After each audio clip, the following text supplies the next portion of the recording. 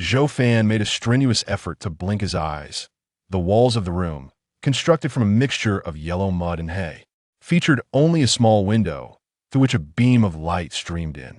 A skylight above also allowed a trickle of white light to seep through, causing the dust to dance gently in the rays. Yet, much of the room remained shrouded in darkness, so opaque that nothing was discernible. Zhou Fan still felt a heavy fog clouding his mind. It had been 3 days since his arrival in this world, and he remained somewhat bewildered. All he knew was that the body he inhabited shared his name, Zhou Fan. His parents would return home from work only at night, and he lay in bed because he had sustained a head injury, as he vaguely gathered from the couple's conversation. Fortunately, this provided him with a convenient excuse to claim he had forgotten everything. Otherwise, facing the parents of his predecessor, he would have been at a loss for words, having no memories of the former owner of this body. To evade suspicion, Zhou Fan had refrained from speaking much during these 3 days, opting instead to listen quietly to his parents. Converse. Regrettably, his father, clad in the garb of a peasant, was a taciturn man, resulting in a sparse exchange of dialogue that left Zhou Fan with little useful information. Struggling to sit up, Zhou Fan winced in pain. He pressed his left hand against his forehead, feeling as though it were being pierced by needles. His hand was cold, and a soothing chill spread across his forehead, alleviating some of the sharp discomfort. After a while, the pain in his head became almost imperceptible. His hand traveled up his forehead, brushing against his bald scalp, and eventually encountered a scare length of about an inch on the back of his head. Though he could not see the scar, its texture suggested it was slightly larger than a lock of hair without careful examination. It would have gone unnoticed. How had he sustained this injury? Zhou Fan was uncertain, but he reasoned that had he not been injured, his soul would not have found refuge in this body, should have perished instead. Lowering his hand, Zhou Fan drew back the deep yellow curtains made of coarse fabric that hung at the foot of his bed. Without the barrier of the curtains, his vision cleared somewhat, and through the dim light, he observed the rudimentary wooden furniture, frowning slightly. This only reinforced his impression that he was in a rather impoverished environment. It seemed that when his parents returned home at night, they lit an oil lamp, though he could not be entirely certain, as he had spent most of his days in a daze, rarely fully awake, often drifting back in a slumber shortly after awakening. Today, however, he felt considerably better as he gazed into the shadows of the room where light could not penetrate. Those areas appeared as dark as spilled ink, sending shivers down his spine.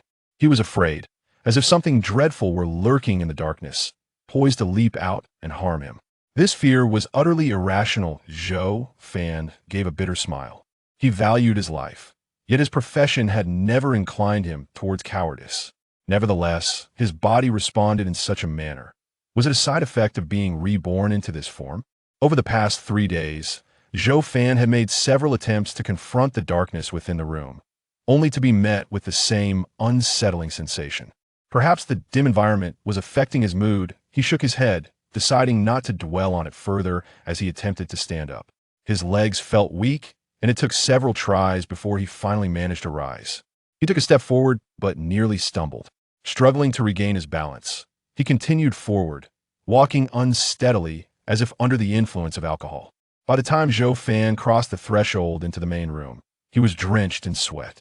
He gently pulled apart the 2 wooden doors, which were unlatched, and they swung open effortlessly. Blinding light flooded in, and Zhou Fan squinted until his eyes adjusted to the brilliance. Above him stretched a clear blue sky, dotted with rows of yellow mud houses, accompanied by the distant sounds of crowing, roosters, and barking dogs. In the bright light, Zhou Fan looked down to examine his attire. He wore a coarse, brown tunic that was narrow and short. Even the most poorly made clothing in modern society could scarcely compare to its roughness. Feeling fatigued, Zhou Fan chose to sit on the threshold. The village appeared tranquil during the day, and he remained seated for nearly an hour before a few people ambled past his doorway. Most of them wore similar coarse brown garments, wielding tools such as hoes. Upon seeing Zhou Fan, some wore blank expressions, while others offered him a smile, which he returned. However, once they departed, Zhou Fan sighed. Their attire confirmed a long-held suspicion. He was no longer in the modern world, but had instead been transported to an ancient realm. Yet, he did not feel particularly anxious. After the deaths of his sister and grandmother in his past life, he had taken his revenge and felt no lingering attachments to that world. Departing from a place devoid of affection was hardly a significant loss to him. What era was this, however? Zhou Fan, lacking a comprehensive knowledge of history, found it difficult to ascertain. What was he to do from this point onward? Zhou Fan's thoughts swirled chaotically for a while until his eyelids grew heavy and fatigue washed over him once more. He leaned against the wooden doorframe to stand up, closing the door behind him. As he did so, it felt as though he had stepped from the light into darkness. And once more, that unsettling sensation crept into his heart. He forced himself to focus on the areas where light lingered, and gradually, that feeling receded. In the dark, he returned to bed, his gaze fixed on the beam of white light streaming through the skylight. He pondered the nature of his fear. What could possibly exist in the darkness? Why did he feel such trepidation? It was all rather peculiar. Zhou Fan slowly closed his eyes. Even in darkness, he did not feel afraid otherwise. He would never be able to sleep. Exhausted, he quickly succumbed to a deep slumber. When he next awoke, Zhou Fan discovered the food his parents had prepared for him. It resembled rice balls, albeit with a yellow hue reminiscent of corn. His parents had informed him that they would not return until noon, leaving him to eat on his own. Zhou Fan chewed slowly on the rice ball, noting that the grain was mixed with tiny husks, making it difficult to swallow. It was an unpalatable meal, but he did not complain. Having grown up in poverty under his grandmother's care, he often faced hunger from a young age. He had learned to cherish food and had never dared to waste it. After finishing his meal, Zhou Fan felt revitalized. He got up to move around a little and opened the door to find it was already dusk. The clouds on the horizon were painted fiery red by the setting sun. He stood for a moment, observing the scene. His parents had been working until nightfall for the past few days, so he shut the door again. The surroundings were pitch dark, and he abandoned the idea of searching for an oil lamp, even if he found one. It would be useless without a means to ignite it. At present, he was powerless to act, so he lay back down to rest. The room grew increasingly dark, the light from the skylight fading to near invisibility, and that familiar sense of fear crept back in. For an instant, Zhou Fan even felt as if his unseen face had turned pale. He dared not open his eyes again and chose to keep them shut, for only in darkness could he feel less afraid. Could this be a phobia of darkness? Zhou Fan mused, a frown etching his brow. The thoughts surfaced in his mind he had heard of. Such a conditioned psychological disorder characterized by fear of the dark, where remaining in shadowy surroundings induced panic and anxiety. Yet, he had never experienced such issues before. Was it a consequence of the previous owner's experiences? But should the mind be governed by thought? Within this body resided his soul. The former inhabitant had long since perished. Why then did he still feel fear? At that moment, he heard a creaking sound. It was the sound of the wooden door being pushed open. Had they returned? Zhou Fan listened intently for a while, but no footsteps approached. He could hear the faint sound of the wind, whoosh, whoosh, drifting in from the wooden door. Zhou Fan paused, realizing that he had opened that solid wooden door twice today. It was exceedingly heavy, and only a fierce gale could force it ajar. What could be happening? The enveloping darkness, devoid of any light, compelled him to keep his eyes shut, for fear that he might be overtaken by terror to the point of losing his breath. He had been waiting for his parents to enter and light the room. Yet now he was bewildered by the sudden opening of the door. Was it merely a prank? Someone pushing the door open from outside without entering? Suddenly, hands gripped Zhou Fan's neck, icy palms sending chills through him. He still did not open his eyes. In such profound darkness, even if he did, it would be futile. Clenching his right fist, he estimated the position of his assailant's head and struck upward. In his previous life as a detective, Zhou Fan knew well that the head was a vulnerable target. A strike to the nose, eyes, or any part of the head would suffice. Yet, his fist met only air. Nothing was struck. How could this be? Panic surged within him as the assailant pressed down on his feet and tightened their grip around his neck. Coughing and gasping for breath, Zhou Fan struggled desperately, reaching for his neck in a futile attempt to pry away the hands that sought to strangle him. Yet, his hands grasped only emptiness. He could distinctly feel the pressure against his neck, but his hands grasped nothing. His breath quickened, his heart raced, and he struck at his own neck in a frenzy as his mind grew increasingly clouded. Despite his efforts to lift his legs, he remained utterly immobilized. Am I about to die? The thought flashed through Zhou Fan's mind, and he abandoned all else, opening his eyes to a world of darkness. Yet, his pupils constricted in surprise as he discerned a shadowy figure within the gloom, its hands still clasped around his throat. His vision began to blur. At that moment, a flicker of light illuminated the room, banishing the darkness and causing the shadow to vanish abruptly. He gasped for air, inhaling deeply as fresh air filled his lungs, bringing with it a painful sting in his throat. "Ah Fan, are you all right?" A weary-looking woman in her 40s rushed to support Zhou Fan. It was a ghost.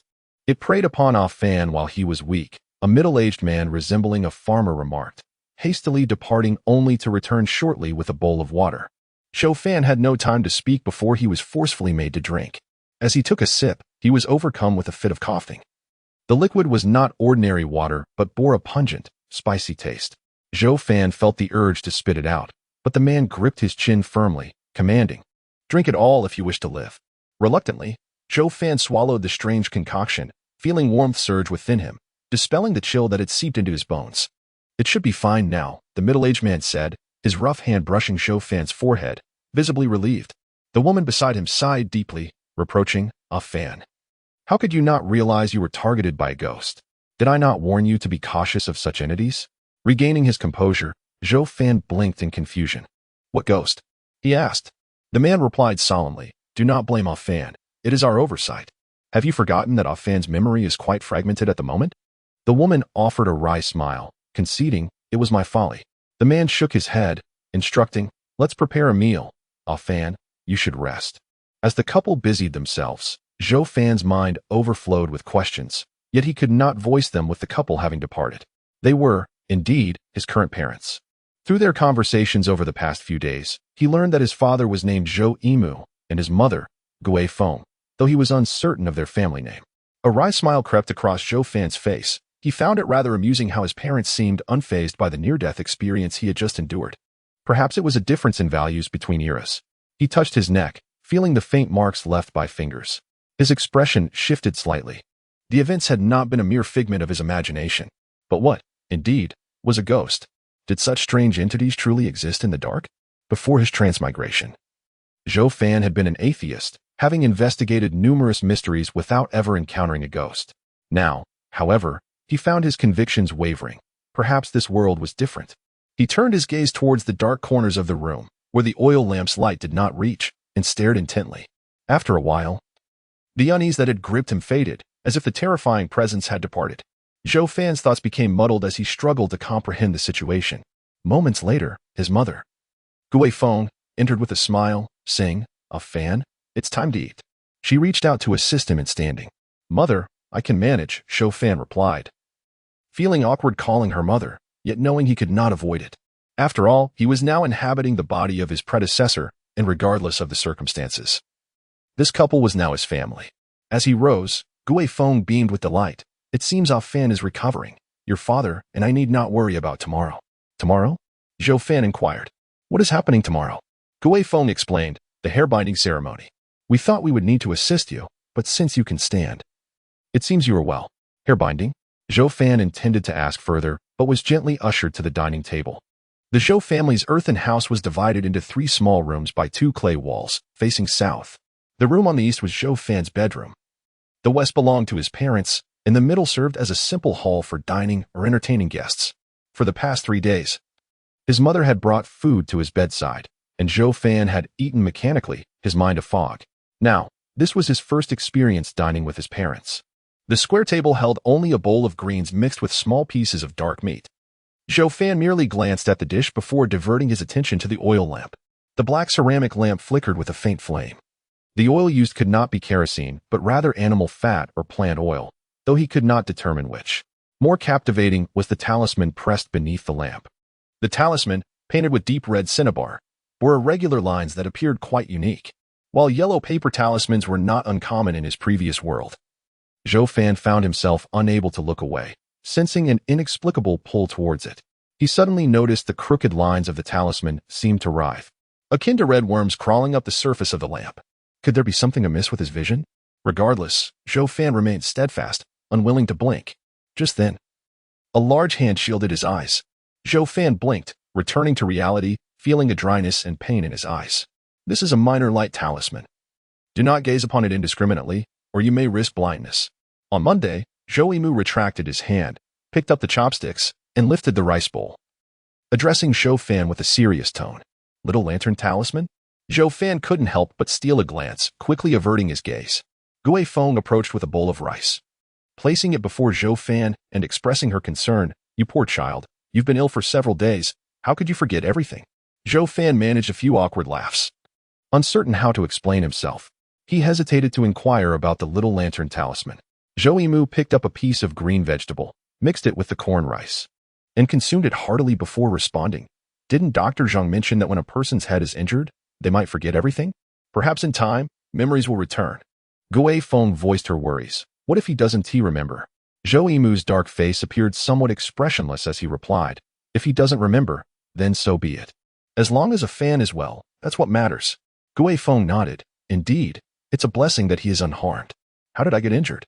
Zhou Fan suddenly asked, eager to understand the circumstances of his body. As a former criminal police officer, he had always been driven by curiosity regarding cases, naturally. He was inquisitive about his own injuries. This injury had caused the previous soul to dissipate, allowing Zhou Fan to occupy this body, so it was prudent to seek clarity. Zhou and Gui Feng fell silent. Zhou Fan scrutinized their expressions, knowing that human emotions are often first revealed through facial muscles. During his time interrogating suspects, he had learned to observe faces closely to detect lies. Gui Feng's face betrayed a hint of worried fear as she instinctively glanced at her husband. Zhou eyes twitched slightly. He took a bite of rice, chewed, and finally said, "You fell and hit your head." "So it was a fall," Zhou Fan nodded, then focused on his meal. However, he understood well that head injuries often result from falls forward, yet his injury was at the back of his head. Typically, when one falls backward, it is the waist or femur that gets hurt. Injuries to the back of the head occur under very specific circumstances. Most telling were the expressions on the couple's faces. They were lying. Why were they concealing the truth? It seemed there was more to his injury than met the eye. But Zhou Fan refrained from probing further, sensing their reluctance to share and worried that persistent questioning might arouse their suspicions. The food was unpalatable. Yet Zhou Fan concealed his distaste and finished 2 large bowls, for even the least appetizing fare could sate his hunger. After the family finished their meal, Gui Feng began to clear the dishes while Zhou retrieved a black iron smoking pipe and lit it. Zhou Fan sat in silence, unsure how to communicate with Zhou, often opting for silence to avoid missteps. Zhou seemed accustomed to this tranquility after a while. He glanced at Zhou Fan and said, "You've just recovered. It's best to rest early. Tomorrow is your coming-of-age ceremony, a significant event in your life." For the second time, Zhou Fan heard the term coming-of-age. He had encountered it in historical texts and understood that it signified a child's transition into adolescence, a time when many opportunities awaited, such as marriage, participating in examinations, and embarking on journeys. Zhou Fan pondered and asked, "Father, what should I do for the coming-of-age ceremony tomorrow?" Zhou was not surprised by the question. Knowing his son had lost his memory, he exhaled a puff of smoke and replied, "There is nothing to worry about. You're not the only one undergoing this ceremony. Just follow what others do." Despite his words, Zhou Fan discerned the heaviness that seemed to settle upon Zhou face under the dim light. This caused him to furrow his brow. Gui Feng approached with a basin of water, softly assuring, "A Fan, don't fret. Your father and I will be with you tomorrow." Yet, the trace of worry in Gui Feng's eyes did not escape Zhou Fan's notice. He frowned slightly, questioning whether there was some underlying danger associated with the coming-of-age ceremony. However, he chose not to press further. Having noticed that Zhou and Gui Feng appeared disinclined to discuss the matter, in this era of simplicity, Zhou Fan conducted a brief wash before preparing to return to his room, only to be called back by Zhou. He held the oil lamp from the table, retrieving the small lantern talisman and handing it to Zhou Fan. "The spirit may come to seek you tonight. Place the talisman under the oil lamp in your room and keep the light burning while you sleep. Do not extinguish it, understood?" "Understood." Zhou Fan accepted the talisman, daring not to scrutinize it too closely for fear of blinding himself. "But what about you and mother?" Gui Feng smiled as she playfully ruffled Zhou Fan's hair, saying, "Silly child, you truly remember nothing. The spirit can only target those with weakened bodies. It cannot harm us."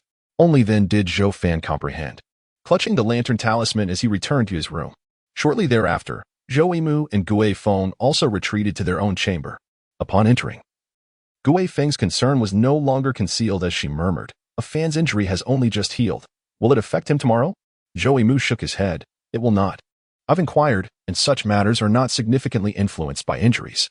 Gui Feng pressed anxiously. But what if it does affect him? What then? Zhou Mu's expression darkened. Such worries are futile. Even if there were consequences, could we resolve them? Some matters are simply beyond our control. Gui Feng lowered her gaze, aware that her husband spoke the truth. Zhou Mu sighed again. The fate of his life lies in his own hands. I believe a Fan's fate is not destined to be grim. He has recovered from such a severe injury. The couple's hushed conversation was inaudible to Zhou Fan, who placed the lantern talisman under the oil lamp and surveyed the surrounding darkness, relieved that the unsettling sensation had not returned. Seated before the bed, Zhou Fan gazed at the flickering flame of the lamp, murmuring, spirits, lantern talisman, and tomorrow's coming-of-age ceremony. These thoughts illuminated the complexities of this world, hinting at an ominous unknown lurking in every corner. Zhou Fan had initially believed he had traversed to a certain dynasty of Huaxia, yet doubts now clouded his mind. This did not feel like any known era of Huaxia. Although tales of spirits and deities often appeared in various historical novels, the official histories scarcely mentioned such phenomena. At most, there were exaggerated claims regarding emperors as sons of heaven, but beyond that, the accounts of spirits were limited. Could this truly be a dynasty of Huaxia? As Zhou Fan contemplated, a throbbing pain began to emerge in his head. He found himself unable to reach a conclusion due to the scarcity of clear information. He was no historian, lacking the ability to deduce the era from the architecture or objects in the room. Deciding against further contemplation, he closed his eyes. Despite having slept for several days, fatigue still enveloped him, and soon he drifted into a deep slumber. After a whirlwind of sensations, Zhou Fan found himself in a strange place.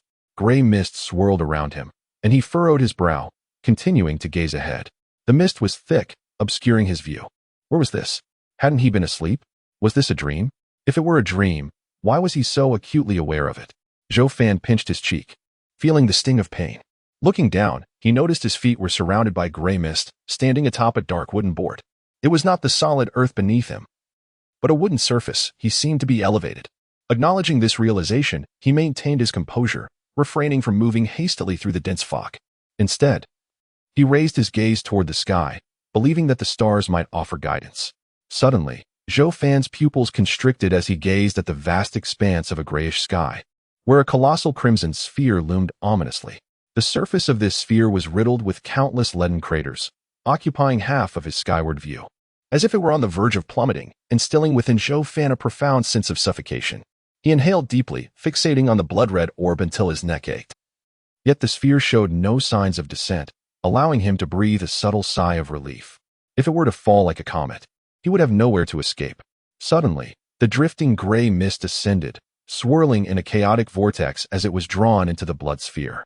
Zhou Fan could only watch in astonishment. The strangeness of his surroundings rendered him powerless to act. The mist was absorbed in mere seconds, and as quickly as it had started, the crimson sphere ceased its consumption. The mist lingered, albeit now thinned, and Zhou Fan's vision sharpened. As he surveyed his surroundings, he realized he stood upon a ship.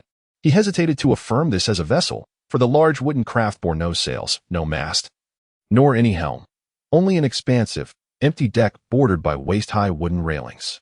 Beyond this emptiness, his gaze extended further, revealing a stretch of gray water, tranquil and featureless, akin to the mist itself. In an effort to see more clearly, Zhou Fan approached the edge of the railing and peered down. The gray water lay smooth as a mirror, sending a chill racing along his spine as beads of sweat seeped from his back, dampening his garment. Below, the mirrored surface reflected a stark, white skull. Zhou Fan jerked upright in bed, drenched in perspiration, only to find himself awake. Nevertheless, his complexion remained alarmingly pale, and his pupils continued to constrict. He slapped his cheeks, feeling the flesh beneath his skin, and began to steady his breath, though his face still bore a bluish hue. He was no stranger to the sight of a skull. His fear stemmed from the unsettling notion that the skull he had glimpsed was his own. Gazing at the familiar arrangement of his room beyond the curtains, he shook his head, recognizing it as merely a vivid dream.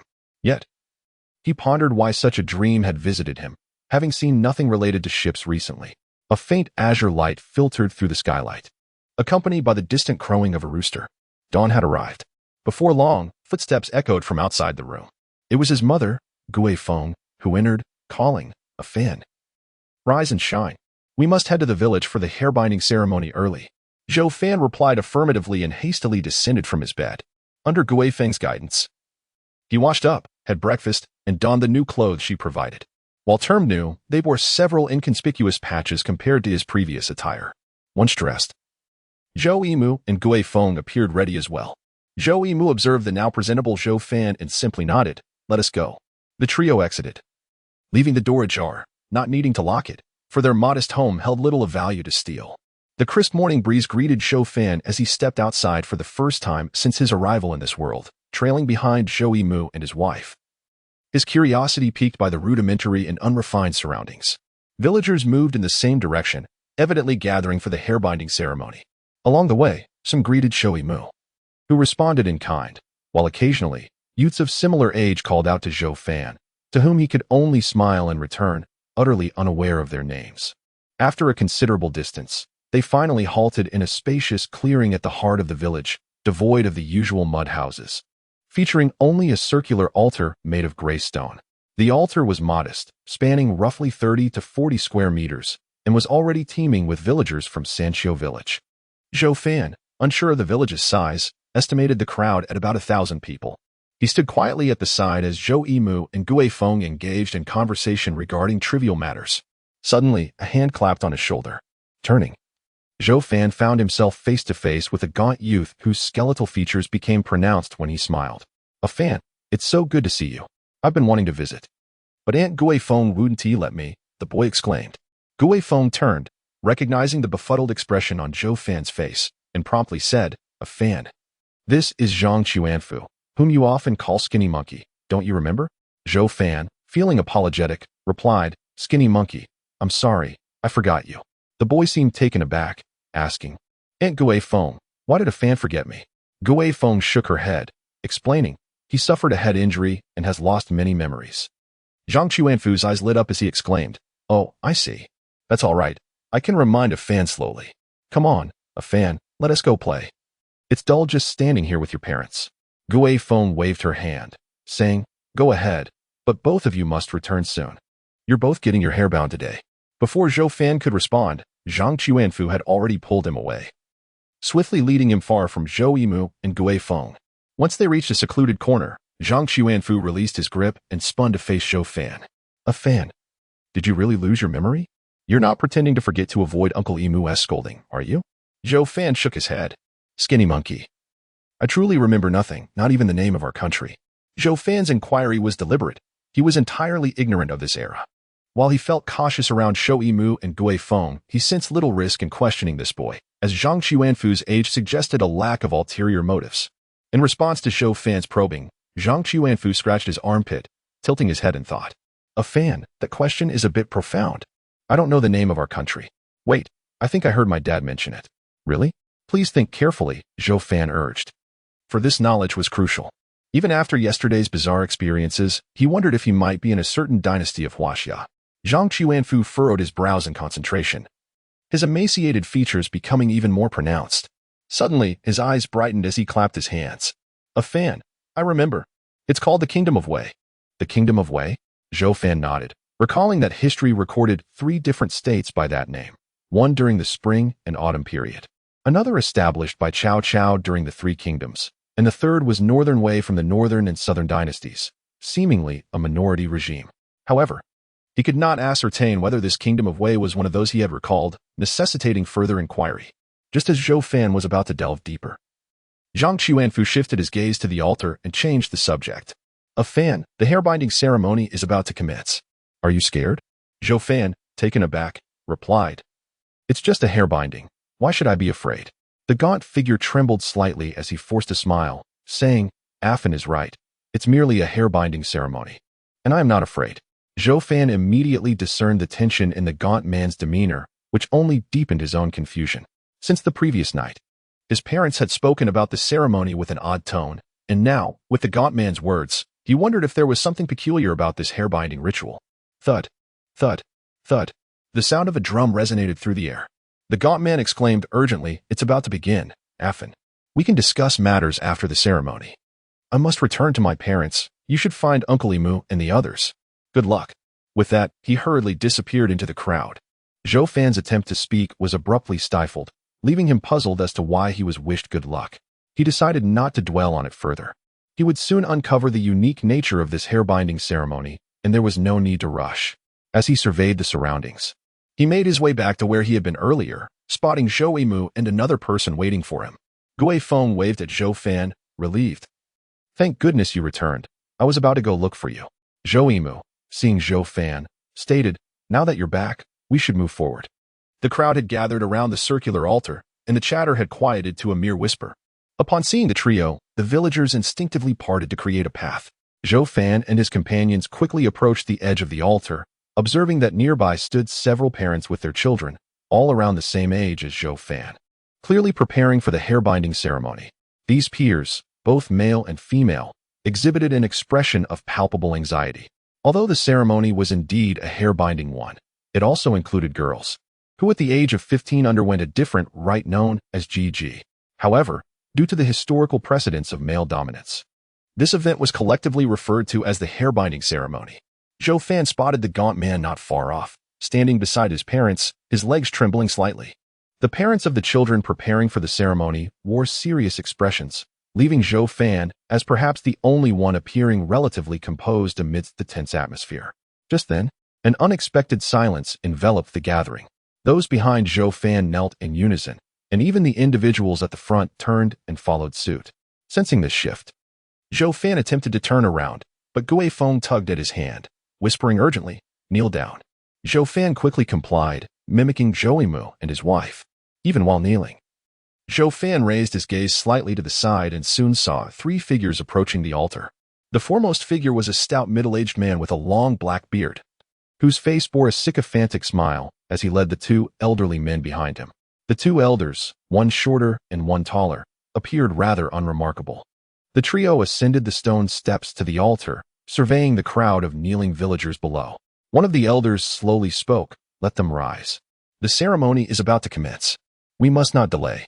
The middle-aged man nodded slightly and called out, "Everyone, please rise. The hair-binding ceremony is now beginning." His voice, although not loud enough for all to hear, prompted those at the front to stand, and naturally, those further back followed suit. Even as they stood, no one dared to speak loudly, but instead patiently awaited the proceedings. Positioned near the front, Zhou Fan noticed the middle-aged man bowing to the two elders, saying, "Esteemed elders, I entrust this ceremony to you." The elders nodded silently, their expressions stoic. The middle-aged man smiled and descended the stone steps from the circular altar. Zhou Fan turned to Gui Feng beside him, whispering, "Mother, who are those three individuals?" Gui Feng glanced around and quietly replied, "Afan, the man descending is our village head, Luo Yintian, and the two elders are the village's Talisman Masters." Zhou Fan blinked, understanding that the village head was akin to a modern-day village chief. Yet he remained curious about the Talisman Masters. Just as he was about to inquire further, Zhou Yimu turned to him with a serious tone, "Do not speak. Just observe closely." Zhou Fan refrained from further questions, focusing his gaze upwards. At this moment, the two elders on the altar had separated, one taking position at the eastern edge while the other stood at the western edge. The elder addressed the village head below, "Have the items brought forth." Luo Lintian promptly nodded, gesturing behind him, "Bring the items up." The crowd parted to form a path as four burly men approached, carrying a large vat suspended between two poles. The poles creaked under the weight, suggesting the burden was heavy, necessitating the strength of four men. The black vat, nearly as tall as a person, was sealed with animal hide at the top. Zhou Fan noted a yellow talisman affixed to the surface of the vat, although he could not see if there was another on the opposite side due to his angle. Had it not been for the peculiar events of the previous night, Zhou Fan might have dismissed the talisman, but having witnessed the strange little lantern talismans, he now regarded the yellow paper with caution. He dared not fixate on the talisman, uncertain of what bizarre occurrences might ensue. With a thud, the large vat was placed at the center of the altar. The four strong men carefully untied the ropes securing the vat, removed the talisman, and stowed it away before bowing slightly to the two Talisman Masters and quickly retreating from the altar. Both Talisman Masters withdrew folded yellow talismans from their pockets, leisurely unfolding them. While ordinary talismans measure merely 3 fingers in width, the ones in their hands unfurled to a remarkable 6 fingers wide and a foot long. Exchanging a glance, they crouched down and pressed the talismans against the stone slab. The talismans began to emit a faint yellow glow and delicate yellow lines, akin to thin fingers, spread out from the talismans, creeping along the gray stone floor. Zhou Fan's pupils constricted at the sight of these lines, which defied explanation within the confines of modern knowledge, leaving him feeling utterly absurd. The pale yellow lines from the two talismans continued to extend in a fan-like manner, swiftly enveloping the entire altar before converging at the center and crawling up the large vat, covering it entirely with a dense network of lines. Cracks began to appear on the surface of the vat, and with a resounding crash, it shattered, releasing a deep crimson liquid that filled the air with a pungent, metallic scent. Zhou Fan quickly recognized this unmistakable aroma. It was the scent of blood. Strangely, the blood did not disperse chaotically upon hitting the ground. Rather, the spreading talisman lines rapidly absorbed it. The intricate web of lines across the altar became drenched in crimson, emanating an eerie, blood-red glow. From above, one would discern that these blood lines, though seemingly twisted, collectively formed an enormous incantation. The Talisman Masters' papers had burned away to ashes, leaving them visibly fatigued. The elder on the eastern side glanced down at the altar and declared, "Let all eligible children come forth for the hair binding." At the elder's command, young boys and girls began to ascend the altar, trembling with trepidation. Zhou Yimu turned to Zhou Fan and urged, "Go on, do whatever the Talisman Master instructs." Zhou Fan nodded and walked towards the round altar, feeling a tinge of unease in his heart. The scene before him bore a striking resemblance to the blood rituals described in books, and he couldn't shake the worry that he might be the one to be sacrificed. However, Zhou Fan quickly reconsidered. It was unlikely to be a sacrifice, for the families of the children would never display such behavior. With his mind somewhat at ease, he stepped onto the altar, observing the seemingly shifting symbols beneath his feet, a strange sensation beginning to rise within him. Afan, the skinny monkey, joined him, standing beside Zhou Fan, his teeth chattering slightly as he spoke. Zhou Fan patted his shoulder, reassuring him not to be afraid. Yet, he remained puzzled as to why Afan and the others were so anxious. What secrets lay hidden within this hairpin ceremony? Only 28 individuals participated in the ritual. Standing in a line, many displaying unease, their eyes darting towards the two symbol masters. The two symbol masters, appearing to be in their 80s, approached, casting a cursory glance at the young participants. One of them inquired, "Is everyone here?" Luo Lightyan, the village chief standing below, promptly responded with a smile, "This year. There are a total of 28 participants, all present, no absentees." Both symbol masters nodded, and the shorter one bellowed, "Now listen closely." The boys remove their shirts, and the girls take off their right shoes and roll up their pant legs. The 28 peers immediately complied, and Zhou Fan followed suit, shedding his shirt to reveal a reasonably fit torso, while Afan beside him appeared quite frail. The girls likewise removed their right shoes and rolled their pant legs high, exposing their delicate, fair calves. The villagers below held their breath, aware that a pivotal moment for these 28 youths was about to unfold. Once everyone on the altar had followed the symbol master's instructions, the taller symbol master clasped his hands together, forming a gesture. At that moment, the faintly blood-glowing symbols erupted into brilliant crimson light. The symbols began to contract towards the 28 individuals, a searing heat radiating from their feet, akin to standing on a hot iron. Many participants instinctively wanted to lift their feet to escape the scorching sensation. However, the shorter symbol master admonished, "Do not move." His stern voice silenced any further fidgeting, and thankfully, the heat, while intense, was bearable. Zhou Fan felt the warmth spreading from his feet to his upper body, as if he were ablaze. Particularly distinct was the increasingly pungent scent of blood wafting through the air.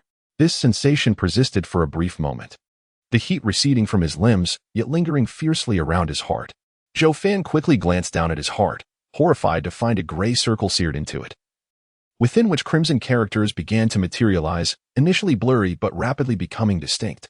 The number 19 emerged on his heart, and he stared in shock before turning to Afton, who looked pale, staring blankly at his own heart, which bore the number 32.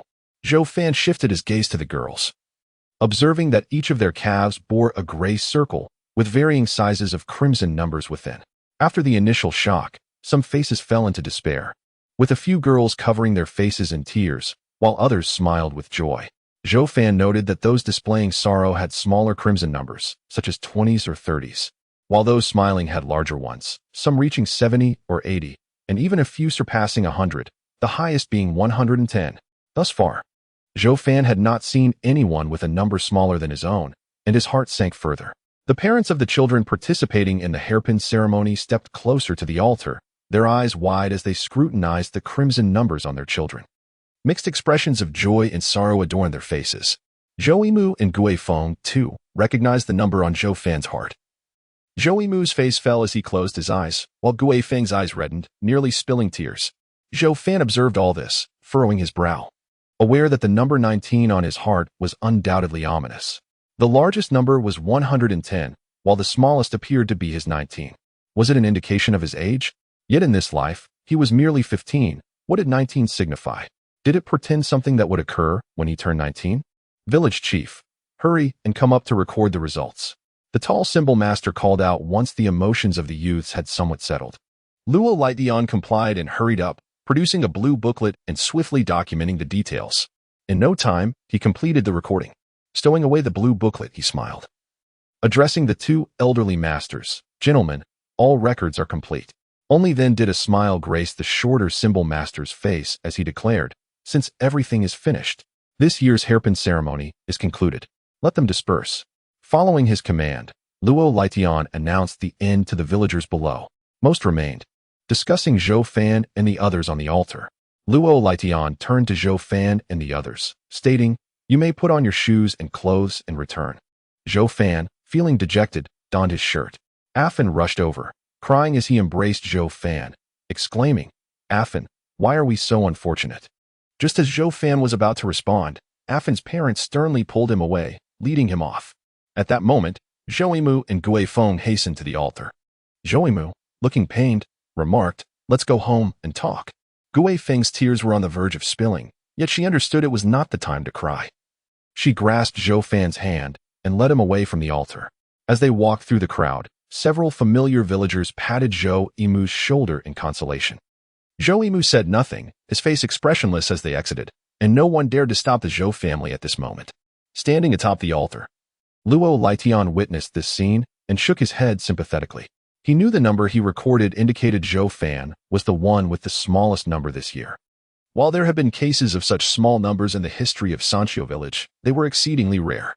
The journey home was silent, and upon arrival, Zhou Yimu reached out to remove Zhou Fan's shirt.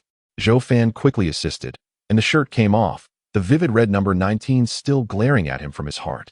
After confirming this, Gui Feng seemed to be in a daze, sitting down and silently wiping her tears. Zhou Yimu sighed as he gazed at the number 19, taking a seat on a wooden chair and lighting his pipe, furrowing his brow in contemplation.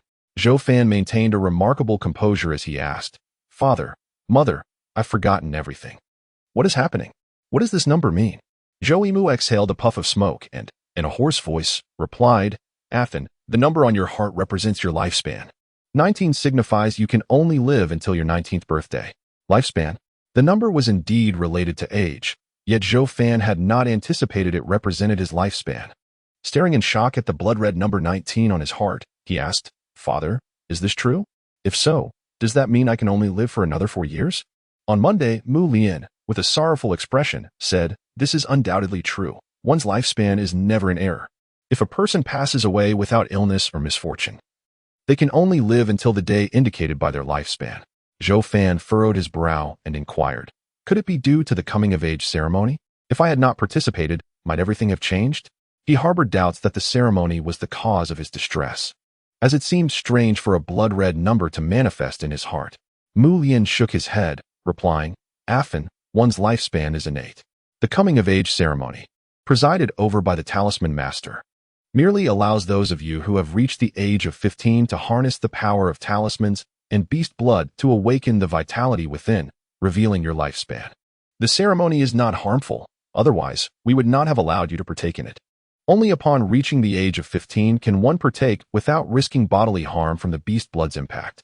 Hence, everyone at that age must undergo the ceremony to learn their lifespan." Zhou Fan lowered his gaze slightly, feeling somewhat lost. He found it absurd. Yet after witnessing the terror of the Een ghost yesterday, he realized that this world lacked any rationality. Possessing a unique lifespan seemed less strange and merely difficult for him to accept at that moment. Why must one know their lifespan? What truly happens when the day arrives? Zhou Fan posed 2 more questions. Mu Lian, taking a draw from his pipe and exhaling a cloud of smoke, finally answered, Knowing one's lifespan serves to inform the individual and is vital for the village's development. If one reaches the day of their lifespan, it signifies the end of their life, at which point a death spirit will emerge to claim it. To be aware of one's lifespan, for the sake of the village's growth, and the death spirit claiming lives. Zhou Fan murmured, taking a deep breath before asking, "Is there a way to prevent the death spirit from claiming a life?" Mu Lian shook his head, stating, "It is impossible. Even the Talisman Masters cannot prevent the death spirit from claiming lives. Once one's lifespan is exhausted, death is inevitable. This is an ironclad rule, unalterable by anyone." Zhou Fan paused, contemplating, "Is there a way to extend one's lifespan?" He felt a sense of dissatisfaction. If he could only live for 4 more years, what significance would his crossing over hold? He even speculated that perhaps his soul occupying this body was the reason for such a low lifespan. Unable to prevent the death spirit, he could only attempt to alter his lifespan. "Afin, that is impossible. How can one change their lifespan?" Guifeng cried out, tears streaming down her face. Her lifespan was 67, while Zhou Fan's was a mere 19, destined for her to suffer the loss of her son. Zhou Fan sighed, comforting Guifeng, "Mother, do not worry. There will surely be a way." "Lifespan. Perhaps there is a way to change it," Mu Lian suddenly interjected. Guifeng stared in disbelief, exclaiming, "Have you lost your mind? How could a lifespan possibly change? I have never heard of such a thing." Zhou Fan urged, "Mother, please calm down." "Father, what method are you referring to?" After a moment of hesitation, Mu Lian replied, "To be honest, I am not entirely certain. I only heard Elder Mao mention that if one can attain a higher level of cultivation, it may be possible to extend their lifespan." "Who is Elder Mao?" Zhou Fan's first thought was to verify the authenticity of this information. Guifeng spoke up, "Elder Mao is one of the 2 Talisman Masters you met today." "But did he truly say such a thing?"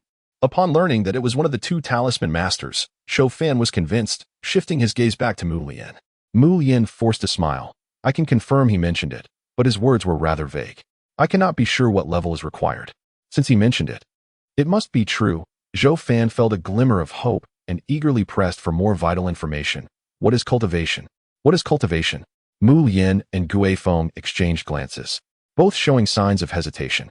Finally, Mu Lian frowned and said, "Afin, cultivation is simply cultivation. We are not cultivators and do not know how to explain it to you. Simply cultivation." Mu Lian's words felt empty. Zhou Fan, feeling helpless, asked, "Are there any cultivators in the village?" This was crucial. If there were no cultivators in the village, where could he seek one to learn the methods of cultivation to extend his life? "Well," Mu Lian pondered. Guifeng interjected, "The 2 Talisman Masters in the village should be cultivators." Zhou Fan's heart stirred. Guifeng's assertion made sense, as the 2 Talisman Masters appeared quite extraordinary. Mu Lian added, "Additionally, Captain Lu of the village patrol and village chief Luo Liantian also seemed to be cultivators." With this, there were 4 potential cultivators. Zhou Fan could not help but ask, "Are you certain they all are?" Mu Lian replied, "Afin, your mother and I are merely ordinary people. We have heard of cultivators from others, but cannot be too certain." Guifeng nodded. "We only know that some powerful individuals are cultivators, but we are unaware of the specific criteria for identification." Zhou Fan frowned at this, though he understood. "Afin, we can discuss lifespans and cultivators later." Mu Lian's expression suddenly turned grave. "Your mother and I have something more important to discuss with you." "More important?" Zhou Fan was taken aback. What could be more pressing than the matter of lifespan? Guifeng suddenly recalled something, gripping Zhou Fan's arm and gazing intently at him, her voice trembling. "Your father is right. You still have 4 years, but things are urgent. I must ensure your safety. Afin, you need to pack your things and leave this village by nightfall." "What?" Zhou Fan's face reflected confusion. Mu Lian shouted, "Guifeng, what nonsense are you spouting?" Guifeng replied urgently, "I am not speaking nonsense. Afin must leave Sanchio village." "Do you want to watch your son die?" Mu Lian's face showed signs of struggle, but he soon despaired. "Of course I do not wish for that. But your plan is unfeasible." Zhou Fan looked between his parents, asking, "Father, Mother, what on earth are you talking about? I do not understand at all. Why would I die if I do not leave the village?" Guifeng interjected, "Afin, do not interrupt. Imu, why is my plan unfeasible?" Mu Lian remained silent, instead pushing open the wooden door to glance outside, quickly shutting it again and securing it with a bolt, locking the door completely. He then turned back, speaking in a hushed tone, "Lower your voices. If outsiders overhear, it will cause trouble." Guifeng became alert, agreeing, "You're right. We must indeed speak quietly." Mulian glared at Zhou Fan, coldly stating, encouraging Afan to flee is akin to sending him to his death. Have you forgotten that our village enforces collective punishment? 5 households form a unit, 10 households a larger unit, mutually supervising and reporting one another. If one does not expose a crime, all 10 households are held accountable. Zhou Fan's expression changed as he recalled the concept of collective punishment. If one family committed an offense and the other 9 did not report it, all 9 would face the same consequences, treated as if they too had committed a crime. Some ancient dynasties employed such harsh laws, and he had not expected to encounter them here as well. Today, during the coming-of-age ceremony, the entire village learned that Fanner has a lifespan of 19. The nearby 9 families have good relations with us, yet they would not allow Fanner to escape if it jeopardizes them. They may already be watching from nearby. Mulian continued. Moreover, even if we were fortunate enough to let Afan escape the village, it is perilous outside. Zhou Fan, how do you expect Fanner to survive out there? Upon hearing a series of inquiries from Zhou Yimu, Gui Feng's complexion turned pale, and tears streamed down her face as she said, It was my folly to conceive such a desperate plan. But if we do not flee, how will a Fan survive in the village? The village chief may well come to our home shortly. Zhou Yimu sighed. To run away is to court certain death. Yet to remain and join the patrol team is to invite a life fraught with peril. At least there lies a glimmer of hope. And a Fan must seize that chance. We shall do our utmost to assist him. Zhou Fan listened intently, yet the more he heard, the more bewildered he became. He inquired, Father, Mother, why must I join the patrol team? And why does joining the patrol team equate to a life-threatening endeavor? Zhou Yimu frowned. A Fan. Have you forgotten everything? I cannot say whether this is good or bad, but joining the patrol team is unavoidable. Your lifespan is merely 19, classified by village regulations as a short-lived one. There are no alternatives aside from joining the patrol. Short-lived? Zhou Fan pondered this new term, which insinuated that his days were numbered. But what does being short-lived have to do with the village? Zhou Yimu explained. Anyone whose lifespan is below 35 is deemed short-lived, whereas those who surpass a century are considered long-lived. Each of us is under the village's protection and bears the obligation to contribute. The village regulations are inviolable. And if one were to violate them? Zhou Fan pressed. Zhou Yimu's expression hardened. If one transgresses the village laws, the lightest consequence is expulsion. Leaving one to fend for oneself, while the gravest, well, a fate like yours would mean execution. A chill settled in Zhou Fan's heart. He had almost forgotten that this was no civilized society governed by law.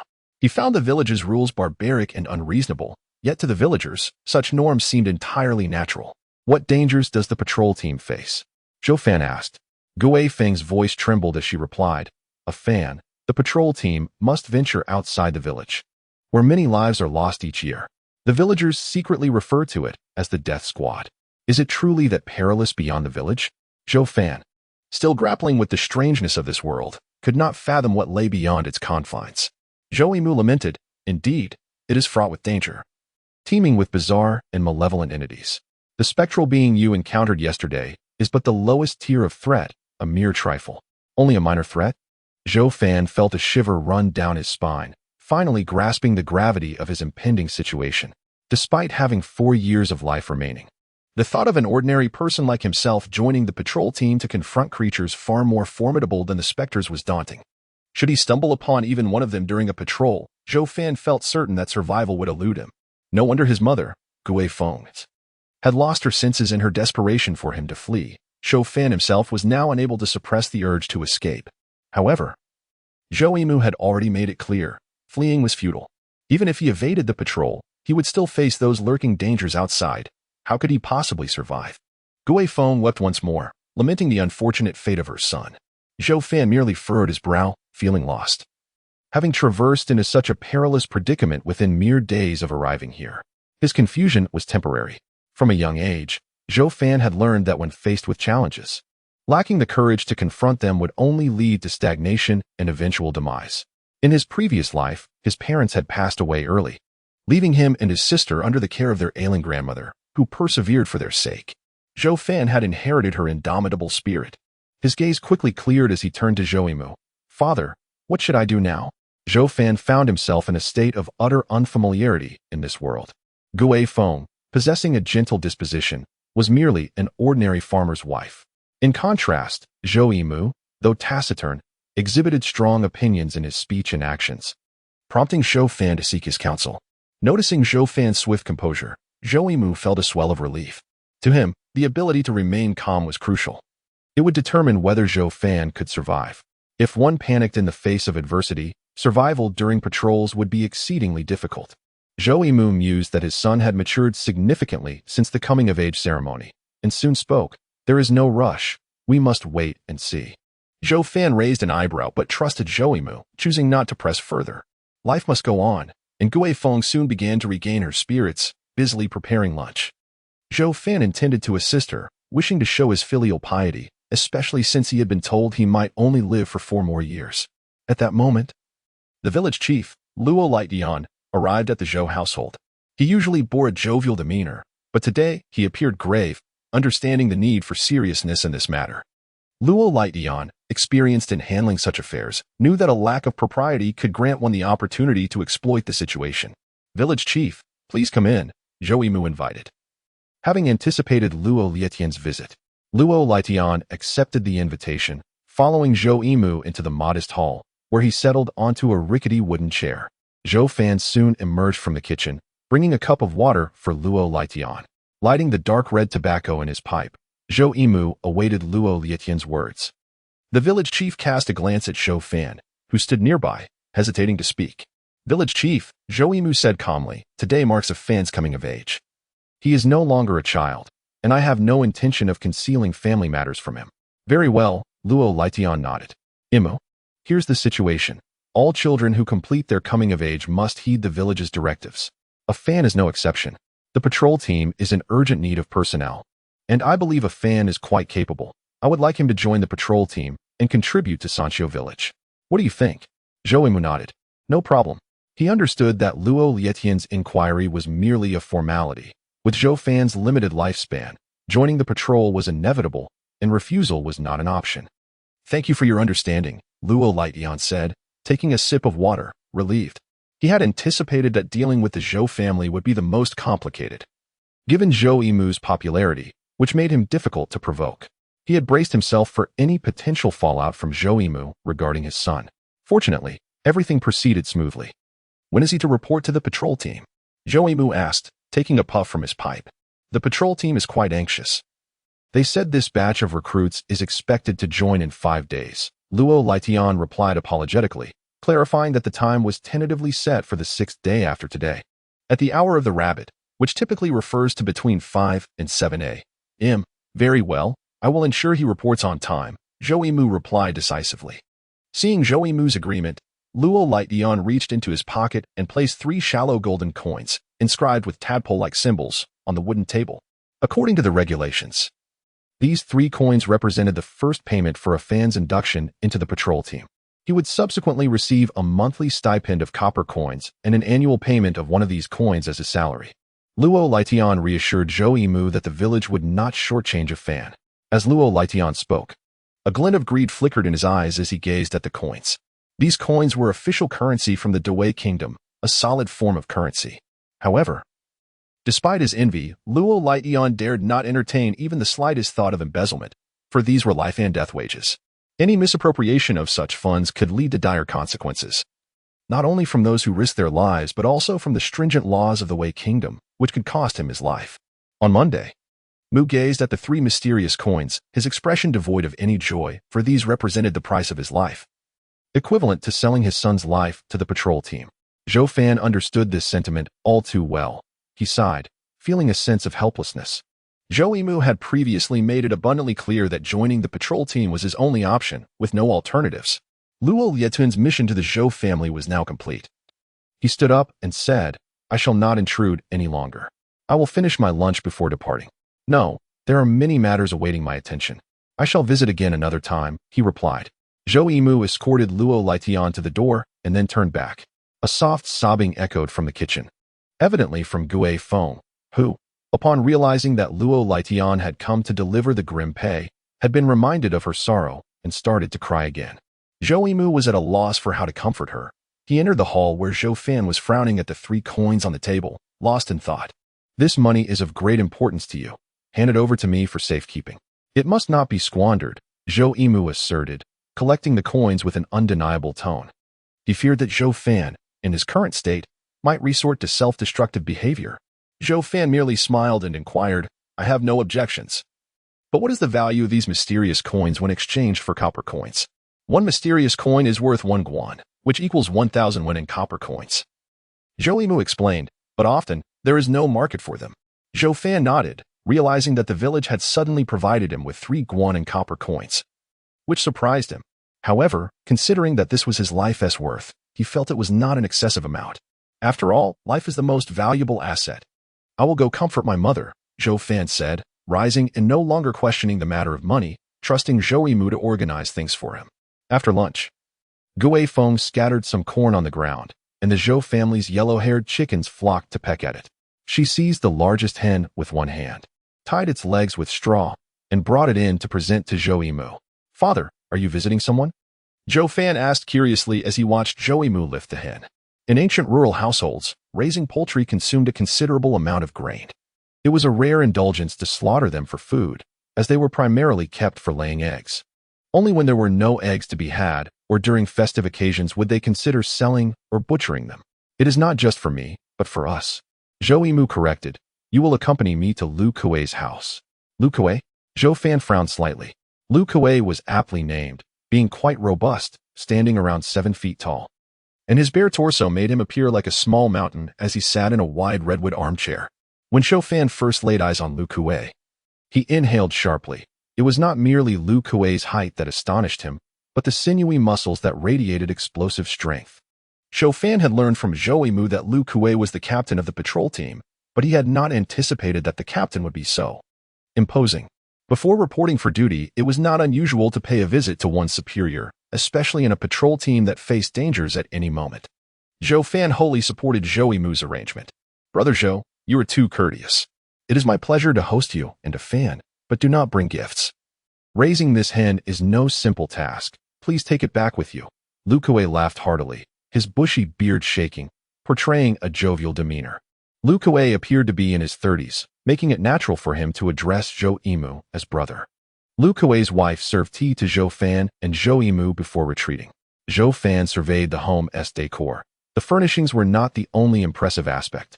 The hall was at least twice the size of the Zhou residence, indicating Lu Kuei's considerable wealth.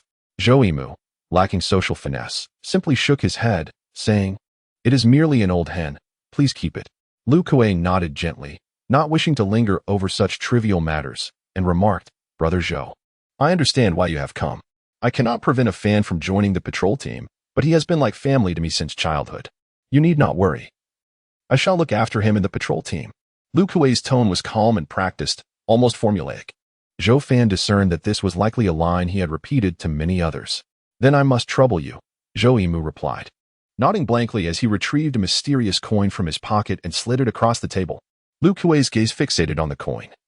He took a deep breath and looked at Zhou Yimu, saying, Brother Zhou, this coin is far too precious. One should not accept rewards without merit. Please take it back. As the captain of the patrol team, Lu Kuei earned 2 mysterious coins a month, which sounded substantial. However, given the well-known dangers faced by the patrol team, the pay was far from generous. In fact, Lu Kuei had only been captain for 6 months, and his predecessor had perished in the line of duty. Mysterious coins were not easily obtained, and Lu Kuei could not guarantee how long he would continue to receive them. Each coin was a life earned through sacrifice, each one immensely valuable, and this particular coin was no exception. As the patrol team captain, Lu Kuei had received numerous gifts, but it was his first time to be presented with a mysterious coin so readily. Although he desired the coin, he understood the principle of not accepting rewards without having earned them. He feared that it would be a burden, without Zhou Yimu explicitly stating what he required. Lu Kuei could not accept it under any circumstances. If Zhou Yimu expected him to ensure Zhou Fan's safety, that was not within Lu Kuei's power. He could not keep Zhou Fan close to guarantee his safety, as it would invite resentment from the other patrol team members and increase his own risk. Thus, he needed to hear what Zhou Yimu's expectations were. Captain Lu, I shall not make it difficult for you. This mysterious coin is merely a request for a small favor. Zhou Yimu clarified, well aware that a single coin could not demand excessive requests from Lu Kuei. Oh, what might it be? Lu Kuei inquired, adopting an attentive posture. Zhou Yimu pondered briefly before stating, there are actually 2 small matters. The first is that I hope Captain Lu can assign an experienced member of the team to guide Zhou Fan during patrols. He has recently suffered an injury and has forgotten many things. He is unfamiliar with the outside world. That is no problem, Lu Kuei grinned, agreeing readily. After all, it was customary for new recruits to be paired with veterans to reduce casualty rates. Without such a practice, the casualty rates would be alarmingly high, and the patrol team would have likely met its demise long ago. Therefore, even if Zhou Yimu had not mentioned it, Lu Kuei would have adhered to the protocol. I will assign a good-natured veteran to properly instruct a fan, Lu Kuei added, shooting a glance at Zhou Fan. Though veterans were typically assigned to new recruits, there were distinctions among them. Some veterans were irritable and impatient, lacking the inclination to teach. Lu Kuei's remark indicated he was making an exception for Zhou Fan. Thank you, Captain Lu. Zhou Fan, who had been listening quietly, finally spoke, his tone tinged with respect. Having worked as a detective for a few years before arriving in this world, he had a grasp of social nuances. Lu Kuei nodded, pleased to see the young man was perceptive, and turned to Zhou Yimu, asking, "What is the second small matter you mentioned?" When Lu Kuei emphasized the phrase small matter, he was reminding Zhou Yimu that it must indeed be a trivial issue. Zhou Yimu inquired, "Is it true that joining the patrol team involves teaching newcomers skills to deal with the strange creatures?" Lu Kuei nodded, affirming, "Indeed. I am responsible for the instruction, so rest assured, Brother Zhou. After Afin joins the team, I will ensure he receives thorough training." Lu Kuei thought to himself that if this was the requirement, it truly was a minor matter. Zhou Yimu glanced at Zhou Fan and then slowly replied, "I hope Captain Lu can impart skills to Afin right away, so he has a few extra days to practice." "Teach him now?" Lu Kuei frowned, "But as you know, the patrol team is quite busy, and I fear I may not have the time. Teaching skills to team members before they officially join isn't necessarily a bad practice, for there are no village regulations against early instruction." However, Lu Kuei understood that Zhou Yimu meant for him to teach Zhou Fan individually, which left him little time. Zhou Fan's eyes suddenly lit up. He realized Zhou Yimu's intent in bringing him here. If he could indeed learn some skills, it would greatly enhance his chances of survival. Though he wondered how advanced the martial arts in this world truly were. Given its dangers, it seemed likely that the skills here would surpass those of modern society. Zhou Yimu calmly stated, "I merely wish for Afin to familiarize himself with the team's techniques ahead of time. As long as Captain Lu can guide him when you have a moment, just a few days will suffice. Whatever Afin learns will be sufficient. I won't blame you if his progress is slow." Lu Kuei remained silent, contemplating the worth of the request. Ultimately, his gaze settled on the coin resting on the table. He reached for it and smiled, saying, "Very well, since Brother Zhou has said so, I shall agree. Lunchtime is too brief, and I do not return home every day at noon. Have Afin come over in the evening, starting tonight." Once the arrangement was settled, Zhou Yimu took Zhou Fan and bid farewell, with Lu Kuei seeing them off until they reached the door and then turning back.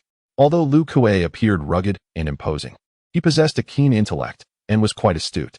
Zhou Yimu advised, "Once you join the patrol, pay close attention to his actions. If any danger arises, he is likely to be the first to notice."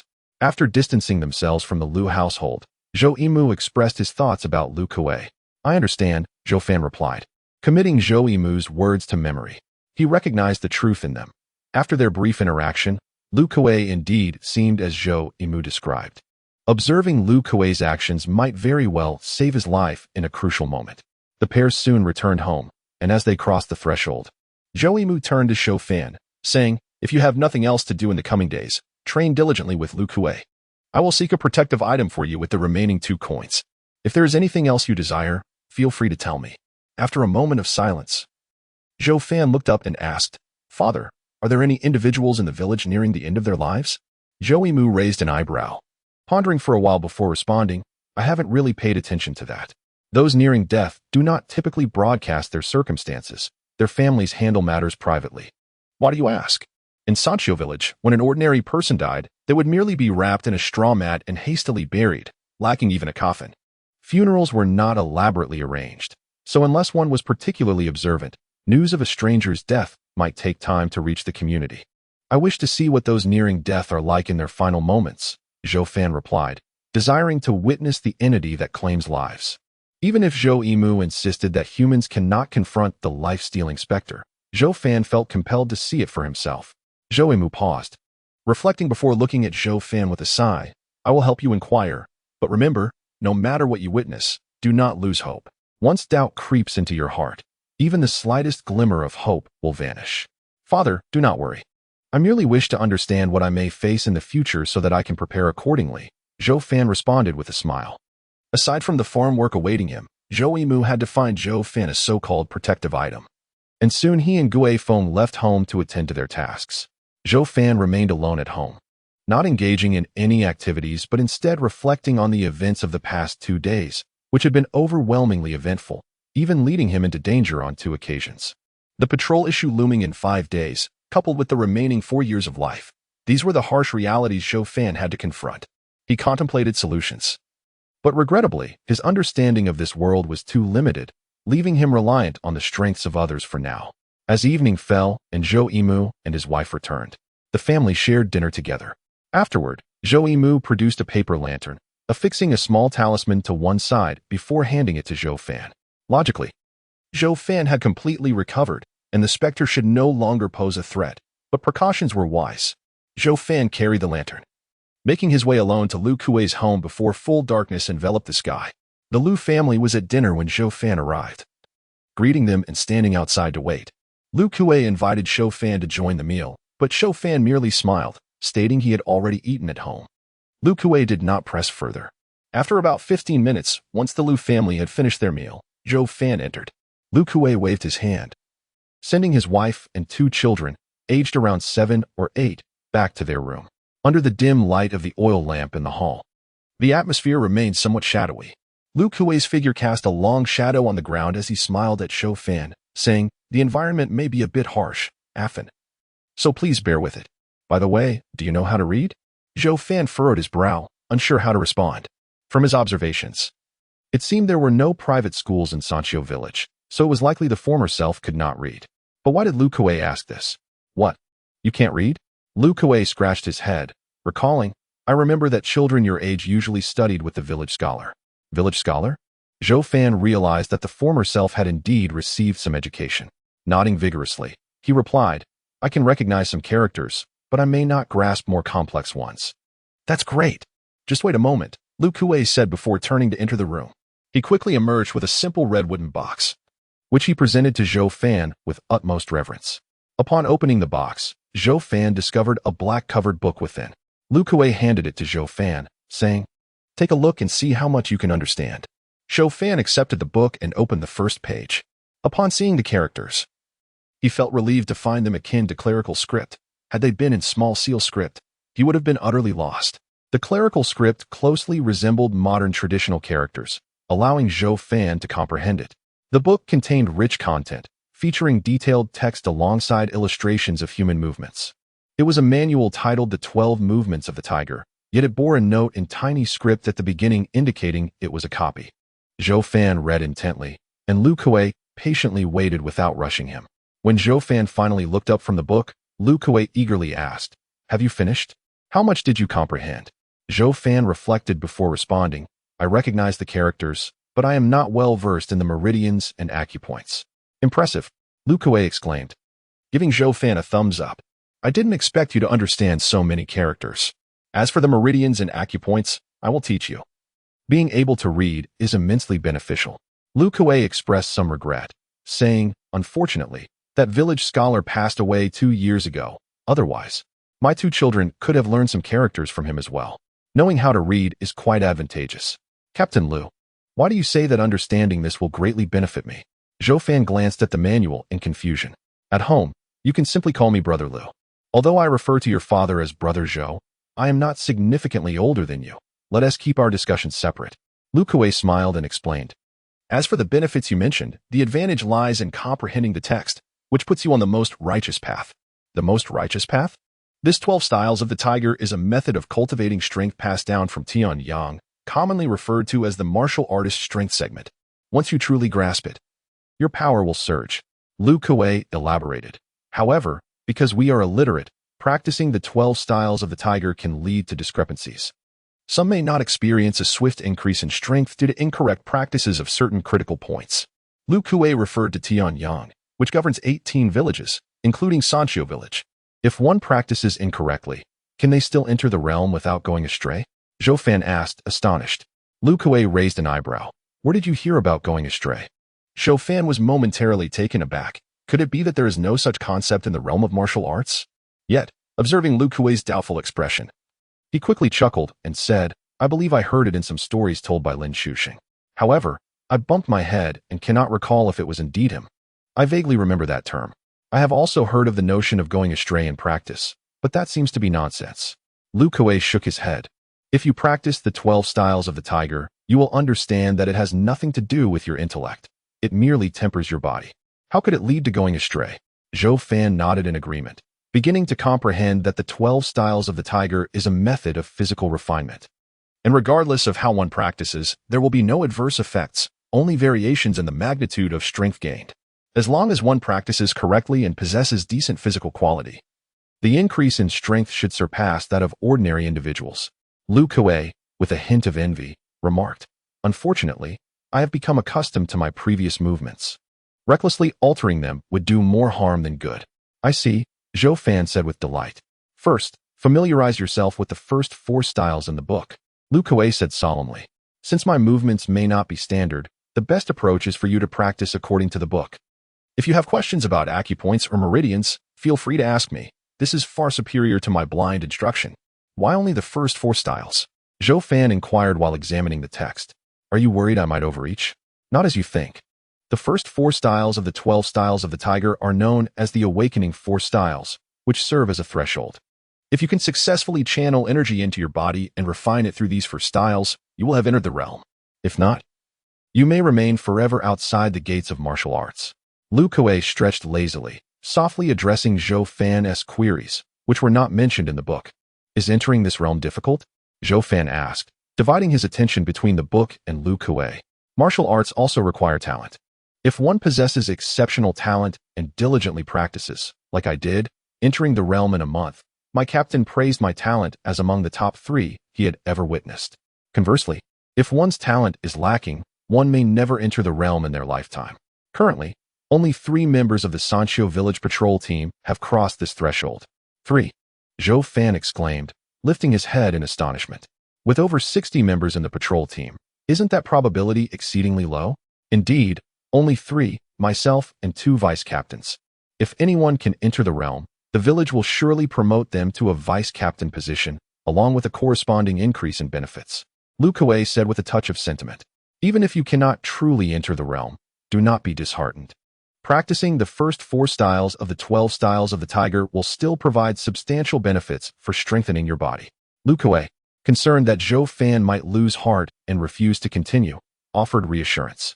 Zhou Fan ceased speaking, instead focusing intently on the first 4 styles of the 12 styles of the tiger.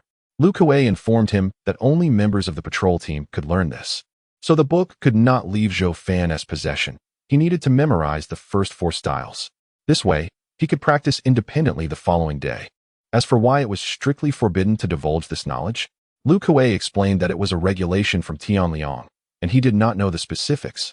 But as far as he understood, if villagers not part of the patrol team learned it, the slight increase in strength might not suffice against the strange threats. However, during a crisis for the village, those unwilling to join the patrol team could become a potential liability. Zhou Fan had an excellent memory. He memorized the text and diagrams of the first 4 styles within half an hour. Upon confirming his understanding, he inquired about any unclear terms in the book. There were many related to meridians and acupoints, as well as various martial arts terminologies.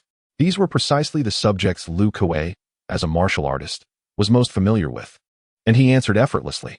While explaining, Lu Kuei accurately pointed out specific acupoints on himself and Zhou Fan, imparting invaluable knowledge. Zhou Fan realized that if he were learning alongside new members in the patrol team, Lu Kuei would likely not exhibit such patience in his teaching. In Zhou Fan's view, investing a third of his meager earnings to receive Lu Kuei's meticulous guidance was indeed a worthwhile bargain. As time passed, with all his queries answered by Lu Kuei, it was nearing midnight. Zhou Fan hastily stood to take his leave, igniting the candle in the lantern with borrowed fire. Then you should return, practice independently tomorrow. And if you have questions, come back this evening, Lu Kuei said, standing to see Zhou Fan out. Holding the lantern, Zhou Fan suddenly recalled a question and hurriedly asked, Brother Lu, does learning martial arts enable one to confront strange threats? Lu Kuei laughed heartily. Ah Fan, that is impossible. If confronting the strange was so simple, the patrol team would not have lost so many members. If that is the case, Zhou Fan's brow furrowed. He wanted to express that if learning had no practical use, what was the point? "Ah Fan, do not underestimate martial arts," Lu Kuei said solemnly. "Martial arts form the foundation of all practices. While it may not suffice against most strange threats, it will empower you when danger strikes. Those who can run faster have a greater chance of survival than those who cannot." Zhou Fan was taken aback, realizing he had misjudged the situation. He replied, "Brother Lu, I understand." Had it not been for Lu Kuei's reminder, Zhou Fan might have developed a dismissive attitude towards martial arts. Wasn't his goal to employ all means to survive? "Brother Lu, my parents said you were a cultivator. Is martial arts a part of cultivation? Did I not mention that martial arts is the foundation of all practices?" Lu Kuei hesitated before responding. "This is not merely my assertion, but something I heard from an elder in Tianliang. Just remember that." Zhou Fan refrained from asking further questions, bid farewell, and turned to leave. Lu Kuei stood by the door, watching the lantern gradually fade into the darkness, a smile spreading across his face. "This lad is indeed ambitious. I wonder about his talent? It is indeed dark tonight." Zhou Fan walked along the path, lantern in hand, surrounded by darkness. And he looked up at the sky. The heavens were obscured, utterly devoid of stars and moon. Is the sky in this world always like this? Zhou Fan shook his head, dismissing the thought, and continued on his way home. Occasionally, he glanced around, feeling no fear, assured that the Yin spirits were not nearby. Upon arriving home, he extinguished the candle in the lantern. His father, Zhou Yimu, was seated, smoking a water pipe, while his mother, Gui Feng, sat close to the oil lamp, mending clothes, evidently waiting for Zhou Fan. A warmth spread through Zhou Fan's heart. In his previous life, his parents had passed away during his childhood, and parental love felt nebulous. Now, however, it was palpably clear. They likely did not realize he was not the same soul as before. Yet Zhou Fan regarded them as kin in this world. For both himself and them, he resolved to live well. Upon his return, Zhou Yimu did not inquire about his studies. He merely urged him to rest. Zhou Fan tidied himself up casually and retreated to his room to sleep. However, when Zhou Fan awakened from a deep slumber, he was suddenly confronted by the gray mist, with the blood sphere still suspended in the air. Startled, Zhou Fan had initially thought it was merely a nightmare, yet he found himself back here again. Where exactly was this place? Why did he inexplicably end up here each time he fell asleep over the past couple of days? These questions eluded immediate answers. Zhou Fan took a deep breath. He had never encountered such bizarre phenomena. He even pondered what would become of him if he were to perish in this peculiar realm. Were it not for the fear of dying here and being unable to awaken in reality, he might have contemplated self-destruction, believing it could perhaps lead to his awakening. After some reflection, Zhou Fan approached the edge of the boat, cautiously extending his head over the railing to peer into the water. The surface of the gray river, like a mirror, reflected a skull, its hollow eye sockets seemingly fixed on Zhou Fan. The stark white skull appeared as if it were adhering to the surface of the river. As Zhou Fan observed the skull, he abruptly reached out, and instantly a skeletal hand appeared in the water's reflection. Zhou Fan inhaled sharply, stepping back and retracting his head and hand, for he had glimpsed strange, amorphous shadows swimming deep beneath the river's surface. He could not ascertain whether those shadows might leap from the depths and sever his head or arm. It became evident that the skull and skeletal hand mirrored his own. Realizing this, Zhou Fan instinctively touched his face, confirming the presence of his nose, brow, and eyes. Before he finally exhaled in relief, he surmised that the river's peculiarities were the cause of such eerie reflections. Just as he pondered this, chilling roars echoed from the depths of the drifting gray mist, reminiscent of wailing spirits. The sound reverberated through his eardrums, threatening to rupture them. He felt dizzy, as if his very essence were being siphoned away. Zhou Fan shook his head vigorously to regain his clarity. The monstrous cries quickly grew closer, becoming distinct. The creature responsible for the sound was evidently approaching rapidly. Anxiety gripped Zhou Fan, who could not be sure whether this was a dream. Yet he must find a way to escape, lest he face dire consequences upon the creature's arrival. Zhou Fan began to move about the deck, seeking an entrance to the cabin, but found none. The thunderous roars drew nearer, and he realized the creature was upon him. He turned towards the source of the sound. Suddenly, a splashing noise erupted as something leapt from the water, and two golden flames, the size of small houses, surged upward from the gray mist. Those were the eyes of the creature. Zhou Fan's hair stood on end. and the obscuring gray mist prevented him from discerning the creature's true form, yet a profound terror welled up within him. The creature leaped towards the wooden boat. Soaring 100 meters, its colossal frame casting a shadow that enveloped the entire vessel. The sheer magnitude of the creature rendered Zhou Fan unable to perceive its basic shape. The rapidity of the creature's descent left Zhou Fan no time to jump into the river to escape. Swoosh! A gray filament, resembling a strand of hair, sliced past Zhou Fan's left side, curling around the creature's abdomen. This slender gray line seemed insignificant compared to the creature's bulk, yet upon piercing its flesh, the monster emitted a wail. Its size diminished frantically, shrinking to the size of a palm, pulled along by the gray line as it sailed over Zhou Fan's head. His gaze followed the creature's trajectory. Unbeknownst to him, a square wooden table had materialized on the deck, where an elderly man stood. The creature ultimately fell into a white jade plate atop the table. The silver-haired elder, clad in a gray robe adorned with misty patterns, held a light, gray fishing rod. Its dark gray line connected to the writhing creature within the jade plate. The elder paid no heed to Zhou Fan, his full attention focused on the plate. Within the snow-white jade plate, the creature appeared with a disproportionately large head and a small body, its head resembling a swollen fist, adorned with a pair of golden protruding eyes at the front, while its tail resembled that of a fish, covered in gray scales. The fist-like head opened, revealing a maw filled with sharp, menacing bones. The gray-clad elder's expression remained indifferent as he set the fishing rod aside, his right hand coalescing with gray mist, transforming into a sharp, gleaming knife. With a slight tremor of his wrist, a dazzling display of knife light enveloped the jade plate, and with a series of hissing sounds, the creature was sliced into hundreds of thin strips of flesh.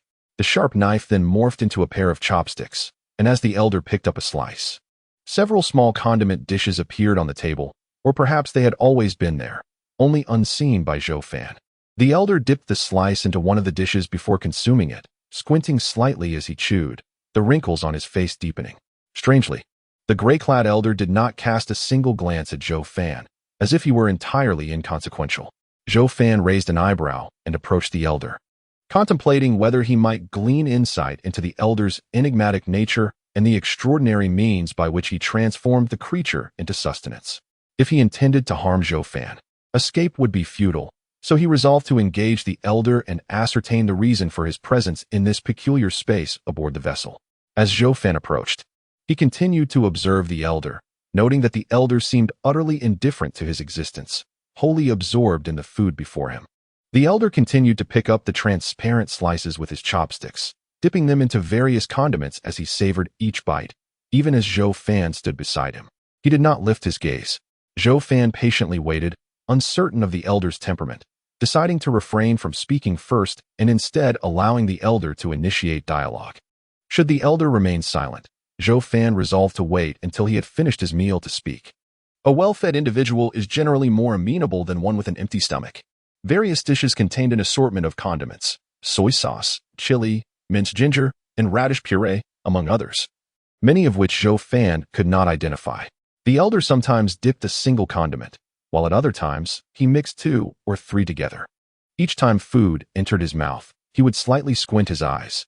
The elder ate slowly, yet the jade plate's contents diminished rapidly, and only when a single slice remained did he finally look up at Zhou Fan and inquire, "Would you care for some?" It was then that Zhou Fan noticed the elder's pupils were deep gray, resembling a vast oceanic whirlpool, unfathomable in depth. Zhou Fan shook his head, maintaining a cautious attitude towards the strange creature's flesh. Just because the elder could consume it did not mean he could, and the prospect of poison was too perilous to disregard. The elder, seeing Zhou Fan's reluctance, did not press the issue further. Instead, he picked up the last slice, dipping it in ginger and chili oil before consuming it. After finishing, the elder exhaled deeply, saying, "In light of your not disturbing my meal, you may ask me a few questions. May I inquire how to address you, esteemed elder?" Zhou Fan asked politely, with a wave of his hand. The porcelain dishes on the table dissipated into gray mist, and he slowly responded, "I originally had no name. You may call me Gray, or Mist, or Blood. You may even bestow a name upon me if you so wish." "No name? Why would one be nameless? Gray? Mist? Is it derived from the gray fog?" Zhou Fan's mind raced with thoughts as he continued respectfully, "So, it is Elder Mist. Might I ask, what is this place? You may simply refer to me as Mist, without the addition of any honorifics. Mist settled down, and as he did, wisps of gray mist coalesced, forming an extra chair which he perfectly occupied. As for this place, Mist paused before shaking his head, saying, I do not know. It likely has no name. However, if the absence of a name makes you uncomfortable, you may call it the Gray River Space. Gray River Space. Zhou Fan silently repeated the name in his mind, all the while observing the elderly figure he had come to call Mist. Regrettably, the old man's expression remained inscrutable, offering little insight into his demeanor. Mist, why am I here? Zhou Fan inquired, voicing his primary concern and adhering to the suggested mode of address. He understood that since the other party had stated such, a direct form of address would be more appropriate. How should I know? Mist retorted with a cold laugh. Your presence here is not something I orchestrated. We? Zhou Fan keenly latched onto the key term, indicating that he was certainly not the first individual to board this vessel. Well, you have asked enough questions, Mist remarked with a hint of impatience. As a newcomer aboard this ship, there are certain matters I must discuss with you. Zhou Fan remained silent, choosing instead to listen attentively. On this ship, you may engage in 3 activities. The first is fishing. With a casual wave of his hand, the thin gray mist swirled, revealing 7 fishing rods on the wooden table. Each rod was of a different hue: jet black, pale purple, vibrant green, fiery red, golden yellow, silvery white, and deep gray. The second activity is to jump overboard, and the third is to remain idle. When the time comes, you will return to your own world. Mist turned to Zhou Fan and inquired, Do you wish to fish now? Why should I fish? Zhou Fan asked, furrowing his brow in response. It is not a matter of my urging you to fish. Rather, it is your desire to do so. A peculiar smile flickered across Mist's face. Whether you choose to fish or not is entirely your decision. Since you are aboard this ship, I will not compel you to act against your will. Zhou Fan questioned, What happens if I do fish? This space maintains a balance. By fishing, you will gain certain things, but you will also lose some. Mist spoke slowly. However, for your first fishing experience, it may be considered complimentary, or rather, not entirely free, for your entry into this realm has already exacted a cost. What will I gain? What will I lose? Zhou Fan's heart raced as he pressed on. What have I lost by entering here? Those questions are too complex for me to answer. If you wish to know, you must find the answers yourself, Mist replied, shaking his head. Have I lost my lifespan by entering here? Zhou Fan suddenly queried, contemplating how many years he had left and their connection to this place. Mist's gray eyes widened in surprise as he chuckled. You guessed correctly. It is indeed your lifespan. You have sacrificed a considerable amount just to board this vessel. Indeed, that is the reason. Zhou Fan's expression turned cold. Is there any way to regain my lifespan? I would not mind disembarking. He had no desire to remain on this eerie ship if it meant reclaiming his life. Mist's countenance remained calm. Lifespan cannot be restored. At least, I cannot do so for you. Should you wish to leave, you can only jump overboard. That is what I referred to as the second option. What happens if I jump overboard? Zhou Fan asked, glancing at the ship's railing. I do not know, Mist replied, smiling at the misty river below. Several have jumped, but I have never seen them again, so I cannot say what occurs. I do not know. Zhou Fan's expression shifted slightly as he recalled the shadowy figures gliding beneath the glassy surface of the river. Jumping overboard was undoubtedly a perilous choice. Zhou Fan wished to inquire further, but Mist abruptly stated, Your time is up, so we shall meet again another time. Just be careful not to die. Once dead, you will never meet again. In a whirl of vertigo, Zhou Fan shook his head, and, when he opened his eyes once more, he found himself back in the real world. Morning light streamed into the room, and Zhou Fan sat up, uncertain how long he had lingered in the gray river space. However, he sensed that time flowed more rapidly there than in his own world. As for the ratio, Zhou Fan frowned, deciding not to calculate it deliberately. Perhaps he would test it thoroughly upon his next entry. For now, he had some pressing matters to consider. Who exactly was the elder known as Mist? Did he harbor any malice? After pondering for a moment, Zhou Fan could not reach a conclusion, but he resolved to assume there was no ill intent while remaining vigilant. The crux of the matter was fishing. Zhou Fan was aware that the gray river teemed with monsters. Recalling the image of Mist wielding a gray rod to catch one such creature, was fishing intended to ensnare those monsters? This implied that the most likely catches would indeed be monstrous entities. Moreover, Zhou Fan was intrigued by the varying colors of the fishing rods. Did they possess meanings of which he was unaware? To use his lifespan as bait, was it merely to catch those creatures? What purpose would the monsters serve him? Mist displayed an indifferent demeanor regarding Zhou Fan's choice to fish. Was this attitude feigned? Was he deliberately tempting Zhou Fan to fish? After much contemplation, Zhou Fan concluded that Mist was genuinely indifferent to whether he fished. After all, he had openly mentioned the use of lifespan as bait. If he were deliberately luring Zhou Fan, he would not divulge such an unfavorable detail. Anyone would hesitate to agree to use their lifespan as bait. Yet, it was also possible that Mist believed the first time would come at no cost, and perhaps he thought Zhou Fan would become addicted to fishing after just one attempt, willingly offering his lifespan to continue. Finally, there was the matter of boarding the ship. Recalling Mist's words, Zhou Fan realized he was not the first to embark on this vessel. What had become of the others? Had they perished? Or did they board at different times? Would he have the chance to encounter those previous passengers? How would they perceive him? As a stranger? An enemy? A friend? Mist had mentioned that several had jumped overboard. Why would they do so? Was there danger aboard the ship? Zhou Fan calmly considered these questions, most of which remained unanswered. However, he felt assured that if he were to enter the Gray River space again, he would be better prepared. With his second venture into the Gray River space, a third or fourth after finishing breakfast, Zhou Yi and his wife were quite busy, leaving home shortly thereafter. Only Zhou Fan remained. The 15-year-old having begun to assist with farm work, though his parents would not allow him to do so now. He needed to focus on his martial training. Even with only 4 days remaining, and despite knowing that this last-minute effort might not yield results, Zhou Yi and his wife were unwilling to abandon even the slightest glimmer of hope. Zhou Fan understood that he was their son. If he were to perish, their hopes in this world would be extinguished. They had shown him tremendous kindness, and he was taken aback by the parental love he had felt lacking in his previous life. A warmth filled his heart. Zhou Fan wasted no further time. He made his way to the backyard and began practicing the first 4 forms of the tiger-shaped 12 styles. The initial 4 forms, known as the 4 awakening moves, included the stretching tiger, the washing tiger, the bouncing tiger, and the shaking tiger, essentially the 4 movements of a tiger awakening. Zhou Fan bent his legs slightly, lowering himself, and then positioned his hands like claws to perform the stretching motion. His lumbar, thoracic, and cervical vertebrae aligned, while the muscles in his upper body gradually relaxed. As he swung his claws downward, his spine arched backward, his back bending like a taut bow, tightening the muscles in his upper body.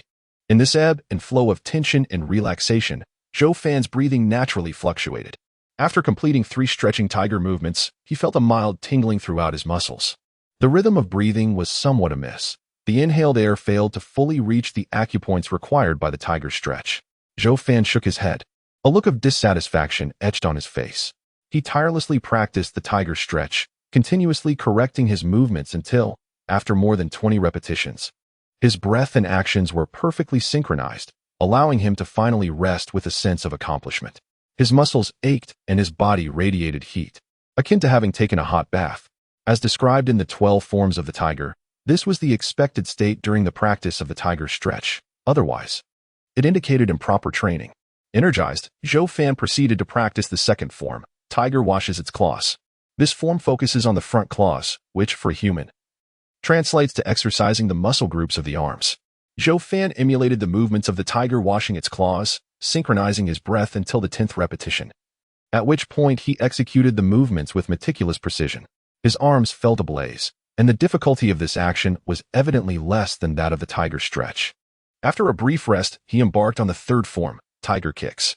Zhou Fan inverted his body, kicking his legs backward in succession. The practice of tiger kicks not only engaged the leg muscles, but also provided substantial exercise for the arms, though it proved to be the most challenging of the 3 forms. The tiger stretch trained the upper body, while the tiger wash and tiger kicks exercised the limbs. Collectively, these 3 forms engaged nearly all muscle groups of the human body. Zhou Fan dedicated an entire morning to mastering the tiger kicks. His limbs threatened to cramp from countless supports, and drenched in sweat, he reluctantly ceased his training. He understood the principle that haste makes waste.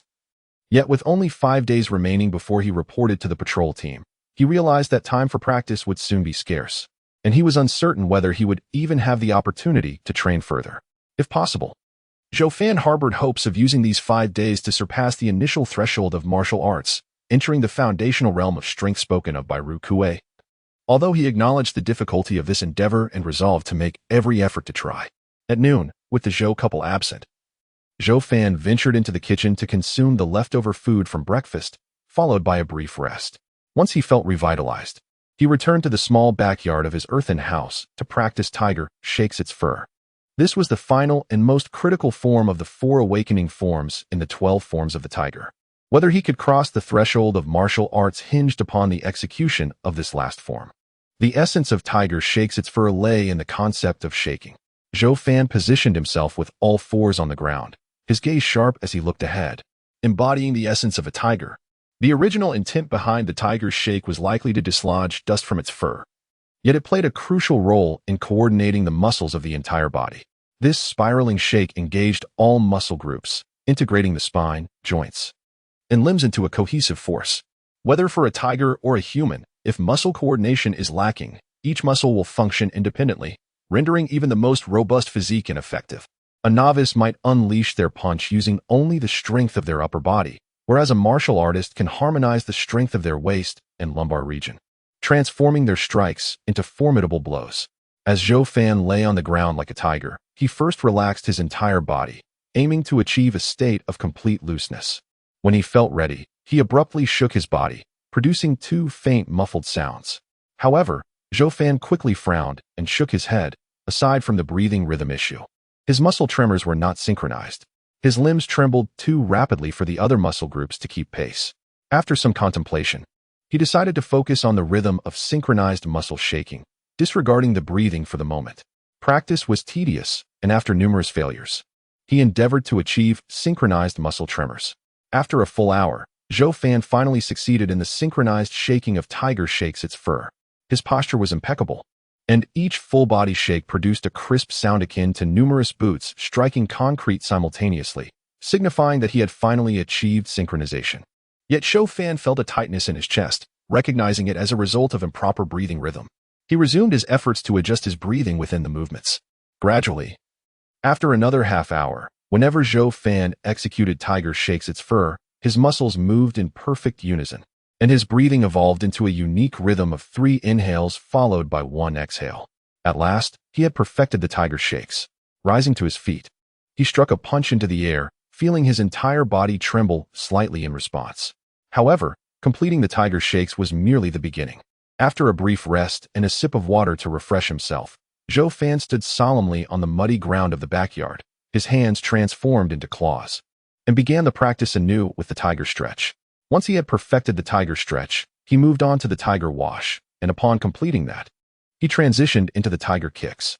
However, while executing the tiger kicks, he quickly found himself tumbling over, as he had erred in the movements. His aim was to flawlessly connect the 4 forms of the tiger, which would signify the completion of the awakening of the 12 forms of the tiger. Starting from the beginning once more, he flawlessly executed the tiger stretch and tiger wash, but still faltered when transitioning into the tiger shakes. After several attempts, Zhou Fan placed his limbs on the ground and executed a full-body shake. With a sharp sound, he synchronized his breathing to 3 inhales and 1 exhale, transitioning from relaxation to tension. Time seemed to slow down, and he could feel a unique energy enveloping his body. Unfortunately, this energy felt as though it were separated by a thin membrane, preventing it from entering his being. In an instant, Zhou Fan snapped out of this state. Was that energy the primordial essence? His expression shifted slightly.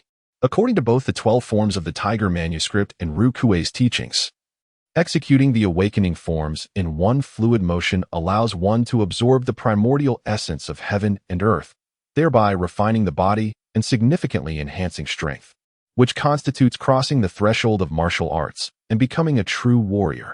As for how to draw in the primordial essence of heaven and earth, Ru Kuei suggested that through diligent practice and repetition, coupled with innate martial talent, one would eventually be able to draw the essence into their body. Zhou Fan was confident that his movements adhered strictly to the 12 forms of the Tiger manuscript. As long as the manuscript was correct, his actions must be standard, and even if there were slight discrepancies, they would not be significant. Indeed, his quick realization of the primordial essence was likely due to the precision of his movements. Zhou Fan began to practice repeatedly, but by evening, although he successfully completed the awakening forms multiple times and sensed the presence of the primordial essence, he still could not allow it to enter his body. Dusting off his clothes, Zhou Fan recognized that achieving such progress today was already a significant gain.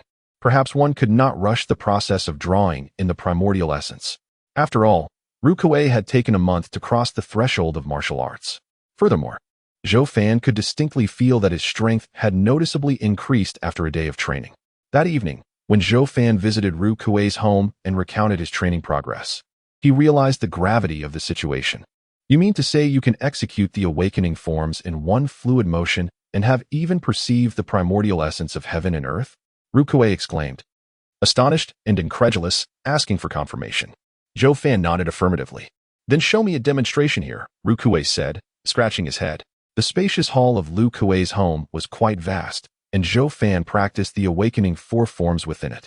Having already rehearsed the forms numerous times during the day, he was well acquainted with them and successfully completed the practice in one go.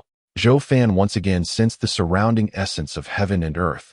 However, in an instant, he detached himself from that state. Standing up, he brushed the dust from his palms and turned to Ru Kuei, who wore an expression of perplexity, a mix of astonishment and confusion in his eyes. Brother Lu? Zhou Fan called out, prompting Ru Kuei to snap back to reality. With a wry smile, Ru Kuei replied, Fan, I am at a loss for words. Speak your mind, Brother Lu, Zhou Fan encouraged, sensing something was amiss. First of all, your movements in the awakening four forms. Ru Kuei paused, scratching his head. I cannot assert that your actions are correct, but when you practiced, it felt to me as if a true ferocious tiger had just awakened. In my humble opinion, your techniques were quite remarkable. However, Ru Kuei's brow furrowed again, indicating something was off. What seems to be the issue? Is my breathing rhythm incorrect? Zhou Fan inquired anxiously. The rhythm of the awakening four forms is difficult to discern. Only you would know. Ru Kuei shook his head. What I mean is, your overall state is not right. State? Zhou Fan was momentarily taken aback, struggling to comprehend.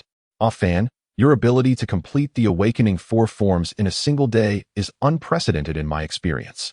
I took an entire month to truly master it. Ru Kuei remarked with a complex expression. I mentioned this to you last night. But what I did not elaborate on is that once one truly completes the awakening four forms and perceives the essence of heaven and earth, the body should naturally absorb that essence. Zhou Fan's expression shifted subtly as he grasped Ru Kuei's implication. In other words, if he had completed the awakening four forms and could sense the essence of heaven and earth, he should be able to absorb it. During his daytime practice, he assumed he had not practiced enough to absorb the essence. However, Ru Kuei's words revealed a significant problem. Where does the issue lie? Zhou Fan asked. I am not entirely sure, Ru Kuei replied with a wry smile. I am just a simple man and do not understand why this is happening.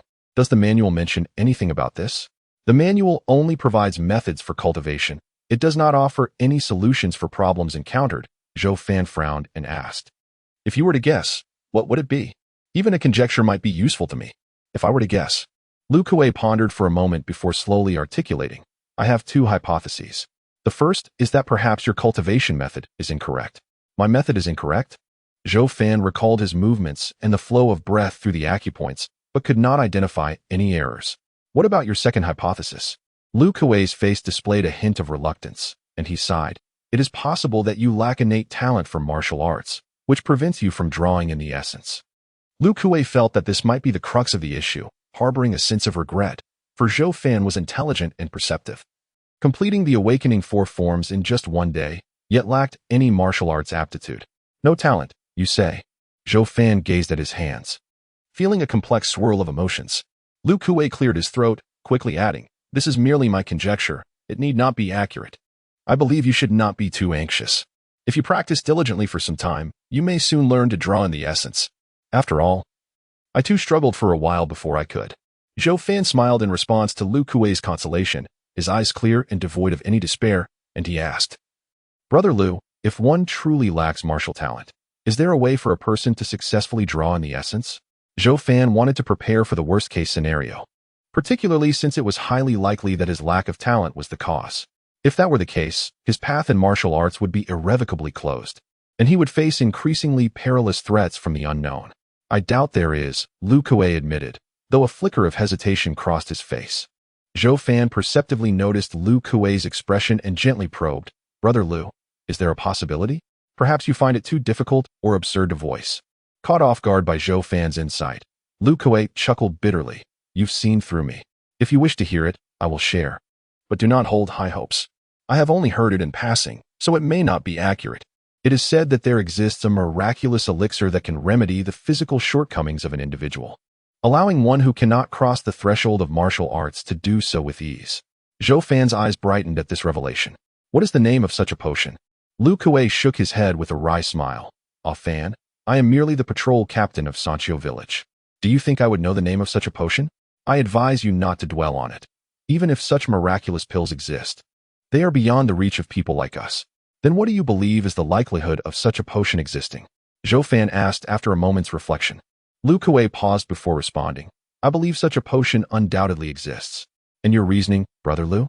Surely you are not just trying to comfort me? Lu Kuei could not contain his laughter. This is no mere consolation. I genuinely believe it. I have heard people speak of it. And even potions that can help one easily surpass a realm must exist, so surely there must be those that can remedy physical deficiencies. If that is the case, where might such a potion be found? Zhou Fan sighed, inquiring further. Lu Kuei could not provide an answer to this question, and their discussion regarding the elixir came to a close.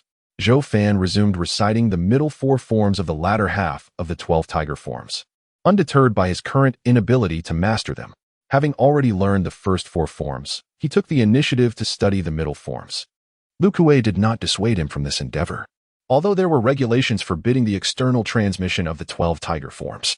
Zhou Fan's status as a prospective patrol member allowed him to study them without significant breach of protocol. After consulting with Lu Kuei, Zhou Fan returned home as night fell. Upon arriving, Zhou Yimu and his wife did not inquire further, but merely urged Zhou Fan to rest. Zhou Fan, too, refrained from saying much. He could see the fatigue that lingered in their eyes. Zhou Yimu had been busy with Zhou Fan's matters throughout the day, while the household chores fell entirely on Gue Feng. Moreover, the pressing concerns surrounding Zhou Fan's longevity and the challenges he would face as a patrol member weighed heavily on their minds, creating a dual burden of psychological and physical strain. It was no wonder they felt so weary. Zhou Fan could do little to alleviate their burden, so he remained silent. Even withholding the challenges he faced in martial arts practice, voicing them would only deepen his parents' worries. After washing up, Zhou Fan lay on his bed, staring at the soft yellow glow of the oil lamp, his brow furrowed in contemplation. He pondered what he would do if it turned out he truly lacked martial talent. The best course of action would be to seek out a potion to compensate for his deficiencies. Yet, as Lu Kuei had said, such potions were exceedingly rare and costly. How could one hope to obtain them? As he ruminated, fatigue overcame him, and he soon fell into a deep slumber. The familiar gray mist still lingered around him, and as he gazed at it, he sighed. The enormous blood-red orb in the sky appeared eternally unchanged. Amidst the familiar surroundings, the mist was denser than the previous night. Zhou Fan noticed the mist sitting at the square wooden table, dining gracefully, with dark, thin slices of meat arranged elegantly on a jade plate. Welcome back. The misty figure remained unperturbed, leisurely lifting delicate slices, dipping them into the sauce, and savoring each bite. The words that needed to be spoken were exchanged last night. If you wish to fish, inform me. If you do not, then simply remain where you are, or else you may choose to leap from the boat. Do you consume your meals in this manner every day? Is it not tiresome? Zhou Fan inquired with a smile, deliberately interrupting the mist's meal. The mist's demeanor was exceedingly cold, and Zhou Fan hoped to provoke him slightly. Such a venture was somewhat perilous. Yet perhaps he could glean something intriguing from the anger that might manifest on his face. In any case, the mist would not resort to violence against him. Based on the prowess displayed the previous night, it would be trivially easy for the mist to end his life, as long as he refrained from murder. The risk was worth taking. Each sole fish in the river bore its own uniqueness, with varying textures, and when complemented by the sauce, the flavors became multifaceted. Of course, after consuming such fare for millennia, it had long ceased to excite the palate. Whether fried, braised, steamed, sautéed, or eaten raw, it was merely sustenance to me. The mist spoke slowly, devoid of anger. Millennia. Zhou Fan felt a slight tremor within. If the mist was not lying, then he must have lived for tens of thousands of years. Zhou Fan fell silent, realizing that this mist was difficult to provoke. He wandered about the deck, occasionally gazing into the distance or at the gray river. The thick mist obscured vision beyond 50 meters, and within that range, there was naught but the gray water. Silent and still. Upon returning, he discovered that the mist had finished his meal and was now fashioning tea implements from the ubiquitous gray mist, brewing tea. The water bubbled and steamed, yet no fragrance of tea wafted through the air. The mist poured himself a cup, savoring the dark brew, showing no intention of offering Zhou Fan a drink. Is the tea you drink real or not? Zhou Fan asked with a smile. If everything in this space is real, then this tea is undoubtedly genuine, the mist replied nonchalantly. The tea is merely the water of the gray river, and the leaves are those caught from the riverbed. It is not that I am stingy. Rather, it is unsuitable for you. And what of yesterday's soulfish? What would happen if I consumed it? Zhou Fan, already aware that the creatures from the riverbed were known as soulfish, speculated that they might be related to souls. It is a 50-50 chance, the mist replied, a strange smile crossing his face. You may survive and gain extraordinary benefits from that slice of fish, or you may perish. Zhou Fan felt a surge of relief that he had abstained from the thin slice. He was unwilling to wager his life on such odds. You seem indifferent to my fate, Zhou Fan remarked suddenly. Why should I care? The mist replied, his expression still impassive. Your life or death bears no consequence for me. Zhou Fan chuckled at this. What is so amusing? The mist inquired, raising his teacup. I believe you should care, Zhou Fan retorted, his smile fading. You resemble a guide from the stories I have read, leading me along. Why else would you inform me about fishing? Indeed, I could have refrained from telling you. The mist responded slowly, setting down his cup. You are mistaken. I have no obligation to share this information. I revealed it simply because the food last night was rather enjoyable, and my appetite was decent, which improved my mood. When you first appeared on the boat, I chose not to reveal myself because I did not wish to.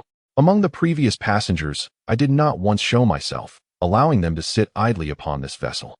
Do you know what became of them? Zhou Fan felt a chill in his heart. They chose to leap from the boat, just as you mentioned last night regarding the jumpers, correct? Indeed, the mist confirmed with a nod. Therefore, I am not the guide you claim. I am entirely free to act as I please. To tell you was merely a consequence of the food's pleasant taste. My fortune was merely luck. Zhou Fan found this somewhat absurd, yet he sensed the mist had not lied to him. The primary reason is this, but there is another reason. The mist lifted the gray teapot and poured more tea into his cup. It is truly tedious to remain hidden in the shadows, doing nothing. After a few attempts of observing passengers, I lost interest. When there are new passengers, I generally prefer to share fishing knowledge. It adds an element of excitement. Informing you was merely a matter of time, provided you did not offend me too severely. Does my death truly have no impact on you? Zhou Fan asked, a hint of unwillingness in his voice. It does not concern me, the mist stated, sipping from his cup. Should a passenger permanently depart, I would fall into a deep slumber until the arrival of the next passenger. However, I have lived for far too long. Slumber means little to me. Even if I never awaken again, Zhou Fan began to comprehend. If the mist had indeed lived for tens of thousands of years, he must have encountered countless passengers, leading to a sense of ennui. Thus, his indifference was understandable. Moreover, the mist had revealed another piece of information. He would fall into slumber until the next passenger arrived, suggesting that he might be the sole occupant on the vessel. It is indeed inaccurate to label you as a guide. You are more akin to a bystander. Acting based on your mood, Zhou Fan assessed. The mist remained silent, merely waving his right hand across the table, causing an hourglass to materialize. Gray sand flowed from a narrow tube into the lower glass sphere, the upper sphere now holding less than half of its fine grains. This hourglass marks the time you have left aboard the vessel. Should the sand run out, it signifies your return, the mist explained. Why reveal my remaining time? I have already sacrificed much of my lifespan to board this vessel. Does each entry consume more of my life? Zhou Fan replied calmly, thinking that he could always return after this outing. Once aboard, each appearance does not deplete your lifespan. Otherwise, you would have long since exhausted your remaining years. The mist chuckled. I share the remaining time because I perceive you as a reasonably astute individual. I wish for you not to squander this opportunity. What opportunity? Zhou Fan asked, momentarily taken aback. Once time has passed, should you enter again, you will lose the chance to use the fishing rod for free. This free opportunity commences from the moment I inform you about the rod. If 2 nights pass, it will indicate that the passenger has forfeited their singular chance. Zhou Fan merely lowered his gaze to the flowing gray sand within the hourglass, refraining from questioning the mist's delay in sharing this information. The mist acted purely based on his whims, and questioning would yield no results. Setting down his teacup, the mist waved his left hand, causing the gray mist to swirl and disperse. To his left, 7 rods of varying colors leaned against the square table. Choose any rod that catches your eye. The mist gestured. Of course, you may opt not to take one. Zhou Fan glanced at the 7 rods and asked, Mist, Could you enlighten me on the purpose of my presence here? He understood that there must be a reason for his arrival, and he needed to discern that purpose. I cannot divulge that information just yet, as it bears no significance at this moment. I prefer not to speak of it, the mist replied after a moment of silence. Is this fishing endeavor truly beneficial and harmless for me? Zhou Fan's voice grew urgent, for the sand at the top was dwindling, and he had to make a decision. If you trust me, my answer is that it is indeed beneficial and harmless. This opportunity is yours. Those who seize it will embark on a favorable journey. The mist said, his eyes narrowing with a smile. Each time he reached this juncture, it piqued his interest. He was eager to see how Zhou Fan would choose. Zhou Fan closed his eyes, lost in contemplation, recalling the words exchanged between the two, particularly the demeanor of Mist during their conversation, as he weighed the pros and cons. In merely a few seconds, Zhou Fan opened his eyes, clarity illuminating his gaze. He turned to Mist and earnestly stated, I am willing to fish. But there are 7 rods. Can you offer me a hint? Mist's gray eyes narrowed slightly as he gazed up at the sanguine sphere in the sky. Why do you trust me? He inquired. I have encountered various boarders, each with their unique personalities. Many, like yourself, exhibit a cautious disposition. Yet those who are overly suspicious typically forfeit their initial opportunities. You are the first of this temperament willing to take a risk, which indeed surprises me. Zhou Fan fell silent, recognizing the significance of the moment. Mist's actions could hinge on his mood, and if his response did not satisfy Mist, he would likely receive no assistance, leaving him to rely solely on luck to select a rod in an unfavorable situation. As you mentioned, I am a cautious individual. Even now, I harbor doubts about you. However, upon reflection, I find no reason for you to deceive me. Thus, I am willing to take the risk. My grandmother once pointed out my character flaws, advising that the reckless should be cautious when tempted to act impulsively, while the suspicious should boldly step forward. Otherwise, regret will surely follow. Mist chuckled softly. You require a medicinal pill. Choose the light purple rod. Zhou Fan approached without hesitation, swiftly grasping the light purple rod. He moved towards the edge of the boat and inquired, How did you know I needed a medicinal pill? I can perceive the needs of the boarders, Mist explained. But the rod lacks a fishing line. How am I to use it? Zhou Fan questioned, noticing the absence of any line on the rod. It is not that there is no line. Rather, you cannot see it. The bait has already merged with the line. Just swing the rod forcefully into the river. Remember, do not pull up the line until a fish is hooked. Mist's voice echoed from behind. Zhou Fan refrained from asking further questions, fearing he had already squandered too much time.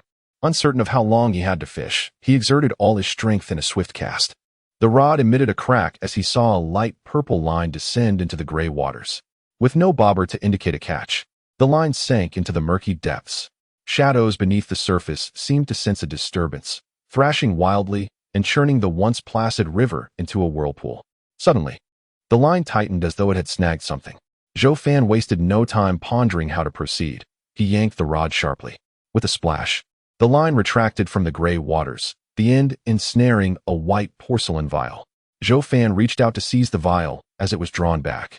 Astonished, he observed that the threads entwined around the vial dissipated into mist, leaving no trace of the line on the rod. Is this the medicinal pill? Zhou Fan had speculated as much while fishing. Now he sought confirmation from Mist. Mist approached, glancing at the vial. His expression remained impassive. Of course, this vial contains the medicinal pill. The light purple rod can only retrieve such pills from the river. You have a limited amount of time left. Would you like me to examine its contents? Zhou Fan glanced at the sparse grains of sand atop the hourglass on the distant table, then hastily handed the vial to Mist. Mist uncorked it, inhaled deeply, then recapped it and returned it to Zhou Fan, stating, Congratulations, this is a Tangyuan pill. It can assist in opening the body's Tangyuan pores. Tangyuan pill? Zhou Fan paused, intending to inquire further, when a wave of dizziness washed over him. He needed to leave urgently. How do I take it? Simply swallow it. Zhou Fan barely caught the last of Mist's words before he lost consciousness. When he awoke, he found himself lying in bed. He quickly sat up, scanning his surroundings and searching his clothes. But the vial containing the Tangyuan pill was nowhere to be found. A flicker of concern crossed Zhou Fan's face. Could it be that the items within the gray river space were mere illusions, unable to be brought out? If so, what purpose did they serve? Or perhaps the pill needed to be consumed within the gray river space. Zhou Fan meticulously examined his bed again. Suddenly, his vision blurred, and he perceived a faint wisp of gray mist beside his pillow. There lay a white porcelain vial shrouded in the mist, appearing almost ethereal. As Zhou Fan reached out, the moment his fingers brushed the vial, the gray mist dispersed, solidifying the vial into reality. It was indeed genuine. Zhou Fan gazed at the vial in his hand, feeling its cool surface. He blinked several times, reassured that it had not disappeared. Just then, he heard Gui Feng calling for him from outside. Zhou Fan quickly concealed the vial and stepped out. As usual, after breakfast, the Mu couple departed their home shortly thereafter. Zhou Fan made his way to the backyard of their earthen dwelling, which was surrounded by a tall fence adorned with climbing vines, rendering it nearly impossible for outsiders to see inside. Eagerly, Zhou Fan retrieved the vial. As he removed the cork, a pungent, fishy odor wafted forth. From the vial, he extracted a dark red pill. Is this the Tanyuan pill? He mused, scrutinizing the dark red medication between his fingers. Mist had stated that the Tanyuan pill could open the body's Tanyuan pores. What did that mean? Zhou Fan pondered deeply. The pill did not seem like one capable of enhancing martial talent. Yet what if he was not lacking in talent? Opening the Tanyuan pores. His eyes brightened with realization. This Tanyuan pill might indeed be beneficial. Regardless of its efficacy, Mist had said to swallow it directly. Zhou Fan was willing to try, as it was the only pill he had obtained. Without further hesitation, he procured some water and swallowed the Tanyuan pill. As he did, he felt a surge of heat enveloping his body, akin to the sensation of intoxication or a fever. Zhou Fan swayed unsteadily, finding it difficult to walk, and ultimately chose to sit cross-legged on the ground. After a quarter of an hour, the heat began to dissipate. Zhou Fan rose, perplexed, inspecting his body. He felt no discernible change, even scrutinizing his skin and pores revealed nothing. The pill claimed to open the Tanyuan pores, yet he had no understanding of what that entailed. Nor could he ascertain the success or failure of the pill's effects. Yet these questions felt trivial. The crucial matter was whether he could draw in vital energy. As Zhou Fan contemplated this, he began practicing in the small courtyard. With a vigorous shake of his limbs, he attempted the tiger stretching technique, eager to discover if he could indeed draw energy into his body. Nervousness tinged his emotions as he practiced, but after 3 unsuccessful attempts, Zhou Fan paused to regain his composure before resuming the awakening 4 styles of the 12 tiger forms. This time, he successfully executed the final move, tiger shaking fur. With all 4s on the ground, he shook his entire body, his muscles quivering in response, producing a sharp crack. Once again, he entered that state of perceiving the flow of vital energy in the world around him.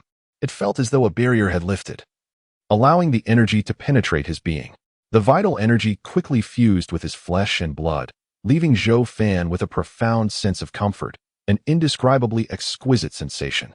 Zhou Fan felt as though an eternity had passed, yet it was merely a fleeting moment. When it concluded, he stood up with a radiant smile. In the past, after practicing the awakening 4 forms, Zhou Fan would only have a vague sensation of increased strength, but now the feeling was strikingly clear. As he gently clenched his fist, he could distinctly sense the robust power coursing through his muscles. Is this the sensation of channeling energy into the body? Zhou Fan exclaimed in surprise, waving his fist and creating a gust of wind.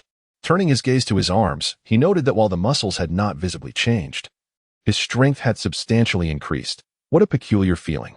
The joy swelling in his heart was impossible to conceal, and a broad smile adorned Zhou Fan's face. He had crossed the threshold into the realm of a novice warrior, having successfully channeled energy into his body. Once the excitement subsided, Zhou Fan acknowledged that his breakthrough was entirely due to the Tanyuan Dan. He raised an eyebrow, coming to a realization. The lack of martial talent was likely due to whether one's energy channels had been opened. If the channels were open, one could cultivate martial arts and channel energy into the body. Conversely, if the channels remained blocked, one might practice for a lifetime without achieving this feat. This meant that with the Tanyuan Dan, could it be that anyone could step into the realm of martial arts? Pondering this, Zhou Fan furrowed his brow. It could not be so simple. He had miscalculated. Tanyuan Dan must be exceedingly rare, too precious for the average individual to afford. Upon reflection, had he not gone fishing in the Gray River space, how could he have obtained a Tanyuan Dan? His presence on that boat was only due to the majority of his lifespan being taken from him. At this thought, a flicker of dread crossed Zhou Fan's face. Was it mere coincidence that he had caught a Tanyuan Dan when he was already in need of one?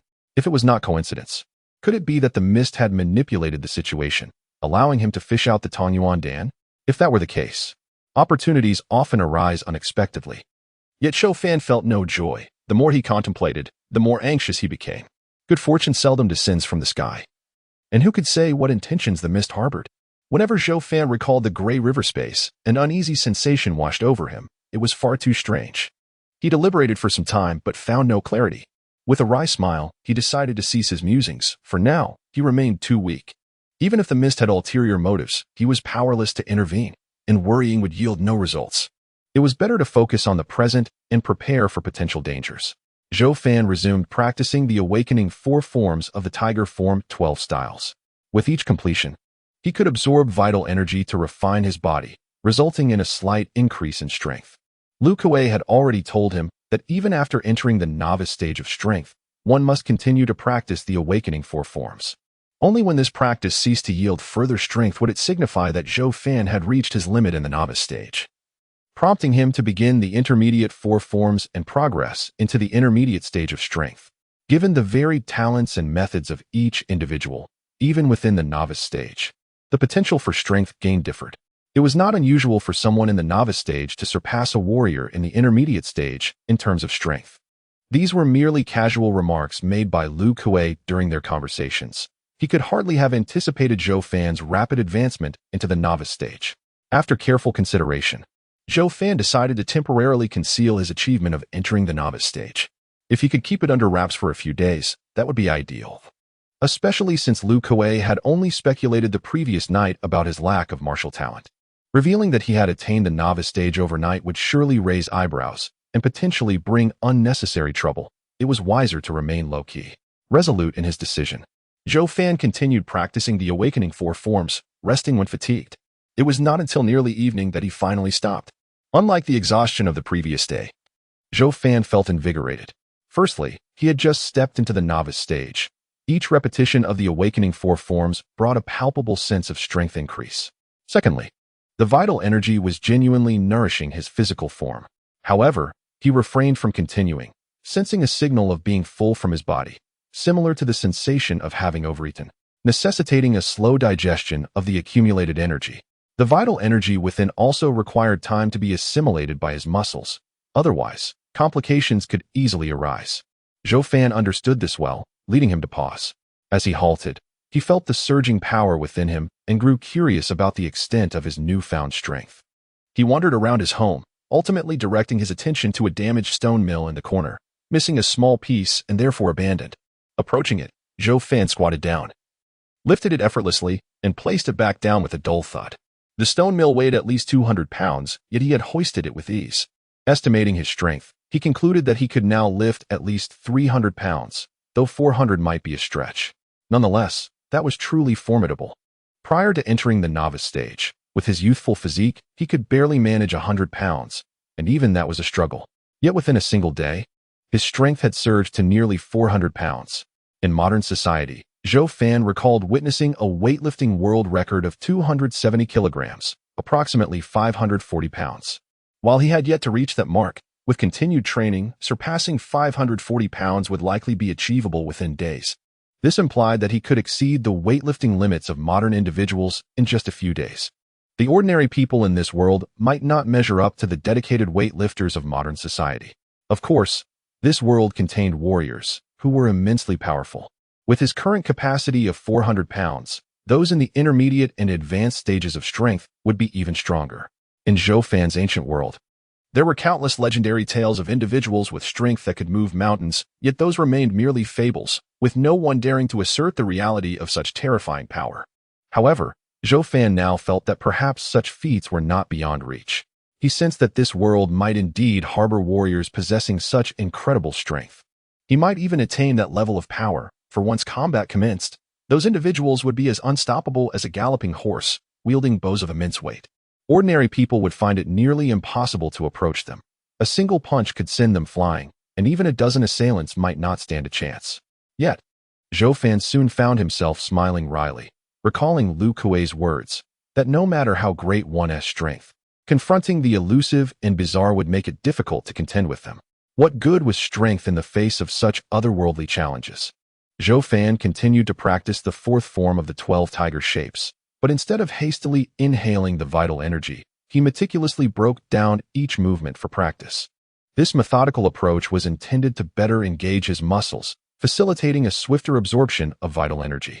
Although the effects of a single session were not immediately apparent, diligence and perseverance would ultimately yield significant results over time. While Zhou Fan was engrossed in his practice in the backyard, a voice called out from the front gate, "Is anyone home?" Hearing the call while executing the fierce tiger kick, Zhou Fan performed a somersault, stood upright, brushed off the dust from his attire, and responded, "Yes, who is it?" As he spoke, he had already circled from the back of the house to the front, where he saw a middle-aged man of average build standing at the entrance. The man was clad in a black robe, with a redwood box slung diagonally over his right shoulder. His face, round and dignified, bore a long beard, exuding an air of cultured elegance. The man's complexion was vibrant, and he greeted Zhou Fan with a warm smile. Zhou Fan looked at the stranger and said, "My parents are not home. If you wish to find them, you'll have to come back in the evening." The middle-aged man shook his head and replied, "You misunderstand. I am not here to see your parents, but rather to see you." "Me?" Zhou Fan was momentarily taken aback. Lacking memories of his previous life, he did not recognize the man. Initially, he assumed that the man, being of similar age to his parents, was a friend of theirs, but he was surprised to learn that the man sought him out. "I understand that you have forgotten your past," the man continued with a gentle smile. "So allow me to introduce myself again. My name is Zhang He, and I am the village doctor." Zhou Fan's brow furrowed slightly before relaxing as he said, "Ah, so it's Dr. Zhang. I apologize for the oversight. Please, come inside." Zhou Fan invited Zhang He into the living room and poured him a glass of water. Zhang He accepted the cup with a word of thanks and casually set it down on the table, smiling as he said, "I have come to examine you. A few days ago, you regained consciousness, but I was preoccupied with other patients and couldn't visit until now. Thank you in advance, Dr. Zhang." Zhou Fan replied courteously. "No need for thanks. It is my duty," Zhang He said, stroking his beard. "Please turn around. I would like to check on the scar on your head." Zhou Fan nodded in agreement and turned his back to Zhang He. Upon doing so, his expression grew serious, and he clenched his hands into fists at his sides. "Oh, the recovery is quite impressive," Zhang He remarked, his laughter echoing from behind Zhou Fan as he gently touched the scar on the back of Zhou Fan's head. "Dr. Zhang, what happened to my injury?" Zhou Fan inquired cautiously. "Did your father not explain it to you?" Zhang He asked, surprised. "No, during the past few days since I awoke, I encountered the significant event of my hair being tied up. As you know, my fortune is not favorable, and my lifespan is short. Plus, I have been occupied preparing to join the patrol team, so I haven't had the chance to ask them," Zhou Fan said with a sheepish smile. "Ah, I see. You sustained a fall," Zhang He replied, withdrawing his hand from Zhou Fan's head. "You may turn around now." Zhang He's response mirrored that of Zhou Yimu. Yet Zhou Fan had already braced himself for this information, suspecting that Zhang He had conferred with Zhou Yimu. Zhou Fan turned back, a look of confusion on his face. "So it was a fall. Was it serious at the time?" "Quite serious," Zhang He said, his smile fading slightly. "When you fell, your head was covered in blood. Fortunately, your father came to find me, and I arrived just in time to treat your injuries, which saved you." "Then why did I fall for no reason?" Zhou Fan pressed on. "Well," Zhang He pondered for a moment before shaking his head. "I do not know. Your father likely does not know either. When he found you, you were already unconscious on the ground." At this, Zhang He chuckled and patted Zhou Fan on the shoulder. "Don't think too much about it. After all, you did hit your head. If you dwell on it excessively, it may cause you discomfort, regardless of how you were injured. The important thing is that you are fine now. Extend your hand. I shall take your pulse." "Dr. Zhang, I will follow your guidance," Zhou Fan said, his youthful innocence shining through as he asked, "Which hand?" "I need to examine both hands," Zhang He replied. "Let us start with the right." Zhou Fan extended his right hand for Zhang He to take his pulse, and once that was complete, he offered his left hand as well. "Dr. Zhang, how is my health?" Zhou Fan asked with concern after Zhang He had finished examining both hands. Zhang He pondered for a moment before smiling and saying, "There is nothing serious. Your pulse is steady, neither too strong nor too weak, with a regular rhythm normal." "That is good to hear," Zhou Fan exclaimed cheerfully. After finishing his examination, Zhang He mentioned he had other matters to attend to and stood to take his leave. Zhou Fan hurried to escort him to the door. Upon reaching the entrance, Zhou Fan retrieved 5 copper coins left to him by his parents and said, "Dr. Zhang, this is a small token of my appreciation. Please, do not." Zhang He insisted, declining the offer. "I have already accepted payment for my services before. I cannot accept this for a follow-up visit." As Zhang He continued to refuse, Zhou Fan did not engage in the customary back and forth over the coins, but simply placed them back into his pocket and said, then, Dr. Zhang, please take care. Zhang He did not move away but instead stroked his beard, regarding Zhou Fan with a gentle smile. Ah Fan, your disposition seems much brighter than before. It appears this injury may have had its benefits. Is that so? Zhou Fan replied with an innocent grin, scratching the back of his neck, feeling somewhat bashful. Rest well, and should you experience any discomfort, remember to seek me out, Zhang He advised, turning to leave. Zhou Fan watched Zhang He's retreating figure until he vanished around a corner of a yellow clay house, before withdrawing his gaze, his expression turning somber. Zhou Fan closed the wooden door, shutting out the light and plunging himself into darkness, with only a faint beam breaking through the crack, illuminating his face as if splitting it in two.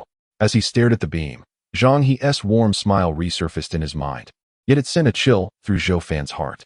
In his past life as a police officer, Zhou Fan had encountered similar smiles, those of a serial killer. During his previous existence, he had investigated a series of homicides committed by a perpetrator who preferred to invade the homes of solitary individuals, extracting their hearts to take away. Before the establishment of a task force, this killer had brutally claimed 3 victims using the same method, instilling widespread terror in the community. Zhou Fan and his colleagues had dedicated substantial time and effort to apprehending the heart extractor. Surprisingly, prior to capturing him, they had produced numerous psychological profiles of the suspect. Yet upon arrest, none of them matched. The perpetrator turned out to be a middle-aged man in his 30s, whose gentle demeanor and seemingly harmless appearance had left neighbors in disbelief. However, when faced with irrefutable evidence, the interrogation posed no challenge. The serial killer, wearing that same gentle smile, revealed everything without concealment, discussing his motives and the gruesome details of his crimes in a calm tone. Zhou Fan had perused many case files during his time at the police academy, analyzing criminal psychology, and after graduation, he had solved numerous criminal cases, coming into contact with many offenders. However, few left as profound an impression on him as that heart-excising criminal. His smile was genuine, devoid of any facade. He exhibited no fear of anything, including death, and seemed indifferent to the possibility of capture. His face perpetually bore a gentle smile, ceaselessly laughing, which sent a chill down Zhou Fan's spine. The smile from Dr. Zhang He just moments ago evoked a similar sensation within Zhou Fan. Could this be an illusion? Zhou Fan shook his head, dismissing the notion of it being an illusion. When Zhang He had asked him to turn around to examine the back of his head, Zhou Fan felt an unsettling sensation of being scrutinized, far more intense than the dread he had felt when he was weak and under the gaze of malevolent spirits. It was a nauseating feeling, akin to the rise of stomach acid. Zhou Fan's intuition had always proven to be invaluable, never faltering. During his past life as a detective, this instinct had aided him immensely in his work. Consequently, even when his back was turned to Zhang He, his mind remained alert, fully attuned to the presence behind him. Wary of Zhang He, there was undoubtedly something amiss with Zhang He. Without the honed intuition he had developed as a detective, it would have been challenging to discern any issues surrounding Zhang He. Zhang He undoubtedly harbored ulterior motives, and even the injuries he sustained were likely connected to Zhang He, who had claimed they were the result of a fall. Contemplating this, Zhou Fan furrowed his brow. His parents asserted it was an injury from a fall, and Zhang He echoed this sentiment, suggesting a prior agreement between the two parties. Could there be something amiss with his parents? Just as Zhou Fan entertained this thought, he quickly dismissed it. The evident care his parents had shown him over the past few days was irrefutable, and it could not possibly be a ruse. It was far more plausible that his parents had been deceived by Zhang He, subsequently complicit in the deception. Yet, the question lingered, why would his parents lie about the cause of his injury? What had truly occurred? What were the circumstances surrounding the injury? As he pondered these questions, Zhou Fan reached up to touch the scar on the back of his head, which was nearly healed, leaving no trace. His brow knitted into a tight frown, as if some fog shrouded him, and reaching out proved futile in grasping its essence. In the evening, as the Zhou Yimu couple prepared to return home, Zhou Fan concluded a day of training and made his way from the backyard to the front of the house. He exchanged a few words with Zhou Yimu before turning to assist his mother, Gui Feng, in preparing dinner. Once the meal was ready, the three of them sat down to eat. Zhou Fan glanced at Zhou Yimu and Gui Feng, taking a bite of rice before casually mentioning, Dr. Zhang visited today. The name Dr. Zhang seemed to possess an uncanny power, momentarily halting their actions, a reaction Zhou Fan keenly observed. Gui Feng looked at Zhou Fan with concern, asking, "Did Dr. Zhang come to see you? What did he say?" Her expression was tinged with anxiety, prompting Zhou Fan to smile and respond. "Dr. Zhang said I am fine." That's a relief. Gui Feng exhaled, visibly relaxing. Zhou Yimu remained silent as usual, but Zhou Fan noted a slight easing in his usually rigid posture. Zhou Fan continued. Dr. Zhang also mentioned. He paused, his gaze fixed intently on Zhou Yimu and Gui Feng. He also said that if I ever feel discomfort in my head, I should seek him out immediately. Zhou Fan's face reflected confusion. After all, he felt perfectly well. And how could a minor injury cause discomfort? His words seemed peculiar.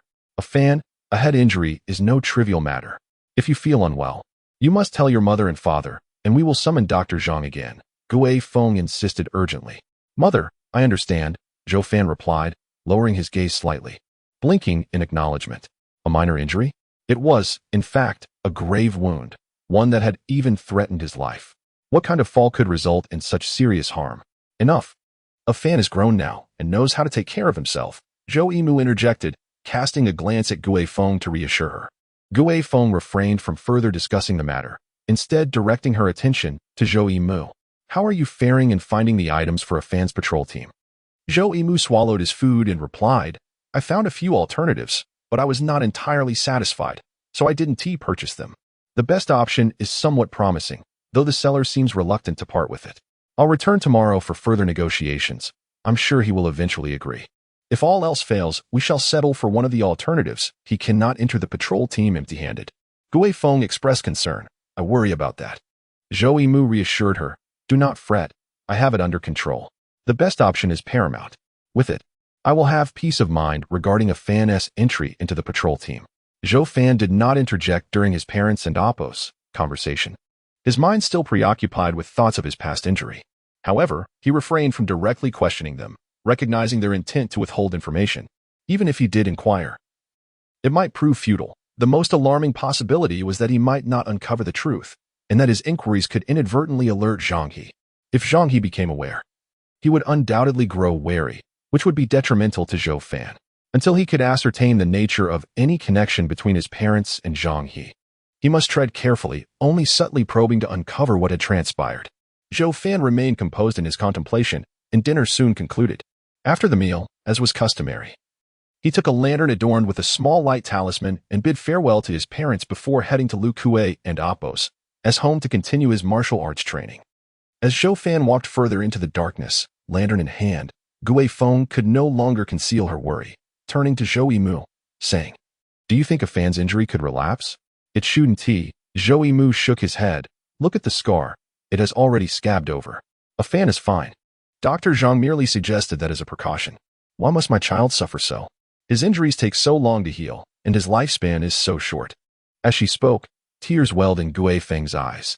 Zhou Yimu remained silent. Yimu, should we tell a Fan about those two matters? About his injury and... Gui Feng hesitated before asking. Zhou Yimu's expression shifted slightly, and he looked at his wife sternly, stating, Not a word about those two matters. As for the injury, what benefit do you think there is in telling him?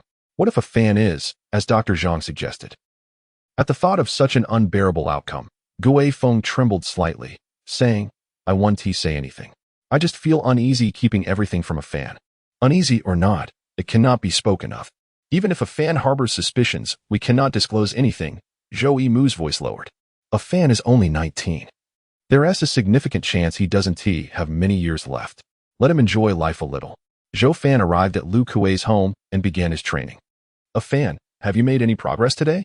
Lu Kuei inquired, sipping from his teacup leisurely. Zhou Fan shook his head, concealing the truth about his newfound strength as previously planned. Not making progress is not unusual. With diligent practice, I believe you shall soon surpass that threshold, Lu Kuei encouraged, setting down his teacup. Now, will you be practicing the awakening 4 forms tonight? Or shall we continue with the last 4 forms of the tiger-shaped 12 forms? I would like to memorize the last 4 forms first. As for practice, I can manage that on my own during the day, Zhou Fan replied. Lu Kuei did not express any opposition, but instead handed the manuscript of the tiger-shaped 12 techniques to Zhou Fan, encouraging him to ask any questions he might have, assuring him he would do his utmost to provide answers. Zhou Fan diligently examined the content of the last 4 techniques, inquiring about any uncertainties he encountered. Most of his questions were answered by Lu Kuei, who, when faced with questions he could not address, offered his own insights for Zhou Fan's consideration. Once everything was clarified, Zhou Fan began to silently memorize the techniques. Lu Kuei, refraining from interrupting Zhou Fan's concentration, rose to return to his room to converse with his wife and children.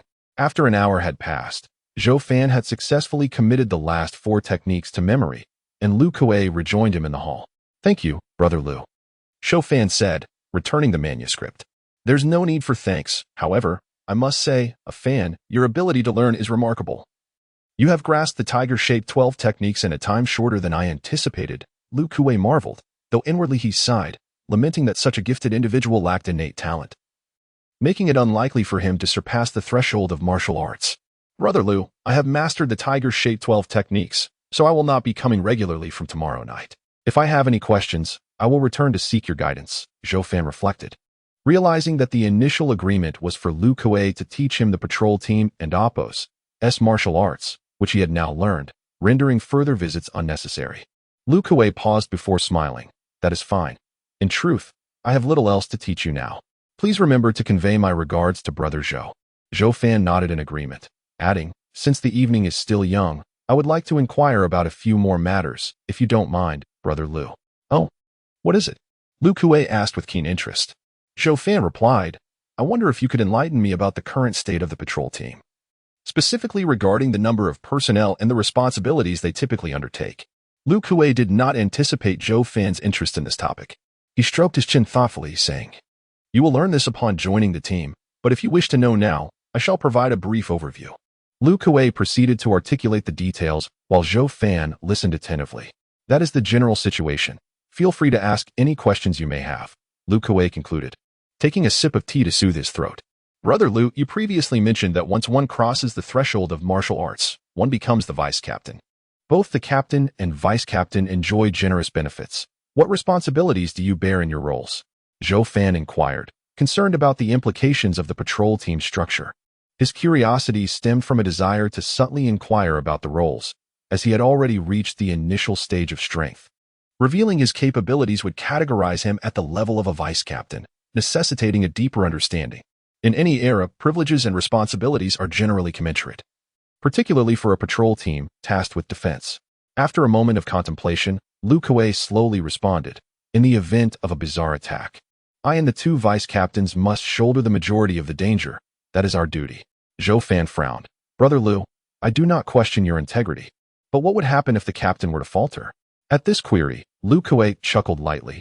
"Fan, not only does our village enforce collective punishment, but the patrol team follows suit. Should a captain retreat in the face of danger, he would face execution, and his family would be expelled from the village. Such expulsion equates to a death sentence. Moreover, if the captain does not retreat but the entire team does, resulting in the captain's demise, then all members of the team shall be executed." Zhou Fan's expression turned grave, realizing that such regulations effectively bound the entire patrol team, making retreat during battle virtually impossible. "Who enforces this?" Zhou Fan asked, his voice low. "Naturally, it is enforced by the village, which has the village chief and 2 esteemed talismans to ensure proper execution," Lu Kuei replied nonchalantly. Zhou Fan understood that while the patrol team was formidable, the village possessed the power to maintain control over them, alleviating concerns about potential insubordination. "Are the village chief and the Talisman Masters truly formidable?" Zhou Fan ventured cautiously. Lu Kuei laughed heartily. "Fan, they are indeed powerful. At least I cannot compare to them. You will come to understand this more clearly in due course." Zhou Fan inquired about several matters, and upon receiving answers, he noticed that time was running late. He stood up to bid farewell to Lu Kuei and returned to the Zhou residence, his mind heavy with thoughts. His parents were still waiting for him, the lights flickering in the dimness. Seeing the open wooden door and the welcoming glow, he smiled faintly, concealing his worries before stepping inside. Once home, his parents retired for the night, and Zhou Fan quickly washed up before climbing into his bed, closing his eyes. Gradually, a haze began to swirl around him. Zhou Fan found himself once more aboard the vessel, gazing upwards at the ominous blood moon. He surveyed his surroundings, noticing that the fog was thicker than it had been the previous night. A frown creased his brow as he realized he could not see the mist aboard the ship. Where had it gone? He called out a few times, but the silence was deafening. He was utterly alone on the boat. Had it hidden itself away? Zhou Fan murmured to himself, aware that if the mist wished to avoid him, locating it would be an impossible endeavor. He settled cross-legged on the deck, choosing not to search for the mist any further. It would reveal itself when it desired. Regrettably, Zhou Fan had intended to engage the mist in conversation that night, to glean secrets about the Tanyuan pill, the fishing rod, and the vessel itself. However, it seemed the mist preferred to remain elusive. He recalled the first night he had encountered the mist, when a soul fish had attacked the wooden boat, only to be devoured by the mist. What would he do if a soul fish attacked again? Yet, Zhou Fan quickly reassured himself that such concerns were unfounded. He had only witnessed a soul fish assault a ship that one night. Since then, he had seen no such occurrences. Even if a soul fish were to attack, the mist would likely intervene. The connection between the vessel and the mist was profound, while the mist might not choose to rescue him. It would not allow any soul fish to wreak havoc upon the ship, even if, hypothetically, the mist did permit a soul fish to assault the vessel. Zhou Fan was still too insignificant to make a difference. Since he could not prevent such an event, worrying was futile.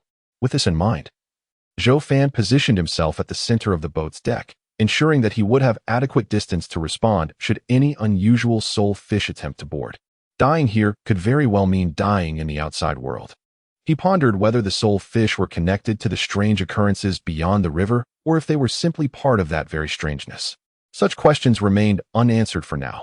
As the mist continued to thicken, obscuring the distant gray river, Zhou Fan observed that the density of the fog was not constant.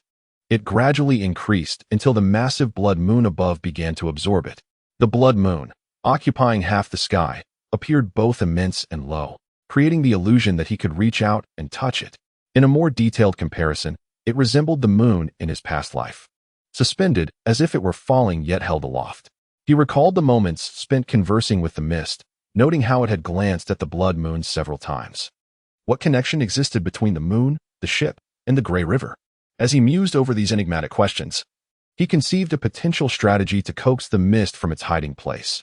He could call out, proclaiming his intent to use the fishing rod. Given his limited understanding of the mist, he surmised it might find this intriguing enough to reveal itself. However, he dismissed this approach. Uttering such words would obligate him to actually use the fishing rod, which demanded a sacrifice of his lifespan as bait. His lifespan was already precariously short, and he longed to extend it.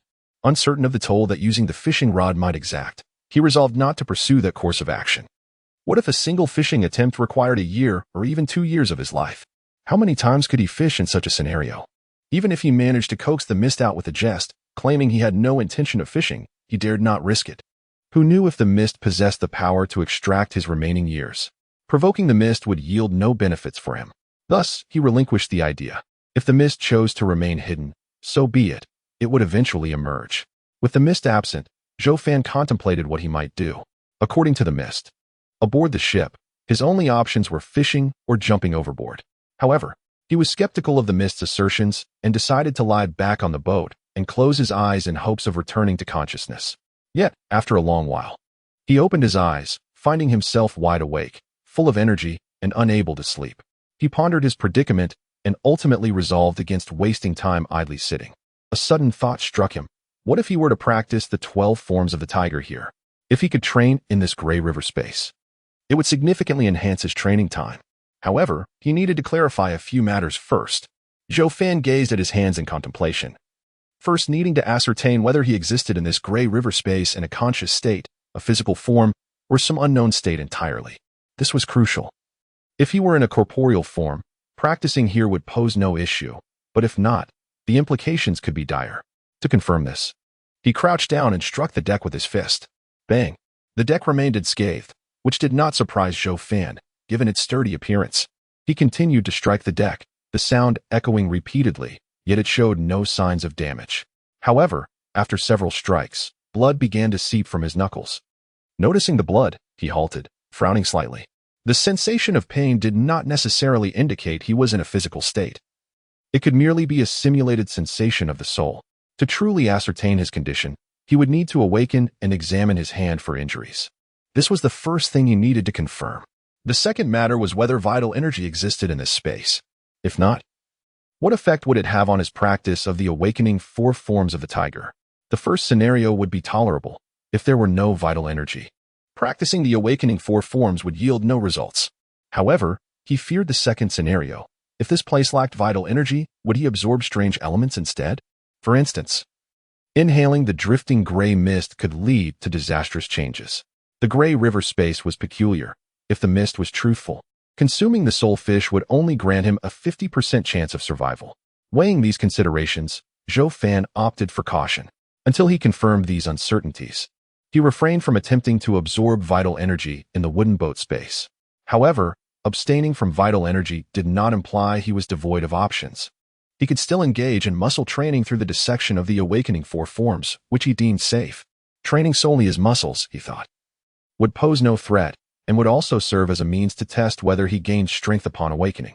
Thus, Zhou Fan commenced his training aboard the wooden vessel. As he continued, sweat dripped from his brow, and he felt a sensation of dizziness wash over him, prompting him to close his eyes. When Zhou Fan opened his eyes once more, he found himself awakened.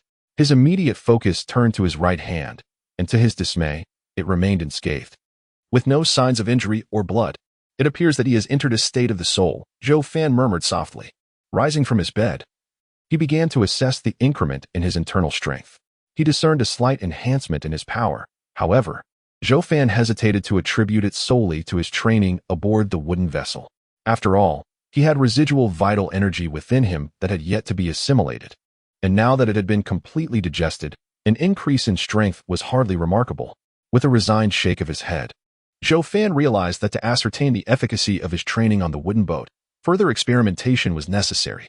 If the mist were present, he might seek counsel or glean useful information from it, but there was no guarantee that the mist would respond. After breakfast, the Zhou couple busied themselves with their daily tasks, and Zhou Fan retreated to the small courtyard behind the house to continue his training. It had only been 2 days since he joined the patrol team, including today, and he knew he must seize every opportunity to hone his skills. Although Zhou Fan understood that it was unlikely for him to advance to the mid-level of strength in such a short span, he knew that inhaling vital energy would lead to continuous growth. Each increment in strength would enhance his chances of survival. The day passed swiftly, and Zhou Fan concluded his training. During his second inhalation of vital energy, the increase in strength was not as formidable as on the first day. Today, he had only gained approximately 100 pounds of strength. Zhou Fan raised an eyebrow, acknowledging that this was quite normal. The initial intake of vital energy had triggered his body's latent potential, which explained the significant increase. As one progresses through the initial stages of strength, growth tends to slow down day by day. Only after accumulating sufficient energy could one hope to enter the mid-level, where strength would surge once more. After a day of rigorous training, Zhou Fan returned indoors. Soon after, his mother, Gui Feng, arrived home, setting down her hoe and the basket she had carried. Her expression bore signs of distress. "What's wrong? Are you very tired?" Zhou Fan offered her a glass of water. In his heart, he had come to regard this couple as his own parents, feeling a sense of filial duty to compensate for the regrets of his predecessor, especially since Zhou Yimu and Gui Feng had treated him kindly. Gui Feng, her face etched with concern, accepted the cup and took a sip of water before shaking her head.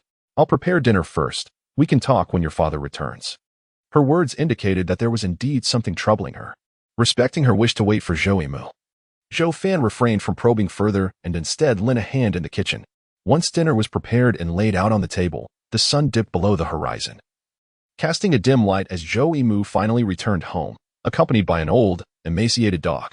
The dog was so thin that its bony frame was visible, and its once earthy-colored fur had largely fallen out, leaving bare patches the size of fists. Its side-like tail was completely devoid of hair, and its small, black eyes appeared dull and lifeless. Zhou Fan was taken aback, puzzled as to why Zhou Yimu had brought such a decrepit creature home. Upon reaching the doorstep, Zhou Yimu squatted down, patting the dog's head and gesturing towards Zhou Fan. "This is your companion." The old dog glanced at Zhou Fan, its perked ears twitching, before it wandered to a corner of the hall, circled once, and then lay down, closing its eyes. "Father, what is this dog?" Zhou Fan inquired, gazing at the old dog in the corner, a suspicion forming in his mind. "This is the life-saving companion I found for you," Zhou Yimu replied, settling down with visible fatigue. He had spent several days on this matter, and today it had finally come to resolution. The once troubled expression on Gui Feng's face transformed into a hint of a smile. "This is excellent news, a fan. Your father has procured the best life-saving companion for you. I was initially concerned that old Wang wouldn't sell it to us. I had to enlist the help of Zhang, the carpenter, to persuade him, and he finally agreed to sell it to us for 2 mysterious coins. We now owe the Zhang family a considerable favor. Zhou Yimu explained simply, his demeanor visibly relaxed, for this was indeed the most advantageous life-saving companion he had managed to secure.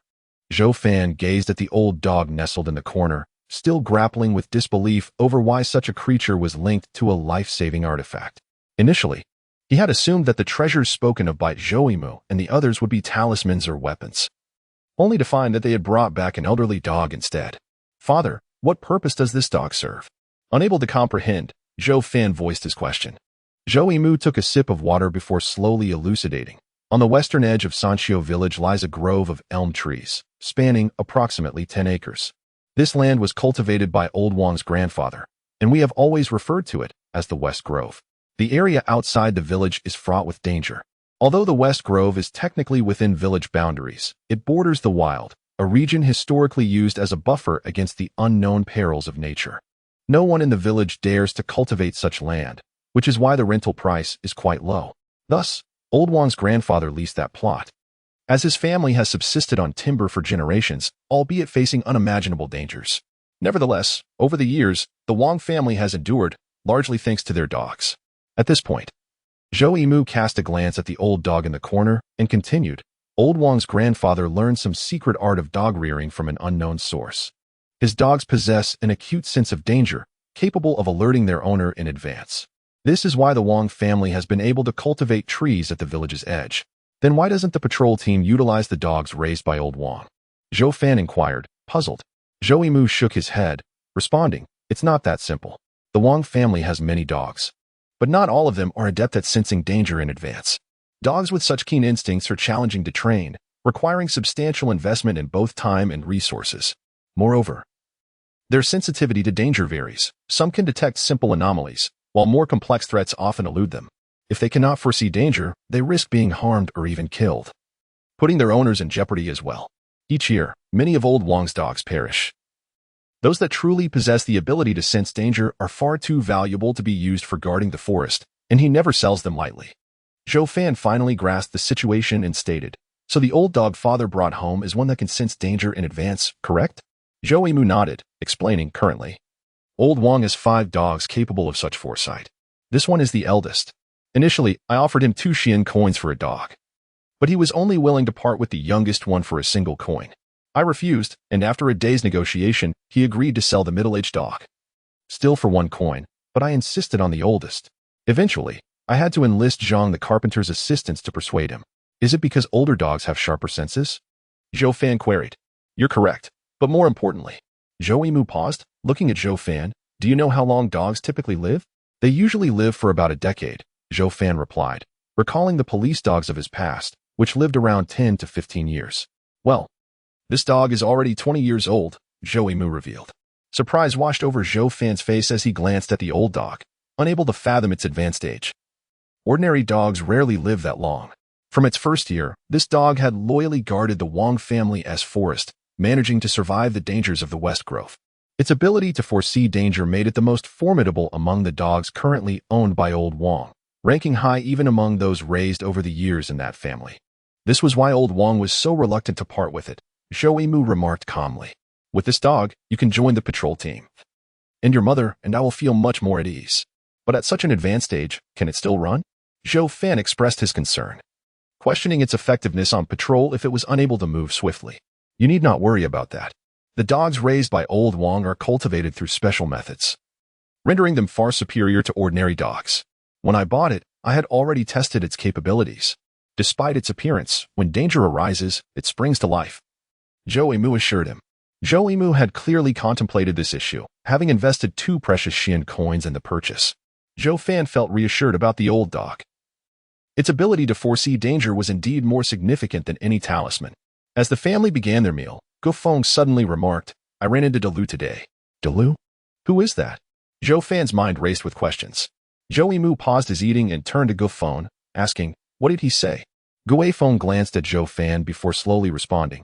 He didn't say much, just that he would come by tomorrow morning to have a drink with you. That's fine. Zhou Yimu nodded. I intended to speak with him about your joining the patrol team once I finished with the matter. Gu Feng's expression hardened, and she let out a displeased hum. Zhou Yimu noticed her mood and sighed softly, attempting to console her. Don't be upset. Given the current situation with the fan, continuing with the marriage to Xiao Lu is untenable. His visit to dissolve the engagement is for the best. I know that. Gu Feng slammed her chopsticks onto the table in frustration. A fan's injury means we cannot allow anyone to visit. Xiao Lu came once and never returned, which is understandable. A fan has a low life expectancy, while Xiao Lu's family measured her longevity at over 70 last year. Naturally, a fan, with his shorter lifespan, cannot match her. We all understand this unspoken truth, but does Lu take us for fools? If we are to dissolve the engagement, we would have approached them ourselves. Must they rush here to break the engagement? What harm could a few more days cause? Zhou Yimu fell silent. In the village, it was considered shameful for the male side to be the one to dissolve an engagement, making Gu Feng's anger quite reasonable. Listening to his parents' conversation, Zhou Fan was taken aback, realizing that he had been engaged and had an unseen fiancée. However, as he calmed his thoughts, he recognized that in ancient times, it was not uncommon for engagements to occur at the age of 14 or 15, with the other party intending to dissolve the engagement. He felt an unexpected sense of relief, for he had no idea how to confront a fiancée he had never met. In his view, a marriage devoid of affection was a lamentable affair. Thankfully, the other party was planning to annul the engagement. Zhou Fan, from his own perspective, heard of his engagement being annulled. Unlike Gu Feng, who was enraged, he felt a twinge of delight, for this unspoken burden had been lifted. However, when the thought of how embarrassing this was for his parents crossed his mind, his little joy dissipated. Observing Zhou Fan's furrowed brow in silence, Gu Feng assumed he was in sorrow and softened her tone to comfort him. A fan, do not be disheartened. Once your patrol duties stabilize, I will find you a suitable young lady. Zhou Fan smiled faintly and replied, Mother, I am not sad. I can hardly recall the past. I have forgotten what the daughter of the Lu family was like. It is for the best that it ended. Gu Feng paused, almost to herself, murmuring, Not remembering is a blessing, lest you become despondent. I actually think Xiao Lu is quite a good match. What? Zhou Fan found this amusing. Did his former self truly have feelings for that Xiao Lu girl? Zhou Yimu spoke again, advising, Tomorrow when Lu comes, let us be magnanimous. He is inherently a righteous man. If he is coming to annul the engagement, it must weigh heavily on his heart. We should not make things difficult for him, lest we harm the relationship between our families. Gu Feng retorted coldly, If he finds it difficult, do we fare any better?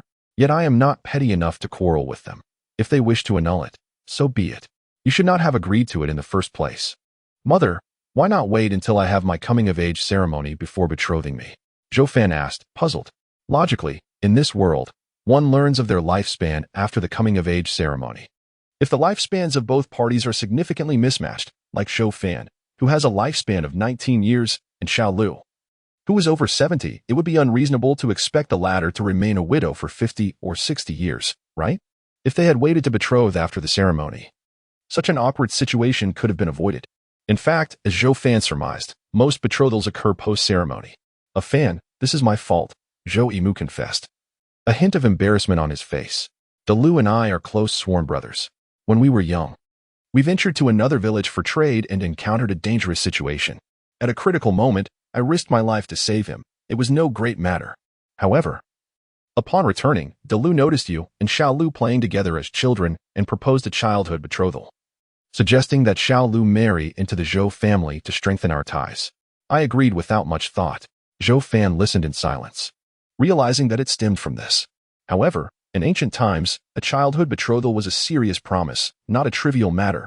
Otherwise, Lu would not have come specifically to annul it. Such matters are not easily negotiated. One must await the other party's arrival. After dinner, Zhou Fan prepared to return to his courtyard to continue practicing the 12 forms of the tiger. He informed Zhou Yimu that he would not be attending Lu Kuei's gathering that evening. Zhou Yimu did not object, allowing Zhou Fan to make his own decision. As Zhou Fan stepped outside, the old dog, who had been engrossed in its old bowl, perked up its ears and followed him.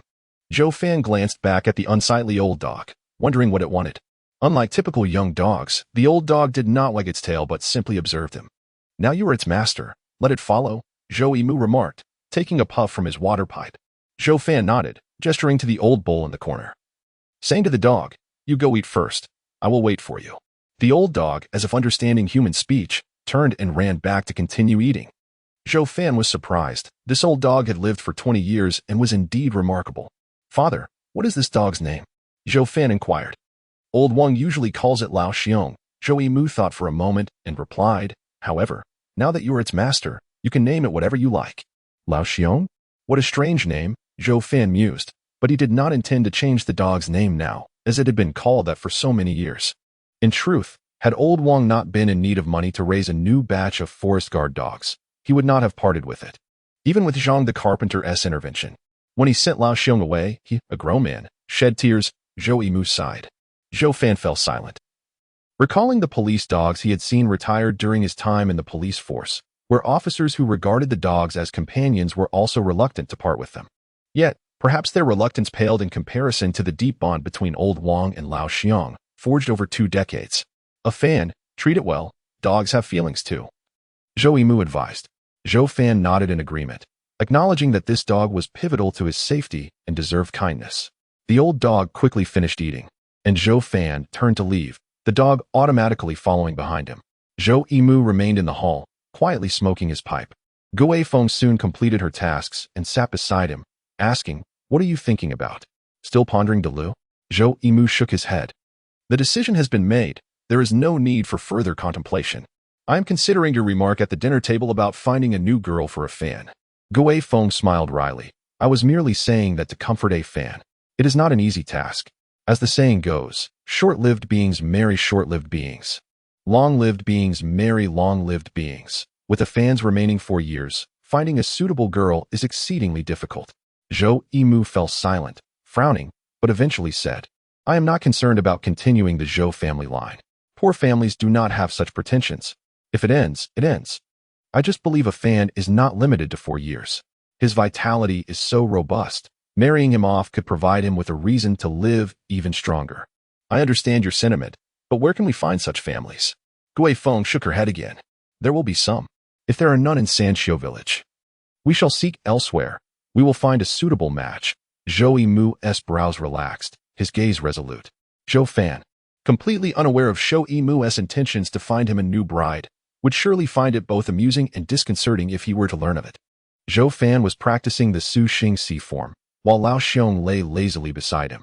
The dark sky was merely speckled with faint stars, dim and surrounded by an inky blackness that obscured all visibility. Zhou Fan's health was robust, and he need not worry about any supernatural entity stalking him. Instead, he focused intently on his training. Lao Xiong remained quiet, not disturbing Zhou Fan's practice.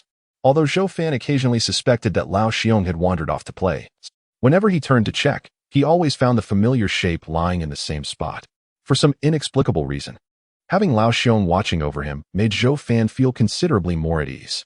After exhausting his muscles, Zhou Fan finally ceased training. He had digested most of the vital energy he had cultivated through his repetitive practice, allowing him to continue absorbing it in the morning. Without diligent training, the energy absorbed would take 2 or 3 days to be fully digested by his muscles. "Lao Xiong, let us head back." Zhou Fan called to the dog lying on the ground after finishing his practice.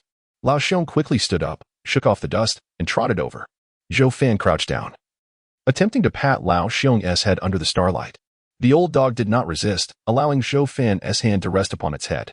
Lao Xiong's head had little flesh. The once long and sharp tiger teeth had all but vanished, save for one remaining at the right corner of its mouth. "Lao Xiong, you are older than I am. In the canine world, you are practically a grandfather.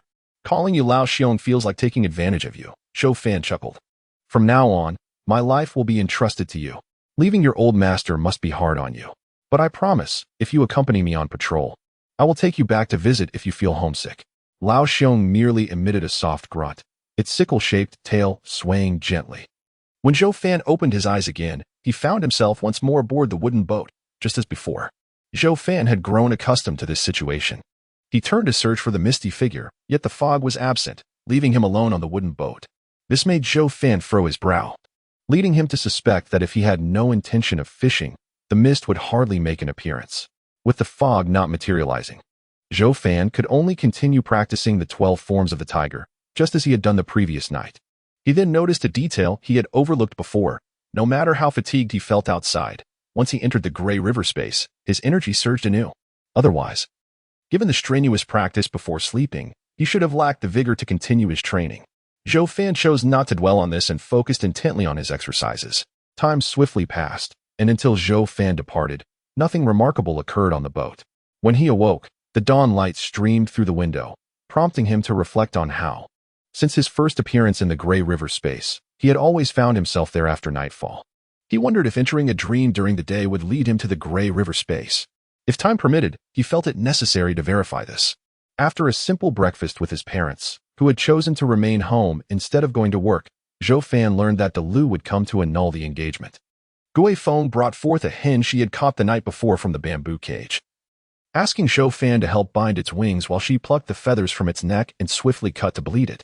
As guests were arriving, they deemed it proper to sacrifice this hen. Despite knowing Lu's purpose was to annul the engagement, the Zhou family wished to maintain basic etiquette. Moreover, after a night of contemplation, Gui Feng had come to terms with the situation. After all, Xiao Lu still had a long life ahead, and they had been preoccupied with various matters, almost forgetting about the engagement. Lu, as Xiao Lu's father, naturally felt anxious. The relationship between the two families had always been amicable. Even if the Zhou family faced some embarrassment this time, it was not a significant loss. After bleeding, plucking, and cleaning out the entrails of the hen, they placed it in a pot of boiling water to simmer. Before the hen was fully cooked, Lu arrived. He was a tall, robust man with broad brows and an imposing presence, carrying 2 jars of wine in his hands. Upon seeing Lu in person, Zhou Fan felt a wave of relief. Considering Lu's stature, his daughter likely could not be overly attractive. Brother Zhou, Lu respectfully greeted Zhou Yimu. "Ah, welcome. Please come inside," Zhou Yimu replied, a rare smile gracing his face. "Uncle Lu," Zhou Fan hastily greeted his future father-in-law. "You seem well. I was worried you'd look lackluster after tying your hair." Lu chuckled, playfully patting Zhou Fan's shoulder.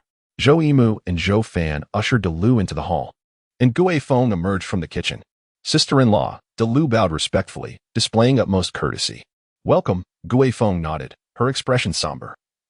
She understood that the more polite Lu was now, the more unceremonious his words would likely be later, hence her inability to smile. She returned to the kitchen to prepare the dishes. Zhou Yimu engaged Lu in conversation in the hall while Zhou Fan listened attentively.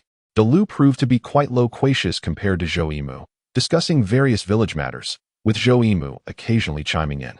However, Zhou Fan did not pay much attention. He pondered when this matter would conclude, as he wished to return to his training. Tomorrow morning, he was to report to the patrol team, and time was limited. After a while, Lu noticed the elderly dog lying quietly in the corner. This dog seems familiar. Brother Zhou, when did you get a dog?" he asked, though it appeared rather old. Zhou Yimu candidly replied, "This dog is the old one from old Wang's family. I bought it for Fan." "Oh," Lu nodded in understanding, not particularly surprised. The dog seemed suitable for a Fan. With it, Zhou Fan should manage the patrol duties just fine, given his lifespan. Once the topic of the patrol team arose, the atmosphere inevitably turned somber. Fortunately, Gui Feng had already set the prepared chicken, vegetables, and fava beans on the dining table. "Lu, let us drink and chat," Zhou Yimu gestured hospitably. "Indeed, it has been a while since I last drank with Brother Zhou," Lu replied heartily. Under normal circumstances, Gui Feng and Zhou Fan might abstain from drinking, but today was different, so they both sat at the table as well. "Sister-in-law doesn't he drink? But a Fan has tied his hair now, so let him have a little," Lu suggested with a glance at Zhou Fan. Zhou Yimu nodded in agreement. Lu opened the wine jar, poured a bowl for Zhou Yimu, another for Zhou Fan, and filled his own. The wine had a faint greenish hue and appeared somewhat murky. It was a type of Piao Lao wine. "I raise a toast to Brother Zhou," Lu said, lifting his bowl. "Without you, Brother Zhou, I might have already become dust." Zhou Yimu clinked his bowl with Lu's, and they both drank. Even Zhou Fan was offered several bowls, though the ancient wine was not potent, and he felt no intoxication. As they exchanged bowl after bowl and partook of the food, Lu finally set down his bowl. After Lu placed his bowl down, Zhou Yimu took a sip from his and followed suit. Gui Feng and Zhou Fan sensed that Lu was about to address the important matter. Lu wiped the droplets of wine from his mustache and spoke seriously. "Brother Zhou, sister-in-law, and a Fan, I believe you might have guessed my purpose for visiting today. I have matters concerning our two families to discuss." The atmosphere grew tense. Zhou Yimu said, "Lu, regardless, we are brothers, speak your mind." Gui Feng remained silent, listening intently. Zhou Fan felt an odd sensation. In his previous life, he was preoccupied with caring for his grandmother and sister, juggling studies and work, without ever having a girlfriend. Today, however, he faced the bewildering situation of an engagement being annulled. I understand this request may put you in a difficult position, Brother Zhou, Dalu began, his gaze shifting from Zhou Fan to Zhou Mu. But I must say, I hope we can find a suitable date soon for a Fan and Xiaolu to wed. At this declaration, Zhou Mu and Gui Feng were instantly taken aback. Zhou Fan was equally perplexed. Was not Dalu here to annul the engagement? How had the conversation shifted to discussing wedding arrangements? Even if his daughter resembled Dalu's robust build, it hardly seemed wise to push her into such a predicament. After all, he was of a short-lived lineage, with little time left to live. Once he regained his composure, Zhou Mu spoke in a low voice. Dalu, have you had too much to drink? What nonsense are you spouting? Dalu shook his head. Brother Zhou, it's just a little wine. I am not confused. I speak earnestly. A Fan and Xiaolu's engagement has been set since childhood. It is only natural for them to marry now. I know this may seem hasty.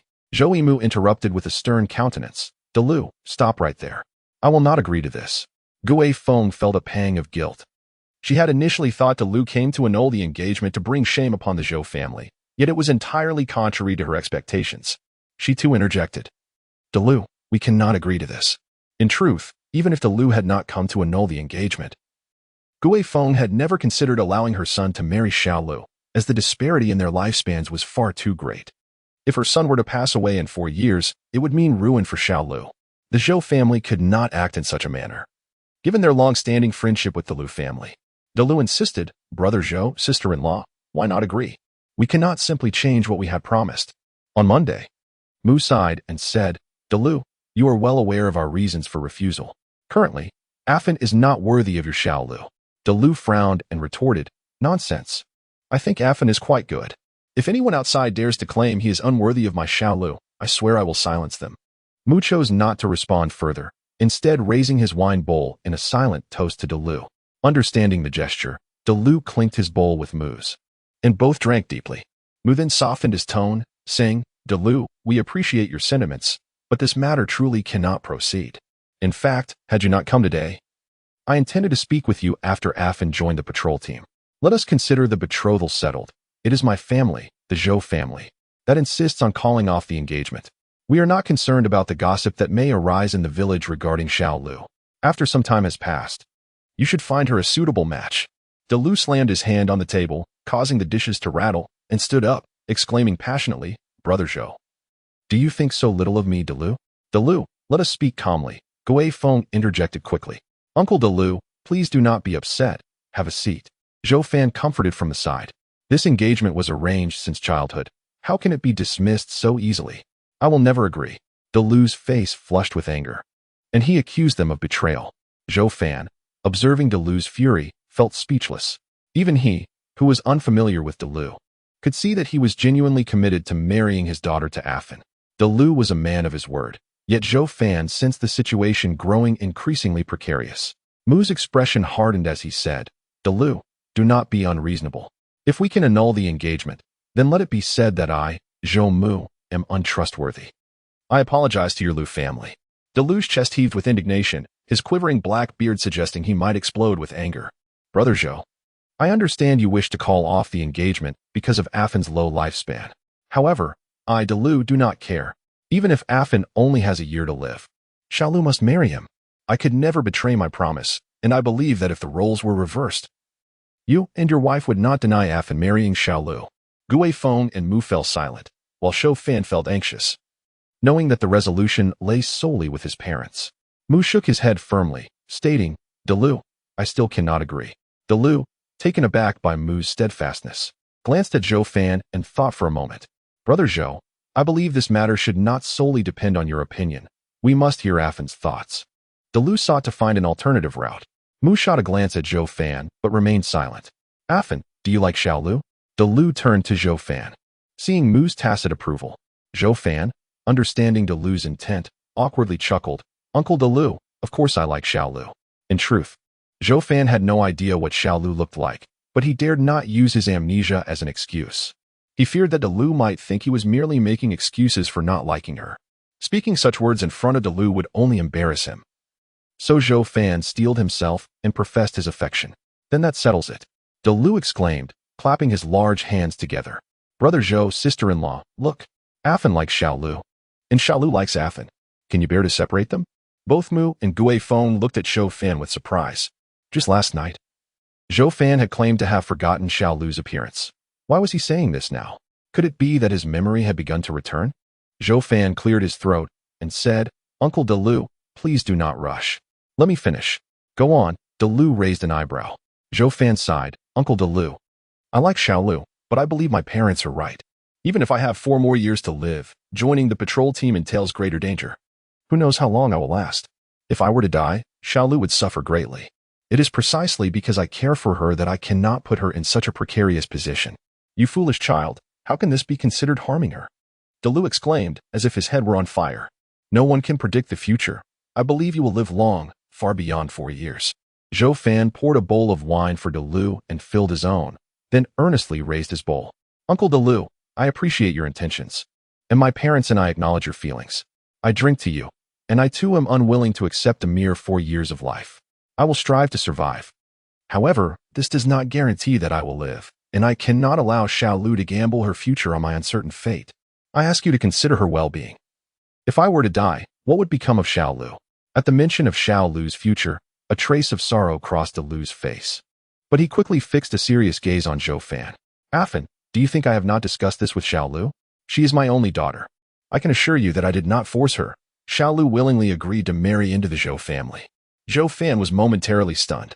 He had thought that in this era of parental matchmaking, Lu would never consult Xiaolu. To his surprise, it seemed that Xiaolu had consented of her own accord. Was Xiaolu not in her right mind? Any ordinary girl with such a lifespan would likely refuse to marry a man with only a few years left, unless she truly held deep affection for her previous incarnation. Yet even if that were the case, it was an attachment to the former self, which had little relevance to the current Zhou Fan. Zhou Fan smiled wryly. Uncle Lu, even if Xiaolu agrees, I cannot accept. I cannot burden her. Perhaps it is simply fate that we are not meant to be. Lu retorted angrily, You stubborn child, just like your father. You are disappointing Xiaolu.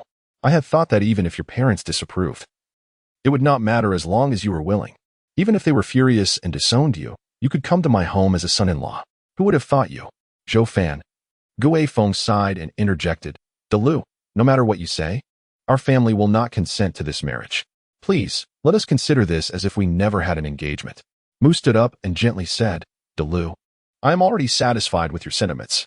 Whether or not we unite in marriage is of little importance. You will always be my brother.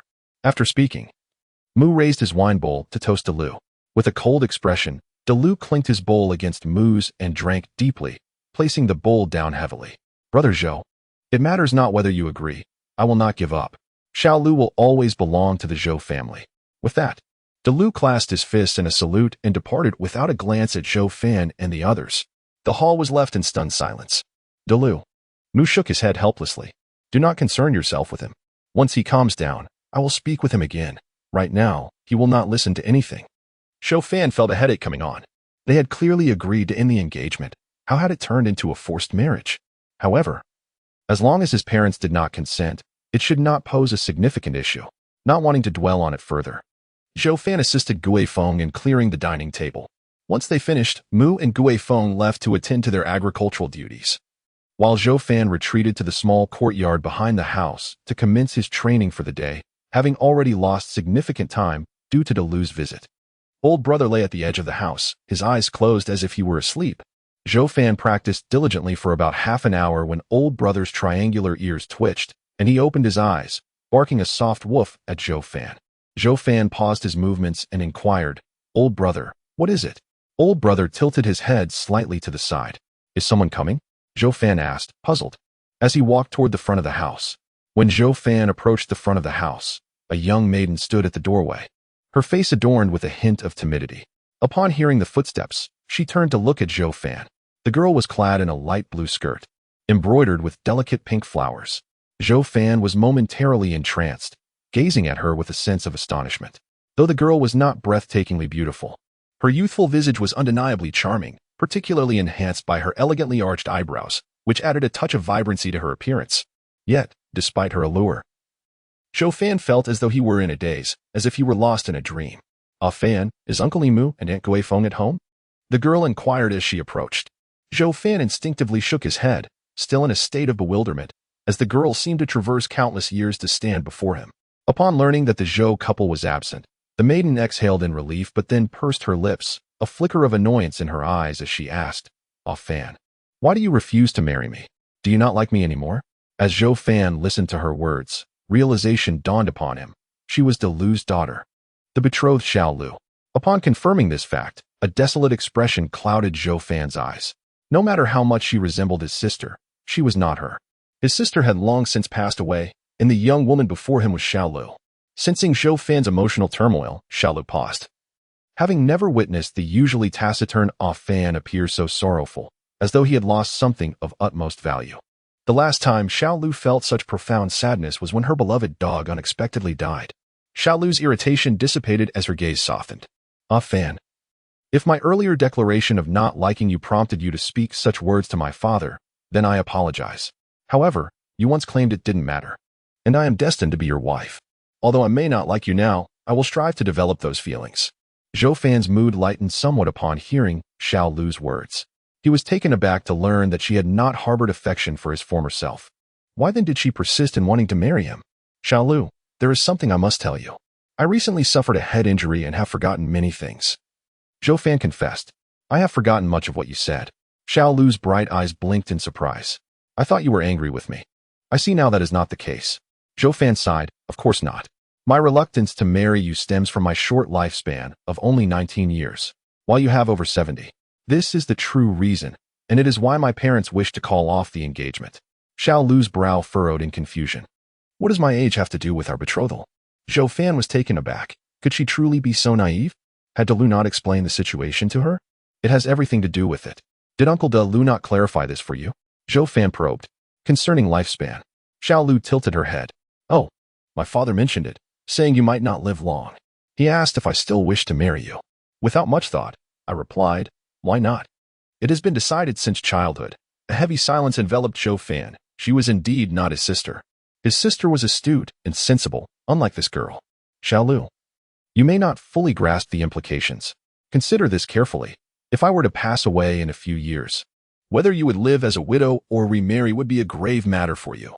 Zhou Fan sought to make her understand. If he were to die, this young woman's life could be irrevocably altered because of him. Xiao Lu's expression turned serious as she stood on her tiptoes and gently tapped Zhou Fan's bald head. "I could manage being a widow." Xiao Lu, whose name means small willow, was nearly lost at birth. Villagers believed that a name devoid of prestige would ensure survival. Thus De Lu never chose a personal name for his precious daughter, simply calling her Xiao Lu. In their village, it was not uncommon for a girl to lack a personal name. Zhou Fan was both amused and exasperated by Xiao Lu's words, as if he were already dead. However, he was more concerned about her audacity. "Why did you tap my head?" Xiao Lu withdrew her hand, her fingers playfully scratching her fair cheek as she smiled. "Ah Fan, when we played together as children, I would always tap your head to make you behave. Have you forgotten?" He paused, realizing that this seemingly childlike maiden was actually a year older than him. "Even so," he protested, "I am much older now. You cannot just tap my head like that." "Fine, if you don't want me to, I won't. You're still so petty, even with memory loss," Xiao Lu murmured. Zhou Fan sensed that the conversation was veering off course and quickly redirected it. "Xiao Lu, do you truly understand what I am saying? Do you grasp the significance of being a widow or remarrying?" Xiao Lu nodded earnestly. "Of course, I understand. There is a widow next door who cares for her deceased husband's parents. Remarrying means you are gone, and I would marry another man. However, I have discussed this with my father. I will not remarry but will stay home to care for Uncle Emu and Aunt Guifeng, just like that widow. Ah Fan, rest assured, I will take good care of your parents." Her words struck Zhou Fan like a thunderbolt, as if he had already passed away. He was utterly speechless, astonished that Xiao Lu truly comprehended the gravity of the situation. Anger welled within him. He could not fathom why she spoke of such matters so lightly. If his sister were to grow up and marry a man with a brief life expectancy, he would do everything in his power to prevent it. He would even resort to drastic measures if necessary to ensure his sister's happiness. Zhou Fan chuckled bitterly. "So you understand everything, yet you do not harbor feelings for me. I fail to see why you are so adamant about marrying me. If Uncle De Lu is forcing you, I will find a way to persuade him." How could my father possibly force me? Xiao Lu retorted, puffing out her cheeks in indignation. I have already told you that it is my choice. Your concerns about lifespan are irrelevant, whether you die early or late. I am destined to marry you. If you die early, I will remain a widow. If you live long, I will spend my life with you. If a girl he liked had said such words, Zhou Fan would have been deeply moved. Yet Xiao Lu's declaration left him at a loss for words. As for your inquiry about the reason why, Xiao Lu gazed up at the clear sky, her tone softening. Ah Fan, my father has always taught me the importance of loyalty and affection. We have been betrothed since childhood. How could I suddenly abandon that? Thus, she pointed to her chin with her slender finger and declared with unwavering certainty, I am destined to marry you. Before departing, Xiao Lu urged Zhou Fan to persuade Uncle Yimu and Aunt Gui Feng, assuring him that she would find a way. Zhou Fan had all but surrendered. Xiao Lu had inherited Lu's stubbornness. Despite not liking him, she was determined to honor their commitment, faced with such simple yet unyielding logic. He found himself at a loss for words. He could not tell Xiao Lu that nothing was more important than one's own feelings. That she should marry someone she truly loved. Such sentiments would be deemed utterly futile in this era. At the very least, Zhou Fan understood that with Xiao Lu's mindset, she would not be receptive to such ideas. In Zhou Fan's eyes, the first meeting with Xiao Lu seemed both quaint and somewhat endearing. After she left, Zhou Fan remained seated at the doorstep, motionless. The loyal dog, merely lifting its head to glance at the new master, soon returned to resting its head on the ground. Falling back into slumber, Zhou Fan closed his eyes. The visage of Xiao Lu, so reminiscent of his sister, flooded his mind with memories. Lost in thought, he no longer felt inclined to practice. He couldn't comprehend why there existed such strikingly similar individuals in this world. Had Xiao Lu appeared in a previous life, Zhou Fan might have questioned any connection between her and his sister. However, in this world, their personalities were entirely disparate. Reason dictated to Zhou Fan that the two could not possibly be linked. Contemplating this notion, he felt a dull ache in his heart. Akin to the shattering of his greatest hope, a despair he had already tasted before, though no one wishes to sample such bitterness repeatedly. Upon hearing footsteps, Zhou Fan rubbed his face to conceal his thoughts, assuming it was Xiao Lu returning, but upon lifting his gaze, he found it was Zhou Yimu. Father, why are you back? Zhou Fan asked in surprise, as Zhou Yimu had left the house just over an hour ago. Without inquiring why his son sat at the door, Zhou Yimu simply replied, Come with me. Someone is about to pass away. Zhou Fan paused, realizing his father meant someone was nearing the end of their life. His expression immediately turned grave. He had previously asked his father to allow him to witness how the spirit of death claimed a life, and he did not anticipate that the opportunity would arise so swiftly. Zhou Fan followed Zhou Yimu to a dilapidated house in Sanqiu village. The structure, constructed from yellow clay bricks, was in a state of disrepair, with most of its black tiles torn away, clearly an abandoned dwelling. A small group of adults of varying ages gathered before the entrance, most wearing expressions of sorrow. According to village customs, the deceased could not reside in a living home. So arrangements were made here. Do not speak out of turn. I will handle everything, Zhou Yimu whispered, gripping Zhou Fan's arm. Zhou Fan nodded in agreement. As they arrived, an older farmer, around 50, stepped forward from the crowd. Qingshu, Zhou Yimu greeted with a bow. The man's face was somber, and he cast a pitying glance at Zhou Fan before addressing Zhou Yimu. Yimu, are you truly willing to part with this money? Zhou Yimu produced a pouch of coins from his pocket and handed it to Qingshu, stating, There are the 50 copper coins we agreed upon. Zhou Fan then understood that his father had spent 50 copper coins to provide him this opportunity. Qingshu weighed the pouch in his hands, nodding, You may enter. But let it be known, should your child be frightened by what he sees, we bear no responsibility. Naturally, Zhou Yimu replied, glancing back at Zhou Fan, encouraging him to follow. As they stepped inside, the door closed swiftly behind them. Following Zhou Yimu's advice, Zhou Fan left his older brother outside. The absence of most tiles allowed sunlight to filter through, illuminating the interior as brightly as day. A middle-aged man sat cross-legged on a straw mat, his complexion pale and his eyes vacant. Zhou Fan observed the man silently, frowning slightly. Was this man truly at the end of his days? Yet, reflecting on his own situation, he realized it could be far worse. The end of middle age was not an unusual occurrence. During his time as a police officer, Zhou Fan had encountered prisoners teetering on the brink of death. He could sense the fear emanating from the man seated on the mat. Despite knowing the date of his demise, few can face the reality of death with composure when the moment arrives. This man was no exception. He glanced up at Zhou Fan and Zhou Yimu, his voice hoarse, Thank you. His gratitude was directed towards Zhou Mu for the money, a small consolation for his family after his passing, as he merely allowed Zhou Fan and his father to witness his final moments. Do not mention it, Zhou Mu sighed. Is everything arranged at home? It has been prepared, the middle-aged man replied, closing his eyes to await the inevitable. How do we determine the exact moment of death? Zhou Fan inquired softly. We cannot simply wait here all day. The lifespan is calculated based on the time of birth. He was born at noon. It should not be long now, Zhou Mu explained quietly. Zhou Fan remained silent, fixated on the middle-aged man, determined not to miss anything. The atmosphere inside was eerily quiet, with the world outside equally still, as if all had departed. This oppressive silence persisted for a full half-hour. Suddenly, the middle-aged man's body trembled violently, a bulge forming at the nape of his neck. Zhou Fan's pupils contracted slightly, and he shifted his feet, intending to move closer for a better view. But Zhou Mu grasped his arm firmly, whispering, "Do not approach." Zhou Fan halted. The man's body continued to quiver, and with a soft pop, the bulge at his neck receded, returning to its normal contour, yet a faint bluish-black glow emanated from the spot. This ethereal light, like smoke, floated upwards, morphing into a peculiar creature. With slender, bamboo-like black arms and claw-like appendages resembling wisps of hair, its arched body was palm-sized, while its disproportionately large head resembled a heavy melon. Suspended in midair, it gazed at the middle-aged man, who, trembling, appeared oblivious to the monster looming behind him. The creature lowered its head, its thick lips pressing against the man's forehead and the back of his head, as if intent on devouring him. Perhaps sensing the approach of death, the man could not suppress a piercing scream. In that moment, the spirit of death began to feed, greedily drawing in the white light flowing into its mouth.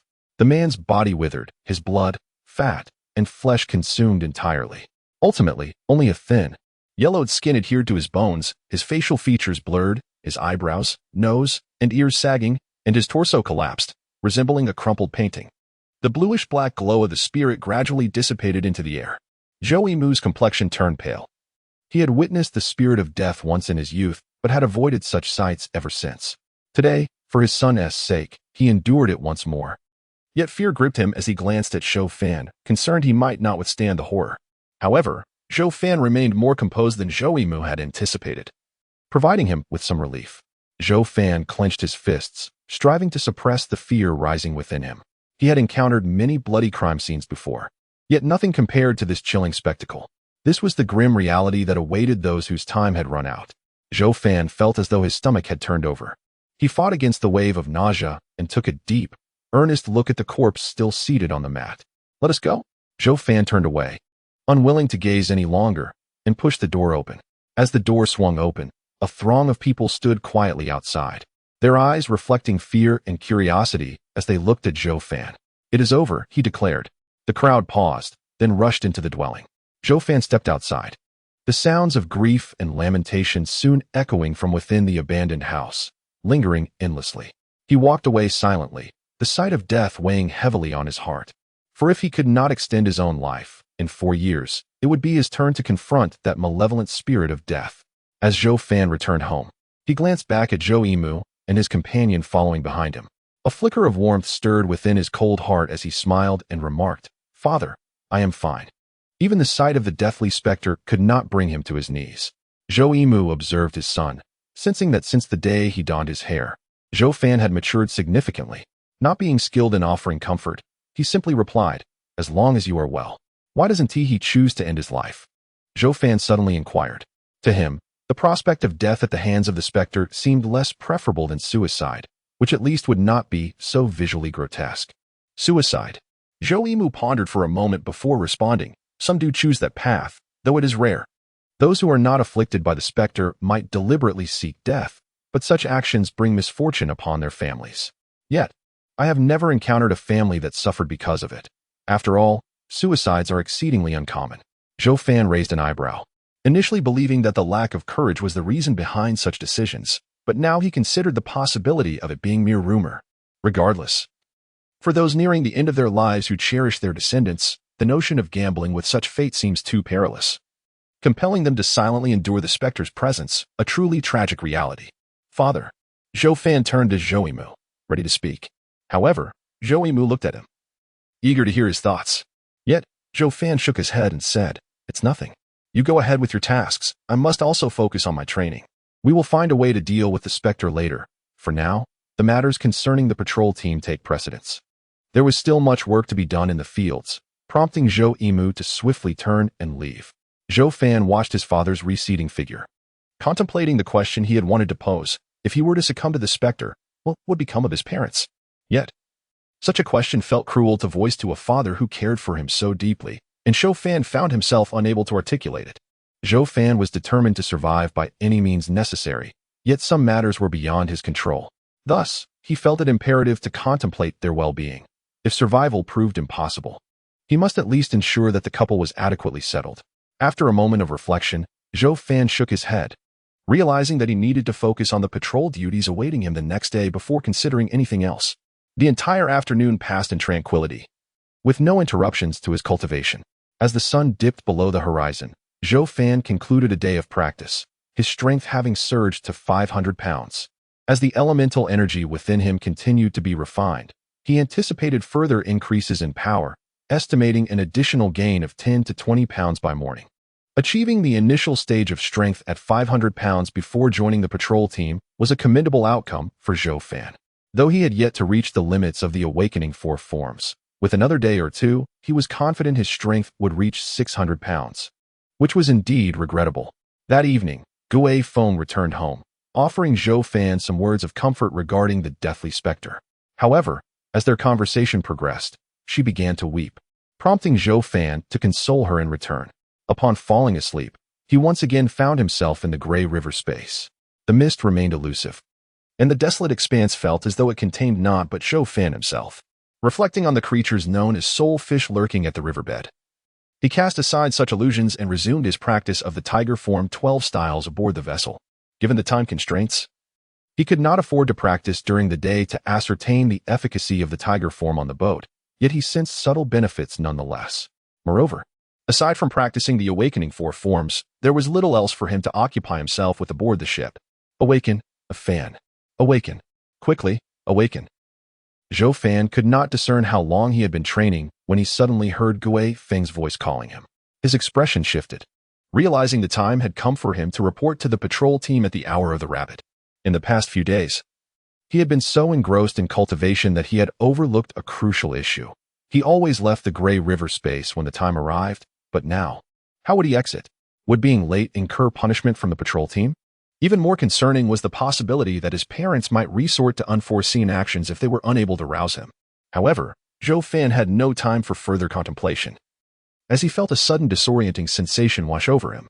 Upon opening his eyes, he found Gui Feng standing at the foot of his bed, having emerged from the gray river space. "Get up. Today you must report to the patrol team," she said, oblivious to the peculiar expression on Zhou Fan's face. Before turning and leaving, outside the wooden window, darkness still enveloped the world. Dawn had yet to break, and Zhou Fan had never before emerged from the gray river space at such an hour. This seemed to confirm a theory. If someone called him while in the gray river space, he could indeed exit. Yet, Zhou Fan felt a lingering unease. Perhaps things were not so simple.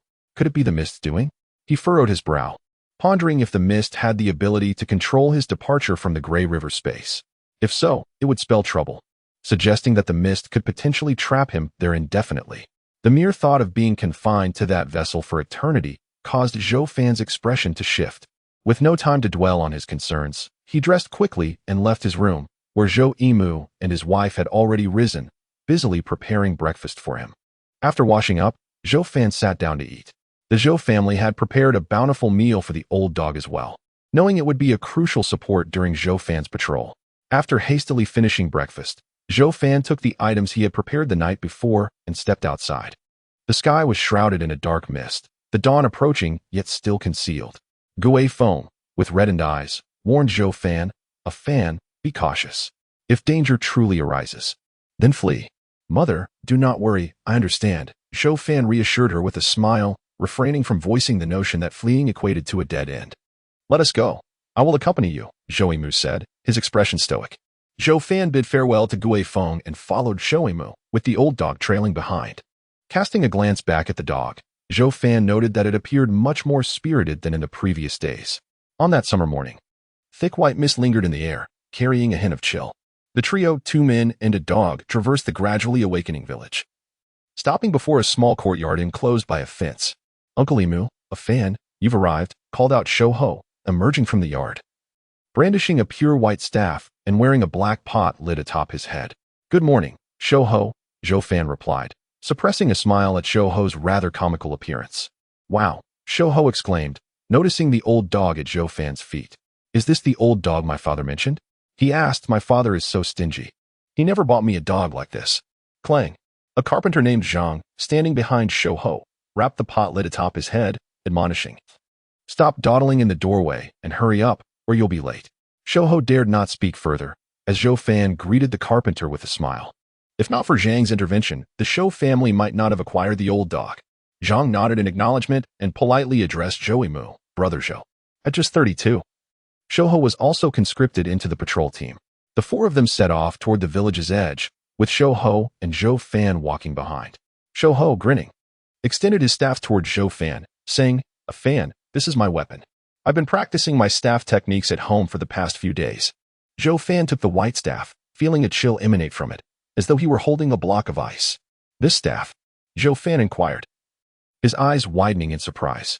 It's made from the trunk of my family's cold-bone white tree. I call it the monkey staff, Zhou Ho replied proudly. Cold-bone white tree. Zhou Fan had never heard of such a tree and returned the staff to Zhou Ho. The monkey staff had evidently been crafted specifically for him, as it was precisely at Zhou Ho's brow height. A staff that is brow height is traditionally said to be easy to wield, hence the adage about brow height staffs. Zhou Fan stood half a head taller than Zhou Ho, making the staff rather unwieldy for him. You certainly spared no expense on that cold-bone white staff, Zhou Emu remarked, having overheard the boys' conversation. I admire the craftsmanship of the Zhang family. They've been carpenters for 3 generations and only managed to cultivate 1 cold-bone white tree. Last time someone offered a hefty sum for it, they refused to sell. I didn't expect it to be used for Zhou Ho, he added. Zhang chuckled. If the monkey were to perish, my wife would never bear another child, and our lineage would end. I couldn't bear to chop down that tree, fearing the ancestors would rise from their graves to haunt me. Hearing the rooster crow in the distance, Zhang's expression turned slightly wistful. Sadly, the cold-bone white tree is far too resilient, making it challenging to work with. To shape it into a staff, the village compensated us with 3 mysterious coins, yet we invested nearly all our funds into it. Otherwise, we could have bought Zhou Ho a dog like yours. That will suffice. The cold-bone white staff can fend off the bazaar. With it, Zhou Ho will be fine. Zhou Emu nodded. The Zhou family had gone to great lengths to ensure Zhou Fan could learn martial arts from Lu Kuei early on, and Zhang had similarly exhausted his resources. Let us hope so, Zhang sighed. Sometimes it feels as if fate is unjust. Both our Zhou Ho and your Fan have not committed any wrongdoings, yet are doomed to a short life. Zhou Emu's expression remained impassive as he gazed ahead, where the mist gradually loomed. I once heard someone say that fortune and misfortune are intertwined, and in due course, things will improve. As they spoke, they finally arrived at their destination. Before them lay a vast expanse of 2 acres, flanked by several quaint cottages. At the center stood a grand drum, devoid of a stand, its base embedded firmly in the earth, with a membrane of a striking golden hue rising to a height of nearly 10 feet. This magnificent drum fully captivated Zhou Fan's gaze. He had never encountered such a colossal instrument before. The dark rim was inscribed with an intricate tapestry of runes. Zhou Fan turned to Zhou Emu, questioning the significance of this drum. This is the village's sentinel drum, Zhou Emu explained solemnly. It has long been integrated with Sanqiu village, serving as a guardian against intrusions. The peculiar creatures dare not venture easily into the village, largely due to the presence of this drum. Zhou Fan expressed his surprise. Is it truly just this drum that deters them? Despite its impressive size and the astonishing number of runes, he could not discern any more extraordinary qualities. The sentinel drum is the most cherished treasure of Sanqiu village. I have known it since childhood, impervious to the ravages of time. The elders recount that it cannot be struck by human hands. It resonates with a thunderous sound on its own, foretelling calamity for the village when it does so. Zhang the carpenter remarked with a hint of nostalgia. So it has never sounded. Zhou Fan raised an eyebrow in disbelief. Zhang chuckled. Indeed. While we sometimes ponder the grandeur of its sound, we fervently hope it remains silent for eternity. The lanky monkey interjected, perhaps if I strike it with my stick, I could awaken its voice. The carpenter's expression darkened as he glared at his son. You foolish boy, should you actually strike it? You would be branded a pariah in our village. The lanky monkey shrank back, hesitant to speak further. Let him strike it if he wishes. As long as he is unafraid of breaking his wrist, Lu Kui bellowed jovially, approaching like a small mountain. Captain Lu, Zhou Fan, and the others bowed respectfully. Lu Kui examined the cold white staff in the lanky monkey's hand, then glanced at Zhou Fan's companion squatting nearby, his eyes gleaming with interest. Brother Zhou, Carpenter Zhang. You've truly spared no expense. Zhou Yimu replied, I entrust a Fan and the others to your care. Zhang echoed, please look after them, Captain Lu. Lu Kui assured them gravely, rest assured, I will. Zhou Yimu turned to Zhou Fan, be cautious. Zhou Fan discerned the concern and a trace of anxiety in his father's eyes, nodding, Father, I understand. Zhang patted the lanky monkey's shoulder. Do not forget what I told you last night. The lanky monkey grinned. Don't worry, I have it memorized. Soon, Zhou Yimu and Zhang departed. Lu Kui turned to Zhou Fan and the lanky monkey with a smile. Welcome to the patrol team. From now on, we are brothers. The rules of the team are not many. As long as you abide by them, no one will trouble you. We will share more details when the other two newcomers arrive. In addition to Zhou Fan and the lanky monkey, 2 more newcomers joined the patrol. Lu Kui cast a curious glance at the lanky monkey's peculiar headgear. Lanky monkey, I recognize the cold white staff and the old dog from Zhou Fan's home. But what is that oddity atop your head? Zhou Fan, too, was intrigued, observing the uneven pot lid that sat upon the lanky monkey's head like an unseemly helmet. This? It's the lid from our cooking pot, the lanky monkey explained, pointing to his head. Both Lu Kui and Zhou Fan were taken aback. What purpose does it serve? The lanky monkey chuckled. You wouldn't understand. My mother insisted I wear it. She says no part of the body is as vital as the head. If other parts are injured, one might still survive, but a blow to the head is fatal. A Fan, do you agree with my mother? Zhou Fan's expression turned serious. Lanky monkey, your mother speaks the truth. Lu Kui erupted into laughter but refrained from further comment, accepting that if the lanky monkey wished to wear a cooking pot, it was his choice. Moments later, the other 2 youths were brought forth by their elders, who exchanged greetings before departing. These 2 boys appeared somewhat pale, their eyes betraying an unmistakable fear. One was named Li Erlf, the other He Chao. Both, like Zhou Fan, were unarmed and each carried a bundle on their backs. Lu Kui frowned slightly but chose not to elaborate. The lanky monkey greeted the newcomers with a smile, while Zhou Fan merely nodded in acknowledgement. Internally, Zhou Fan was acutely aware that these boys came unprepared, relying solely on fortune for their survival. Such occurrences were commonplace in Sanqiu village, where the patrol team was infamously dubbed the Death Squad, maintaining a high casualty rate. Even with meticulous preparations for survival, many did not return. Some families cruelly saved the 3 mystic coins meant for life, forcing their children to gamble with fate. Otherwise, their investment might result in the loss of both child and wealth, a more grievous fate indeed. Though the practice was harsh, it was a choice made by others, and outsiders could hardly criticize. Zhou Fan felt fortunate that his parents had spared no effort for him. After all, even if Zhou Fan survived in the patrol team, he would still face a life expectancy of merely 19 years. In a typical household, the psychological strain would likely lead to despair and surrender long before reaching that age. With all present, Lu Kui still did not move, gazing up at the increasingly clear sky. Let us wait a moment longer. The night watch will return shortly. Just as he finished speaking, figures began to emerge from the mist, approaching their location. The individuals stepping forth were clad in diverse attire, wielding an array of weapons, long spears, short knives, long swords, and hammers, with the one commonality being the yellow pouches tied at their waists. These were members of the patrol team, predominantly young, though some middle-aged individuals were interspersed among them. Typically, only those under 35 years of age were mandated to join the patrol. Yet the presence of middle-aged members was not unusual. Even Lu Kui likely exceeded that age. Those older individuals had chosen to join the patrol voluntarily, enticed by the lucrative rewards. The 30 or so team members bore expressions of deep fatigue. The patrol operated in 2 shifts, daytime patrols requiring outdoor vigilance and nighttime shifts focused on guarding the village perimeter. The 2 shifts would exchange duties periodically, with night patrols facing greater dangers due to the heightened activity of the creatures. You 4 are newcomers and will initially only be assigned to daytime duty. Once you acclimatize, you will rotate between day and night patrols like the others, Lu Kui explained to Zhou Fan and his companions. Zhou Fan had already heard this from Lu Kui, but he observed something intriguing. The returning team members were maintaining a distance of 6 to 7 feet apart. Have you noticed? Lu Kuei remarked, surprised by Zhou Fan's insight. During patrols, we pair up, and upon returning, we keep a safe distance from other pairs to avoid unnecessary danger. Zhou Fan's expression shifted slightly. Lu Kuei's implication suggested that the returning patrol members might also pose a threat. Could the creatures conceal themselves among the humans? Let us proceed, Lu Kuei urged. Moving toward the center of the area, Zhou Fan and the others quickly followed suit. The patrolling members returned in pairs, standing dispersed within circles outlined in white chalk, each with a radius of approximately 1 meter. Zhou Fan had previously noticed these white circles on the ground and now understood their purpose. Lu Kuei stood with Zhou Fan and the other three beneath the watchful gaze of the sentinel, observing the patrollers. After confirming that their numbers were adequate, Lu Kuei called out loudly, "Activate the talismans." The patrollers retrieved yellow paper talismans from the yellow cloth bags at their waists and affixed them to their bodies.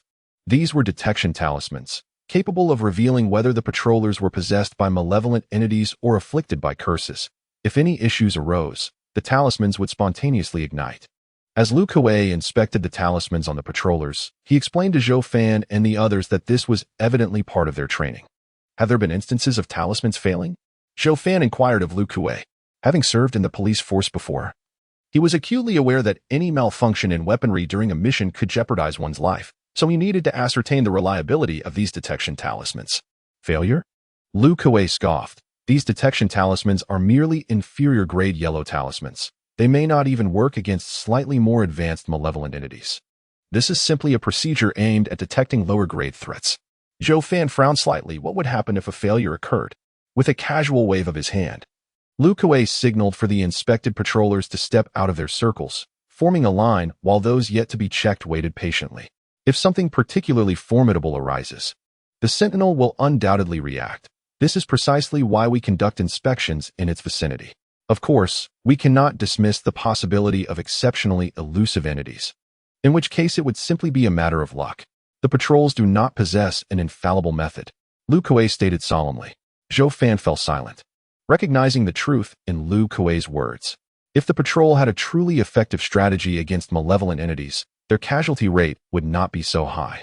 The inspection proceeded swiftly and efficiently. You may return now, but remember to arrive on time this evening. Lu Kuei clapped his hands. The night shift patrollers soon dispersed, paying no attention to the four newcomers. The mortality rate for fresh recruits was the highest, and they would wait a week or two before getting acquainted, hoping to survive. One individual remained behind, a burly middle-aged man with drooping eyebrows that formed a comical inverted V.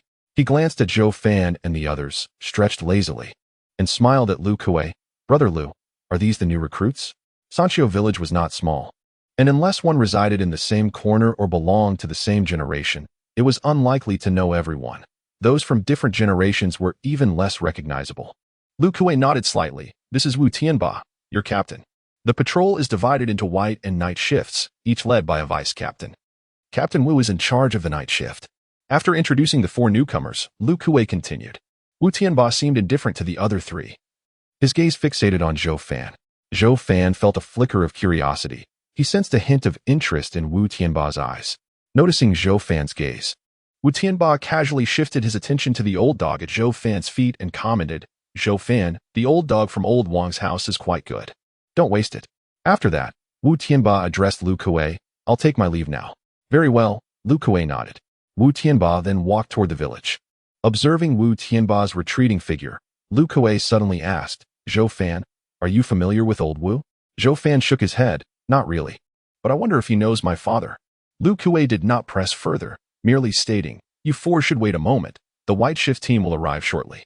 Zhou Fan glanced at Lu Kuei, then at the departing Wu Tianba. From the brief exchange and expressions between the two captains, he could keenly sense that the relationship between Lu Kuei and Wu Tianba was somewhat strained, if not outright poor. Sighing inwardly, Zhou Fan realized that the patrol team in Sanxiu village was not entirely stable either. Moments later, the white shift patrol members arrived. Lu Kuei no longer accompanied Zhou Fan and the others, instead directing these patrollers on their duties. Once the assignments were complete, Lu Kuei approached with a slender young man whose countenance was cold, his eyes resembling shards of ice as they scanned the four newcomers. This is Zhou Fan, the vice-captain of the White Shift Patrol, Lu Kuei introduced. The revelation surprised the others, Shouho, Li Erlf, and He Chao. given that the patrol had many middle-aged members. Yet the second vice captain turned out to be a young man. Zhou Fan, however, was not surprised. He already understood that age was irrelevant to the position of vice captain. It depended on whether one had crossed the threshold of capability. As long as one had surpassed the initial threshold of strength, one could become a vice captain. Zhou Fan himself could assume that role now. However, he was reluctant to reveal his abilities too soon and recognized that being a vice captain and excelling in the role were two different matters. Vice captains what? These four are newcomers: Zhou Fan, Shouhou Zhangquanfeng, Li Erlf, and Yi Chao. Lu Kuei introduced them once more. Zhou Shunshin merely cast a cold glance over the four newcomers before addressing Lu Kuei. If there's nothing else, I'll get back to work. Of course. Thank you for your assistance today. I'll handle their training for now and have them join the team in the afternoon. Lu Kuei replied with a smile. Once Zhou Shunshin departed, Lu Kuei's expression turned serious. We should begin. The morning will only allow for a brief introduction, so I expect you to pay close attention. First, I will teach you the Tiger Form 12 techniques practiced by all patrol members. Lu Kuei paused momentarily before continuing. Zhou Fan, you have already learned this, so you may sit this one out. Zhou Fan nodded. Captain Lu, may I teach Shouhou? He refrained from claiming that his understanding of the Tiger Form 12 techniques was superior, but it was certainly more precise than what Lu Kuei would teach. Otherwise, he wouldn't have been able to sense the presence of the world's essence with just a day's practice of the Awakening 4 techniques. Teaching Shouhou was twofold. He had a good relationship with Shouhou, who had been a companion in his previous life, and it was also a favor to the carpenter Zhang. Lu Kuei hesitated, looking at Shouhou. Do you wish to learn from Zhou Fan? Shouhou glanced at Zhou Fan and promptly replied, I can learn from Off Fan. Then so be it, Lu Kuei said, waving his hand. He felt a twinge of envy toward Shouhou. Training under Zhou Fan was undoubtedly a better opportunity than with him.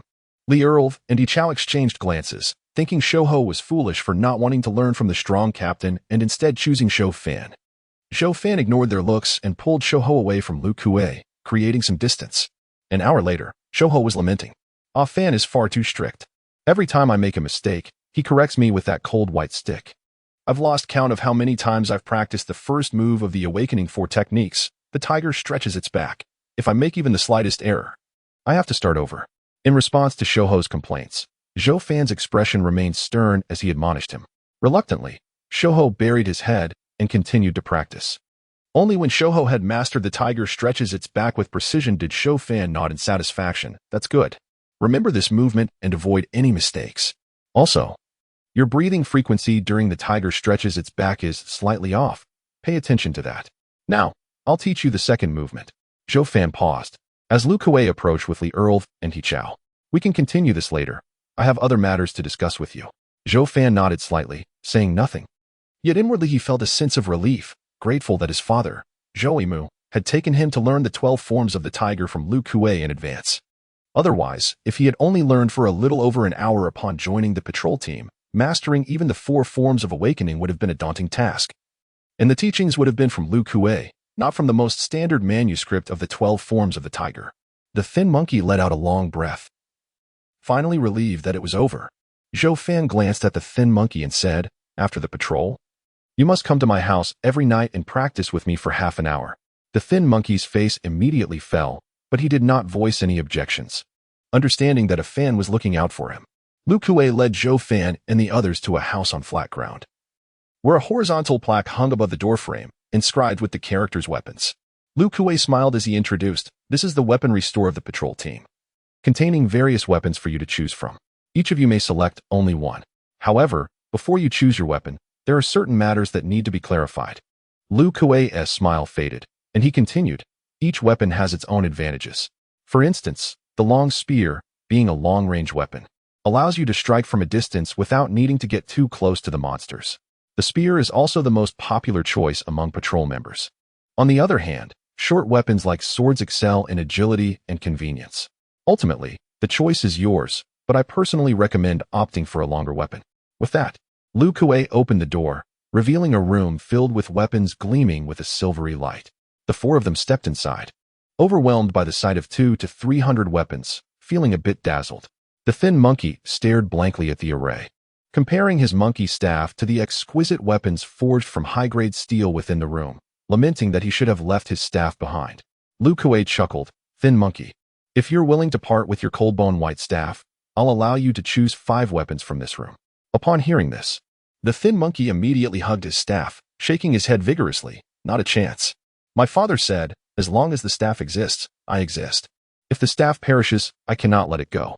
Little Lamp and He Chao took a moment to browse and ultimately chose a red tassel spear each, agreeing with Lu Kuei's reasoning that longer weapons provide greater strength, especially considering they would be facing monsters. Zhou Fan, however, remained indecisive. He picked up and examined each weapon, only to set them down again, furrowing his brow as he struggled to determine which weapon to wield. Observing this, Lu Kuei refrained from urging him, having learned during their time together that Zhou Fan was a person of considerable thought and conviction. After a prolonged deliberation, Zhou Fan finally picked up a ring-handled straight sword. The sword featured a circular pommel, a bright iron blade measuring 80 centimeters in length, with a broad and sharp edge, and a slightly cold sharpness at the back of the blade. "Are you sure you want to choose the sword?" Lu Kuei inquired, noticing that Zhou Fan had no intention of letting go of the weapon. While the sword may offer more agility as a short weapon compared to the spear, it lacks the lightness of a sword. Zhou Fan, however, showed no inclination to change his choice, instead sheathing the sword and stating, "I prefer the sword." In truth, Zhou Fan's decision was made after careful consideration. Although the spear had the advantage of reach, it lacked agility, and he preferred a weapon that allowed for greater maneuverability. He had also contemplated the long sword, but given that he already possessed considerable strength, exceeding 500 pounds, he found the slender blade would not effectively harness his physical advantage. A weapon designed primarily for cleaving, like the sword he chose, was evidently more suited for someone with his strength. Furthermore, the ring-handled straight sword could be wielded single-handedly or with both hands, increasing its cleaving power when used with both. The only dilemma was that he had never wielded a sword before, but he had no experience with any weapon, since practice was required regardless. He decided to select the sword, which appeared to him to be easier to handle. Lu Kuei did not press further. The thin monkey hesitated but ultimately decided to stick with his monkey staff. Thus, their selection of weapons was complete. Lu Kuei led Zhou Fan and the others out of the armory and into a central room. This room was distinct from the previous weaponry store made of yellow mud. It was constructed from black stone, exuding an air of refinement, with even the door crafted from crimson wood, above which hung a simple plaque inscribed with the character Talisman. Upon entering, Lu Kuei instinctively held his breath and addressed the wooden door. "Elder Mao." "Speak," came a voice from within, tinged with age. Zhou Fan's gaze sharpened. He recognized the voice belonged to Elder Mao, one of the 2 Talisman Masters in the village. To Zhou Fan's surprise, a Talisman Master was stationed at the patrol team's camp. He perceived that martial prowess paled in comparison to the mystical abilities of talismans, and he even speculated that talismanic arts might hold secrets to longevity. Regrettably, he had learned from Zhou Yimu that both Talisman Masters were elusive, making it impossible for him to learn the art at this juncture. "For new recruits have arrived," Lu Kuei respectfully announced. The wooden door was soon opened, revealing the short Talisman Master Zhou Fan had encountered on the day of his hair-binding ceremony. Elder Mao did not spare a glance at Zhou Fan and his companions. Instead, he tossed 4 yellow cloth bags to Lu Kuei before swiftly closing the door. Lu Kuei remained silent, gesturing for Zhou Fan and the others to follow him. Once they had distanced themselves from the stone hut, Lu Kuei distributed the yellow bags, giving each of them one. Without needing to guess, Zhou Fan knew the bags contained talismans, which possessed extraordinary powers in this world. Lu Kuei explained, "We call this a talisman bag. Inside are 3 talismans, one of which is the detection talisman I mentioned to you this morning, along with 2 minor flame talismans. You may open them to take a look."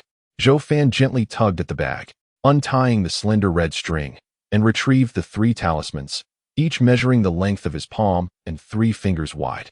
2 of the talismans bore identical vermilion characters, evoking a sense of heat. The thin monkey, Little Lamp, and He Chao all examined their talismans with utmost seriousness. Lu Kuei's expression turned grave as he cautioned, "Remember, these talismans are incredibly precious. Do not lose them during your patrol. If you misplace them, reapplying for more will be quite difficult. Do not entertain any thoughts of deceit, such as deliberately reporting a loss to obtain additional talismans. If discovered, the consequences will be severe. Understood?" The 4 of them nodded in understanding. Lu Kuei continued, "You all know how to use the detection talisman. Now let me explain the significance of the minor flame talismans during patrol. Monsters are generally difficult to combat with mere strength and weapons. We primarily rely on the minor flame talismans.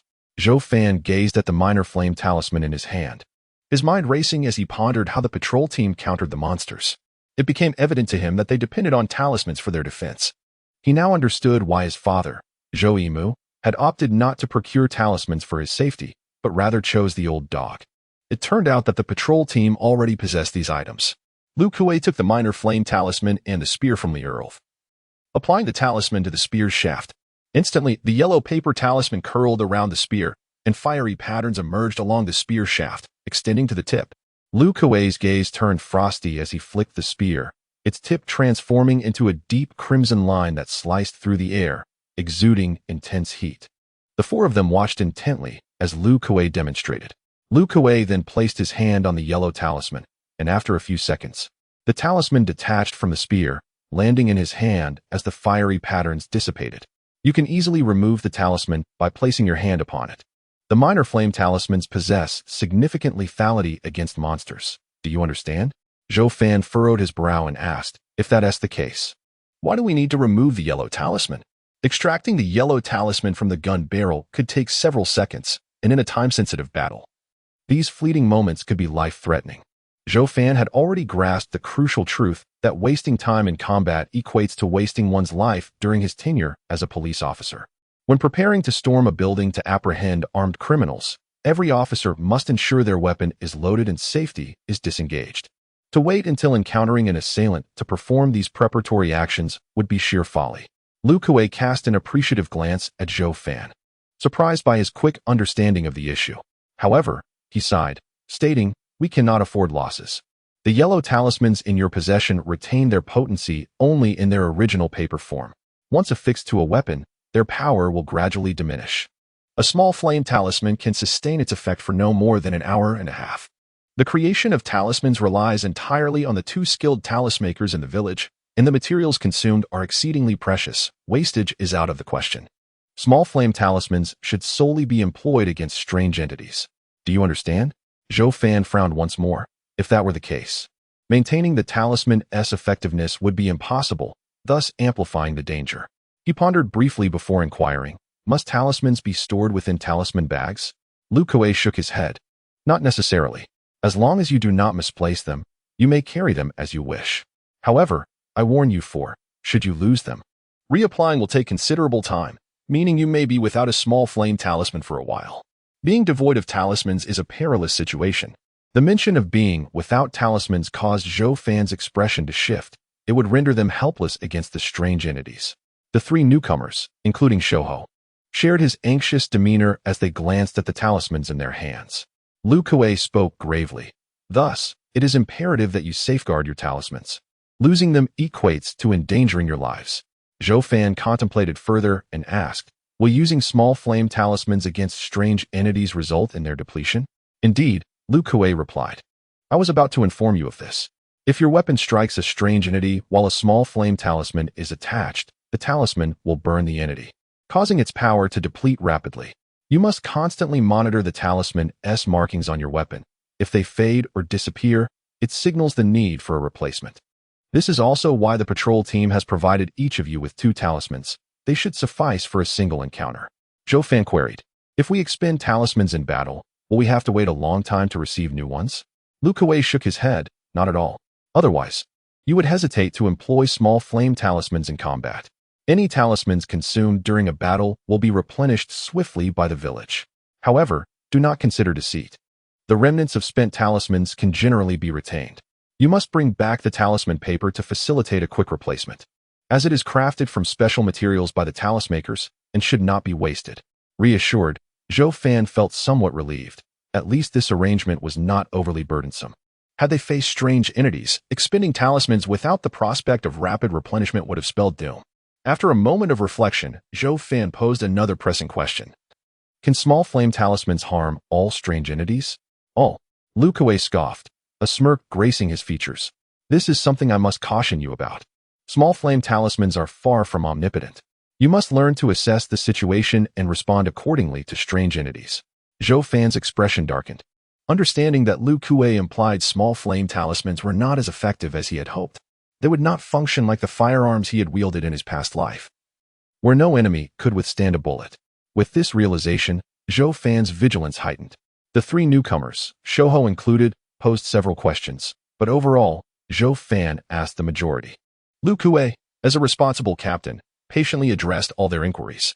After exhausting their questions, Lu Kuei instructed them to practice attaching and removing talismans from their weapons.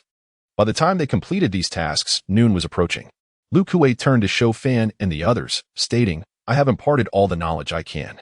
Aside from the vice captain and myself, no one in the patrol team is permitted to return home for lunch.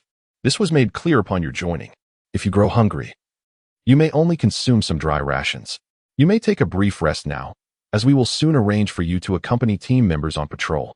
The morning and Appos, as training felt hurried, and even Lu Kuei felt a tinge of helplessness, for the patrol team was short-staffed, with several gaps lacking supervision.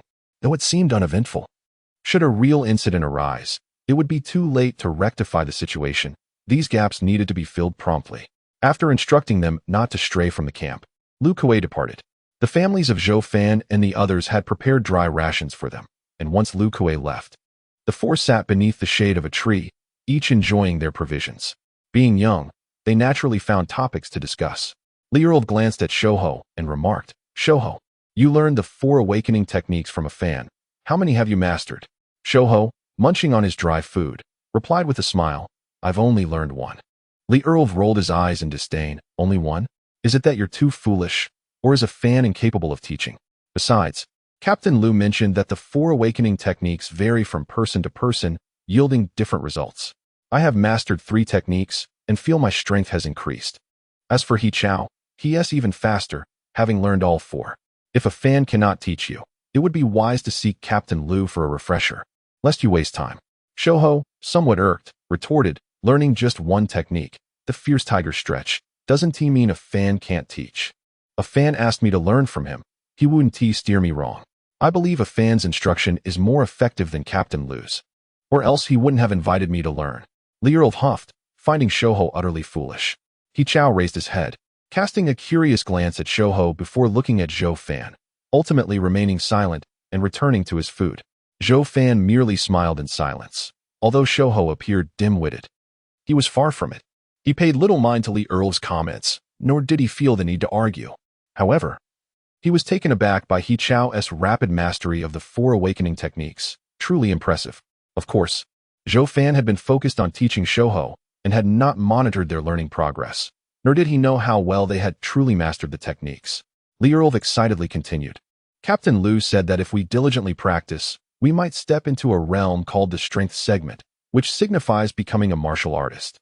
I believe that day is fast approaching. Once we become martial artists, patrolling will be much less daunting. Don't dream too big. There are only 3 captains in the patrol team who qualify as martial artists," He Chao interjected, still not lifting his head. "Even if we become martial artists, we would not stand a chance against strange entities." Li indignant, retorted, "How do you know martial artists aren't capable of confronting strange entities?" Becoming a martial artist represented Li greatest aspiration. He Chao, unhurried, replied, "If you don't believe me, so be it. You simply do not understand the situation. The patrol team may sound appealing, but its true name is the Death Squad." Upon uttering this, He Chao raised his head, his eyes bloodshot. Gritting his teeth as he continued, "We came here to die. Our families have abandoned us. Learning anything is futile. Just wait for death." Li trembled, fully aware of the truth, though he had long wished to deny it. He shook his head, refusing to argue with He Chao, and silently returned to his food. The usually cheerful Shouhou was taken aback. He understood the patrol team was dangerous, but had never considered such depths. He looked helplessly at Zhou Fan and asked, "A fan? Is what He Chao said true?" Zhou Fan paused, gazing at Shouhou, and replied, "What he speaks of pertains only to himself, not to you. Just look at your monkey staff." The slender monkey gazed at the cold, white staff resting between his knees, and his doubts evaporated. Surely, his family would never abandon him. The cold-bone white tree was the ancestral treasure of the Zhang family, crafted into a monkey staff for his sake, akin to bestowing upon him a family heirloom. How could this be construed as abandonment? A smile reappeared on the slender monkey's face. Zhou Fan then turned to He Chao and Li speaking softly. "Even if your families were to forsake you, there is no need for despair. Your lives belong to you alone, Should you choose to surrender, all would be lost. He received no response from Little and Chao, who merely continued to eat in silence. Zhou Fan had not expected his words would elicit tears of gratitude or epiphanies. He spoke from a place of goodwill. Indifferent to whether Little and Chao would heed his advice. Their lives were their own, and if they wished to give up, no one could save them. Such truths were perhaps understood only by those who had faced death. After finishing their rations in silence, Lu Kuei arrived with 4 patrolling team members. Zhou Fan and the others promptly stood, aware that these 4 would become their partners. The patrol teams were typically composed of pairs, with 3 team leaders overseeing the operation. Without unnecessary words, Lu Kuei swiftly assigned partners to Zhou Fan and his companions. As newcomers on your first patrol, you need only follow the commands of the seasoned members. They will instruct you on what you must learn.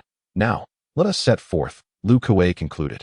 Zhou Fan observed his partner, a square-faced man in his 30s, who led the way without uttering a word. Zhou Yimu had once spent a mysterious coin to enlist Lu Kuei's assistance for 2 matters: to teach Zhou Fan the 12 tiger forms in advance, and to find him a reliable partner. However, he could only hope that this man, Zhang Jinmu, whose name he had just learned, would prove to be trustworthy. This reflection brought to mind his former partner, stirring complex emotions within him.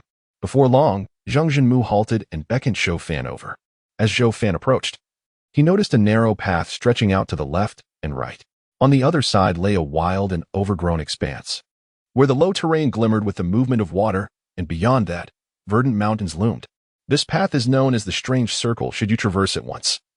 You will find it encircles the entire Sanqiu village, with the wilderness beyond posing great dangers, Zhang Junmu said in a low voice, licking his parched lips as he gazed toward the wilds.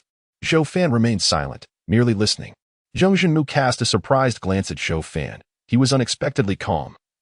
For those from Sanqiu village would typically display fear at the mention of the wilderness. Of course, the spot we stand upon is not entirely safe. Only beyond 10 meters can one find true security, Zhang Junmu continued. You are Zhou Fan, correct? Yes, Zhou Fan replied succinctly. Zhang Junmu stated. When Captain Liu entrusted you to me, he instructed me to teach you well. Captain Liu has saved my life, so I shall heed his words. Even without his directive, I would teach you earnestly, for you are my partner. If we survive, we shall be partners for a long time. Facing danger together is always preferable to facing it alone. After a brief pause, noticing Zhou Fan's silence, he added, however, should you fail to keep pace or become a burden, I will not hesitate to abandon you. Zhou Fan raised an eyebrow and replied, Isn't abandoning a teammate a grave offense? Zhang Junmu chuckled derisively. The rules may state so, but in practice, it is far more complicated. In pairs, if one falls, it is difficult to ascertain whether the other fled. Besides, if both perish, what consequence is there for the survivor? Zhou Fan fell silent, realizing that not all who mentor newcomers would be as forthright as Zhang Junmu. Zhang Junmu's candidness was partly due to Lu Kuei's influence. Of course, there is little benefit in eliminating you newcomers. Your deaths would prompt an investigation in the village, creating trouble for us. Moreover, finding a new partner is no easy task. If you die, I could be left patrolling alone for an extended period, Zhang Junmu added.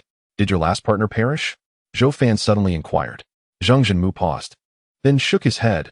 No, my previous partner was separated from me by Captain Liu, among those 3 from earlier. Zhou Fan frowned and asked, didn't you say partnerships were permanent? Why did Captain Liu separate you? Zhang Junmu coldly replied, it was due to a shortage of personnel. Captain Liu had to reassign teams to accommodate you newcomers. We agreed to this arrangement, as mentoring newcomers, while perilous, also offers advantages. Let us proceed. We can converse as we walk. Our patrol area does not lie here, Zhang Junmu declared, stepping into the narrow path. Zhou Fan followed, his lazy companion trailing at his side. As Zhou Fan stepped onto the path, his heart raced.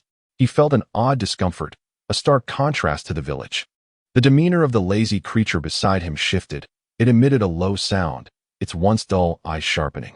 Zhang Junmu appeared oblivious to the change, continuing onward, compelling Zhou Fan to keep pace. To survive on patrol, there are 3 cardinal principles, Zhang Junmu stated as he walked, suddenly pivoting to face Zhou Fan. The first principle is to remain fully alert. Do not look back. Tell me, regarding the pale bark tree you just passed, is that correct? Zhou Fan did not turn, merely closing his eyes briefly before responding, not quite. The bark was white with gray undertones. Zhang Junmu asked, How tall was that tree? What color and shape were its leaves? The tree stands approximately 3 zhang tall, with fan-shaped leaves about the size of a palm. Some are light green, while others are deep purple. The fallen leaves on the ground are dark purple, Zhou Fan replied calmly. Zheng Zhenmu's face registered astonishment. How did you know that? This question had been an impromptu test, and he had assumed Zhou Fan could not possibly have prepared an answer in advance. Did this individual possess a photographic memory? Zhou Fan explained. You mentioned this was the wilderness, a perilous place. I have been attentive to my surroundings. That tree was somewhat distinctive, so I observed it closely. After a moment of silence, Zheng Zhenmu's lips curled into a slight smile. Well done. Individuals like you tend to survive longer in the patrol team. Unbeknownst to Zheng Zhenmu, Zhou Fan had undergone specialized training in environmental memory during his previous life as a police officer, making it second nature for him to remember his surroundings. As they traversed the strange circle, they occasionally encountered other patrol teams, but Zheng Zhenmu merely greeted them from a distance, refraining from close interaction. After several encounters, Zhou Fan discerned this was a customary practice within the patrol teams. You have likely noticed some differences, Zheng Zhenmu remarked. Glancing at Zhou Fan, this leads me to the second principle. Avoid getting too close to members of other teams in the wilderness, even if you have a good rapport with them in the village. Is it due to the potential for curses or possession? Zhou Fan cautiously scanned his surroundings and inquired. A query he had previously heard from Lu Kuei. The primary reason was the presence of the otherworldly. But there was an additional rationale. This was a rule established by the patrol team to minimize casualties. In the wilderness, each group would diligently adhere to this guideline. Should one forget the rule and approach recklessly, the other party might suspect that one had been possessed by the otherworldly and could retaliate with weapons. In such a case, even death would be in vain, as one would bear no responsibility for the accidental demise of their comrades due to their own negligence. Zheng Zhenmu explained earnestly. What defines the distance between the two groups? Zhou Fan asked. In principle, the farther away, the safer it is. The rule is to remain outside the maximum range of both parties' longest weapons. Zheng Zhenmu gestured abruptly and crouched down. Zhou Fan followed suit, gazing ahead. But the narrow path was barren save for some wild grass and scattered brambles, with only a gentle breeze rustling through. After a moment, Zheng Zhenmu stood and continued. While traversing the wilderness, one cannot advance continuously. After walking a distance, it is prudent to pause and observe carefully, in case something unexpected arises ahead. Is this the third principle? Zhou Fan inquired. No, this is merely a small tip for patrolling, Zheng Zhenmu replied, thrusting his long spear into a patch of grass and pulling it out again, satisfied to find only some grass clippings on its tip. He then nodded, adding, The third principle is the most crucial. I will share it with you shortly. As they walked, the surroundings opened up before them, and Zhou Fan and Zheng Zhenmu halted once more. Ahead, beyond the perimeter, lay vast fields of rice, the July paddies resembling a golden carpet, with clusters of rice ears gracefully dangling from the pale green leaves. At the edges of the fields, further from the village, stood numerous scarecrows, straw figures propped up by wooden sticks, clad in tattered black or blue garments, some adorned with hats woven from wild grass, swaying gently in the breeze. We've arrived. This rice field is the area we are tasked with patrolling, Zheng Zhenmu announced. Zhou Fan assessed the situation and estimated that the width of the rice field was merely about 100 zhang when measured by the perimeter. The sun blazed overhead. After walking for a while, both men found sweat beading on their foreheads. They sought refuge under the shade of a tree. Zheng Zhenmu leaned his spear against the trunk and settled beneath the protruding roots, taking a sip from his water bottle. Feel free to ask any questions, he said. Zhou Fan deliberately positioned himself about half a meter away from Zheng Zhenmu beneath the foliage, unsheathing the dagger from his waist and placing it on his knee before taking a sip from his water bottle and frowning. I initially thought the fields would be within the village. I didn't expect them to be outside. Zheng Zhenmu paused, surprised. You didn't know this? The village lacks adequate land for farming. They can only cultivate in the wild. Of course, Zheng Zhenmu was unaware of Zhou Fan's amnesia. The dog, sitting before Zhou Fan, eyed the water bottle, panting in the heat. Zhou Fan raised the bottle, tilting it, and a stream of water cascaded from the spout, which the dog eagerly lapped up, leaving not a drop behind. Setting down the bottle, Zhou Fan asked, The farmers are just ordinary villagers. How do we ensure their safety? Zheng Zhenmu replied casually. The fields in the wild are collectively farmed and harvested. When collective planting or harvesting occurs, the patrol team dispatches personnel for their protection. Sometimes, a talisman master will also be present. As he spoke, Zhang Jinmu, who had been gazing at the rice fields, suddenly stated, "They're coming." "What's coming?" Zhou Fan raised his head to look at the fields, and his expression changed dramatically. A massive, swirling mass of white light, several acres in size, resembled a moving cloud as it surged past dozens of scarecrows and enveloped the golden rice fields. The white light split above the fields, transforming into countless small orbs of white luminescence, which morphed into child-sized figures of white light. It was as if hundreds of childlike spirits frolicked above the rice paddies, giggling with an eerie laughter. Zhou Fan sprang to his feet, drawing his blade from its sheath, while a small flame talisman, previously concealed in his sleeve, was pressed onto the back of the sword, its fiery patterns spreading forth. With his weapon at the ready, Zhou Fan remained vigilant, though uncertainty gnawed at him. How many of these spirits could he possibly fend off alone? Put away the talisman and the sword. Zhang Jinmu remained unmoved, still seated against the tree roots, his expression calm.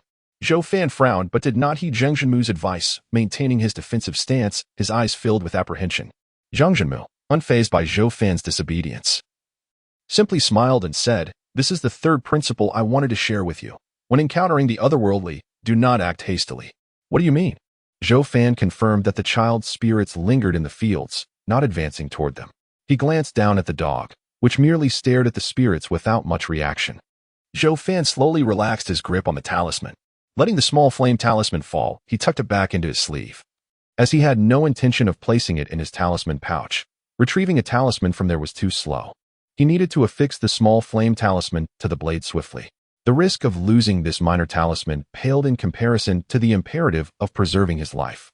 Moreover, with careful handling, the small flame talisman was not easily lost. Zhang Jinmu observed Zhou Fan's actions, a glimmer of appreciation in his eyes. Recognizing his partner as a cautious individual, he elaborated, "When encountering the otherworldly, do not act hastily. The first instinct should be to refrain from recklessness." Zhang Jinmu paused, contemplating before asking Zhou Fan, "Do you understand the classifications of the otherworldly?" Zhou Fan sheathed his sword, raising an eyebrow slightly. "What classifications? It seems you are unaware." Zhang Jinmu replied without surprise. Even the esteemed Talisman Masters could not clearly enumerate how many otherworldly beings existed, though efforts had been made to categorize them. To my knowledge, the otherworldly are divided into two categories, the wandering and the vengeful, each further divided into three tiers, white, black, and blood. The lowest tier of the otherworldly is the white wanderer. Zhang Jinmu pointed towards the child spirits in the fields. Those are known as rice children. Named for their penchant for playing above the rice paddies, they belong to the category of white wanderers. "Rice children, huh?" Zhou Fan murmured, observing the rice children frolicking and giggling above the fields. Hundreds of rice children engaged in running, flipping, and sitting in playful antics.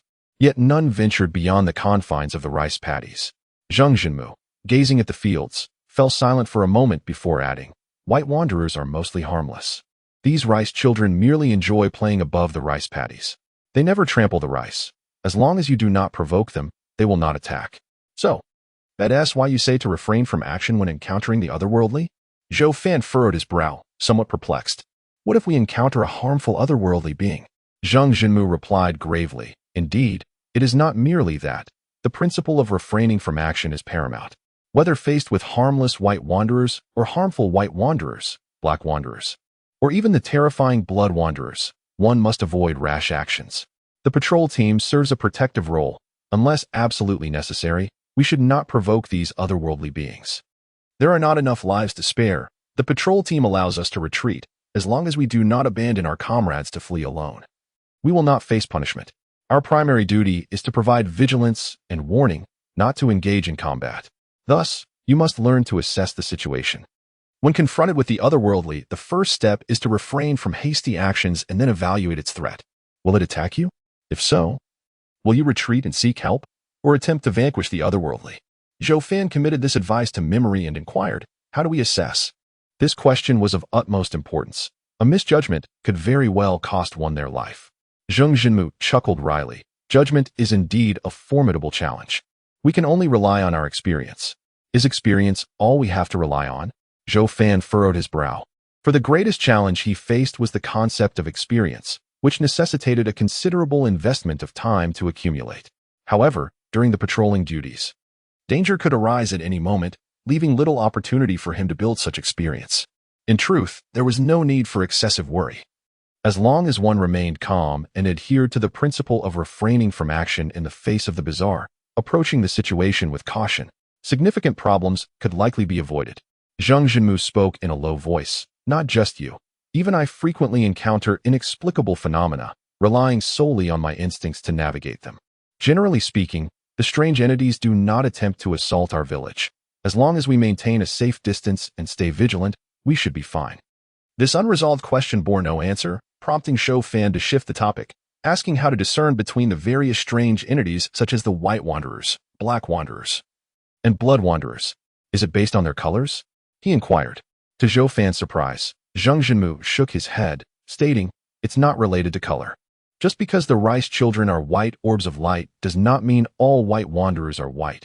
For instance, the shadow ghosts lurking in darkness are also classified as white wanderers. This revelation astonished Zhou Fan. Had Zhang Jinmu not mentioned it, he would have genuinely believed that shadow ghosts were classified as black wanderers. The classification of white, black, and blood is merely a designation by the authorities denoting their level of danger. As for which peculiar entity belongs to which category, unless one is familiar with that entity, it is impossible to determine its classification based solely on its color. Zhang Jinmu's expression turned sardonic, highlighting yet another factor that rendered patrolling perilous. Upon hearing this, Zhou Fan glanced at his companion, the old dog, realizing that Zhang Jinmu's assertions underscored the dog's value even further. Zhang Jinmu followed Zhou Fan's gaze and remarked with a sneer, Old Wang's dog is indeed impressive, but I advise you not to place all your hopes on a mere beast. If it fails you, it could cost you your life. The old dog seemed to sense Zhang Jinmu's disparaging remarks, baring its teeth and growling softly. Zhou Fan quickly admonished the old dog, for even without Zhang Jinmu's words, he would not place his entire trust in it. To Zhou Fan, the old dog represented a defensive line against danger. Yet the ultimate line of defense would always be oneself.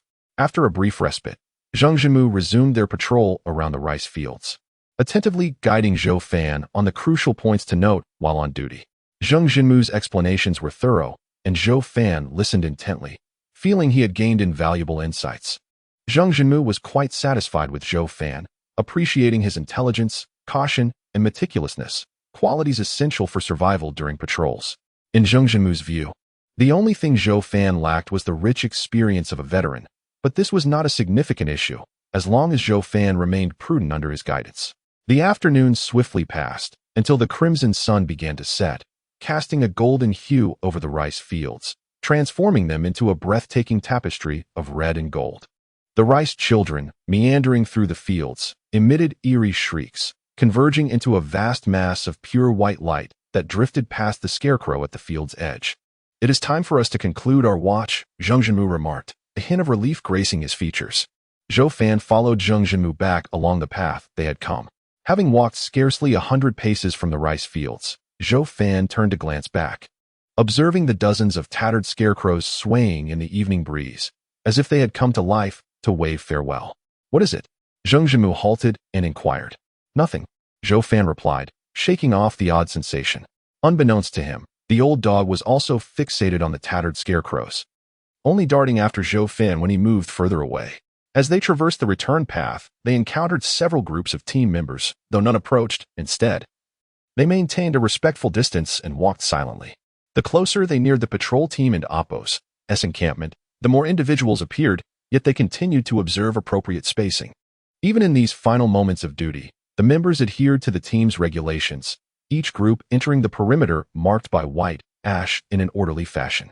Lu Kuei approached, and upon confirming the team was assembled, he commanded, "Prepare the talismans." At the sound of this command, all members retrieved their talismans and affixed them to their persons, Zhou Fan included. After applying his talisman, Zhou Fan scanned the area, noting no anomalies. Lu Kuei stepped outside the white ash circle surrounding Zhou Fan and Zhang Jinmu, casting a brief glance at them before addressing Zhou Fan. Zhou Fan, bringing your dog into the team is acceptable, but do not forget to keep an eye on it. Understood, Zhou Fan acknowledged, placing the talisman on the old dog as well. Confirming everything was in order, he stepped out of the white ash circle, marking the true conclusion of their day's patrol. Ah Fan, the lean monkey, approached with a grin. Zhou Fan merely smiled back, glancing around to spot He Chao and Li Earl not far off, heading toward the village. He chose not to linger on the two, instead walking alongside the lean monkey toward home, inquiring, "How was your afternoon?" The lean monkey cheerfully replied, "Not bad. There was nothing much happening this afternoon. My partner taught me quite a bit, though he was a bit neurotic, forbidding this and that.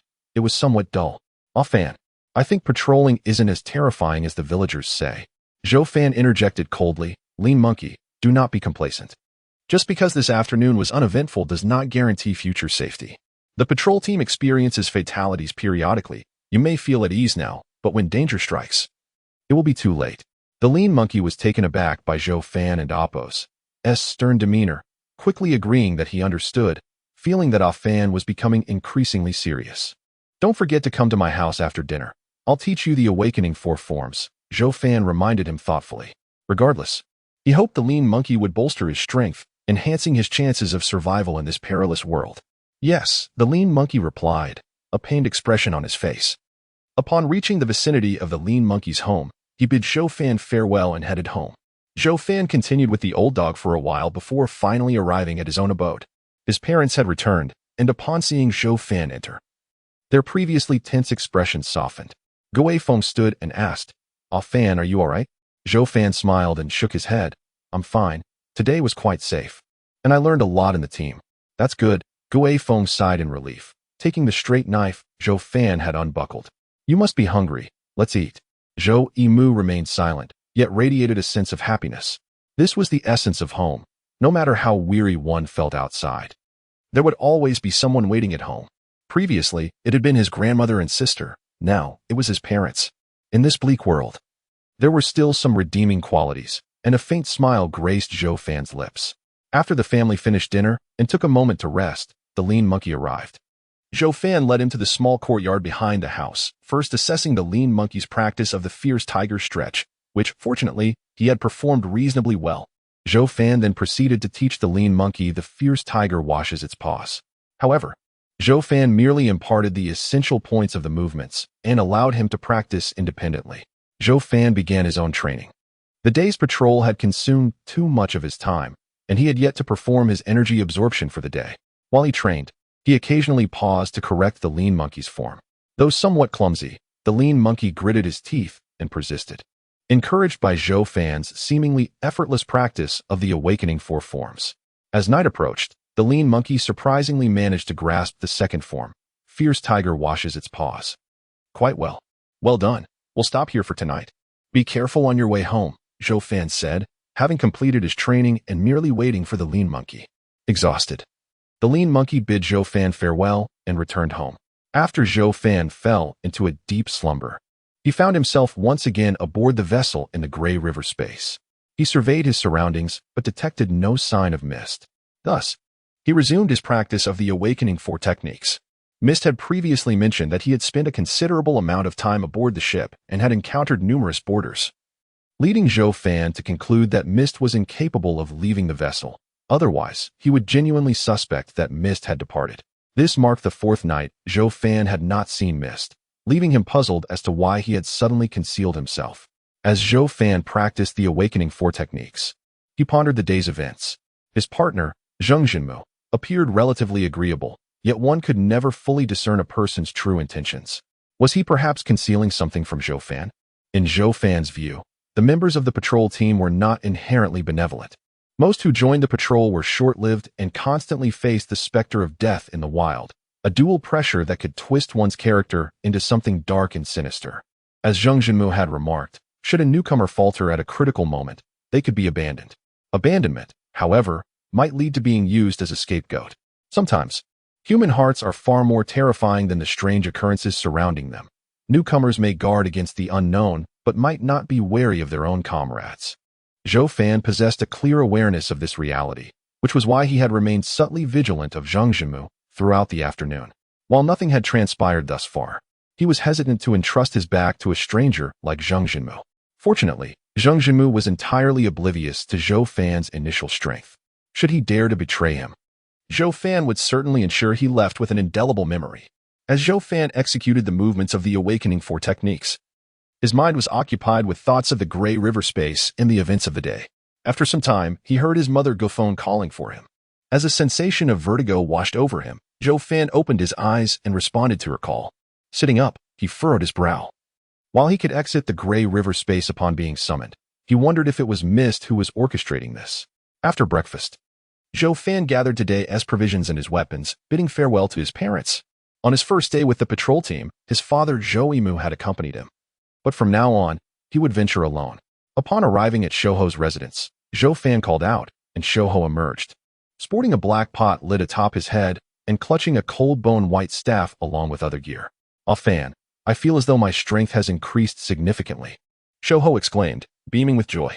Zhou Fan was not taken aback. Rather, he was more curious as to whether Shouho could comprehend the essence of the world after learning the Awakening 4 techniques, thus enabling him to harness qi into his body. That was the crux of the matter. As they walked, Zhou Fan took the opportunity to advise Shouho on the precautions to take while patrolling. Shouho listened with a puzzled expression, struggling to grasp the information. Eventually, Zhou Fan instructed him to remember the things he absolutely must not do. Shouho nodded, indicating he would remember. However, Zhou Fan sighed inwardly, given Shouho's nature. He could not be certain whether Shouho would truly retain this knowledge. If he failed to do so, his situation would surely be perilous. In such circumstances, Zhou Fan could only offer assistance to the best of his ability, knowing he could not constantly monitor Shouho, especially since they were in different groups. And Zhou Fan himself had to manage his own affairs. Ultimately, one must rely on oneself. Upon reaching the patrol camp, Zhou Fan waited for a while, and gradually, others began to arrive. Lier Lu and He Chao joined them, hesitating briefly before standing a short distance from Zhou Fan and Shouho. As they were all newcomers and instinctively gravitated together, Zhou Fan and Shouho barely had time to greet Lier Lu and He Chao before their respective partners called them away. The night shift members had already returned, leaving only those on the day shift at the camp. Vice Captain Zhou Shinshin approached, counting heads and confirming that everyone was present. With a stern expression, he instructed all groups to patrol their designated areas. "What do you think of this, Zhou Shinshin?" Zheng Jinmu suddenly asked with a smile as they walked toward the rice fields. "I find his demeanor rather cold. Beyond that, I cannot say," Zhou Fan replied cautiously. "Cold?" Zheng Jinmu's face lit up with intrigue. He oversees the day shift and frequently patrols to supervise the various teams. He didn't come by yesterday afternoon, but be wary. Don't let him catch you slacking off. "What happens if he does?" Zhou Fan inquired, raising an eyebrow. "He'll break one of your hands or a leg." Zheng Jinmu scoffed. "Cold. You should rather describe him as ruthless." Zhou Fan surveyed the surroundings and asked, "Is this in accordance with patrol regulations?" Zheng Jinmu chuckled. "The patrol's regulations are rather chaotic. In truth, there are no strict rules. Often, the two esteemed sorcerers are too indifferent to intervene, and Luo Tsuanjing dares not meddle. The patrol is entirely dictated by the 3 capable captains. If you err, breaking a hand or leg goes unchallenged." Zhou Fan quickly grasped that the patrol operated under a might is right principle. However, Zhou Shanshun is relatively lenient. If you find yourself at the mercy of Wu Tianba. Zheng Jinmu paused ominously. Zhou Fan, sensing the gravity, prompted, "What would happen?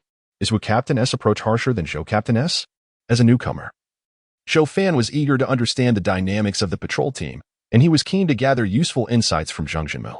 He had inquired about Wu Tianba the previous night from his father, Zhou Mu, who had merely stated that he had little interaction with him and did not know him well. Even in a violent police department, there would be intrigue and rivalry. In Zhou Fan's eyes, both the former police force and the current patrol team formed a similar circle. To survive in such an environment, one must familiarize oneself with its rules. After a moment's hesitation, Zhang Jinmu said, "Zhou Fan, I find you agreeable enough that I will share this. If you have the chance to choose in the patrol, it is better to offend Zhou Shinshin than Wu Tianba. Wu Tianba is a venomous snake that strikes from the shadows. If you fall into his grasp, he will not merely break your limbs, but will quietly orchestrate your demise from behind." "Such as?" Zhou Fan asked, his expression grave. "For instance, he might deliberately assign you to a peculiar team and place you in a hazardous area for patrolling. I cannot elaborate further, but I trust you understand," Zheng Jinmu explained. His face clouded with seriousness. "Rest assured, we are currently on the day shift. He cannot reach us for now." Zhou Fan understood this implication all too well. He recognized it was best not to press further and instead shifted the conversation. Why does Luo Tsunjing refrain from intervening in patrol matters? Is it due to a lack of vested interest? A lack of interest is part of the reason, Zhang Jinmu replied with a smile. Zhou Fan, you seem unaware. Our village chief is notoriously timid. He is a martial artist and fears that should he meddle too much in patrol affairs, he might be thrust into a leadership position should a captain fall, and the patrol is not a place where one can easily escape death. Zhou Fan merely chuckled. And as they approached the rice fields, their idle chatter ceased, and they focused on their patrol duties. The task was relatively uneventful. They needed only to remain vigilant of their surroundings, guarding against any sudden appearances of the unknown. Zhou Fan remained alert, contemplating Zhang Jinmu's words while inwardly scoffing. He knew Zhang Jinmu was not sharing these rumors without purpose. His evaluations of Zhou Shunshin and Wu Tianba left Zhou Fan with a sense of skepticism, as he was inherently cautious and reluctant to place his trust in the words of a stranger. Zhou Fan did not even inquire about Zhang Jinmu's opinion of Lu Kuei. Given that Zhang Jinmu had previously mentioned that Lu Kuei saved his life, Zhou Fan could surmise his assessment without needing to ask.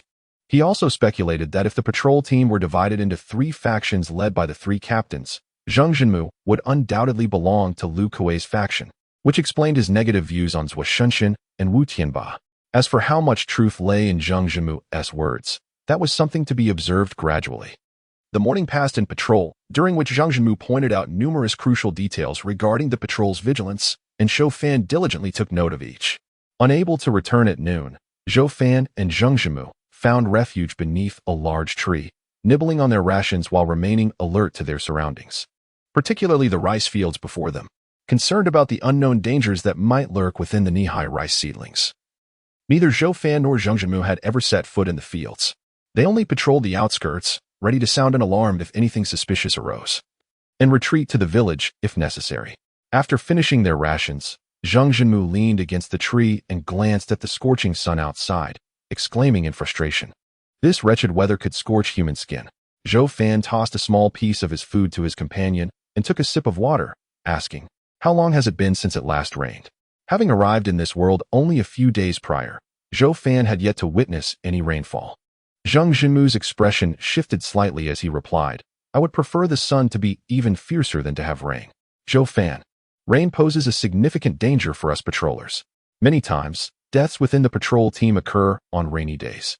Zhou Fan paused, pondering, is it because rain obscures visibility, thereby increasing danger? Zhang Jinmu's demeanor softened as he clarified, not entirely. Rainy days tend to awaken certain malevolent entities that thrive in gloom. Most of these beings are of the Black Wanderer tier. Zhou Fan fell silent, aware through Zhang Jinmu that Black Wanderers were perilous, exhibiting a proclivity for attacking humans, which necessitated their vigilance against potential incursions into the village. As for Blood Wanderers, Zhang Jinmu mentioned they were rarely seen. During his tenure in the patrol, he had only encountered one, resulting in the death of a vice captain and several team members, a catastrophic loss.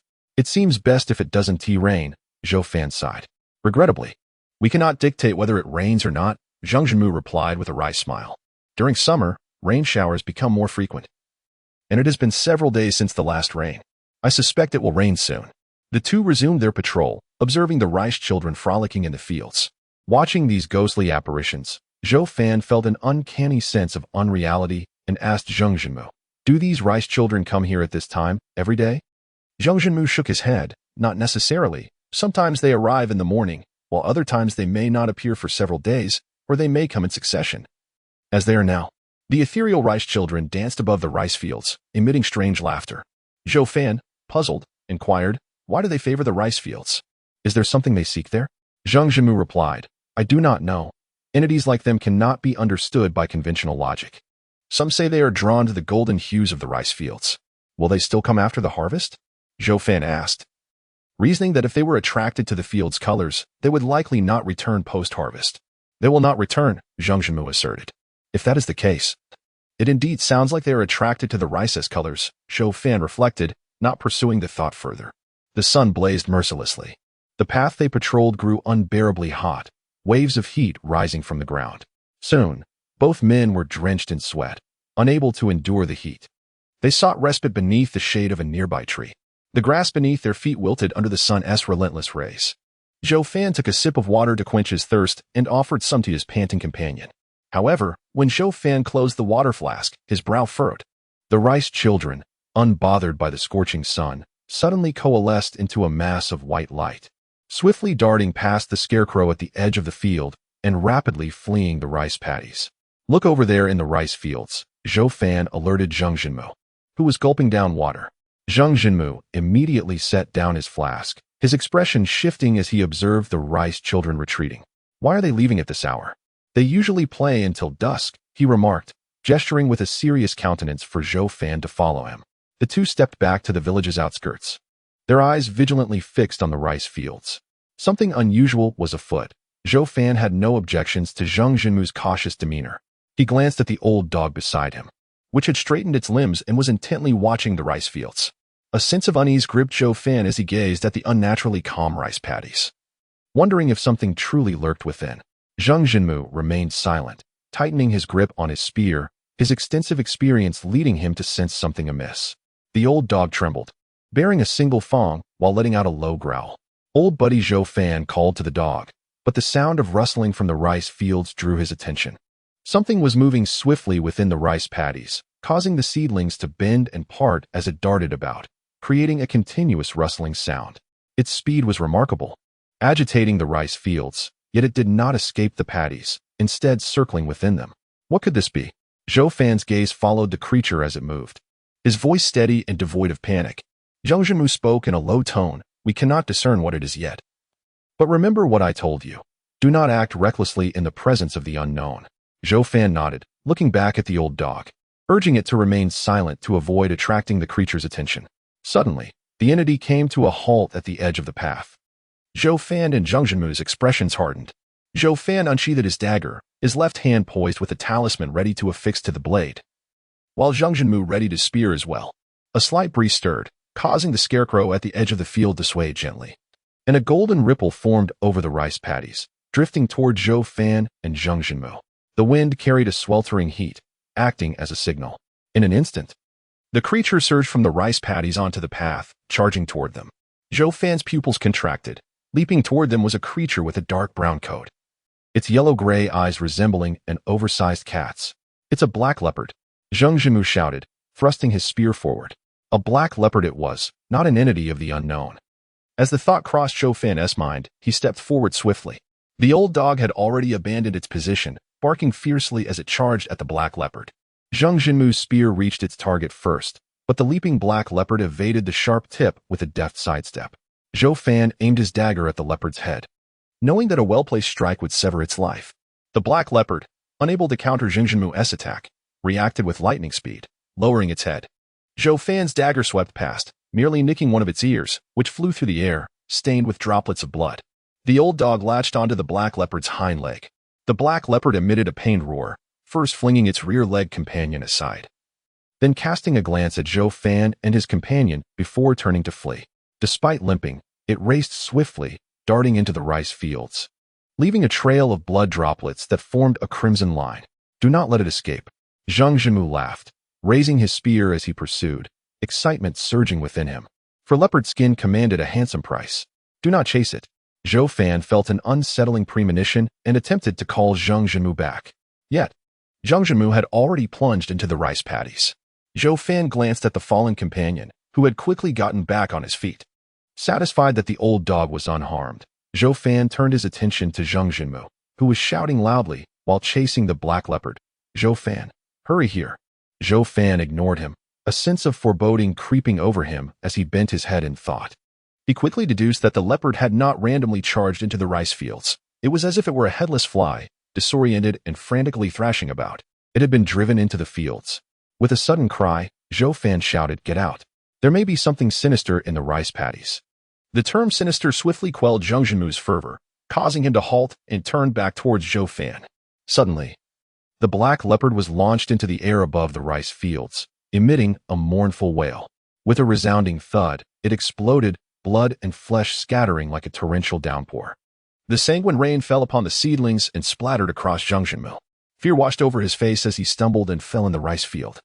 Yet he dared not linger, scrambling to escape the paddies. Emerging from the fields, Zhang Jinmu's attire was stained with blood and bits of flesh.